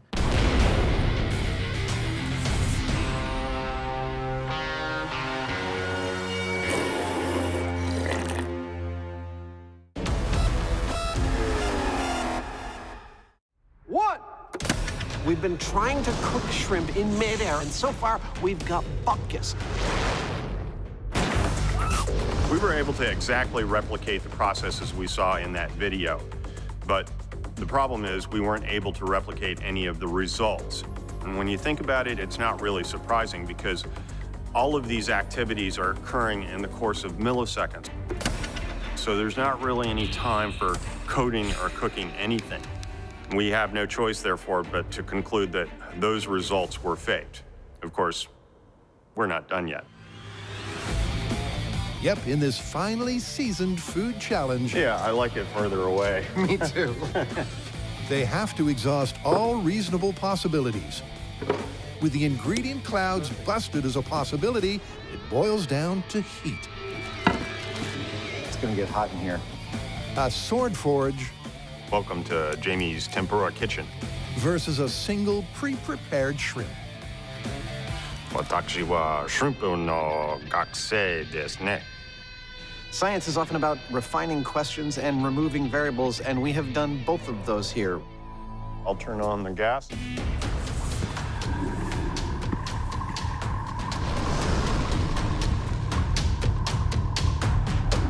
Shrimp, gun, furnace. It's gonna take a few minutes to get hot. Hopefully, cooked shrimp on the other side. We are soon to find out. I'm getting about 2,100 degrees. That's 5 times hotter than we were getting in our fireball. Yeah. 750,000 British thermal units of heat energy are generated by this propane-powered forge. It's like some sort of jet engine. Each of those BTUs can raise the temperature of 1 pound of water by 1 degree Fahrenheit. Woo-hoo-hoo-hoo.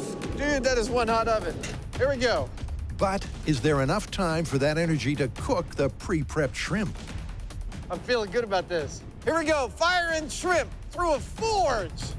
And 3, 2, 1, go!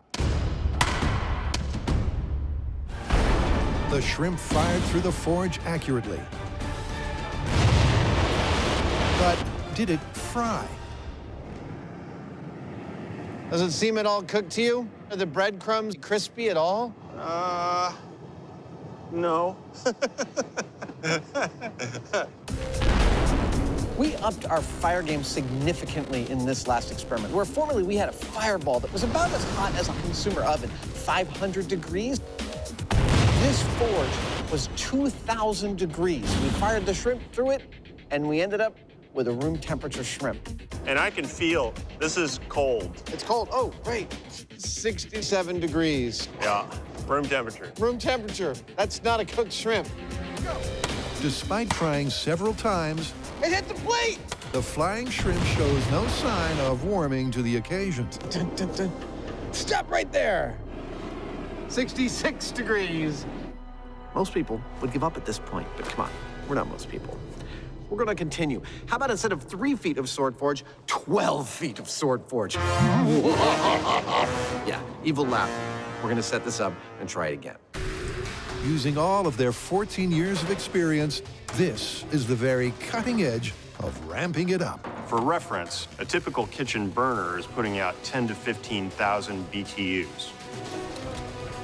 This setup right here, 3 million BTUs, all encased in one long square tube. That's pretty extreme heat.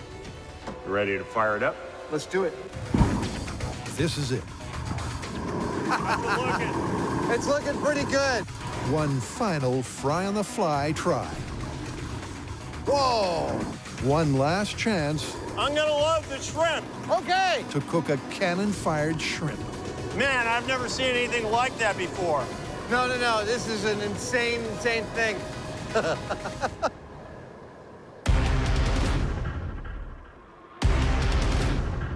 We have 12 feet of sword forge putting out 3 million BTUs of heat. If this doesn't cook it, nothing will.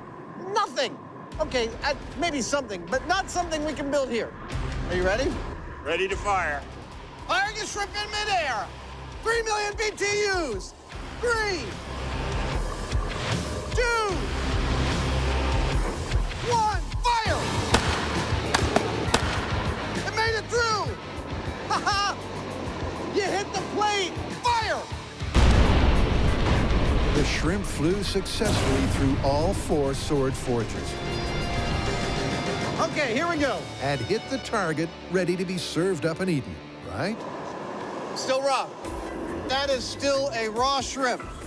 That is not cooked. The breading has not been set.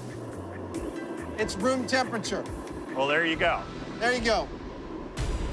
No shrimp for you tonight. Well, you can't fault us for not trying. You can have all the heat you want, but if there's not enough time, you're not cooking. Looking at it from a physics perspective, the limiting factor is not the amount of heat or even necessarily how long the meat is exposed to the heat. It's how fast the heat can move through the meat. You can't cook a shrimp until you've got the outside hot and the inside not raw. This was just not enough time. This was on the order of milliseconds, and you need at least a couple of minutes. No, I'm not eating this at the end of this take. It's disgusting.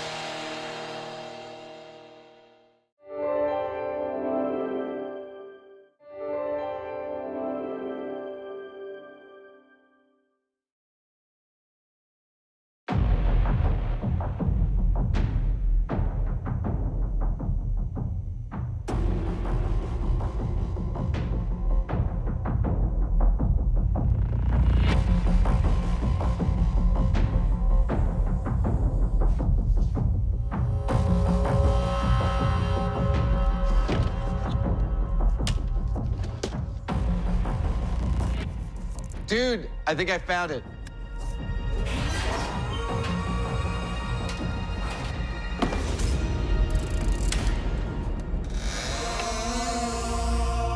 We happy?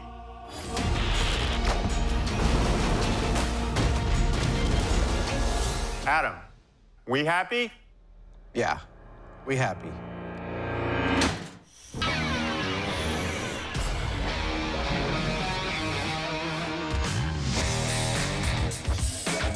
On this episode of Mythbusters.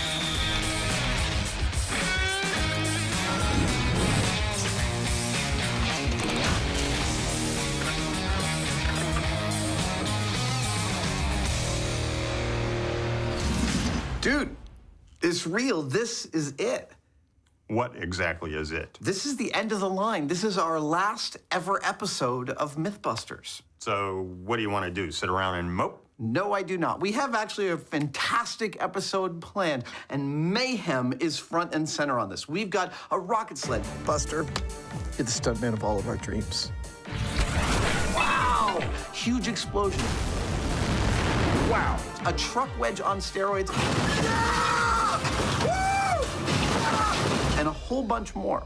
Well, sounds good. What's first? Well, one of the things Mythbusters is most famous for is our extensive use of our high-speed camera. Agreed. But we have never filmed an explosion at tens of thousands of frames per second.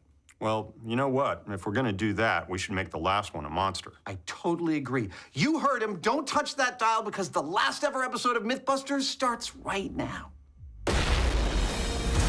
They say that all good things must come to an end. And Mythbusters is no exception. Having lived through 14 years of world firsts,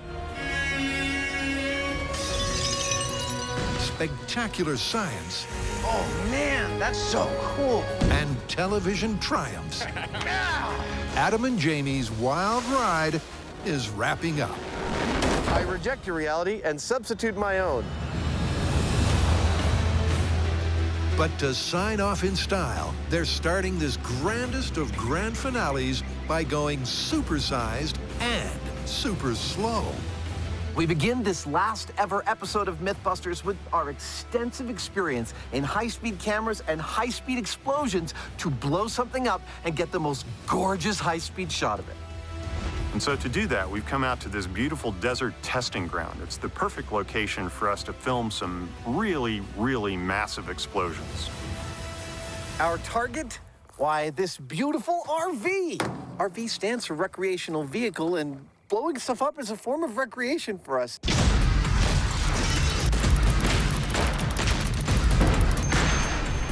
Now, we've chosen this because Mythbusters has a long and illustrious history messing with these things. We've driven through them.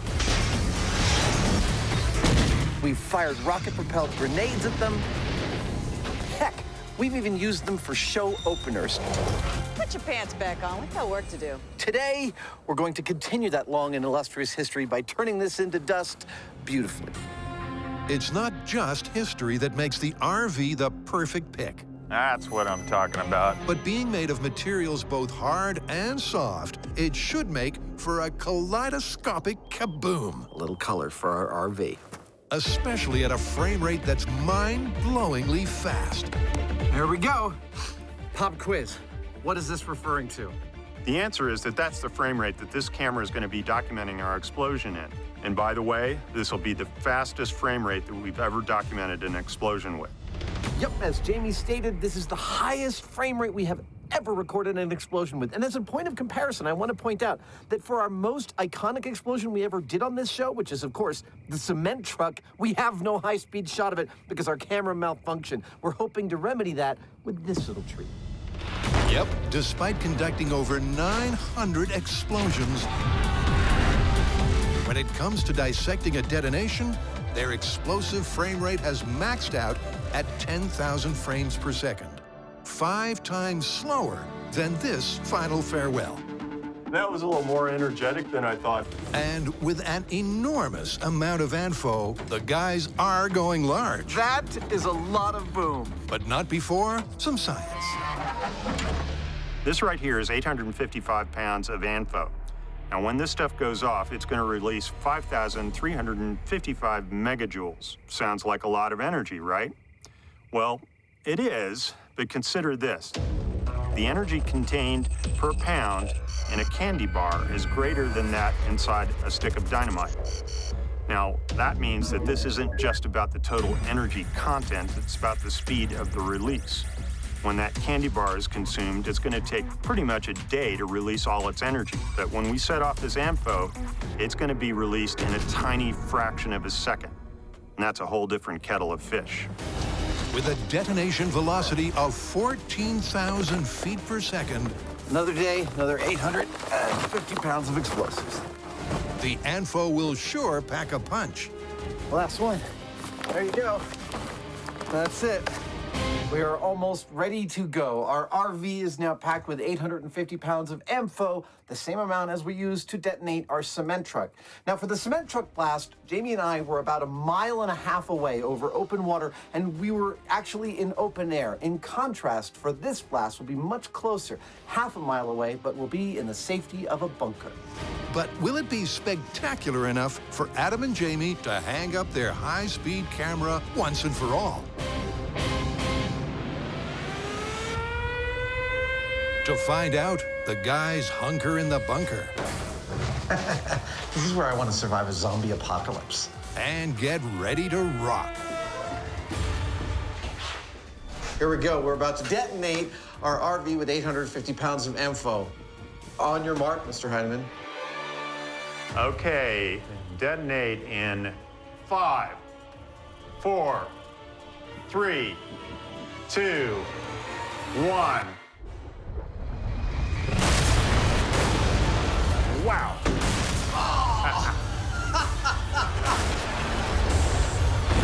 Look at that.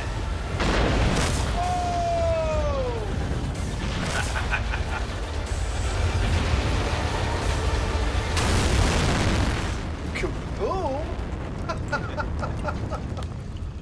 There's nothing left. No hole, no nothing. It's like it wasn't there. If Jamie wanted Big Boom, wow. Jamie got Big Boom because their RV has gone AWOL. Wow. I can see chunks everywhere. Well, that was 850 pounds of ampho versus one RV, and clearly the RV was worse for wear. This is actually the most surviving tire of the actual car, and this was the spare. There are more efficient ways to pull the tire off of a rim, but none that are more exciting. But this experiment was all about creating a high speed that's the bomb. So was it job done? All right, this is the best part, watching it on high speed. To find out, Adam starts by cueing the close-up. Oh, look at that. You get to look at the inside of our RV lighting up. That's 850 pounds of ampho, expanding at, give or take, 15 times the speed of a bullet. Oh, look at that. It's so beautiful. If the close-up had you impressed, just wait for the wide. Oh, and there comes the shockwave. That might be the most beautiful shockwave we have ever recorded. Look at it. It's like a lens. It's like a Photoshop effect.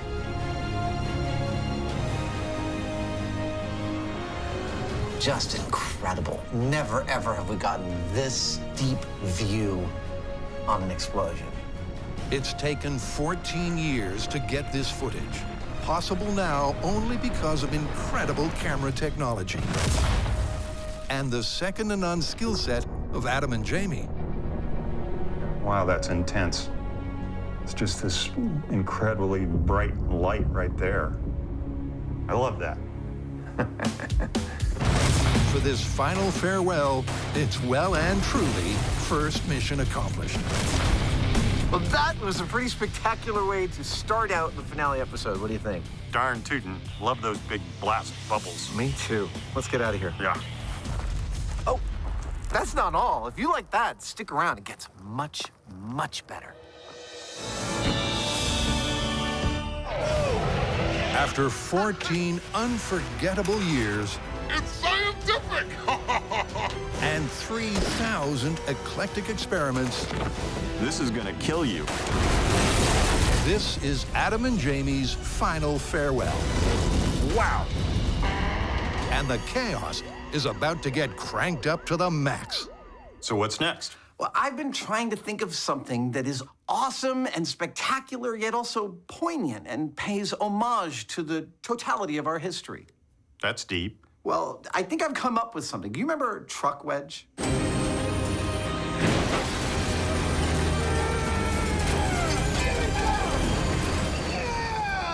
Yeah, it was great.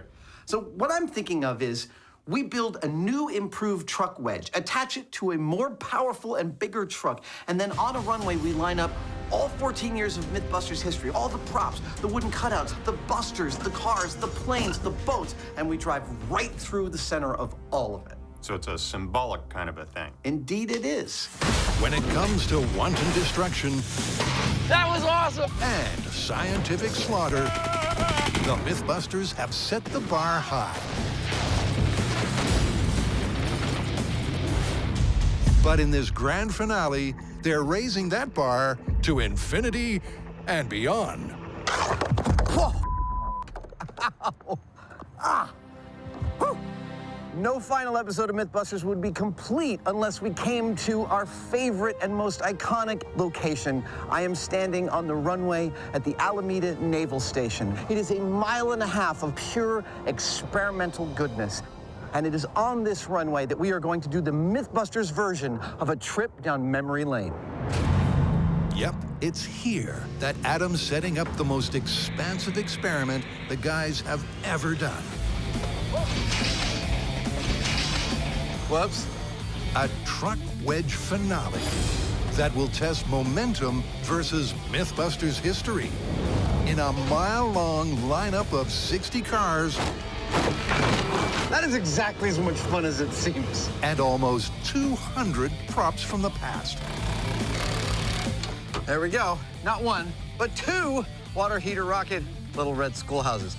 If the truck makes it all the way, it'll be the ultimate hit and run.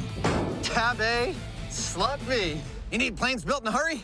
Come to Savage Plane Reconstruction. But with the course still days away from being ready, it's over to Jamie, who's got to contrive and construct the mother of all steel wedges. I've got to build this massive steel wedge that I'm going to attach to the truck. Now, to do that, I've designed a number of triangular steel plates that'll weld into this structure. That's not the difficult part. The difficult part is I need to get the thing socked in really close so that I can attach it securely to the chassis, and it'll fit. Slowly but surely, the wedge starts to take shape. We mean business. And it's shape that is critical to this epic experiment. Thanks to its pointed nose and cone-like contours, the welded steel wedge should be able to slice through everything in its path. And then push it to the side, provided the truck's speed stays high and its driver stays on target. And with this last ever rig nearly ready, Jamie's getting jazzed. This is the kind of stuff that I really like because this went from a thing in the computer to a thing that's really kind of impressively nasty and it's pretty badass. Indeed. But before it lets rip for real,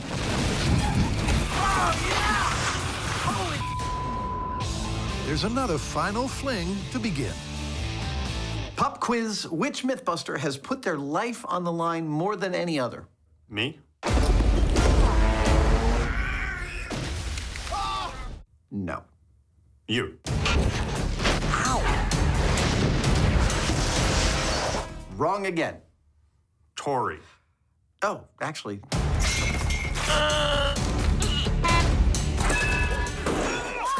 I was thinking of Buster. Well, he has put himself out there for us. Indeed, and in this final episode, I think that we should say goodbye to Buster in a manner properly befitting his incredible contribution. Like a superhero. Exactly. Faster than a speeding bullet, stand by for Buster's last stand. What is it that defines a superhero? I'll tell you what doesn't. It's not a phone booth. It's not a costume, as good as I look in this costume. No. What defines a superhero is that they sacrifice their own existence for the betterment of humanity and for the world. And who on the Mythbusters crew qualifies as a superhero? It's Buster. For the last 13 and a half years, Buster has repeatedly sacrificed himself, thrown himself on the altar of science for your entertainment, but more importantly, for your knowledge. And in this episode, Buster is retiring, and he has chosen to go out in a manner that befits his status. In this box right here is the new star of Mythbusters. It was 2003 when Buster first set foot in M5. Oh, look at that. Where it was love at first sight. I think we should call him Buster. At least until his second day, when the abuse began. Go. In his second week, things got worse. Poor guy. And that set the scene for 14 long years. How you feeling, buddy? In the name of science, Buster's been repeatedly blown up,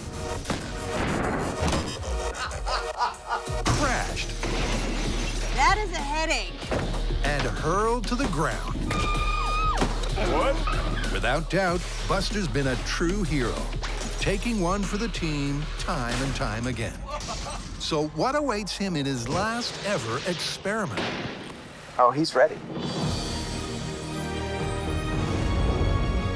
Well, to say he's shooting for the moon would be on the right track.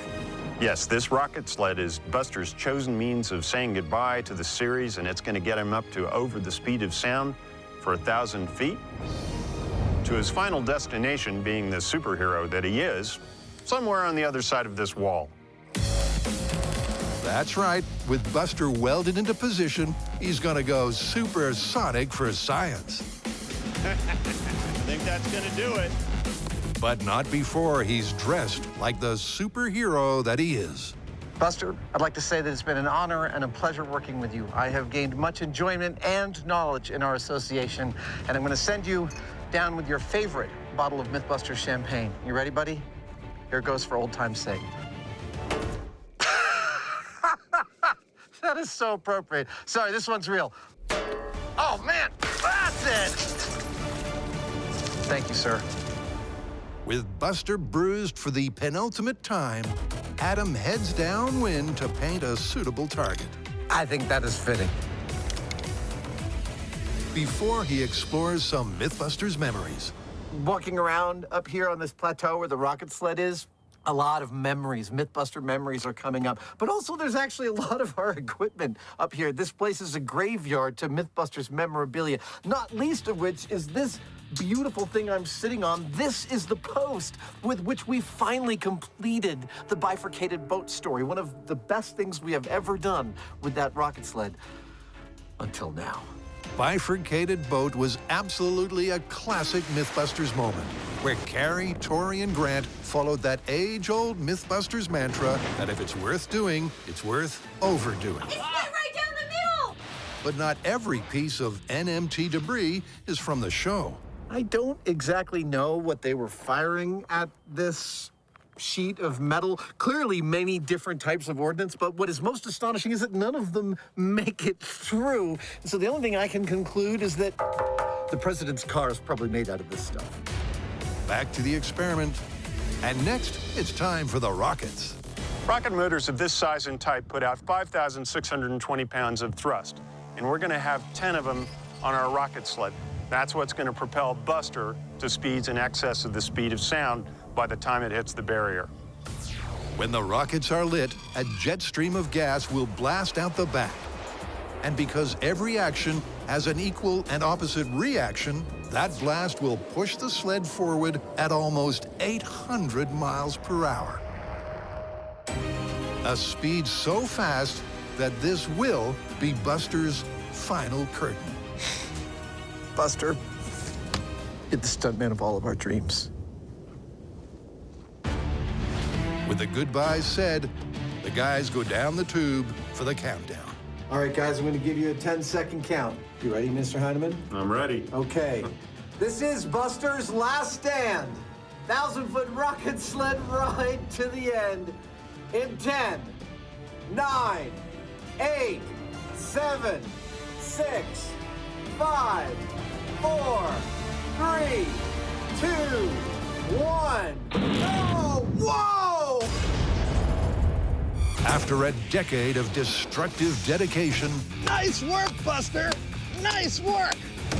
Buster has literally had a blast. His ass is on fire! And in this, his last ever episode, it's time to say goodbye. Buster, you're the stuntman of all of our dreams.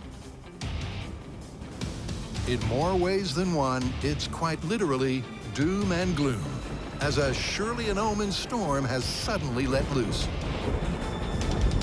But it's too late to back out now, because Buster's got a date with destiny. This is Buster's last stand. 1,000-foot rocket sled ride to the end in 5, 4, 3, 2, 1. Go! Whoa! Wow! Boy, you could feel that. You really could. Something broke the speed of sound while we were watching it. Look, there's a perfectly rocket sled-sized hole in the wall that he flew into. Yeah, that didn't mess around. Oh, no. Peaking at 780 miles an hour, it's no surprise that their pristine target is now just a trouble of rubble. Yep, that's a hole. But as for Buster, he's gone.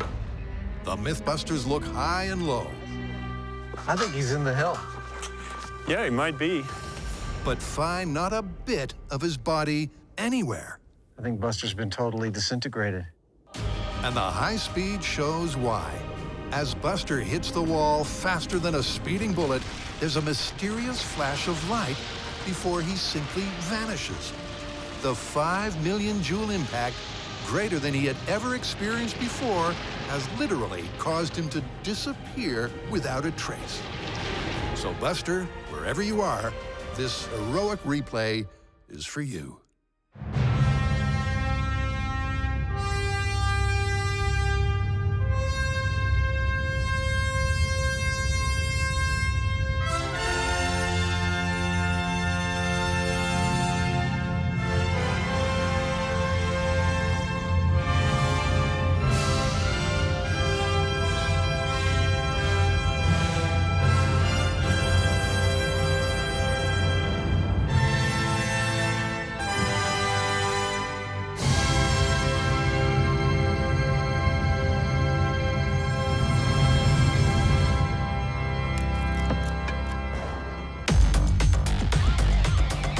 Back where it all began, Jamie is a man on a mission.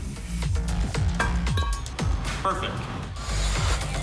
He's making a super reinforced truck wedge for the most destructive experiment in Mythbusters history. And stage 1 is done.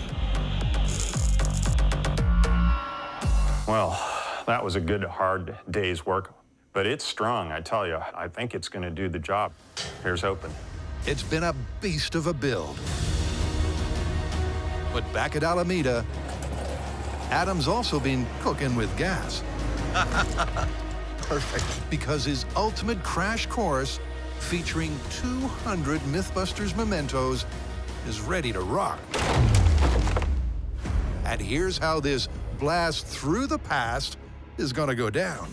Our new improved wedge will be driving through 2 rows of 10 cars. We painted numbers on the top, 10 through 1, so it's a countdown all the way to the end. And these 20 cars is just the beginning. Yeah! Once we've made it through all 20 cars, then it's time for a walk down memory lane, starting out with 2003. We've got Barrel of Bricks, Microwave Miss, Escape from Alcatraz, Ducks, Quack Won't Echo, Tree Cannon, and Exploding Toilet. Firing. In 2004, we've got Killer Washing Machine. We've got Jet Taxi, Jawbreaker, electrocution in a bathtub, and needle in a haystack. That is one found needle. 2005, salsa prison escape, bullets underwater, killer tissue box, shark wig, and the Christmas trees mean it's the Mythbusters Holiday Special. 2006 means shredded airplane, Archimedes, death ray, great gas conspiracy, and Mentos and soda. Don't tell Jamie.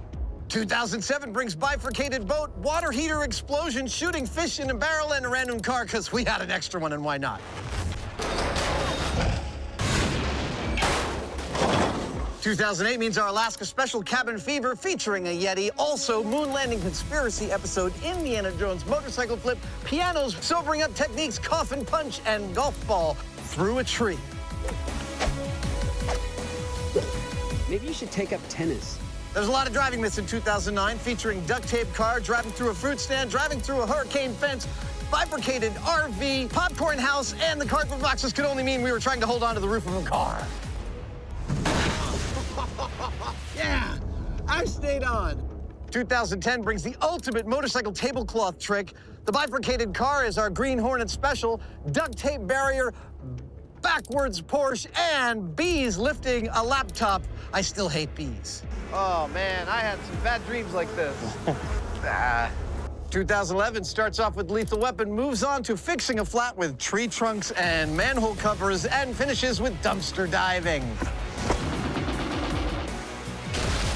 2012 mean square wheels, a balanced car with a chicken on the front, underwater bicycles, and cars filled with party balloons. Au revoir! Yeah. Oh my God. I think it might have worked, man. And so it goes on. For 14 years, Adams picked the most iconic props from the most famous episodes to stand and deliver in the ultimate truck wedge test. But seeing memory lane laid out has had an unexpected effect. Our original goal in creating this destructive drive through Mythbusters Memory Lane was to engender a kind of catharsis for you, the audience, in saying goodbye to this show. The unexpected result is that it's created a catharsis for me. It demonstrates a tremendous amount of work and love and effort, and I have to say, taking a walk through it is pretty emotional, and it's kind of hard to say goodbye.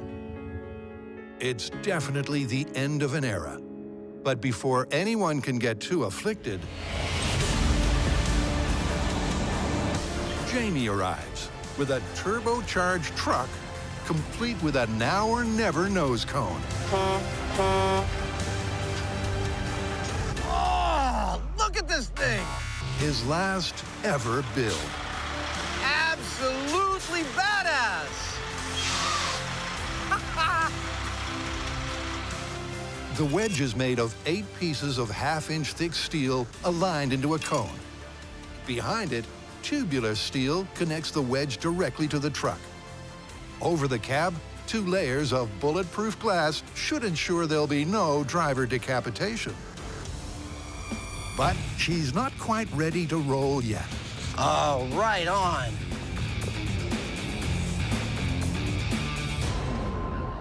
I think that's about right. Without a doubt, the truck's dressed to kill. That's better. Let's get this show on the road. Its driver, not so much. Yeah! Let's do this thing. With Jamie watching on. I just hope he doesn't get hurt. You know, it could happen. Adam puts the pedal to the metal. 7th gear, coming up to 30. But will the wedge have the strength to give the runway the send-off it so dearly deserves? Ladies and gentlemen, this is a destructive wedge through memory lane in 3, 2, 1. When it comes to car carnage, Adam and Jamie are as good as it gets. This is why we can't have nice things. But it was Season 12's truck wedge that took their vehicular violence to a whole new level. I think we just solved my traffic problem. So now they're ramping that up with a supersized truck, a fearsome wedge, and the ultimate crash course. Stand by for some final physics. Momentum versus Mythbusters history. To find out which will win, Adam's in the hot seat. Oh, seriously, the horn doesn't work? All right, sound effects. Give me a horn. Yeah! Let's do this thing. But before any wedge wipeout, Adam's first going to drive past the crash course. There we go. 25. To double check that the truck and wedge can cope. 8th gear. This is my butter gear. When being driven at speeds that are dangerously fast. Heading into 45. That's about the speed I'll hit the cars. Boom, boom, boom, boom, boom. And it's so far so good. 2003. Boom, boom. 2004. Boom, boom. 2005. Boom. The truck and wedge Boom, boom, boom. are both stable and fast. Heading to the end. Coming to a complete halt here and... Which means that Adam can reset That was a test run. and get ready for this ultimate blast through the past, where the danger is quite literally going to be through the roof.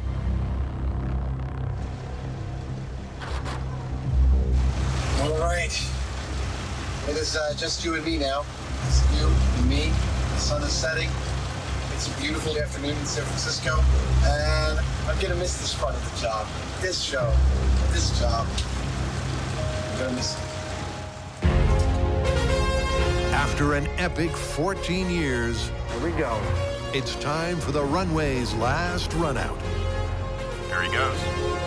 Will Jamie's world-class wedge 7th gear. Coming up to 30. combine with Adam's second-to-none drive skills 8th gear. to make it all the way through their crazy crash course? 45 miles per hour. Here we go. Ladies and gentlemen, this is a destructive wedge through memory lane. In 3, 2, 1. Yeah! Right through! Yeah! Woo! Yeah! Hey! 2005, boom! 6, boom! Oh, yeah! Boom! 7, boom! 8, boom! Oh, yeah! Holy crap! This is insane!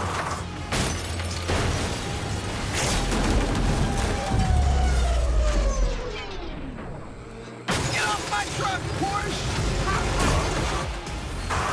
I'm totally good. I can't see. I can't see.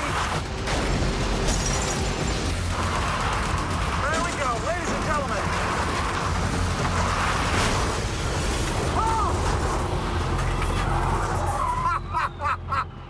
Oh, yes! Woo! Yeah! Now that's what I call a demolition derby. So are you all right? Yeah! Yeah, I'm all right. Incredibly, Adam's unscathed, but the wedge, not so much. Well, there's your problem. Oh! Look at what I have wrought. But it held. It took a beating, but it did its job. The wedge may be battered, but that's nothing compared to the crash course, which has been completely torn apart. For more than a mile of runway, there's a level of destruction that is absolutely astonishing. And it's all thanks to momentum. Because the wedge pushed the props up and out, the truck never got slowed down, meaning that it could continue its demolition derby all the way to the end. But what was it like to drive? That was far more intense than I expected it to be, as evidenced by the fact that It looks like about 20% of what I drove through stayed with me. So to recap, I hit about 45 miles an hour at the very moment I got to the first row of 20 cars. Yeah!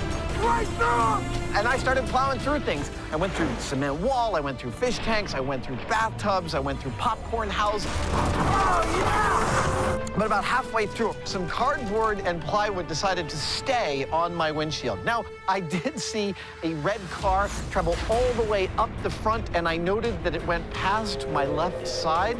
That made me very happy for this big, heavy wall beam right there.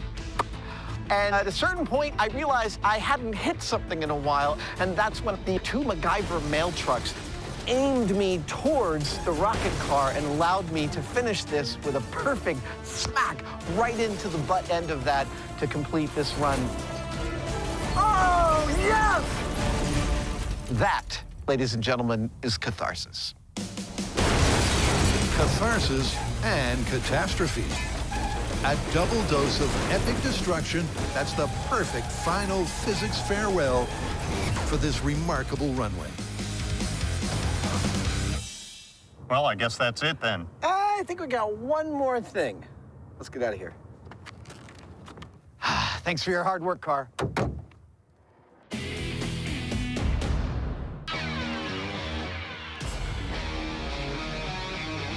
After a final season full of stunning statistics and 14 years full of spectacular science, just one question remains.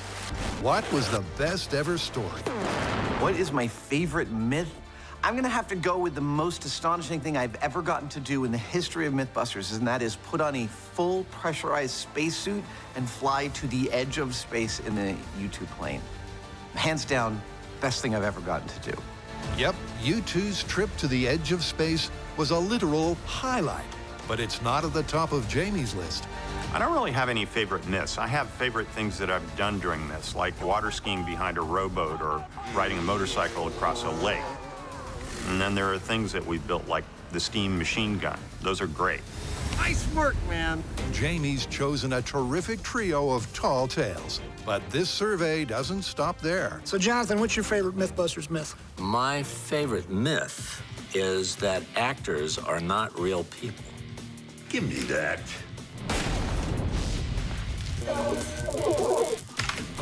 Amateur. Did they ever prove or disprove that? Was that busted? It's still up in the air. That's good. My favorite Mythbusters myth. I think mine has to be, this is an oldie but a goodie, JATO-powered Chevy Impala. I think that's what you guys led off with way back when in your first season, but... what was it? What was it? Jet-powered car, jet-powered Impala. Jet-powered. So JATO, jet-assisted takeoff unit, they strapped to an old 67 Impala. Fishtail everywhere. Yeah, it didn't go too well. No. But it blowed up good. It blowed up good. So, you know, they had that going for them. Good job, guys. Good job. JATO and its two sequels are definitely contenders for best ever myth, as is the inevitable Big Boom. Hey, Mythbusters. You've blown up a lot of stuff over the years, but if I had to pick a favorite, I'd say it was all the times you blew my mind. No, wait, cement truck. Definitely the cement truck. I mean, that thing was just gone, just dust. Even without the high speed, cement truck is a surefire fan favorite, but it's not everyone's number one. Although there were a lot of great myths put to the test through the years, I have to say that for me, one absolutely floats to the top. Can you cook a Thanksgiving dinner on a car engine? The entire segment was thoughtful, intelligent, witty, and stylish, not to mention aromatic and tasteful. And of course, you proved that not only can it be done, it can be done to delicious perfection. Bravo. With over 1,000 myths to choose from, working out what's been the best is so hard that some people just can't find an answer. I've had so many amazing times with Mythbusters and watching the show and really being a fan for so incredibly long, since the beginning. But I'd have to say that my favorite memory was the time when everyone discovered that Jamie was actually just a host for the sentient beret that lives on his body and forces it to do his bidding all the time. with his guidance system, the mustache.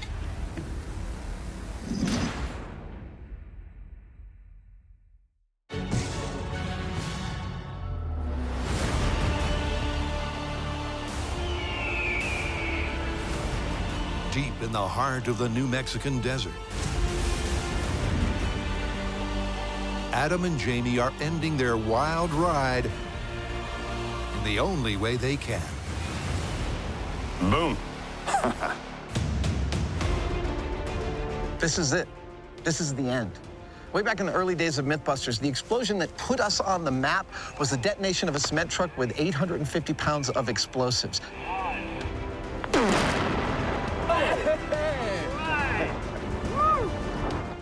So when it came time to figure out a way to wrap up this series, this was the only choice. I'm introducing you now to a soon-to-be former cement truck. This will be Mythbusters' last ever explosion. Yes, and it'll be our biggest. Yep, for their last ever sequence. There it is. The guys are going to redo their most famous blast and take it to the max. Now what's being prepared here, that's beautiful, is the largest explosion in Mythbusters history. Its predecessor was when Cary Grant and Tori made diamonds with 5,000 pounds of explosives. In here, we're putting more. Coming in. Adam and Jamie are using their 14-year explosive experience to say goodbye with the most epic explosion they've ever done. Inside this cement truck, 5,000 pounds of info. And we are putting more than that in here, Mr. Hyneman. 1 pound. 1 pound. 5,001 pounds. The largest explosion in Mythbusters history. And the last one. Yep. With the cement truck ready for the ultimate clear out, the guys are going big, then going home. Before we commence with this final detonation, I have to admit it is an emotional day. We've been doing this job for 14 years now, and over that time, we have done just an endless number of the most ludicrous. There we go! Hilarious.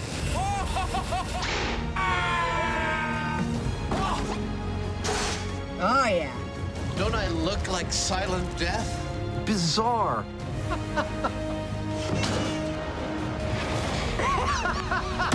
Dangerous. Am I missing an eyebrow? Something just touched me! Wonderful things. Ready, hit it. That was one of the coolest things I've ever seen! Ladies and gentlemen, 70,000 feet. This is not a bad way to spend your day. But more than any of that, what has really fundamentally changed the way I think as a person is what I've learned on this show. This is a lead balloon. What I've encountered and the problems that I've had to solve. Wow. I'm very pleased and terrified. And it ends here, today. The greatest learning experience of our entire lives. See you guys on the other side. This is it, the final experiment of Adam and Jamie's monumental myth-busting.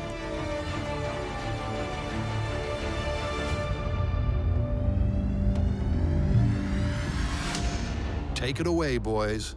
Okay, this is Mythbusters' last ever explosion. 5,001 pounds of info versus a cement truck. Starting in 5, 4, 3, 2, 1.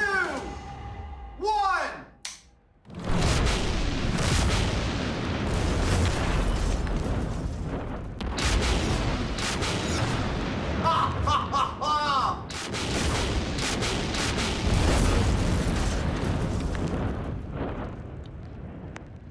I think it went off. I'm pretty sure it did. That was magnificent.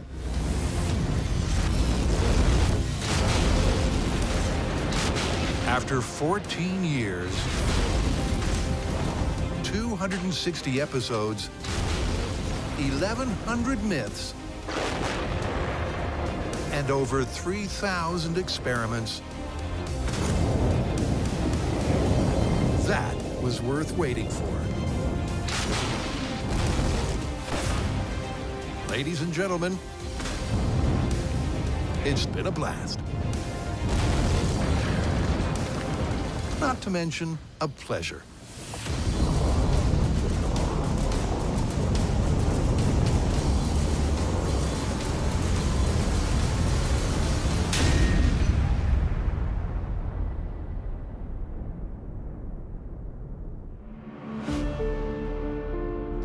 Ah, now that's more like it. That's a crater. Yes, it is. It's 5,001 pounds worth of crater.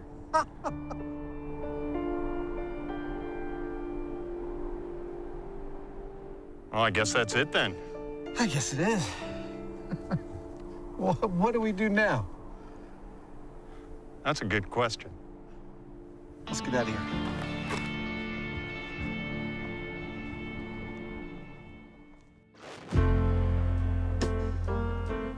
So where do we begin? What do we got? Just a perfect day. Drink sangria in the park. And then later, when it gets dark, we go home.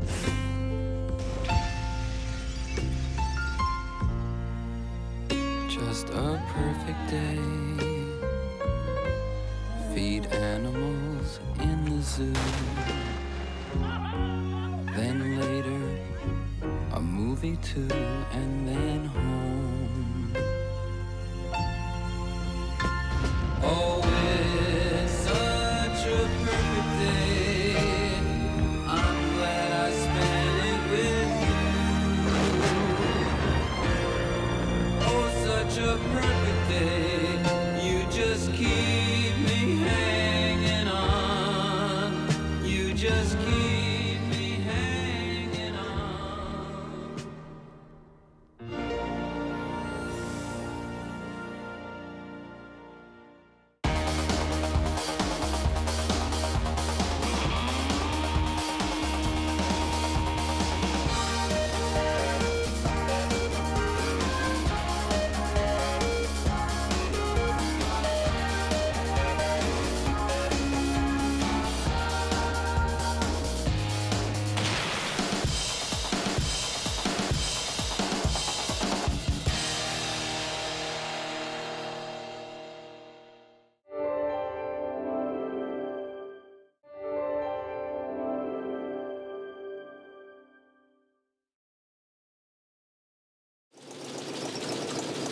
And so the fun begins.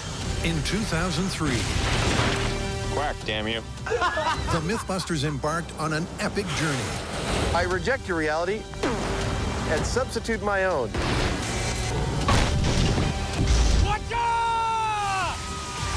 Ladies and gentlemen, 70,000 feet. And with the tsunami of science done and dusted, This is it. This is the end. the team is back for one final intimate episode. You ready for the reunion?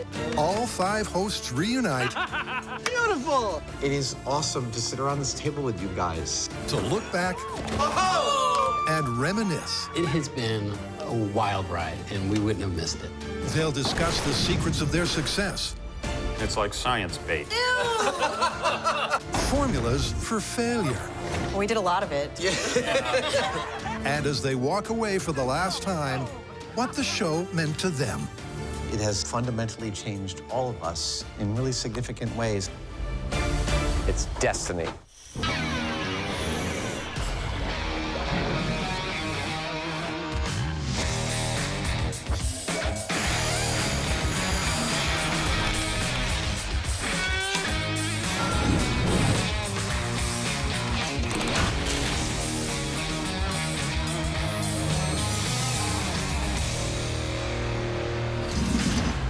It is awesome to sit around this table with you guys.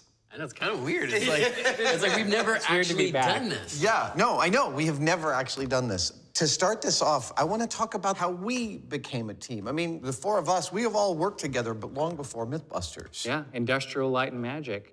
I wanted to be you guys when I grew up. That's the whole reason I got the job from Jamie or came in here and asked to be an intern. It's because I wanted to do what you guys do. Well, and I knew you from Industrial Light and Magic, but you had actually worked for Jamie long before that. Jamie gave me my first job right out of college. I used to just go over to the model shop and harass him all the time, and then finally he gave me a job.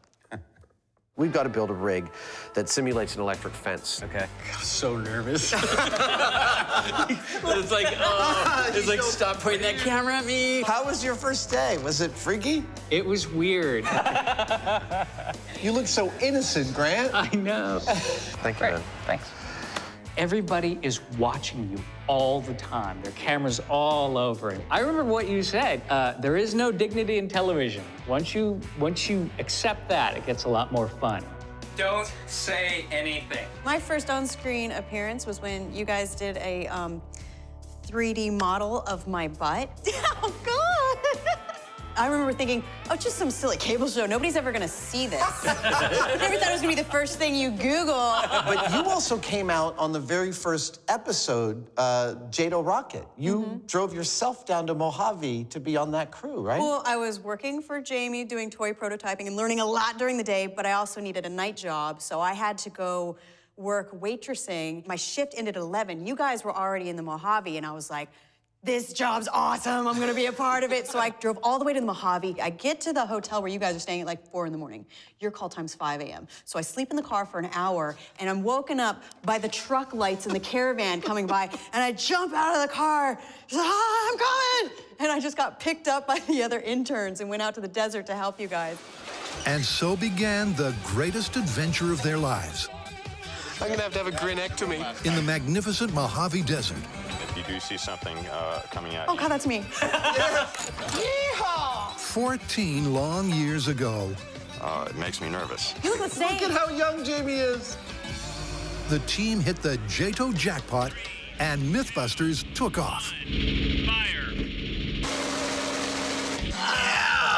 God, I remember that moment. That's so awesome. This really is like we stumbled on the formula for the show, right? When in doubt, make something explode. That was beautiful. Seeing that thing take off like that, it was like seeing some kind of wild animal taking off across a savanna. That'll be burned in my brain forever. One of the things that I really like about the show is how it captures the glee and the gleam in your eyes. All right, that's significant. They squeak when I walk. Because it's like, you guys can't believe that you're getting paid to do this. Whoops. This is the thing, I think, is the formula. It's like you can say it's about these builds and not knowing exactly what's going to happen. But there's the primary narrative of enthusiasm. And it was infectious, because in the beginning, it was like so hard to get permission to do anything. But then, you know, as the show got more and more popular, people were like, yeah, I got a car, blow it up. No more car. I think I'm gonna have to ask the question, because this is the reunion, the question that we always get. What's your favorite myth? Oh, that's hard. I mean, there's so many categories, right? There's stuff that was ridiculously fun for us to do. Ready, hit it. I predict that I'll be dancing on Jamie's intestines in minutes. Then there's episodes that, like, the science was really awesome. Wake up! Time for science! And the result was really cool. Wow, there's no pig. What pig? I don't know anything about no pig. And then there's final cuts that are your favorite to watch again. Here comes chaos.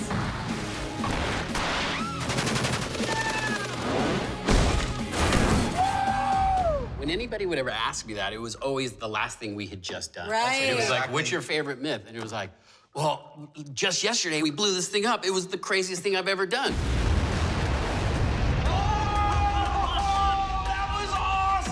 And that would like happen after every single myth.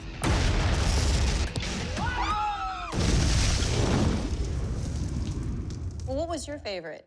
Each of these episodes have something that are memorable or special about them. Things like the lead balloon, which on an intellectual level, I think that's one of the best things that we've done. It was also such a wonderful exercise in internalizing and understanding contingencies. That is a lead balloon.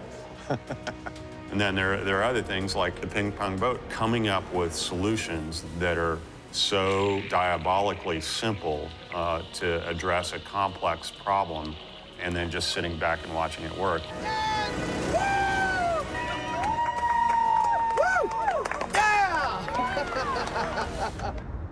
We've made a career out of making what seems impossible possible. That's why I love Lead Balloon as well. It's like the pointless exercise, and yet there's something thrilling in the storytelling. That you got it to work. Yeah, exactly. That's awesome. The moon landing episode. That is one of my favorites. And moon landing is like every single experiment is tight, reveals something remarkable. Is that it? That's light returning from the laser retroreflector from Apollo 15. Is interesting to watch, and you know, we even accidentally provided fodder for moon landing deniers because we made our moon stuff look so good. I mean, for me, honestly, paper armor. Oh, that was That's a fantastic story. Love historical myths, and I love that it was totally surprising. Yep. And even just the process of it was really fun, putting together all the paper. That's the one where I was genuinely jealous watching the build. Oh, I wish I could do that. And the fact that paper is stopping weapons. I know. Which is like mind-blowing. You're like, wait, what? It didn't go through. You know, for me, I think it was wakeboarding behind the cruise ship. That was insane. Well, it was just such a weird thing to do. The ship just kept getting further and further out to sea, so it was like at some point we had to stop. So it wasn't like, is this myth like possible? It's, is it possible for you to do it? And then we found out later that sharks follow those cruise ships. Yeah. Something just touched me! For the two of you, I personally think Blue Ice is one of the best things that has ever been filmed. That was actually one of my favorites because of the fact that I've heard that myth so many times. But it's been on the list since the very beginning. Yeah. And I just remember all these rocket scientists looking around going, it's not gonna work. This isn't gonna work. And they just kept, and we're like, we don't know, we're just gonna try it. Grant, coming up is one of my favorite things I've ever seen happen to you. I mean, when you see that giant chunk of blue ice. That's genuine surprise on our faces.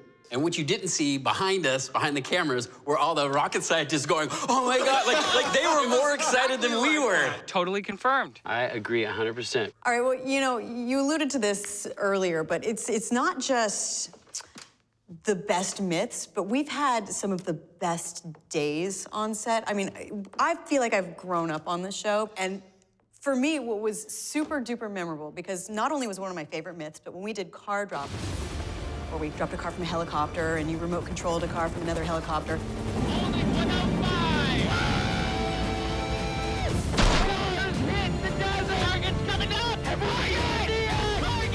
I remember just being really, really emotional about this myth, and like I was like running around just like hugging you guys because it went well. We did it! Yes! When I found out when I got home is that I was pregnant on that shoot, so it was extremely hormonal. Actually, hormones, amazing.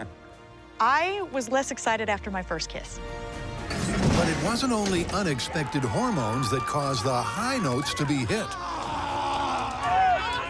More than a decade of adrenaline-fueled science forged a poignant on-screen bond. Let's all group hug. Yeah. No? I remember feeling really emotional when we were all standing on the third rocket car site in the desert, all 5 of us. Well, I think our work here is done. It was really, really intense. I started to cry. Yeah, that was an emotional. Totally. Thanks for 15 great seasons, Mythbusters. I've said it before, I'll say it again. You made the scientific method feel like a guilty pleasure.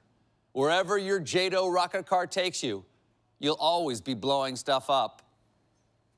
In here. The Mythbusters touched hearts and minds from the very beginning. It's a delicious memory. In its weird and wonderful way, I can't answer that. You're tying a pig's stomach into a skeleton. the show became part of the pop culture conversation. Tonight, we take on the classic myth that a cat will always land on its feet.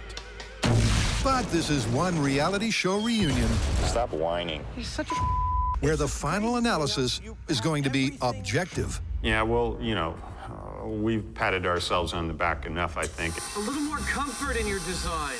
The good days have come at a cost. Dude, we've never used the blue rope. Seems that Adam needs another cookie. We always use the blue rope. haven't. I actually don't want to do this test right now. The times that I've been the most upset have been in the early days in particular, where they put us in situations, you know, that were unwise as far as getting hurt. Oh! You did hook up the real thing. Yeah. No, just leave me alone.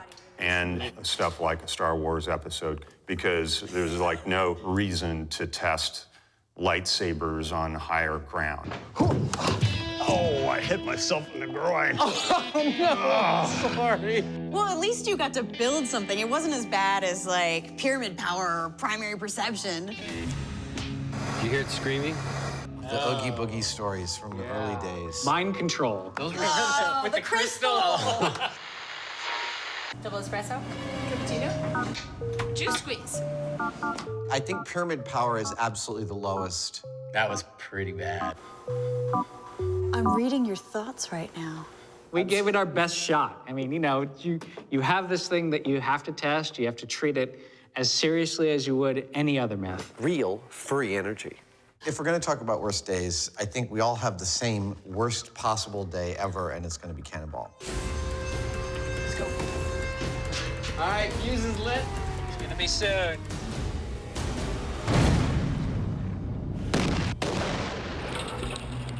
Oh, Cannonball. God, Absolutely. That was probably one of the most terrifying days on the show. The popular Mythbusters TV show had an accident, shall we say. The crew fired a cannonball. It smashed all the way through a nearby house and then through the window of a minivan outside. We were at the bomb range, took the shot with the cannonball, which we've been doing all day. Every other cannonball went into our catcher and our hill, and then the fire department showed up about 20 minutes later after this last shot, and they're like, "Are you guys shooting cannonballs?" And we're like, "Oh, yeah." They're like, "'Cause one landed in a neighborhood," and we were like, half a mile away. And the news choppers showed up, and we were like, what is happening? They were camped out front here, too. Luckily, no one was hurt. As nasty as it could have potentially have been, who knows what it saved us from doing later on. Right. Well, it radically altered our entire safety procedure and our approach and a mental approach to safety from the ground up. To move from things that are potentially deadly to things that are merely awful. It's already giving me nightmares. Ants are all over my head, man.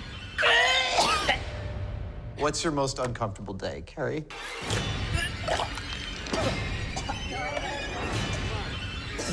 There was a time where I had to try to extract methane from your poop. Sorry. And I had to handle that in a bag, but I mean, the I had one to that poop was in that the bag. most... Oh, boo-hoo, I pooped in a spin bag. That's so gross. Yeah. The most traumatizing by far was the scorpions. They put like 40 scorpions on me. And I happened to paint my fingernails the color of their food. So they started biting my fingers. And because of that, when I get for real scared, I uncontrollably either shake my hands or feet. I can't stop shaking my foot. I can't stop shaking my foot. Stop it. I can't stop it. It was the worst. I think for me, probably every time I get injured on the show. You are a Which is little like accident all prone. the time. Oh! God, dude, oh my God. How did you not get horribly hurt? Oh! I'm okay. You slid across the runway on your face. If it had been a BMX bike, I would have made that easily.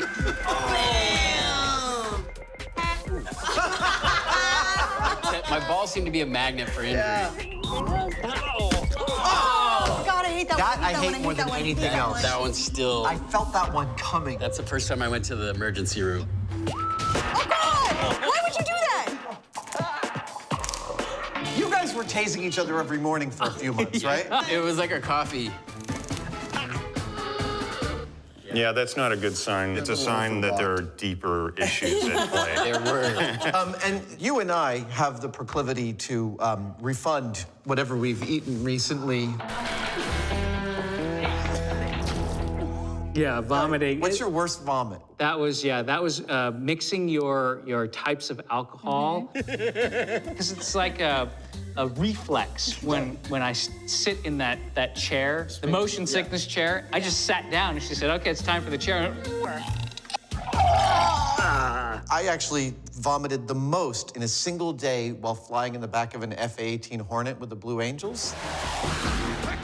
Come on, stick with me, Adam. You got it. You got it. Come on. Stay with us. Stay with us.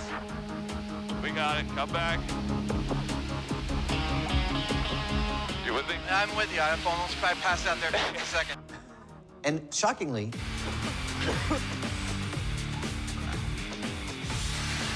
There we go. it is the only time that vomiting repeatedly did not detract from my enjoyment of the actual event. It was so awesome. And that's why those flight suits have so many pockets. There's one for each barf bag. Ew! Well, you think that those days are bad. Nobody's had a worse day than Buster. I think we should call him Buster. Buster sounds pretty good to me. Every day is the worst day for Buster. And the best part Single is, day. what he's designed for is car crashes, and that's rarely what we use him for. Everything we use him for is worse than that. Yeah. You know, there's an international church of Buster because he's been resurrected so many times for your knowledge. Is that for real? Yeah. Arise, my son. His head's gone. Nice work, Buster. Wow!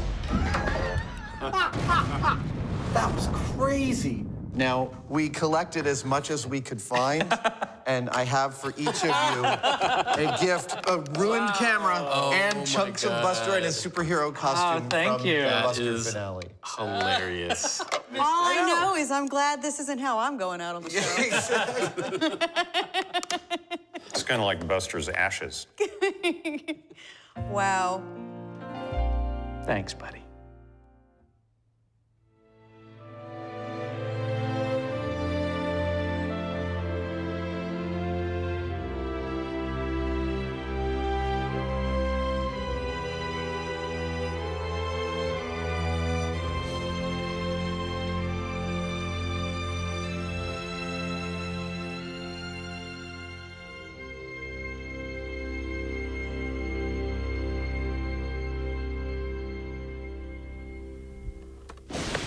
You know, for the last 14 years, people have seen us as a team working on things, but there is a whole other team behind the scenes that are getting the job done. Indeed. It is not just us, that we are supported by an amazing group of real polymaths who have broad ranges of understanding. Each has their specialty, and they're all just as thrilled about the results as we are. Do you guys have favorite moments where the larger Mythbusters family made myths happen? And many a time we were here till 3 o'clock in the morning where the sound and the camera put their equipment down and started helping us out like Lego ball. Weeks, right? Lego ball was insane. Everyone's still a little traumatized from Lego ball. We were working on it for like 7 days a week, around the clock, and people were just taking shifts. It took forever. Over 1 million Legos, Over 1 million right? pieces. We exhausted the North American strategic Lego supply. Let's get the ball rolling. And we were like so pumped up when we were testing it. We're like, what if this ball gets out of control? How are we gonna stop it? All these contingency And then we pushed it down the hill, and like seconds later, just disintegrated into nothing. You have to plan for it, though. You do, but it was just such a letdown. I have a great example of above and beyond. We were doing the original fart story, and I had built this elaborate device to capture and hold on to farts. So you could actually fart into it, and you'd store it in a jar. I don't know why you didn't just use a balloon. stuck it in your butt. So you had to get into the bathtub, fart into this upside-down funnel, and capture it. And the cold water was not very conducive for creating gas. Nothing. And I was not being very successful. And our producer, Alice, goes, "Roy, everybody out of the room." She got down to her skivvies, got in that bathtub, and generated 4 bottles of fart splash. That is above and beyond the call of duty. Guys, I'm heartbroken that you're going off the air. A whole generation has grown up with this show to be good, skeptical, critical thinkers who will go out and prove things for themselves. You've taught to an entire generation to be skeptics, to think it through, to analyze it, and to know that the only truth that we really get from the world is what we can go out and test and make happen. Is that beautiful or what? It's this little thing I like to call a scientific method. So you've performed a great public service. Thank you for that.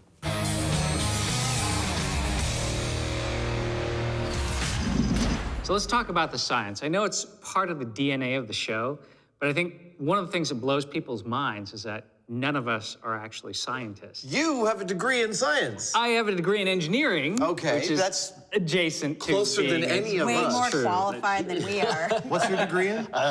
Setting things on fire. We're popping popcorn with lasers. I'm partial to exponential curves myself. High explosives and electricity. Woo! Sometimes you just need a little extra lubrication. The only difference between screwing around and science is writing it down. We just wanted to do a really good job at figuring things out. Diligent, careful, and methodical.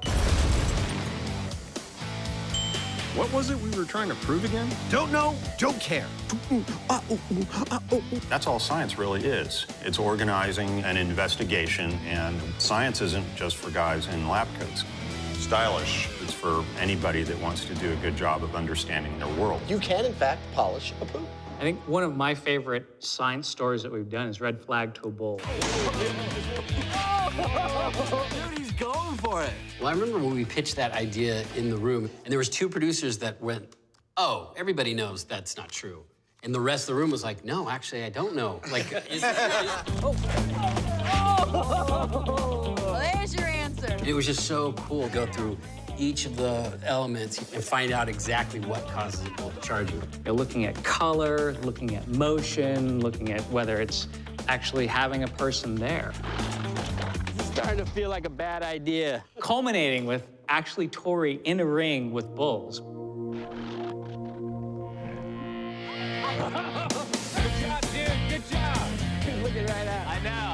Early on, we had a story called Bullets Fired Up. Will a bullet fired into the air kill you when it comes back down to the ground? And in the research, we found the most extensive study done on this was written about in a book called Hatcher's Notebook, a famous ballistics textbook. And the U.S. Army had fired something like 2,000 rounds into the air, and out of all of those rounds, they heard one and saw one. We went out to the desert with a methodology. It's going that way. Fired a handgun 11 times into the air. We knew roughly how long it would take to come back down to the ground. I was searching across the desert for a pencil-sized hole. And we found 6 out of our 11 bullets. There she blows. That's a 9mm round. Woo, we found it. And so in this one story, we substantively tripled the amount of information known at that point about the aerodynamics of bullets falling out of the air. I'm really, really proud of that episode. This is science in action. One example of our work getting into the literature also was drain disaster, where we replicated an explosion in a sewer due to methane. And it was really fascinating for me. The burn of this gas in the right conditions could go supersonic. Wow! We consulted with experts on it, and we were able to do an experiment that was a significant step further than anything they could actually do in the university. This had never been done, actually, in that scale before. So I think that's a standout. We're co-authors of that paper. Yeah. You know, we're bringing out the standouts where the results we got are results we would stand by. And we all understand that that's also a rarity. I mean, we know that within the concision requirements of making a television show, doing one iteration and calling it is not in and of itself science. But one of the things I'm most proud of is the methodologies. When the methodologies are robust, even for something ludicrous like bull in a china shop, you guys go to genuine experiment, and then the result is mind-blowing. Whoa, he's getting right through the shelves without knocking over a single piece. That was cool. Yeah, or like, you know, are elephants afraid of mice? That, to me, still to this day is just like, the cartoons are right. Like, Elephants are afraid of mice. So how does failure come into it for you guys? We did a lot of it. Yeah. And it's all on camera. Yeah, you do, but we learn a lot from it. I just wanted to let you know I had a little accident, punched a small hole through the wall. That's one of my favorite things, is that we show it as a messy and creative process. Wow. And we screw up, and that's part of the journey. You know, for me, you know, if we haven't failed at something, we haven't really learned anything.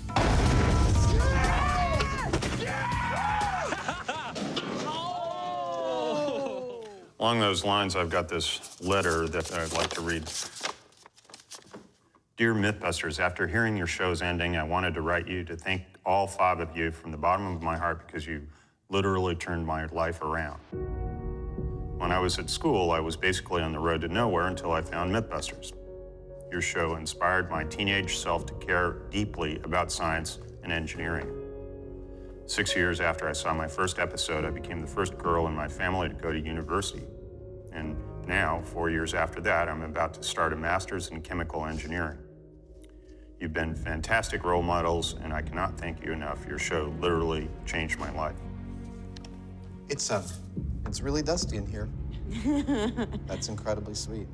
It's very humbling.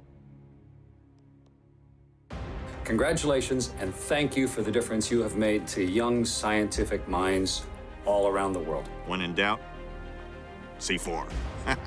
Oh, my favorite myth was the original astronaut, Juan Hu. I think Buster, AKA Juan Hu, is ready for his launch. Who did not do enough testing in the lab. Boom. So clearly we're famous for more than just blowing crap up, but we're pretty much famous for blowing crap up. When it comes to favorite explosions, my favorite is the detonating water heater. And the main reason is that they feel like what my Wile E. Coyote Bugs Bunny inner child wants an explosion to feel like.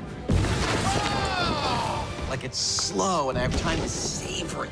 I like the fuel ones, like The the air fuel mixtures. propane tank, Yeah. because it looks like the movies, like it's supposed to look. Big, fiery, puffy clouds. Terrifying. All right, for me, it was black powder shark. And it required a huge amount of explosive because we were moving all of this water. Do you remember the first 2 attempts to set that off? Nothing happened? Yeah. It was like 3, 2, 1. And we're all just There's standing there nothing like, worse. that's the worst. And all the bomb techs are like, They had to go out, they had to paddle out in a small boat to the middle of the lake, pull up this giant package of explosive and find out what went wrong. One of my favorite things to do is to try to actually control what happens and make it do something productive. 2 blasts canceling each other out, maybe. Taking this destructive power and chaos, and being able to mold it and shape it and form it into something that has an end result. I love that about Mythbusters is we're not blowing things up just for the sake of gratuitous explosions. It's a tool. Like we are using explosives as a tool to push this experiment. It's either a tool of experimentation or a tool of storytelling. Yeah. Jamie and I got introduced on an Australian radio show, and they said Mythbusters is a Trojan horse of reason hiding behind a thin veil of explosives. It's like science bait instead of jail bait. That's another interesting. That is I think we should stop right there. I think that's perfect. All right, let's cut to a montage. Okay. Everybody, say it with me.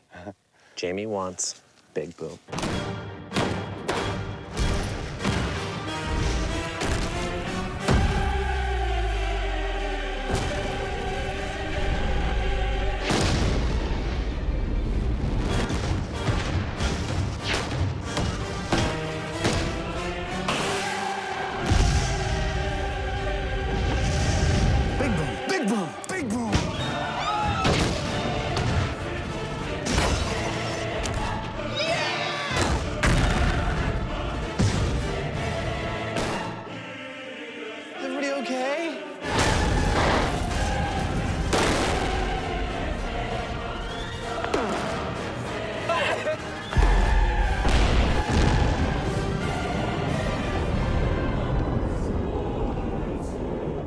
That's what we do on Mythbusters. We blow crap up. What's this I hear? You're not making Mythbusters anymore? Wow. No, I'll have none of it. You just began the show 14 years ago. So, no, get back to work. I can't even fathom a world without Mythbusters. You know why? Because you help bring civilization to a state of rational thought of how to analyze claims about what is and is not true in this world. But I'm expecting you to go on to greater things. If there is such a thing that's greater than Mythbusters. Wow. Yeah. That was amazing. That is really cool.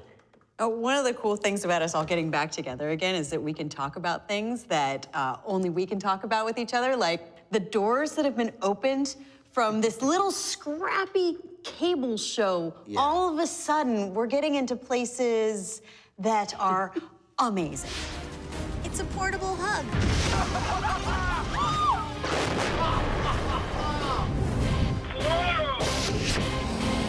Okay, talk about access.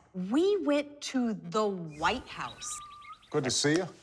Welcome to the White House. And as Jamie likes to point out, we were testing poop hitting a fan the day before. And then, the next day, we were shaking hands with the president. Did you wash those hands? We did. Okay. Well, actually, we're there loading our equipment in, and the Secret Service is running the sniffer dogs past, and Jamie turns to me and he goes, "We were at the bomb range 2 days ago. How are we not lighting them up like a Christmas tree?" And I'm like, "Shut up! Just be quiet." Southgate needs a little more security, everybody. My personal favorite is getting to fly in the U-2. Wow, we're already lifting. That's crazy. Whoa! Wow!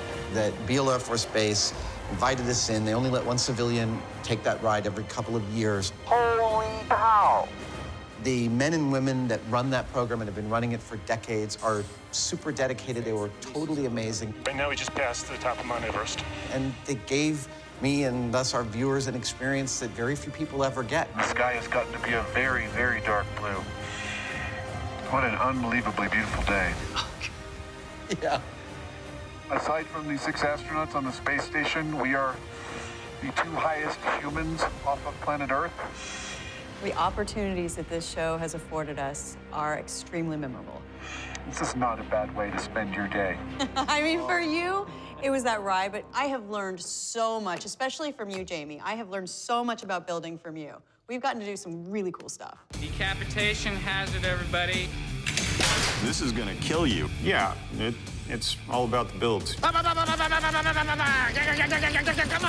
like it. It allows you to internalize what you're doing. When you get physical with things, it's not like you're just designing stuff on paper or you're just thinking about it. It's a different experience when you've got your own blood smeared over your tools instead of somebody that's, typing away on in CAD or something like that. Look, it's like a clown's head exploded. I'm particularly fond and also terrified of our Civil War era steam machine gun that spun ball bearings centrifugally. Just turning it on was, behind bulletproof shields, was terrifying. I'm very pleased and terrified. There's this barrel that's spinning it faster and faster. This thing. And meanwhile, while that is happening, there's these jets of steam leaking out everywhere. It was like this, like this image from hell. We built an earthquake table that rivaled the earthquake table I had been to at museums. That was beautiful. That was a great build. It was a huge build. Huge! That was some heavy steel. And we knocked down a few buildings with it. I mean, how cool is that? I mean, that's a cornerstone of the show. From the beginning, we are not only figuring out the myths, but we're also making all the things that go into it. I know exactly what it feels like to be Michelangelo. When you see that when people visit the set, after a few hours, whoever is visiting the set for the first time goes, "Oh, you guys really do all this work." Speaking of builds, take a look at this. Let's see. Okay. Let's do this. Hi, everybody, and hi, Mythbusters team. I'd like to say thank you. Marron. Rose. I mean, I wouldn't have had the inspiration to actually believe that tinkering and creating can be a job. The show might be ending, but the spirit is still there. The spirit of learning, building things, and inventing and making. And yes, we will all miss you. There's the next generation right there. I'm still trying to wrap my head around the fact that he's made a career out of trying it at home. I know. Right?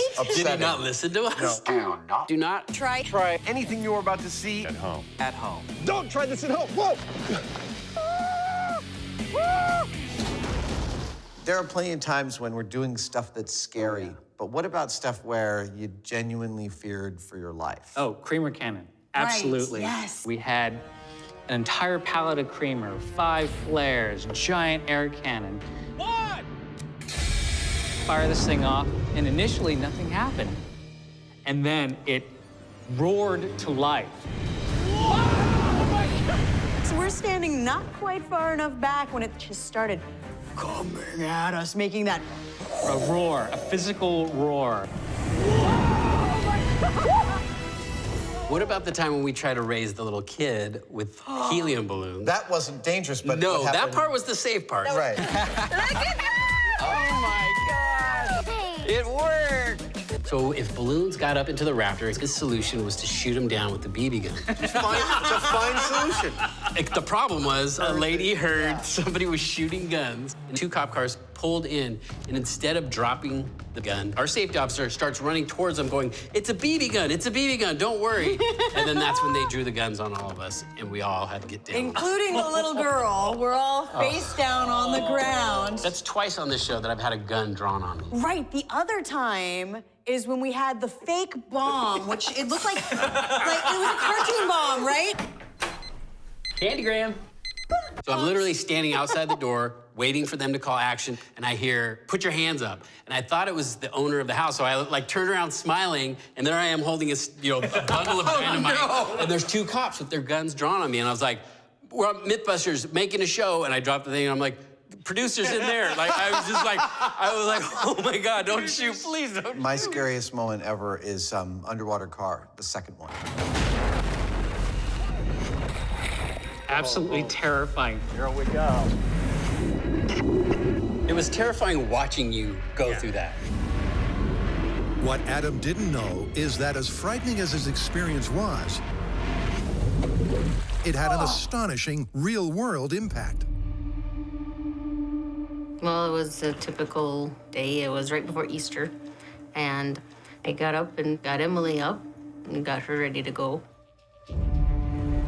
I left about 4:30 in the morning, and I got about 3 miles down the road, and I hit a patch of slushy snow and went off and into the water. And I looked, and their car was filling up with water. It was happening so fast. I crawled through the vehicle, got into the back seat with Emily, unstrapped her from her car seat, and I tried the driver's side door. That door wouldn't open. I had Emily in my arms trying to keep her out of the water, and I'm going, "Oh my gosh. I need to get us out of here." And then, the Mythbusters thing came to mind. And it was like, okay, I have to wait. Even though I didn't want to, I had to wait till the pressure equalized in the vehicle so I could get the door open. I waited until that moment, pushed the door open, and it opened like nothing. And I kind of swam, walked, and I kind of held Emily above my head to keep her out of the water and got onto the road.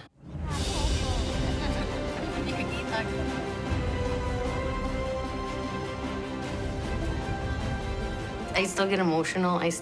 Every year on April 3rd, I still kind of go, yeah, this could have been the day me and her weren't here,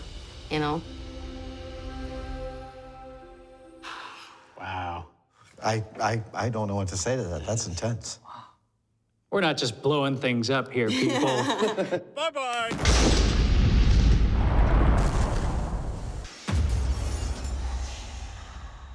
Okay, so we all got into this as a job. It's a TV show, it's entertainment. But on the other hand, we've been on air for so long for a reason, and we've had quite an impact on popular culture in some way.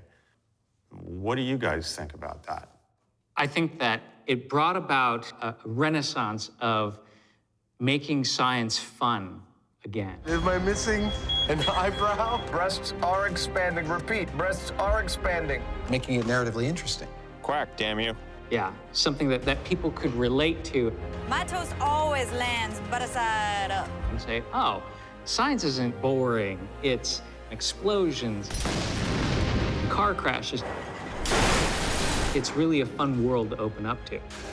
That is messed up. And I think we hit kind of our stride right when the internet was hitting its stride, and there was all these urban legends and viral stories. All of a sudden, everyone was like, wait a minute, is that true or is it not? So we kind of came in at the perfect time. And we came along just when geeks started being cool. I wouldn't say Jamie's an evil genius. Say hello to our little friend. Go get him, boy. And we got to really be a part of that evolution. It's almost too exciting. All of that stuff was a wave that we're surfing. We were able to ride it at the right time in the right place and take that ride in a way that at times was really pretty inspired.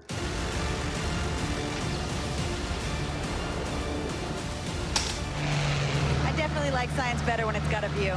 Absolutely. Carrie, you have done so much to inspire girls and women to realize that they can follow the thing that they're interested in. People ask us all the time, how do we get girls interested in science? And my response is, stop asking me. Go ask a little girl. They're the most natural scientists you'll ever meet. We also have the most amazing fan base. They have really supported us, and they are an above average group of people. And they are the reason why our show lasted so long. Because in the beginning, it was just a small group, and it just got bigger and bigger. Well, speaking of Mythbusters resonating with fans, we have a video that bears directly on that. Let's take a look. I am a big fan of the Mythbusters. I've even had them over to the White House a few times. Now, come to think of it, they never let me blow anything up, but I'm still gonna miss them. I'm grateful for the time they proved that, yes, America did actually land on the moon. And for the time they came to the White House to debunk the Archimedes solar array. That was fun.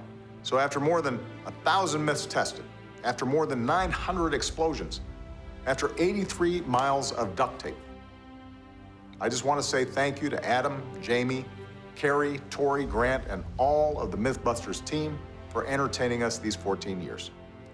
More importantly, thank you for inspiring so many of our young people to ask the big questions about our world and to seek the answers through math, science, and engineering.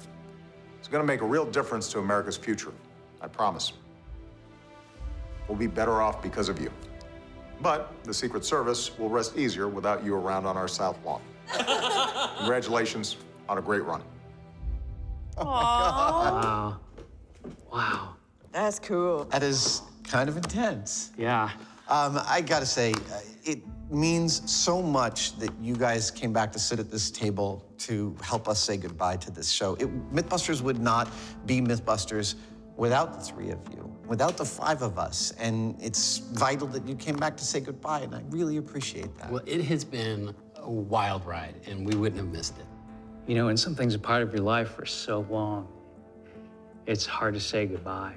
So, thanks for the chance to say goodbye. Jamie, thanks for giving me a job. Me You're too. right, it did change my life.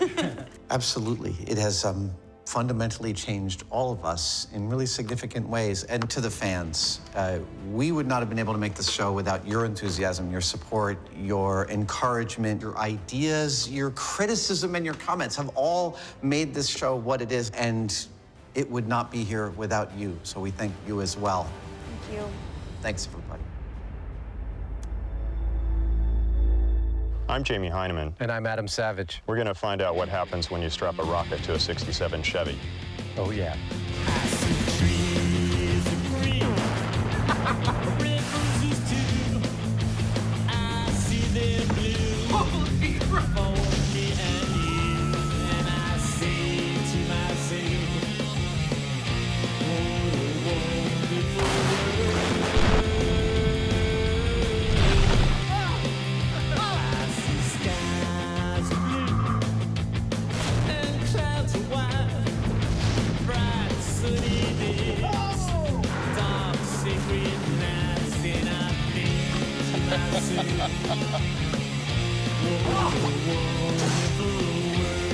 That's right.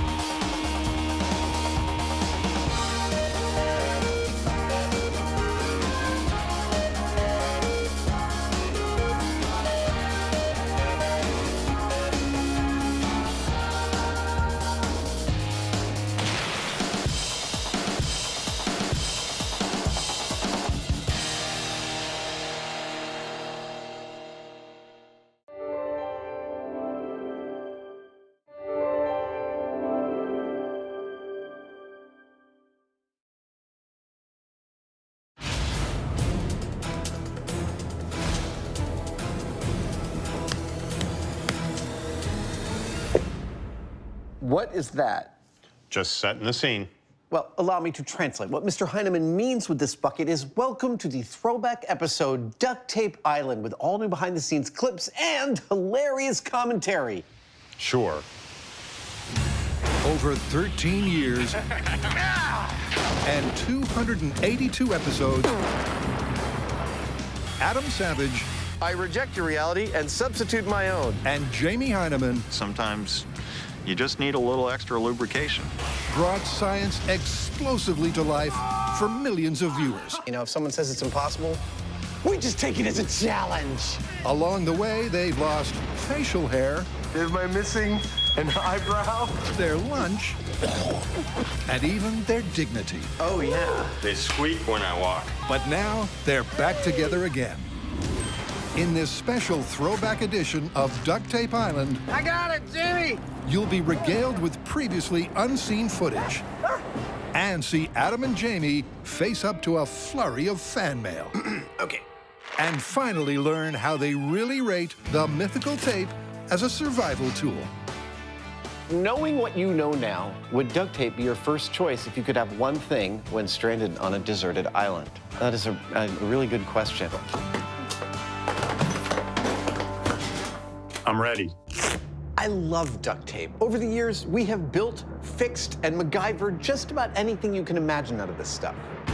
From airplanes. You flew a duct tape plane and survived. You're still alive. And I'm still here. To bridges.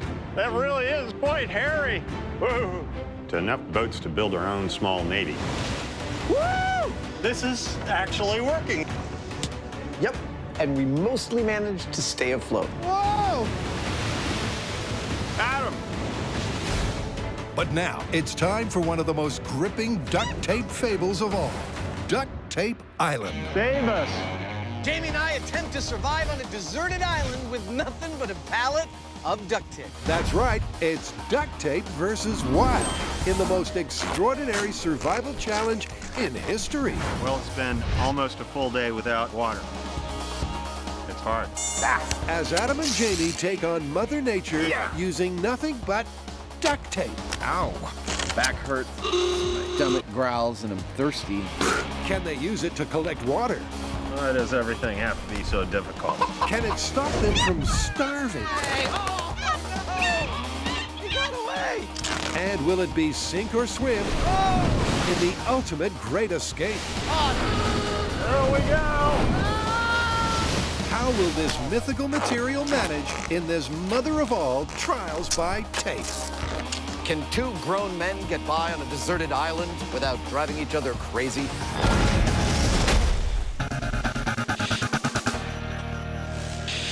For Adam and Jamie, it's Survival 101 and the ultimate test of the durability and versatility of the legendary tape. This time, we're castaways on a desert island with nothing but 225 rolls of duct tape to help us survive. Yeah, and as useful as this stuff is, you can't really eat it. Well, you could, but I don't think it'd be a good idea. No. So after setting out a really large SOS sign on the beach, our primary task was obtaining some fresh water. We need fresh water, and we need it soon. Ow. Fan's hot. That means that we've either got to make it or we got to find it. Ow. One way or another, we got to be able to move around well to do that. And that means that we need shoes. Here's the thing. This ground is really not very friendly. And if I were to puncture my feet, I could get an infection, I could get a parasite that would put me way out of commission and compromise my survival significantly. Despite being tremendously thirsty, making shoes is another safety-first approach. This looks like a good spot. After all, going lame before finding water would be very bad news indeed. I have no idea what I'm doing. I am making each step up as I go along, hoping that eventually this will be a wearable pair of feet protectors. But quite honestly, I have no idea. Because of the tape's leather-like qualities, the sandals take shape fast. Well, my shoes are completed. They're light, they're comfy. I'm not sure exactly how well they're gonna hold up, but the best part about their being made of duct tape is it doesn't matter. They're infinitely repairable. Meanwhile, Jimmy Hyneman's no Jimmy Choo, but his shoes are also good enough for this catwalk. In fact, so successful were the boys' sticky sandals that one fan was prompted to ask, well, the obvious question. Assuming you were stranded for much longer, would it have been possible to make all your clothes from duct tape? Yeah. I mean, certainly. A little sweaty. You'd get a little sweaty and you could get some blisters. You might want to learn to line it in some sort of moss or lichen to get something that doesn't I think there's a reason stick that into your skin. Some of the first clothing was a loincloth, right. which probably makes the most sense. You would get the least amount of chafing and then we don't have to see each other naked, so that's a bonus right there. With their footwear finished, the guys can finally begin the hunt for some H2O. Water's essential to life. A person can go for about 3 weeks without food, but they can go only about 3 days without water. Water is our #1 priority. There's got to be water around here somewhere. I really hope so. It's been hours since their last drink. And staying positive ain't easy. Not only am I thirsty, I'm cranky. But Adam at last thinks he's struck gold. Oh, thank God. Hold on there, cowboy. I wouldn't even touch that. Why? This is stagnant water. You'll get sick. With how thirsty I am, we can't drink any of this? Nah, we got to do it right. Crap. But there's still a whole island to explore, so Adam strikes out on his own. Clearly these plants are all getting their water from somewhere. I just need to find it. By following the lusher vegetation, he hopes to increase his chances of finding a water source. But it's still no walk in the park. I've been walking around for a while, and I still haven't found any water. And what we have here is a classic catch-22. I need water, and I'm burning through a lot of it just to try and find water. If I don't find it soon, it's gonna be bad. So let's hope Jamie can do better. It's hot out here and I'm thirsty. I got water everywhere, but not a drop to drink. Except I can make fresh water out of this salt water with the sun's help and some duct tape. It may sound as though Jamie's been in the sun too long. It's already getting moist.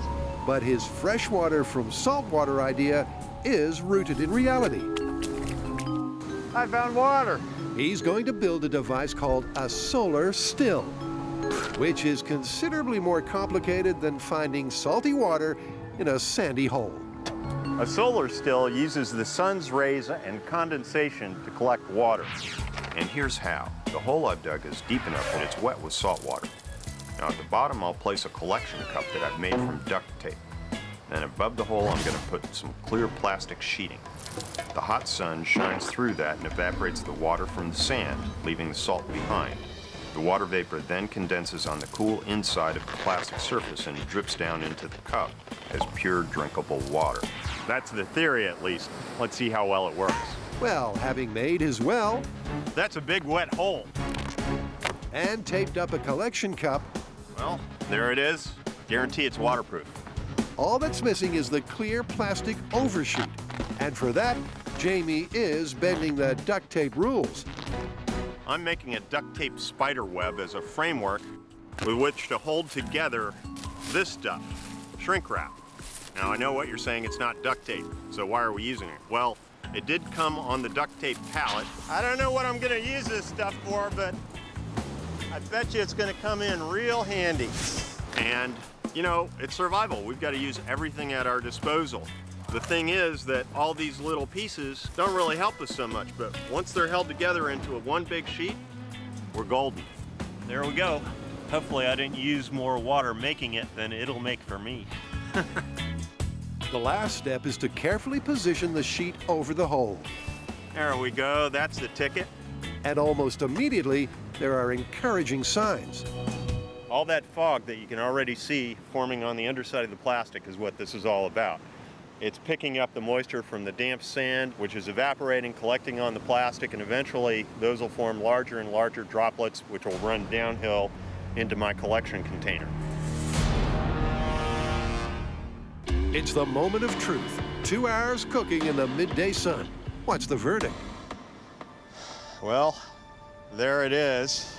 That's pure water, but that's like a quarter of a cup. With less than 5% of their daily watery needs, it's a disappointing result. Why does everything have to be so difficult? But back at the rumble in the jungle, Adam's welling up with excitement. It's fresh. All right, water bottles. Half my task is done. I have found fresh water, no small feat, and that's really important for our survival. Now, I simply have to get it back. The only way to do that is to make a 10-pint tubular water flask from, you guessed it, duct tape. I would kill for a workbench right about now. It's a painstaking operation, but eventually there's only one thing left to do. Oh, oh, oh, it's cold. Fill it up. Fill up, baby, come on. Please hold up. First impressions are good. It's working. And second impressions are even better. It seems to be holding. So we had rainwater, but we did not have fire. We had nothing except the clothes on our backs, the sandals on our feet, and a pallet full of this stuff, duct tape. Yep. And in hindsight, would the boys even pick duct tape as their best bet for island survival? We'll pull the pin on that grenade a little later. Aw, I'm not leaving here without dinner. And Jamie reveals an unexpected personal highlight from his time as a castaway. Jamie, honest answer, what's your favorite part about this episode? And you can't say going home. Okay. Washed up as castaways, Adam and Jamie struggle to survive on their wits and a shipload of duct tape. Well, that ought to be enough. So far, so good. But one fan wonders if they think they got their survival priorities right. Looking back, is there anything you would have done differently on the island? That is a really good question. I think we should have spent more time building tables. It's true. Having a workbench would have made life so much easier, at least to keep the sticky stuff out of the sand and grass. My knees were killing me at the end of every single day because of all that working on the ground and hunched over just the brush making stuff on the ground. Ah, that's nasty. Yeah, and at this point, the most important thing was getting food. Yeah, and for some reason, we bypassed entirely the nuts and berries aspect and went right to the hunt. I was on land and you were on the water. Yeah, which in my experience is not the best thing to do because the berries and the nuts, they just sort of sit there and you can go get them. Yeah. With animals, it's a whole different thing. Totally. Without doubt, tropical islands can be the very epitome of paradise on Earth. Yet for the Mythbusters, it's been more a case of paradise lost. Save us. But having finally quenched their thirst, Cheers. their duct tape survival is improving. Well, now that we've got fresh water, it's time to figure out how to get food. Adam's going to tackle the land, and I'm going to tackle the sea. In other words, it's time to stop starving. But Jamie's first sea scheme to build a duct tape fishing net, it's not bad, ends with him literally tied up in knots. I swear this is going to be doing permanent psychological damage to me. With the hunger clock ticking, Jamie decides there's only one solution: spear fishing. There we go. And while Mother Nature does provide the main component, give it up, tree. You're gonna lose. Duct tape is an integral part. You might be able to do something with that. There are three things that I can do with the duct tape to help make a spear. First, it'll allow me to attach and easily replace multiple points on the tip. Perfect. I dare say any little fish or critter wouldn't really want to get stuck by that. Then I can also use it to mark the balance point of the shaft, which will help with accuracy. There we go. And finally, the line on the end will help me retrieve it once I've thrown it. I'm gonna go catch me some fish. Meanwhile, in the forest, Adam's on a wild chicken run. Literally. I'm really hungry, and I saw some chickens out here. Wild chickens are good eating. Perhaps overcome with hunger, I think I see one right over there. Adam first tries to catch one by simply chasing it. Oh!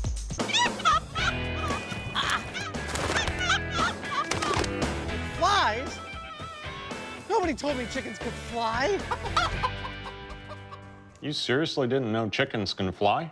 I knew they could flap their wings. I did not know that they could get aloft that way. Judging by Adam's chicken hunting skills, the boys could starve to death. At least Jamie's confidence remains unshaken. Well, what I've got to do is pretty straightforward. Spot a fish and spear it. Like snaring a chicken, it sounds easy in theory. Okay, fish. Hold still. Oh. But in practice, Yeah. it's a beach. Oh, I'm not leaving here without dinner. On the plus side, though, the duct tape spear's holding up well. I like my little string. Worked like a treat. Now if I can just get the fish to hold still. Just like fishing with a rod and reel, spearfishing is all about patience. It's not like they're gonna sit there like ducks and wait for you to spear them. You've gotta just hang out, wait for the right time, and then throw. And there's no time like the present. Ah! Yeah! It's about time. At last, he's nailed it. Oh, yeah, baby. Sushi for dinner. It's a great result. Sorry, little buddy, it's for a good cause. Yeah, I know. Spearing anything small and fast-moving is tricky business, even on dryish land. So here's some footage you hadn't seen before. Oh, crab, gonna eat some crab. When Adam got his paws on Jamie's paleo fish fork, he did his best to catch what, admittedly, would have been a skimpy appetizer. God, he doesn't stop moving, does he? Come on, It's harder than it looks, isn't it? It really is, and when push comes to shove, I'm not sure I could kill something. You just weren't hungry enough yet. Maybe. Having been unable to coax a bird into my snare, I've changed direction, and I'm not actually building a duct tape spiderweb here. I'm building a net that'll lay across the forest floor, and when a chicken walks across it, I'll snatch him up, kind of like the Ewoks from Star Wars. Aye, because if anyone knows about hunting in forests, it's the Ewoks. Getting close. Now it's time to conceal it. So surely this is a home run. The net is concealed on the forest floor here. I'm hoping to chase a chicken through from this direction. And I can be as far back as 15 feet behind him. And I gotta just lean on this line, and all of these sidelines go up, along with the net, along with the chicken. And that's dinner. Moments later, Adam carefully corrals some passing poultry into the danger zone. Until... Hey! Oh, no! He got away! Hey! Squirted right out the side. The force is strong with this one. There he is, taunting me. Taunting me. He's like, in your face, Mythbuster! I'm here to tell you that catching a chicken with only duct tape is not easy. Well, you needed a professional chicken wrangler, I guess. And the chicken wrangler is a tale in and of itself about this episode. This is something you both did and didn't see. Yeah, we're rolling. Yeah. Are you ready, Adam? I'm ready. Release the chicken. Yes, Adam did have a chicken wrangler on hand. But as he was testing the principle of small game duct tape trapping, we'll give him a pass. Catch his fence up. Catch the chicken. The real problem was that every frame showing the wrangler had to be painstakingly recomposed to get him out of the picture. He got away! Regardless of wranglers, Adam persevered, reset his net, and finally, the Mythbusters stunt chicken stepped straight into the trap. I got it! I got the chicken! Look! Look! Look! My net! My net caught the chicken! How you doing there, buddy? We're gonna eat good tonight. Okay, so we did eat chicken that night on the island, but it came from a fast food joint, not from the chicken we were chasing. I think we actually gained weight on that episode. I think you're right, but I think that was the frozen margaritas back at the hotel. Adam and Jamie are putting that ultimate fix-all, duct tape, to the ultimate test on their castaway island. Yeah! So far, it's actually helped them get food and water. Oh, that's good. But long-term survival means stretching their one sticky resource to the limit. What is hands down your favorite use for duct tape? I'm kind of over duct tape. Well, look, duct tape was always ever a stand-in for how versatile a seemingly singular object could be. I personally like it for repairing car bumpers. I suppose my favorite use for it, unfortunately, it leaves a residue when you do it, but I can go to like the steel warehouse and buy a large piece of steel and attach it to my personal car just by hanging it on the side with duct tape.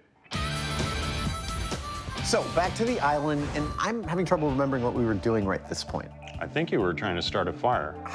Right, what a nightmare. Yes, it took me a while to start a fire using duct tape. It's time to do the most primordial of human inventions. It's time to build a fire. How is this gonna work? Jeez, I'm crow. Come on. It's gonna work by friction, specifically the friction between this piece of wood and a base piece of wood, created by what's called a friction bow. I have a duct tape string stretched on a piece of bamboo, and I will roll it back and forth, which will cause this stick to spin very rapidly, hopefully creating enough friction to create an ember, which will be the germ of my fire. The so-called bow drill is one of the most traditional ways to start a flame. Oh, I don't want to get optimistic yet. It's also one of the hardest. Oh, no.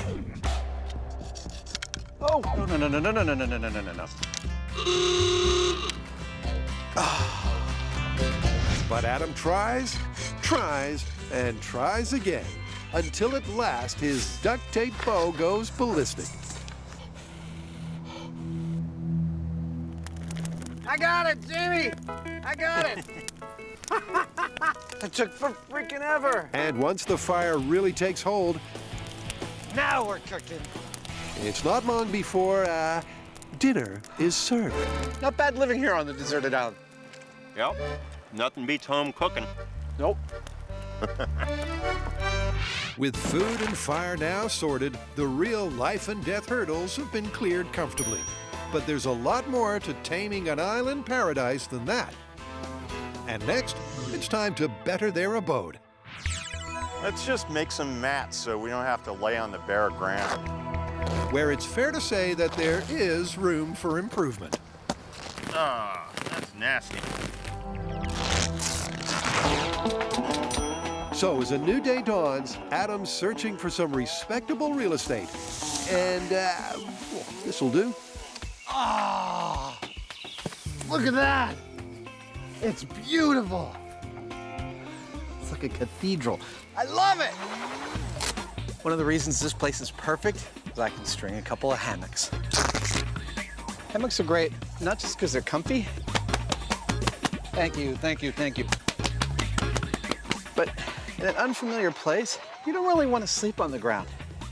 You don't want to give yourself such easy access to things like, I don't know, centipedes and scorpions and other things I don't want to think about. Adam, how come you used up all our good duct tape rope on those hammocks? Jamie, I'm stranded on a deserted island for weeks. I want to be comfortable when I sleep. Oh, I don't really care how I sleep. I could sleep on a pile of rocks and millipedes, and I wouldn't care. All right, there goes nothing.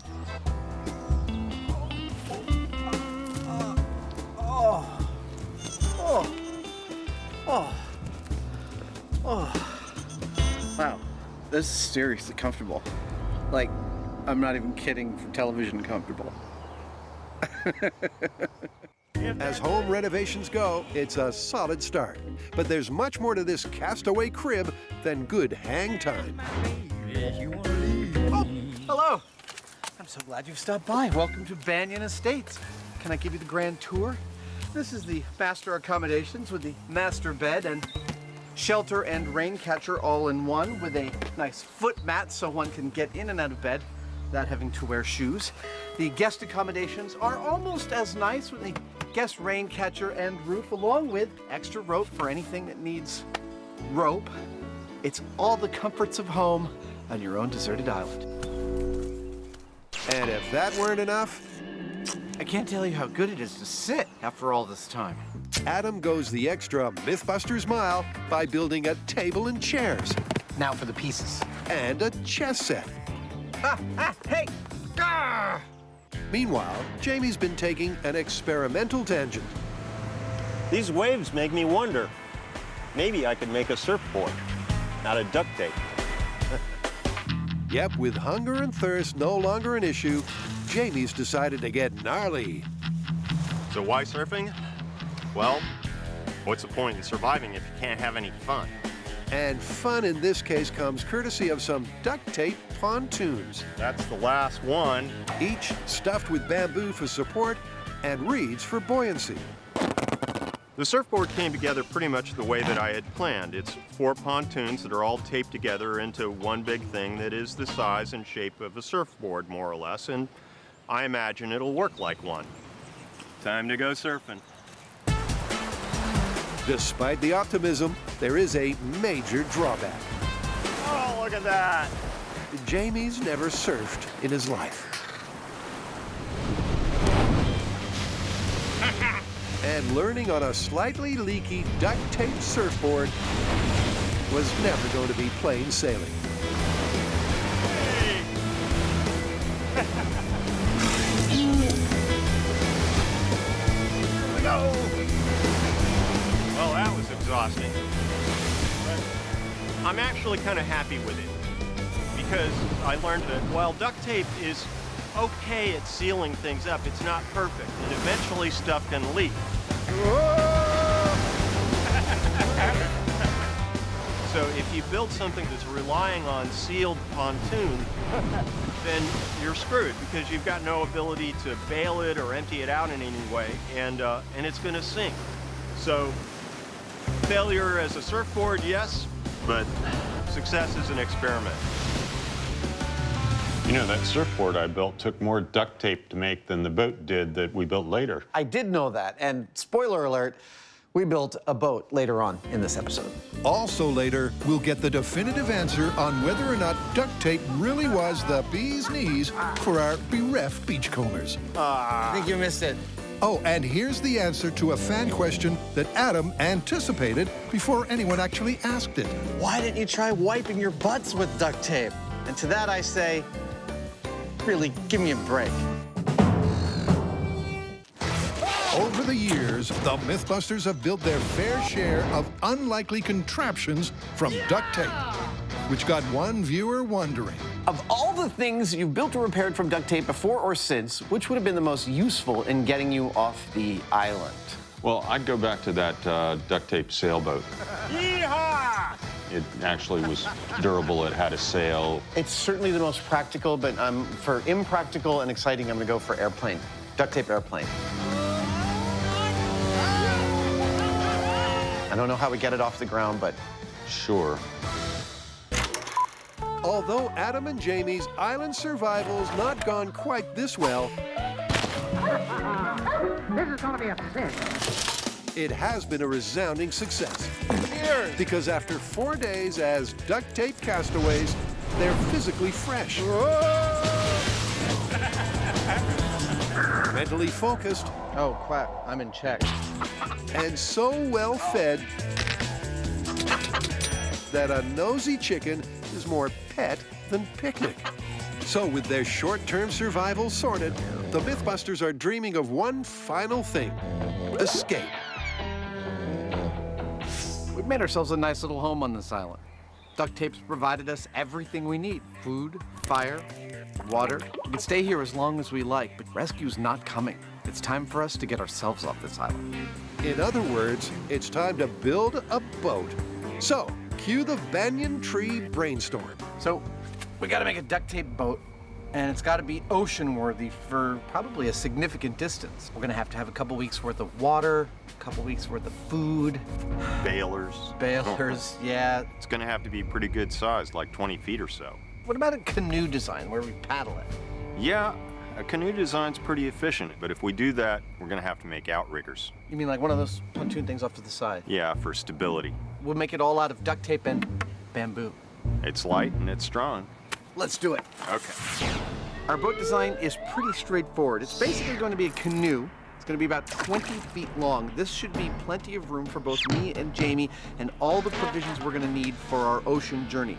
The canoe will also have an outrigger for stability. Its frame will be made out of bamboo, and it's going to be skinned in several layers of duct tape. Said like that, it sounds easy. Bamboo! We can totally use this. Yeah. But this project will put all of their other island innovations firmly in the shade.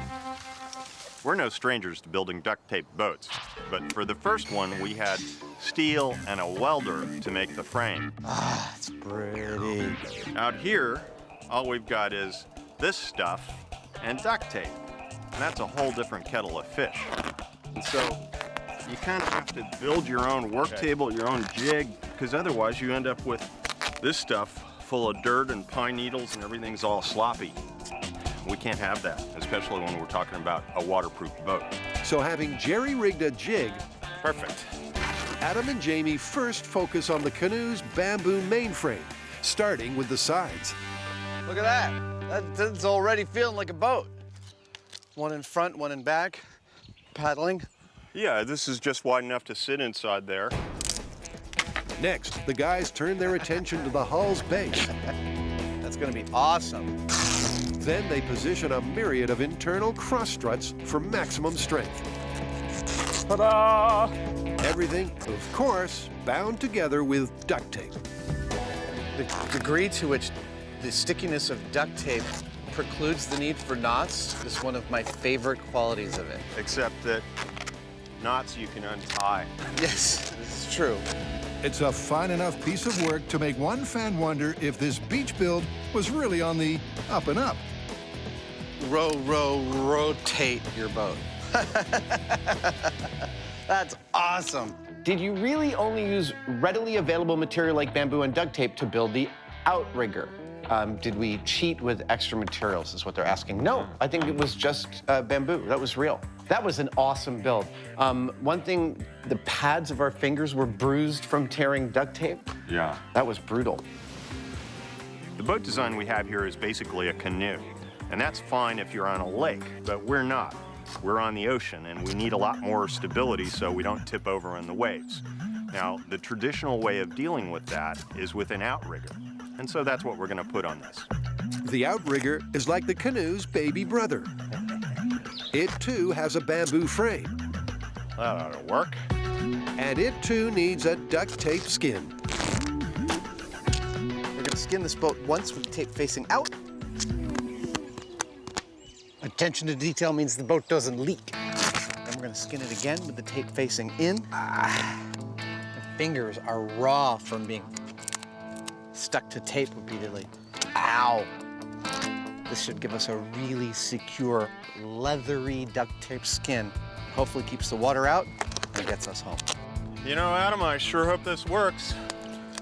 You and me both, man. It's a time-consuming, getting closer, and somewhat painful process. Ow. All this sticky stuff is giving me nightmares. But after a full 6 hours, their rescue raft is as good as done. Like, look at that! I think this is going to work great. That is really, really pretty. Well, a couple dozen rolls of duct tape, a couple 100 feet of bamboo, and some ingenuity. I am super pleased with how this boat has turned out. My fingers are raw from tearing so many thousands of pieces of tape, and I think it might just be seaworthy. Ready to carry it out? Ready as I'll ever be. All right. Let's do it. You know, I feel quite nostalgic about all the stuff we built on these episodes. And when we wrapped up the shop, I kept as many of the duct tape props as I could fit into my storage space. I guess I'm a little less sentimental. Shocker. But just how sentimental are they about that pallet of tape? Was it the answer to a castaway's prayers? In a few short minutes, Adam and Jamie reveal all. Knowing what you know now, would duct tape be your first choice if you could have one thing when stranded on a deserted island?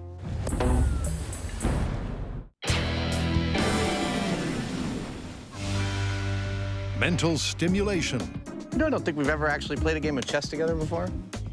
is critical for our castaways' well-being. There's a bug on my bishop. It is actually a proven fact that keeping yourself mentally acute with something like a game of chess makes you better at problem solving. And surviving in a situation like this is all about problem solving. Checkmate. Nicely done. Thank you. It also helps to have a companion, or two. By the way, what's with the chicken? Oh, well, that's Wilson. He's my new friend. And if resources run low, it doesn't hurt to have a pal you can throw into the pot.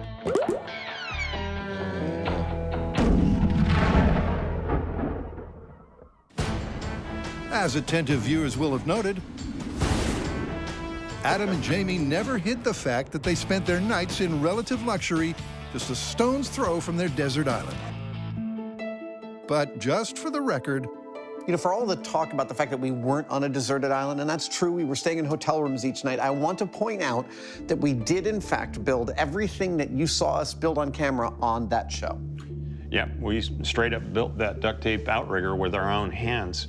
But the thing is that how are we supposed to know that it's actually going to float? We just sort of said, oh, that looks about right. Yep, there's nothing to do once we were done but try it out. We've built ourselves a boat. We have provisioned it for at least a few weeks at sea, and soon we're about to head out into the great blue yonder to try and get ourselves home. And when Adam says they provisioned it for a few weeks, he's not exaggerating. Here's what we're taking on our journey. We got rope, we got fishing line, we got bailers, oars, duct tape, we have tarps, we have water bags, food bags, and a fishing spear. That doesn't help us make it. We weren't meant to. I think we're ready to put it in, huh? Let's carry it down. All right. At this point, we've found that duct tape is not a perfect solution for anything. But with some creativity and a pinch, it's an adequate solution for just about everything. Now, whether it'll hold up to a boat that has to get us across the ocean, there's only one way to find out. Okay. And it was the wave. As the guys clamber in, it's worth highlighting that the one thing they don't have is a map. It's working. Oh, yeah, baby! Like real castaways, they're simply going to paddle until they find land or sink. Pontoon's looking great. But with the breaking waves approaching, sinking is a very real possibility. Oh, no, here we go. Whoa! Hey, it took it. It's another one coming. It's bigger. Uh-oh, dude! There we go.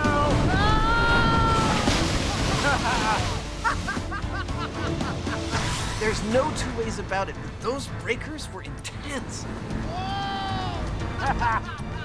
Remember, we're sitting there in a canoe made of duct tape, paddling towards waves that were like 3 or 4 feet higher than the prow of our boat. Yeah, that's what I'm talking about. It was absolutely terrifying, but once we made it past, totally knew we had passed one of the worst hurdles we could, and the boat was going to be okay. 2 hours in, and with their island now a distant memory, I can't see the shore anymore. We're in open water now. You know, dude, this boat, strongest case yet. The duct tape is a frickin' miracle material. Yep, there's no underestimating the power of duct tape. with neither a leak nor a tear, you might say it's been plain sailing. And what's more, dude, land! I see it. I can't believe this boat actually held up. I know. Our little duct tape boat did great. Yeah. Held up through the breakers. There we go. It held up in the open water, and it held up in the sun. Yeah. And it did that despite only weighing about 100 pounds, Okay, I'm out. I'm out. which for a boat that size is incredibly lightweight. I've got to say, I'm pretty impressed with the duct tape right now. Excellent. Well, duct tape's the stuff. Not only did it help us survive on the island, it helped us get off the island, and ultimately, it helped us find civilization. Adam, It's the same island. All right, Jamie, honest answer. What's your favorite part about this episode? And you can't say going home. Okay, then I think it was the poke in the restaurant. I never had poke before. That dish, tuna poke that we ate almost every single night. With seaweed on it. It was delicious. My favorite was our encampment around that banyan tree. It really did have all the comforts of home, and I was very relaxed. Relaxed enough, you know, I actually took a nap in the hammock on our campsite. Well, we've skirted the issue long enough. Time to find out if the fabled tape really would be their desert island MVP. This is seriously comfortable. Knowing what you know now, would duct tape be your first choice if you could have one thing when stranded on a deserted island? No. No, not really. Not really. You know, one thing I remember, because it's here on the table, the smell, it's not very appetizing. Yeah, I gotta say, duct tape in general, it's useful, but I think it could stand a lot of improvement, actually. Certainly. Jamie Hyneman coming out with his new brand of duct tape at some point in your future. Let's be honest, duct tape, not our favorite stuff. No, it's not. What it is an excellent tool for telling stories about ingenuity and invention with limited time and limited materials. And that is one of our favorite things.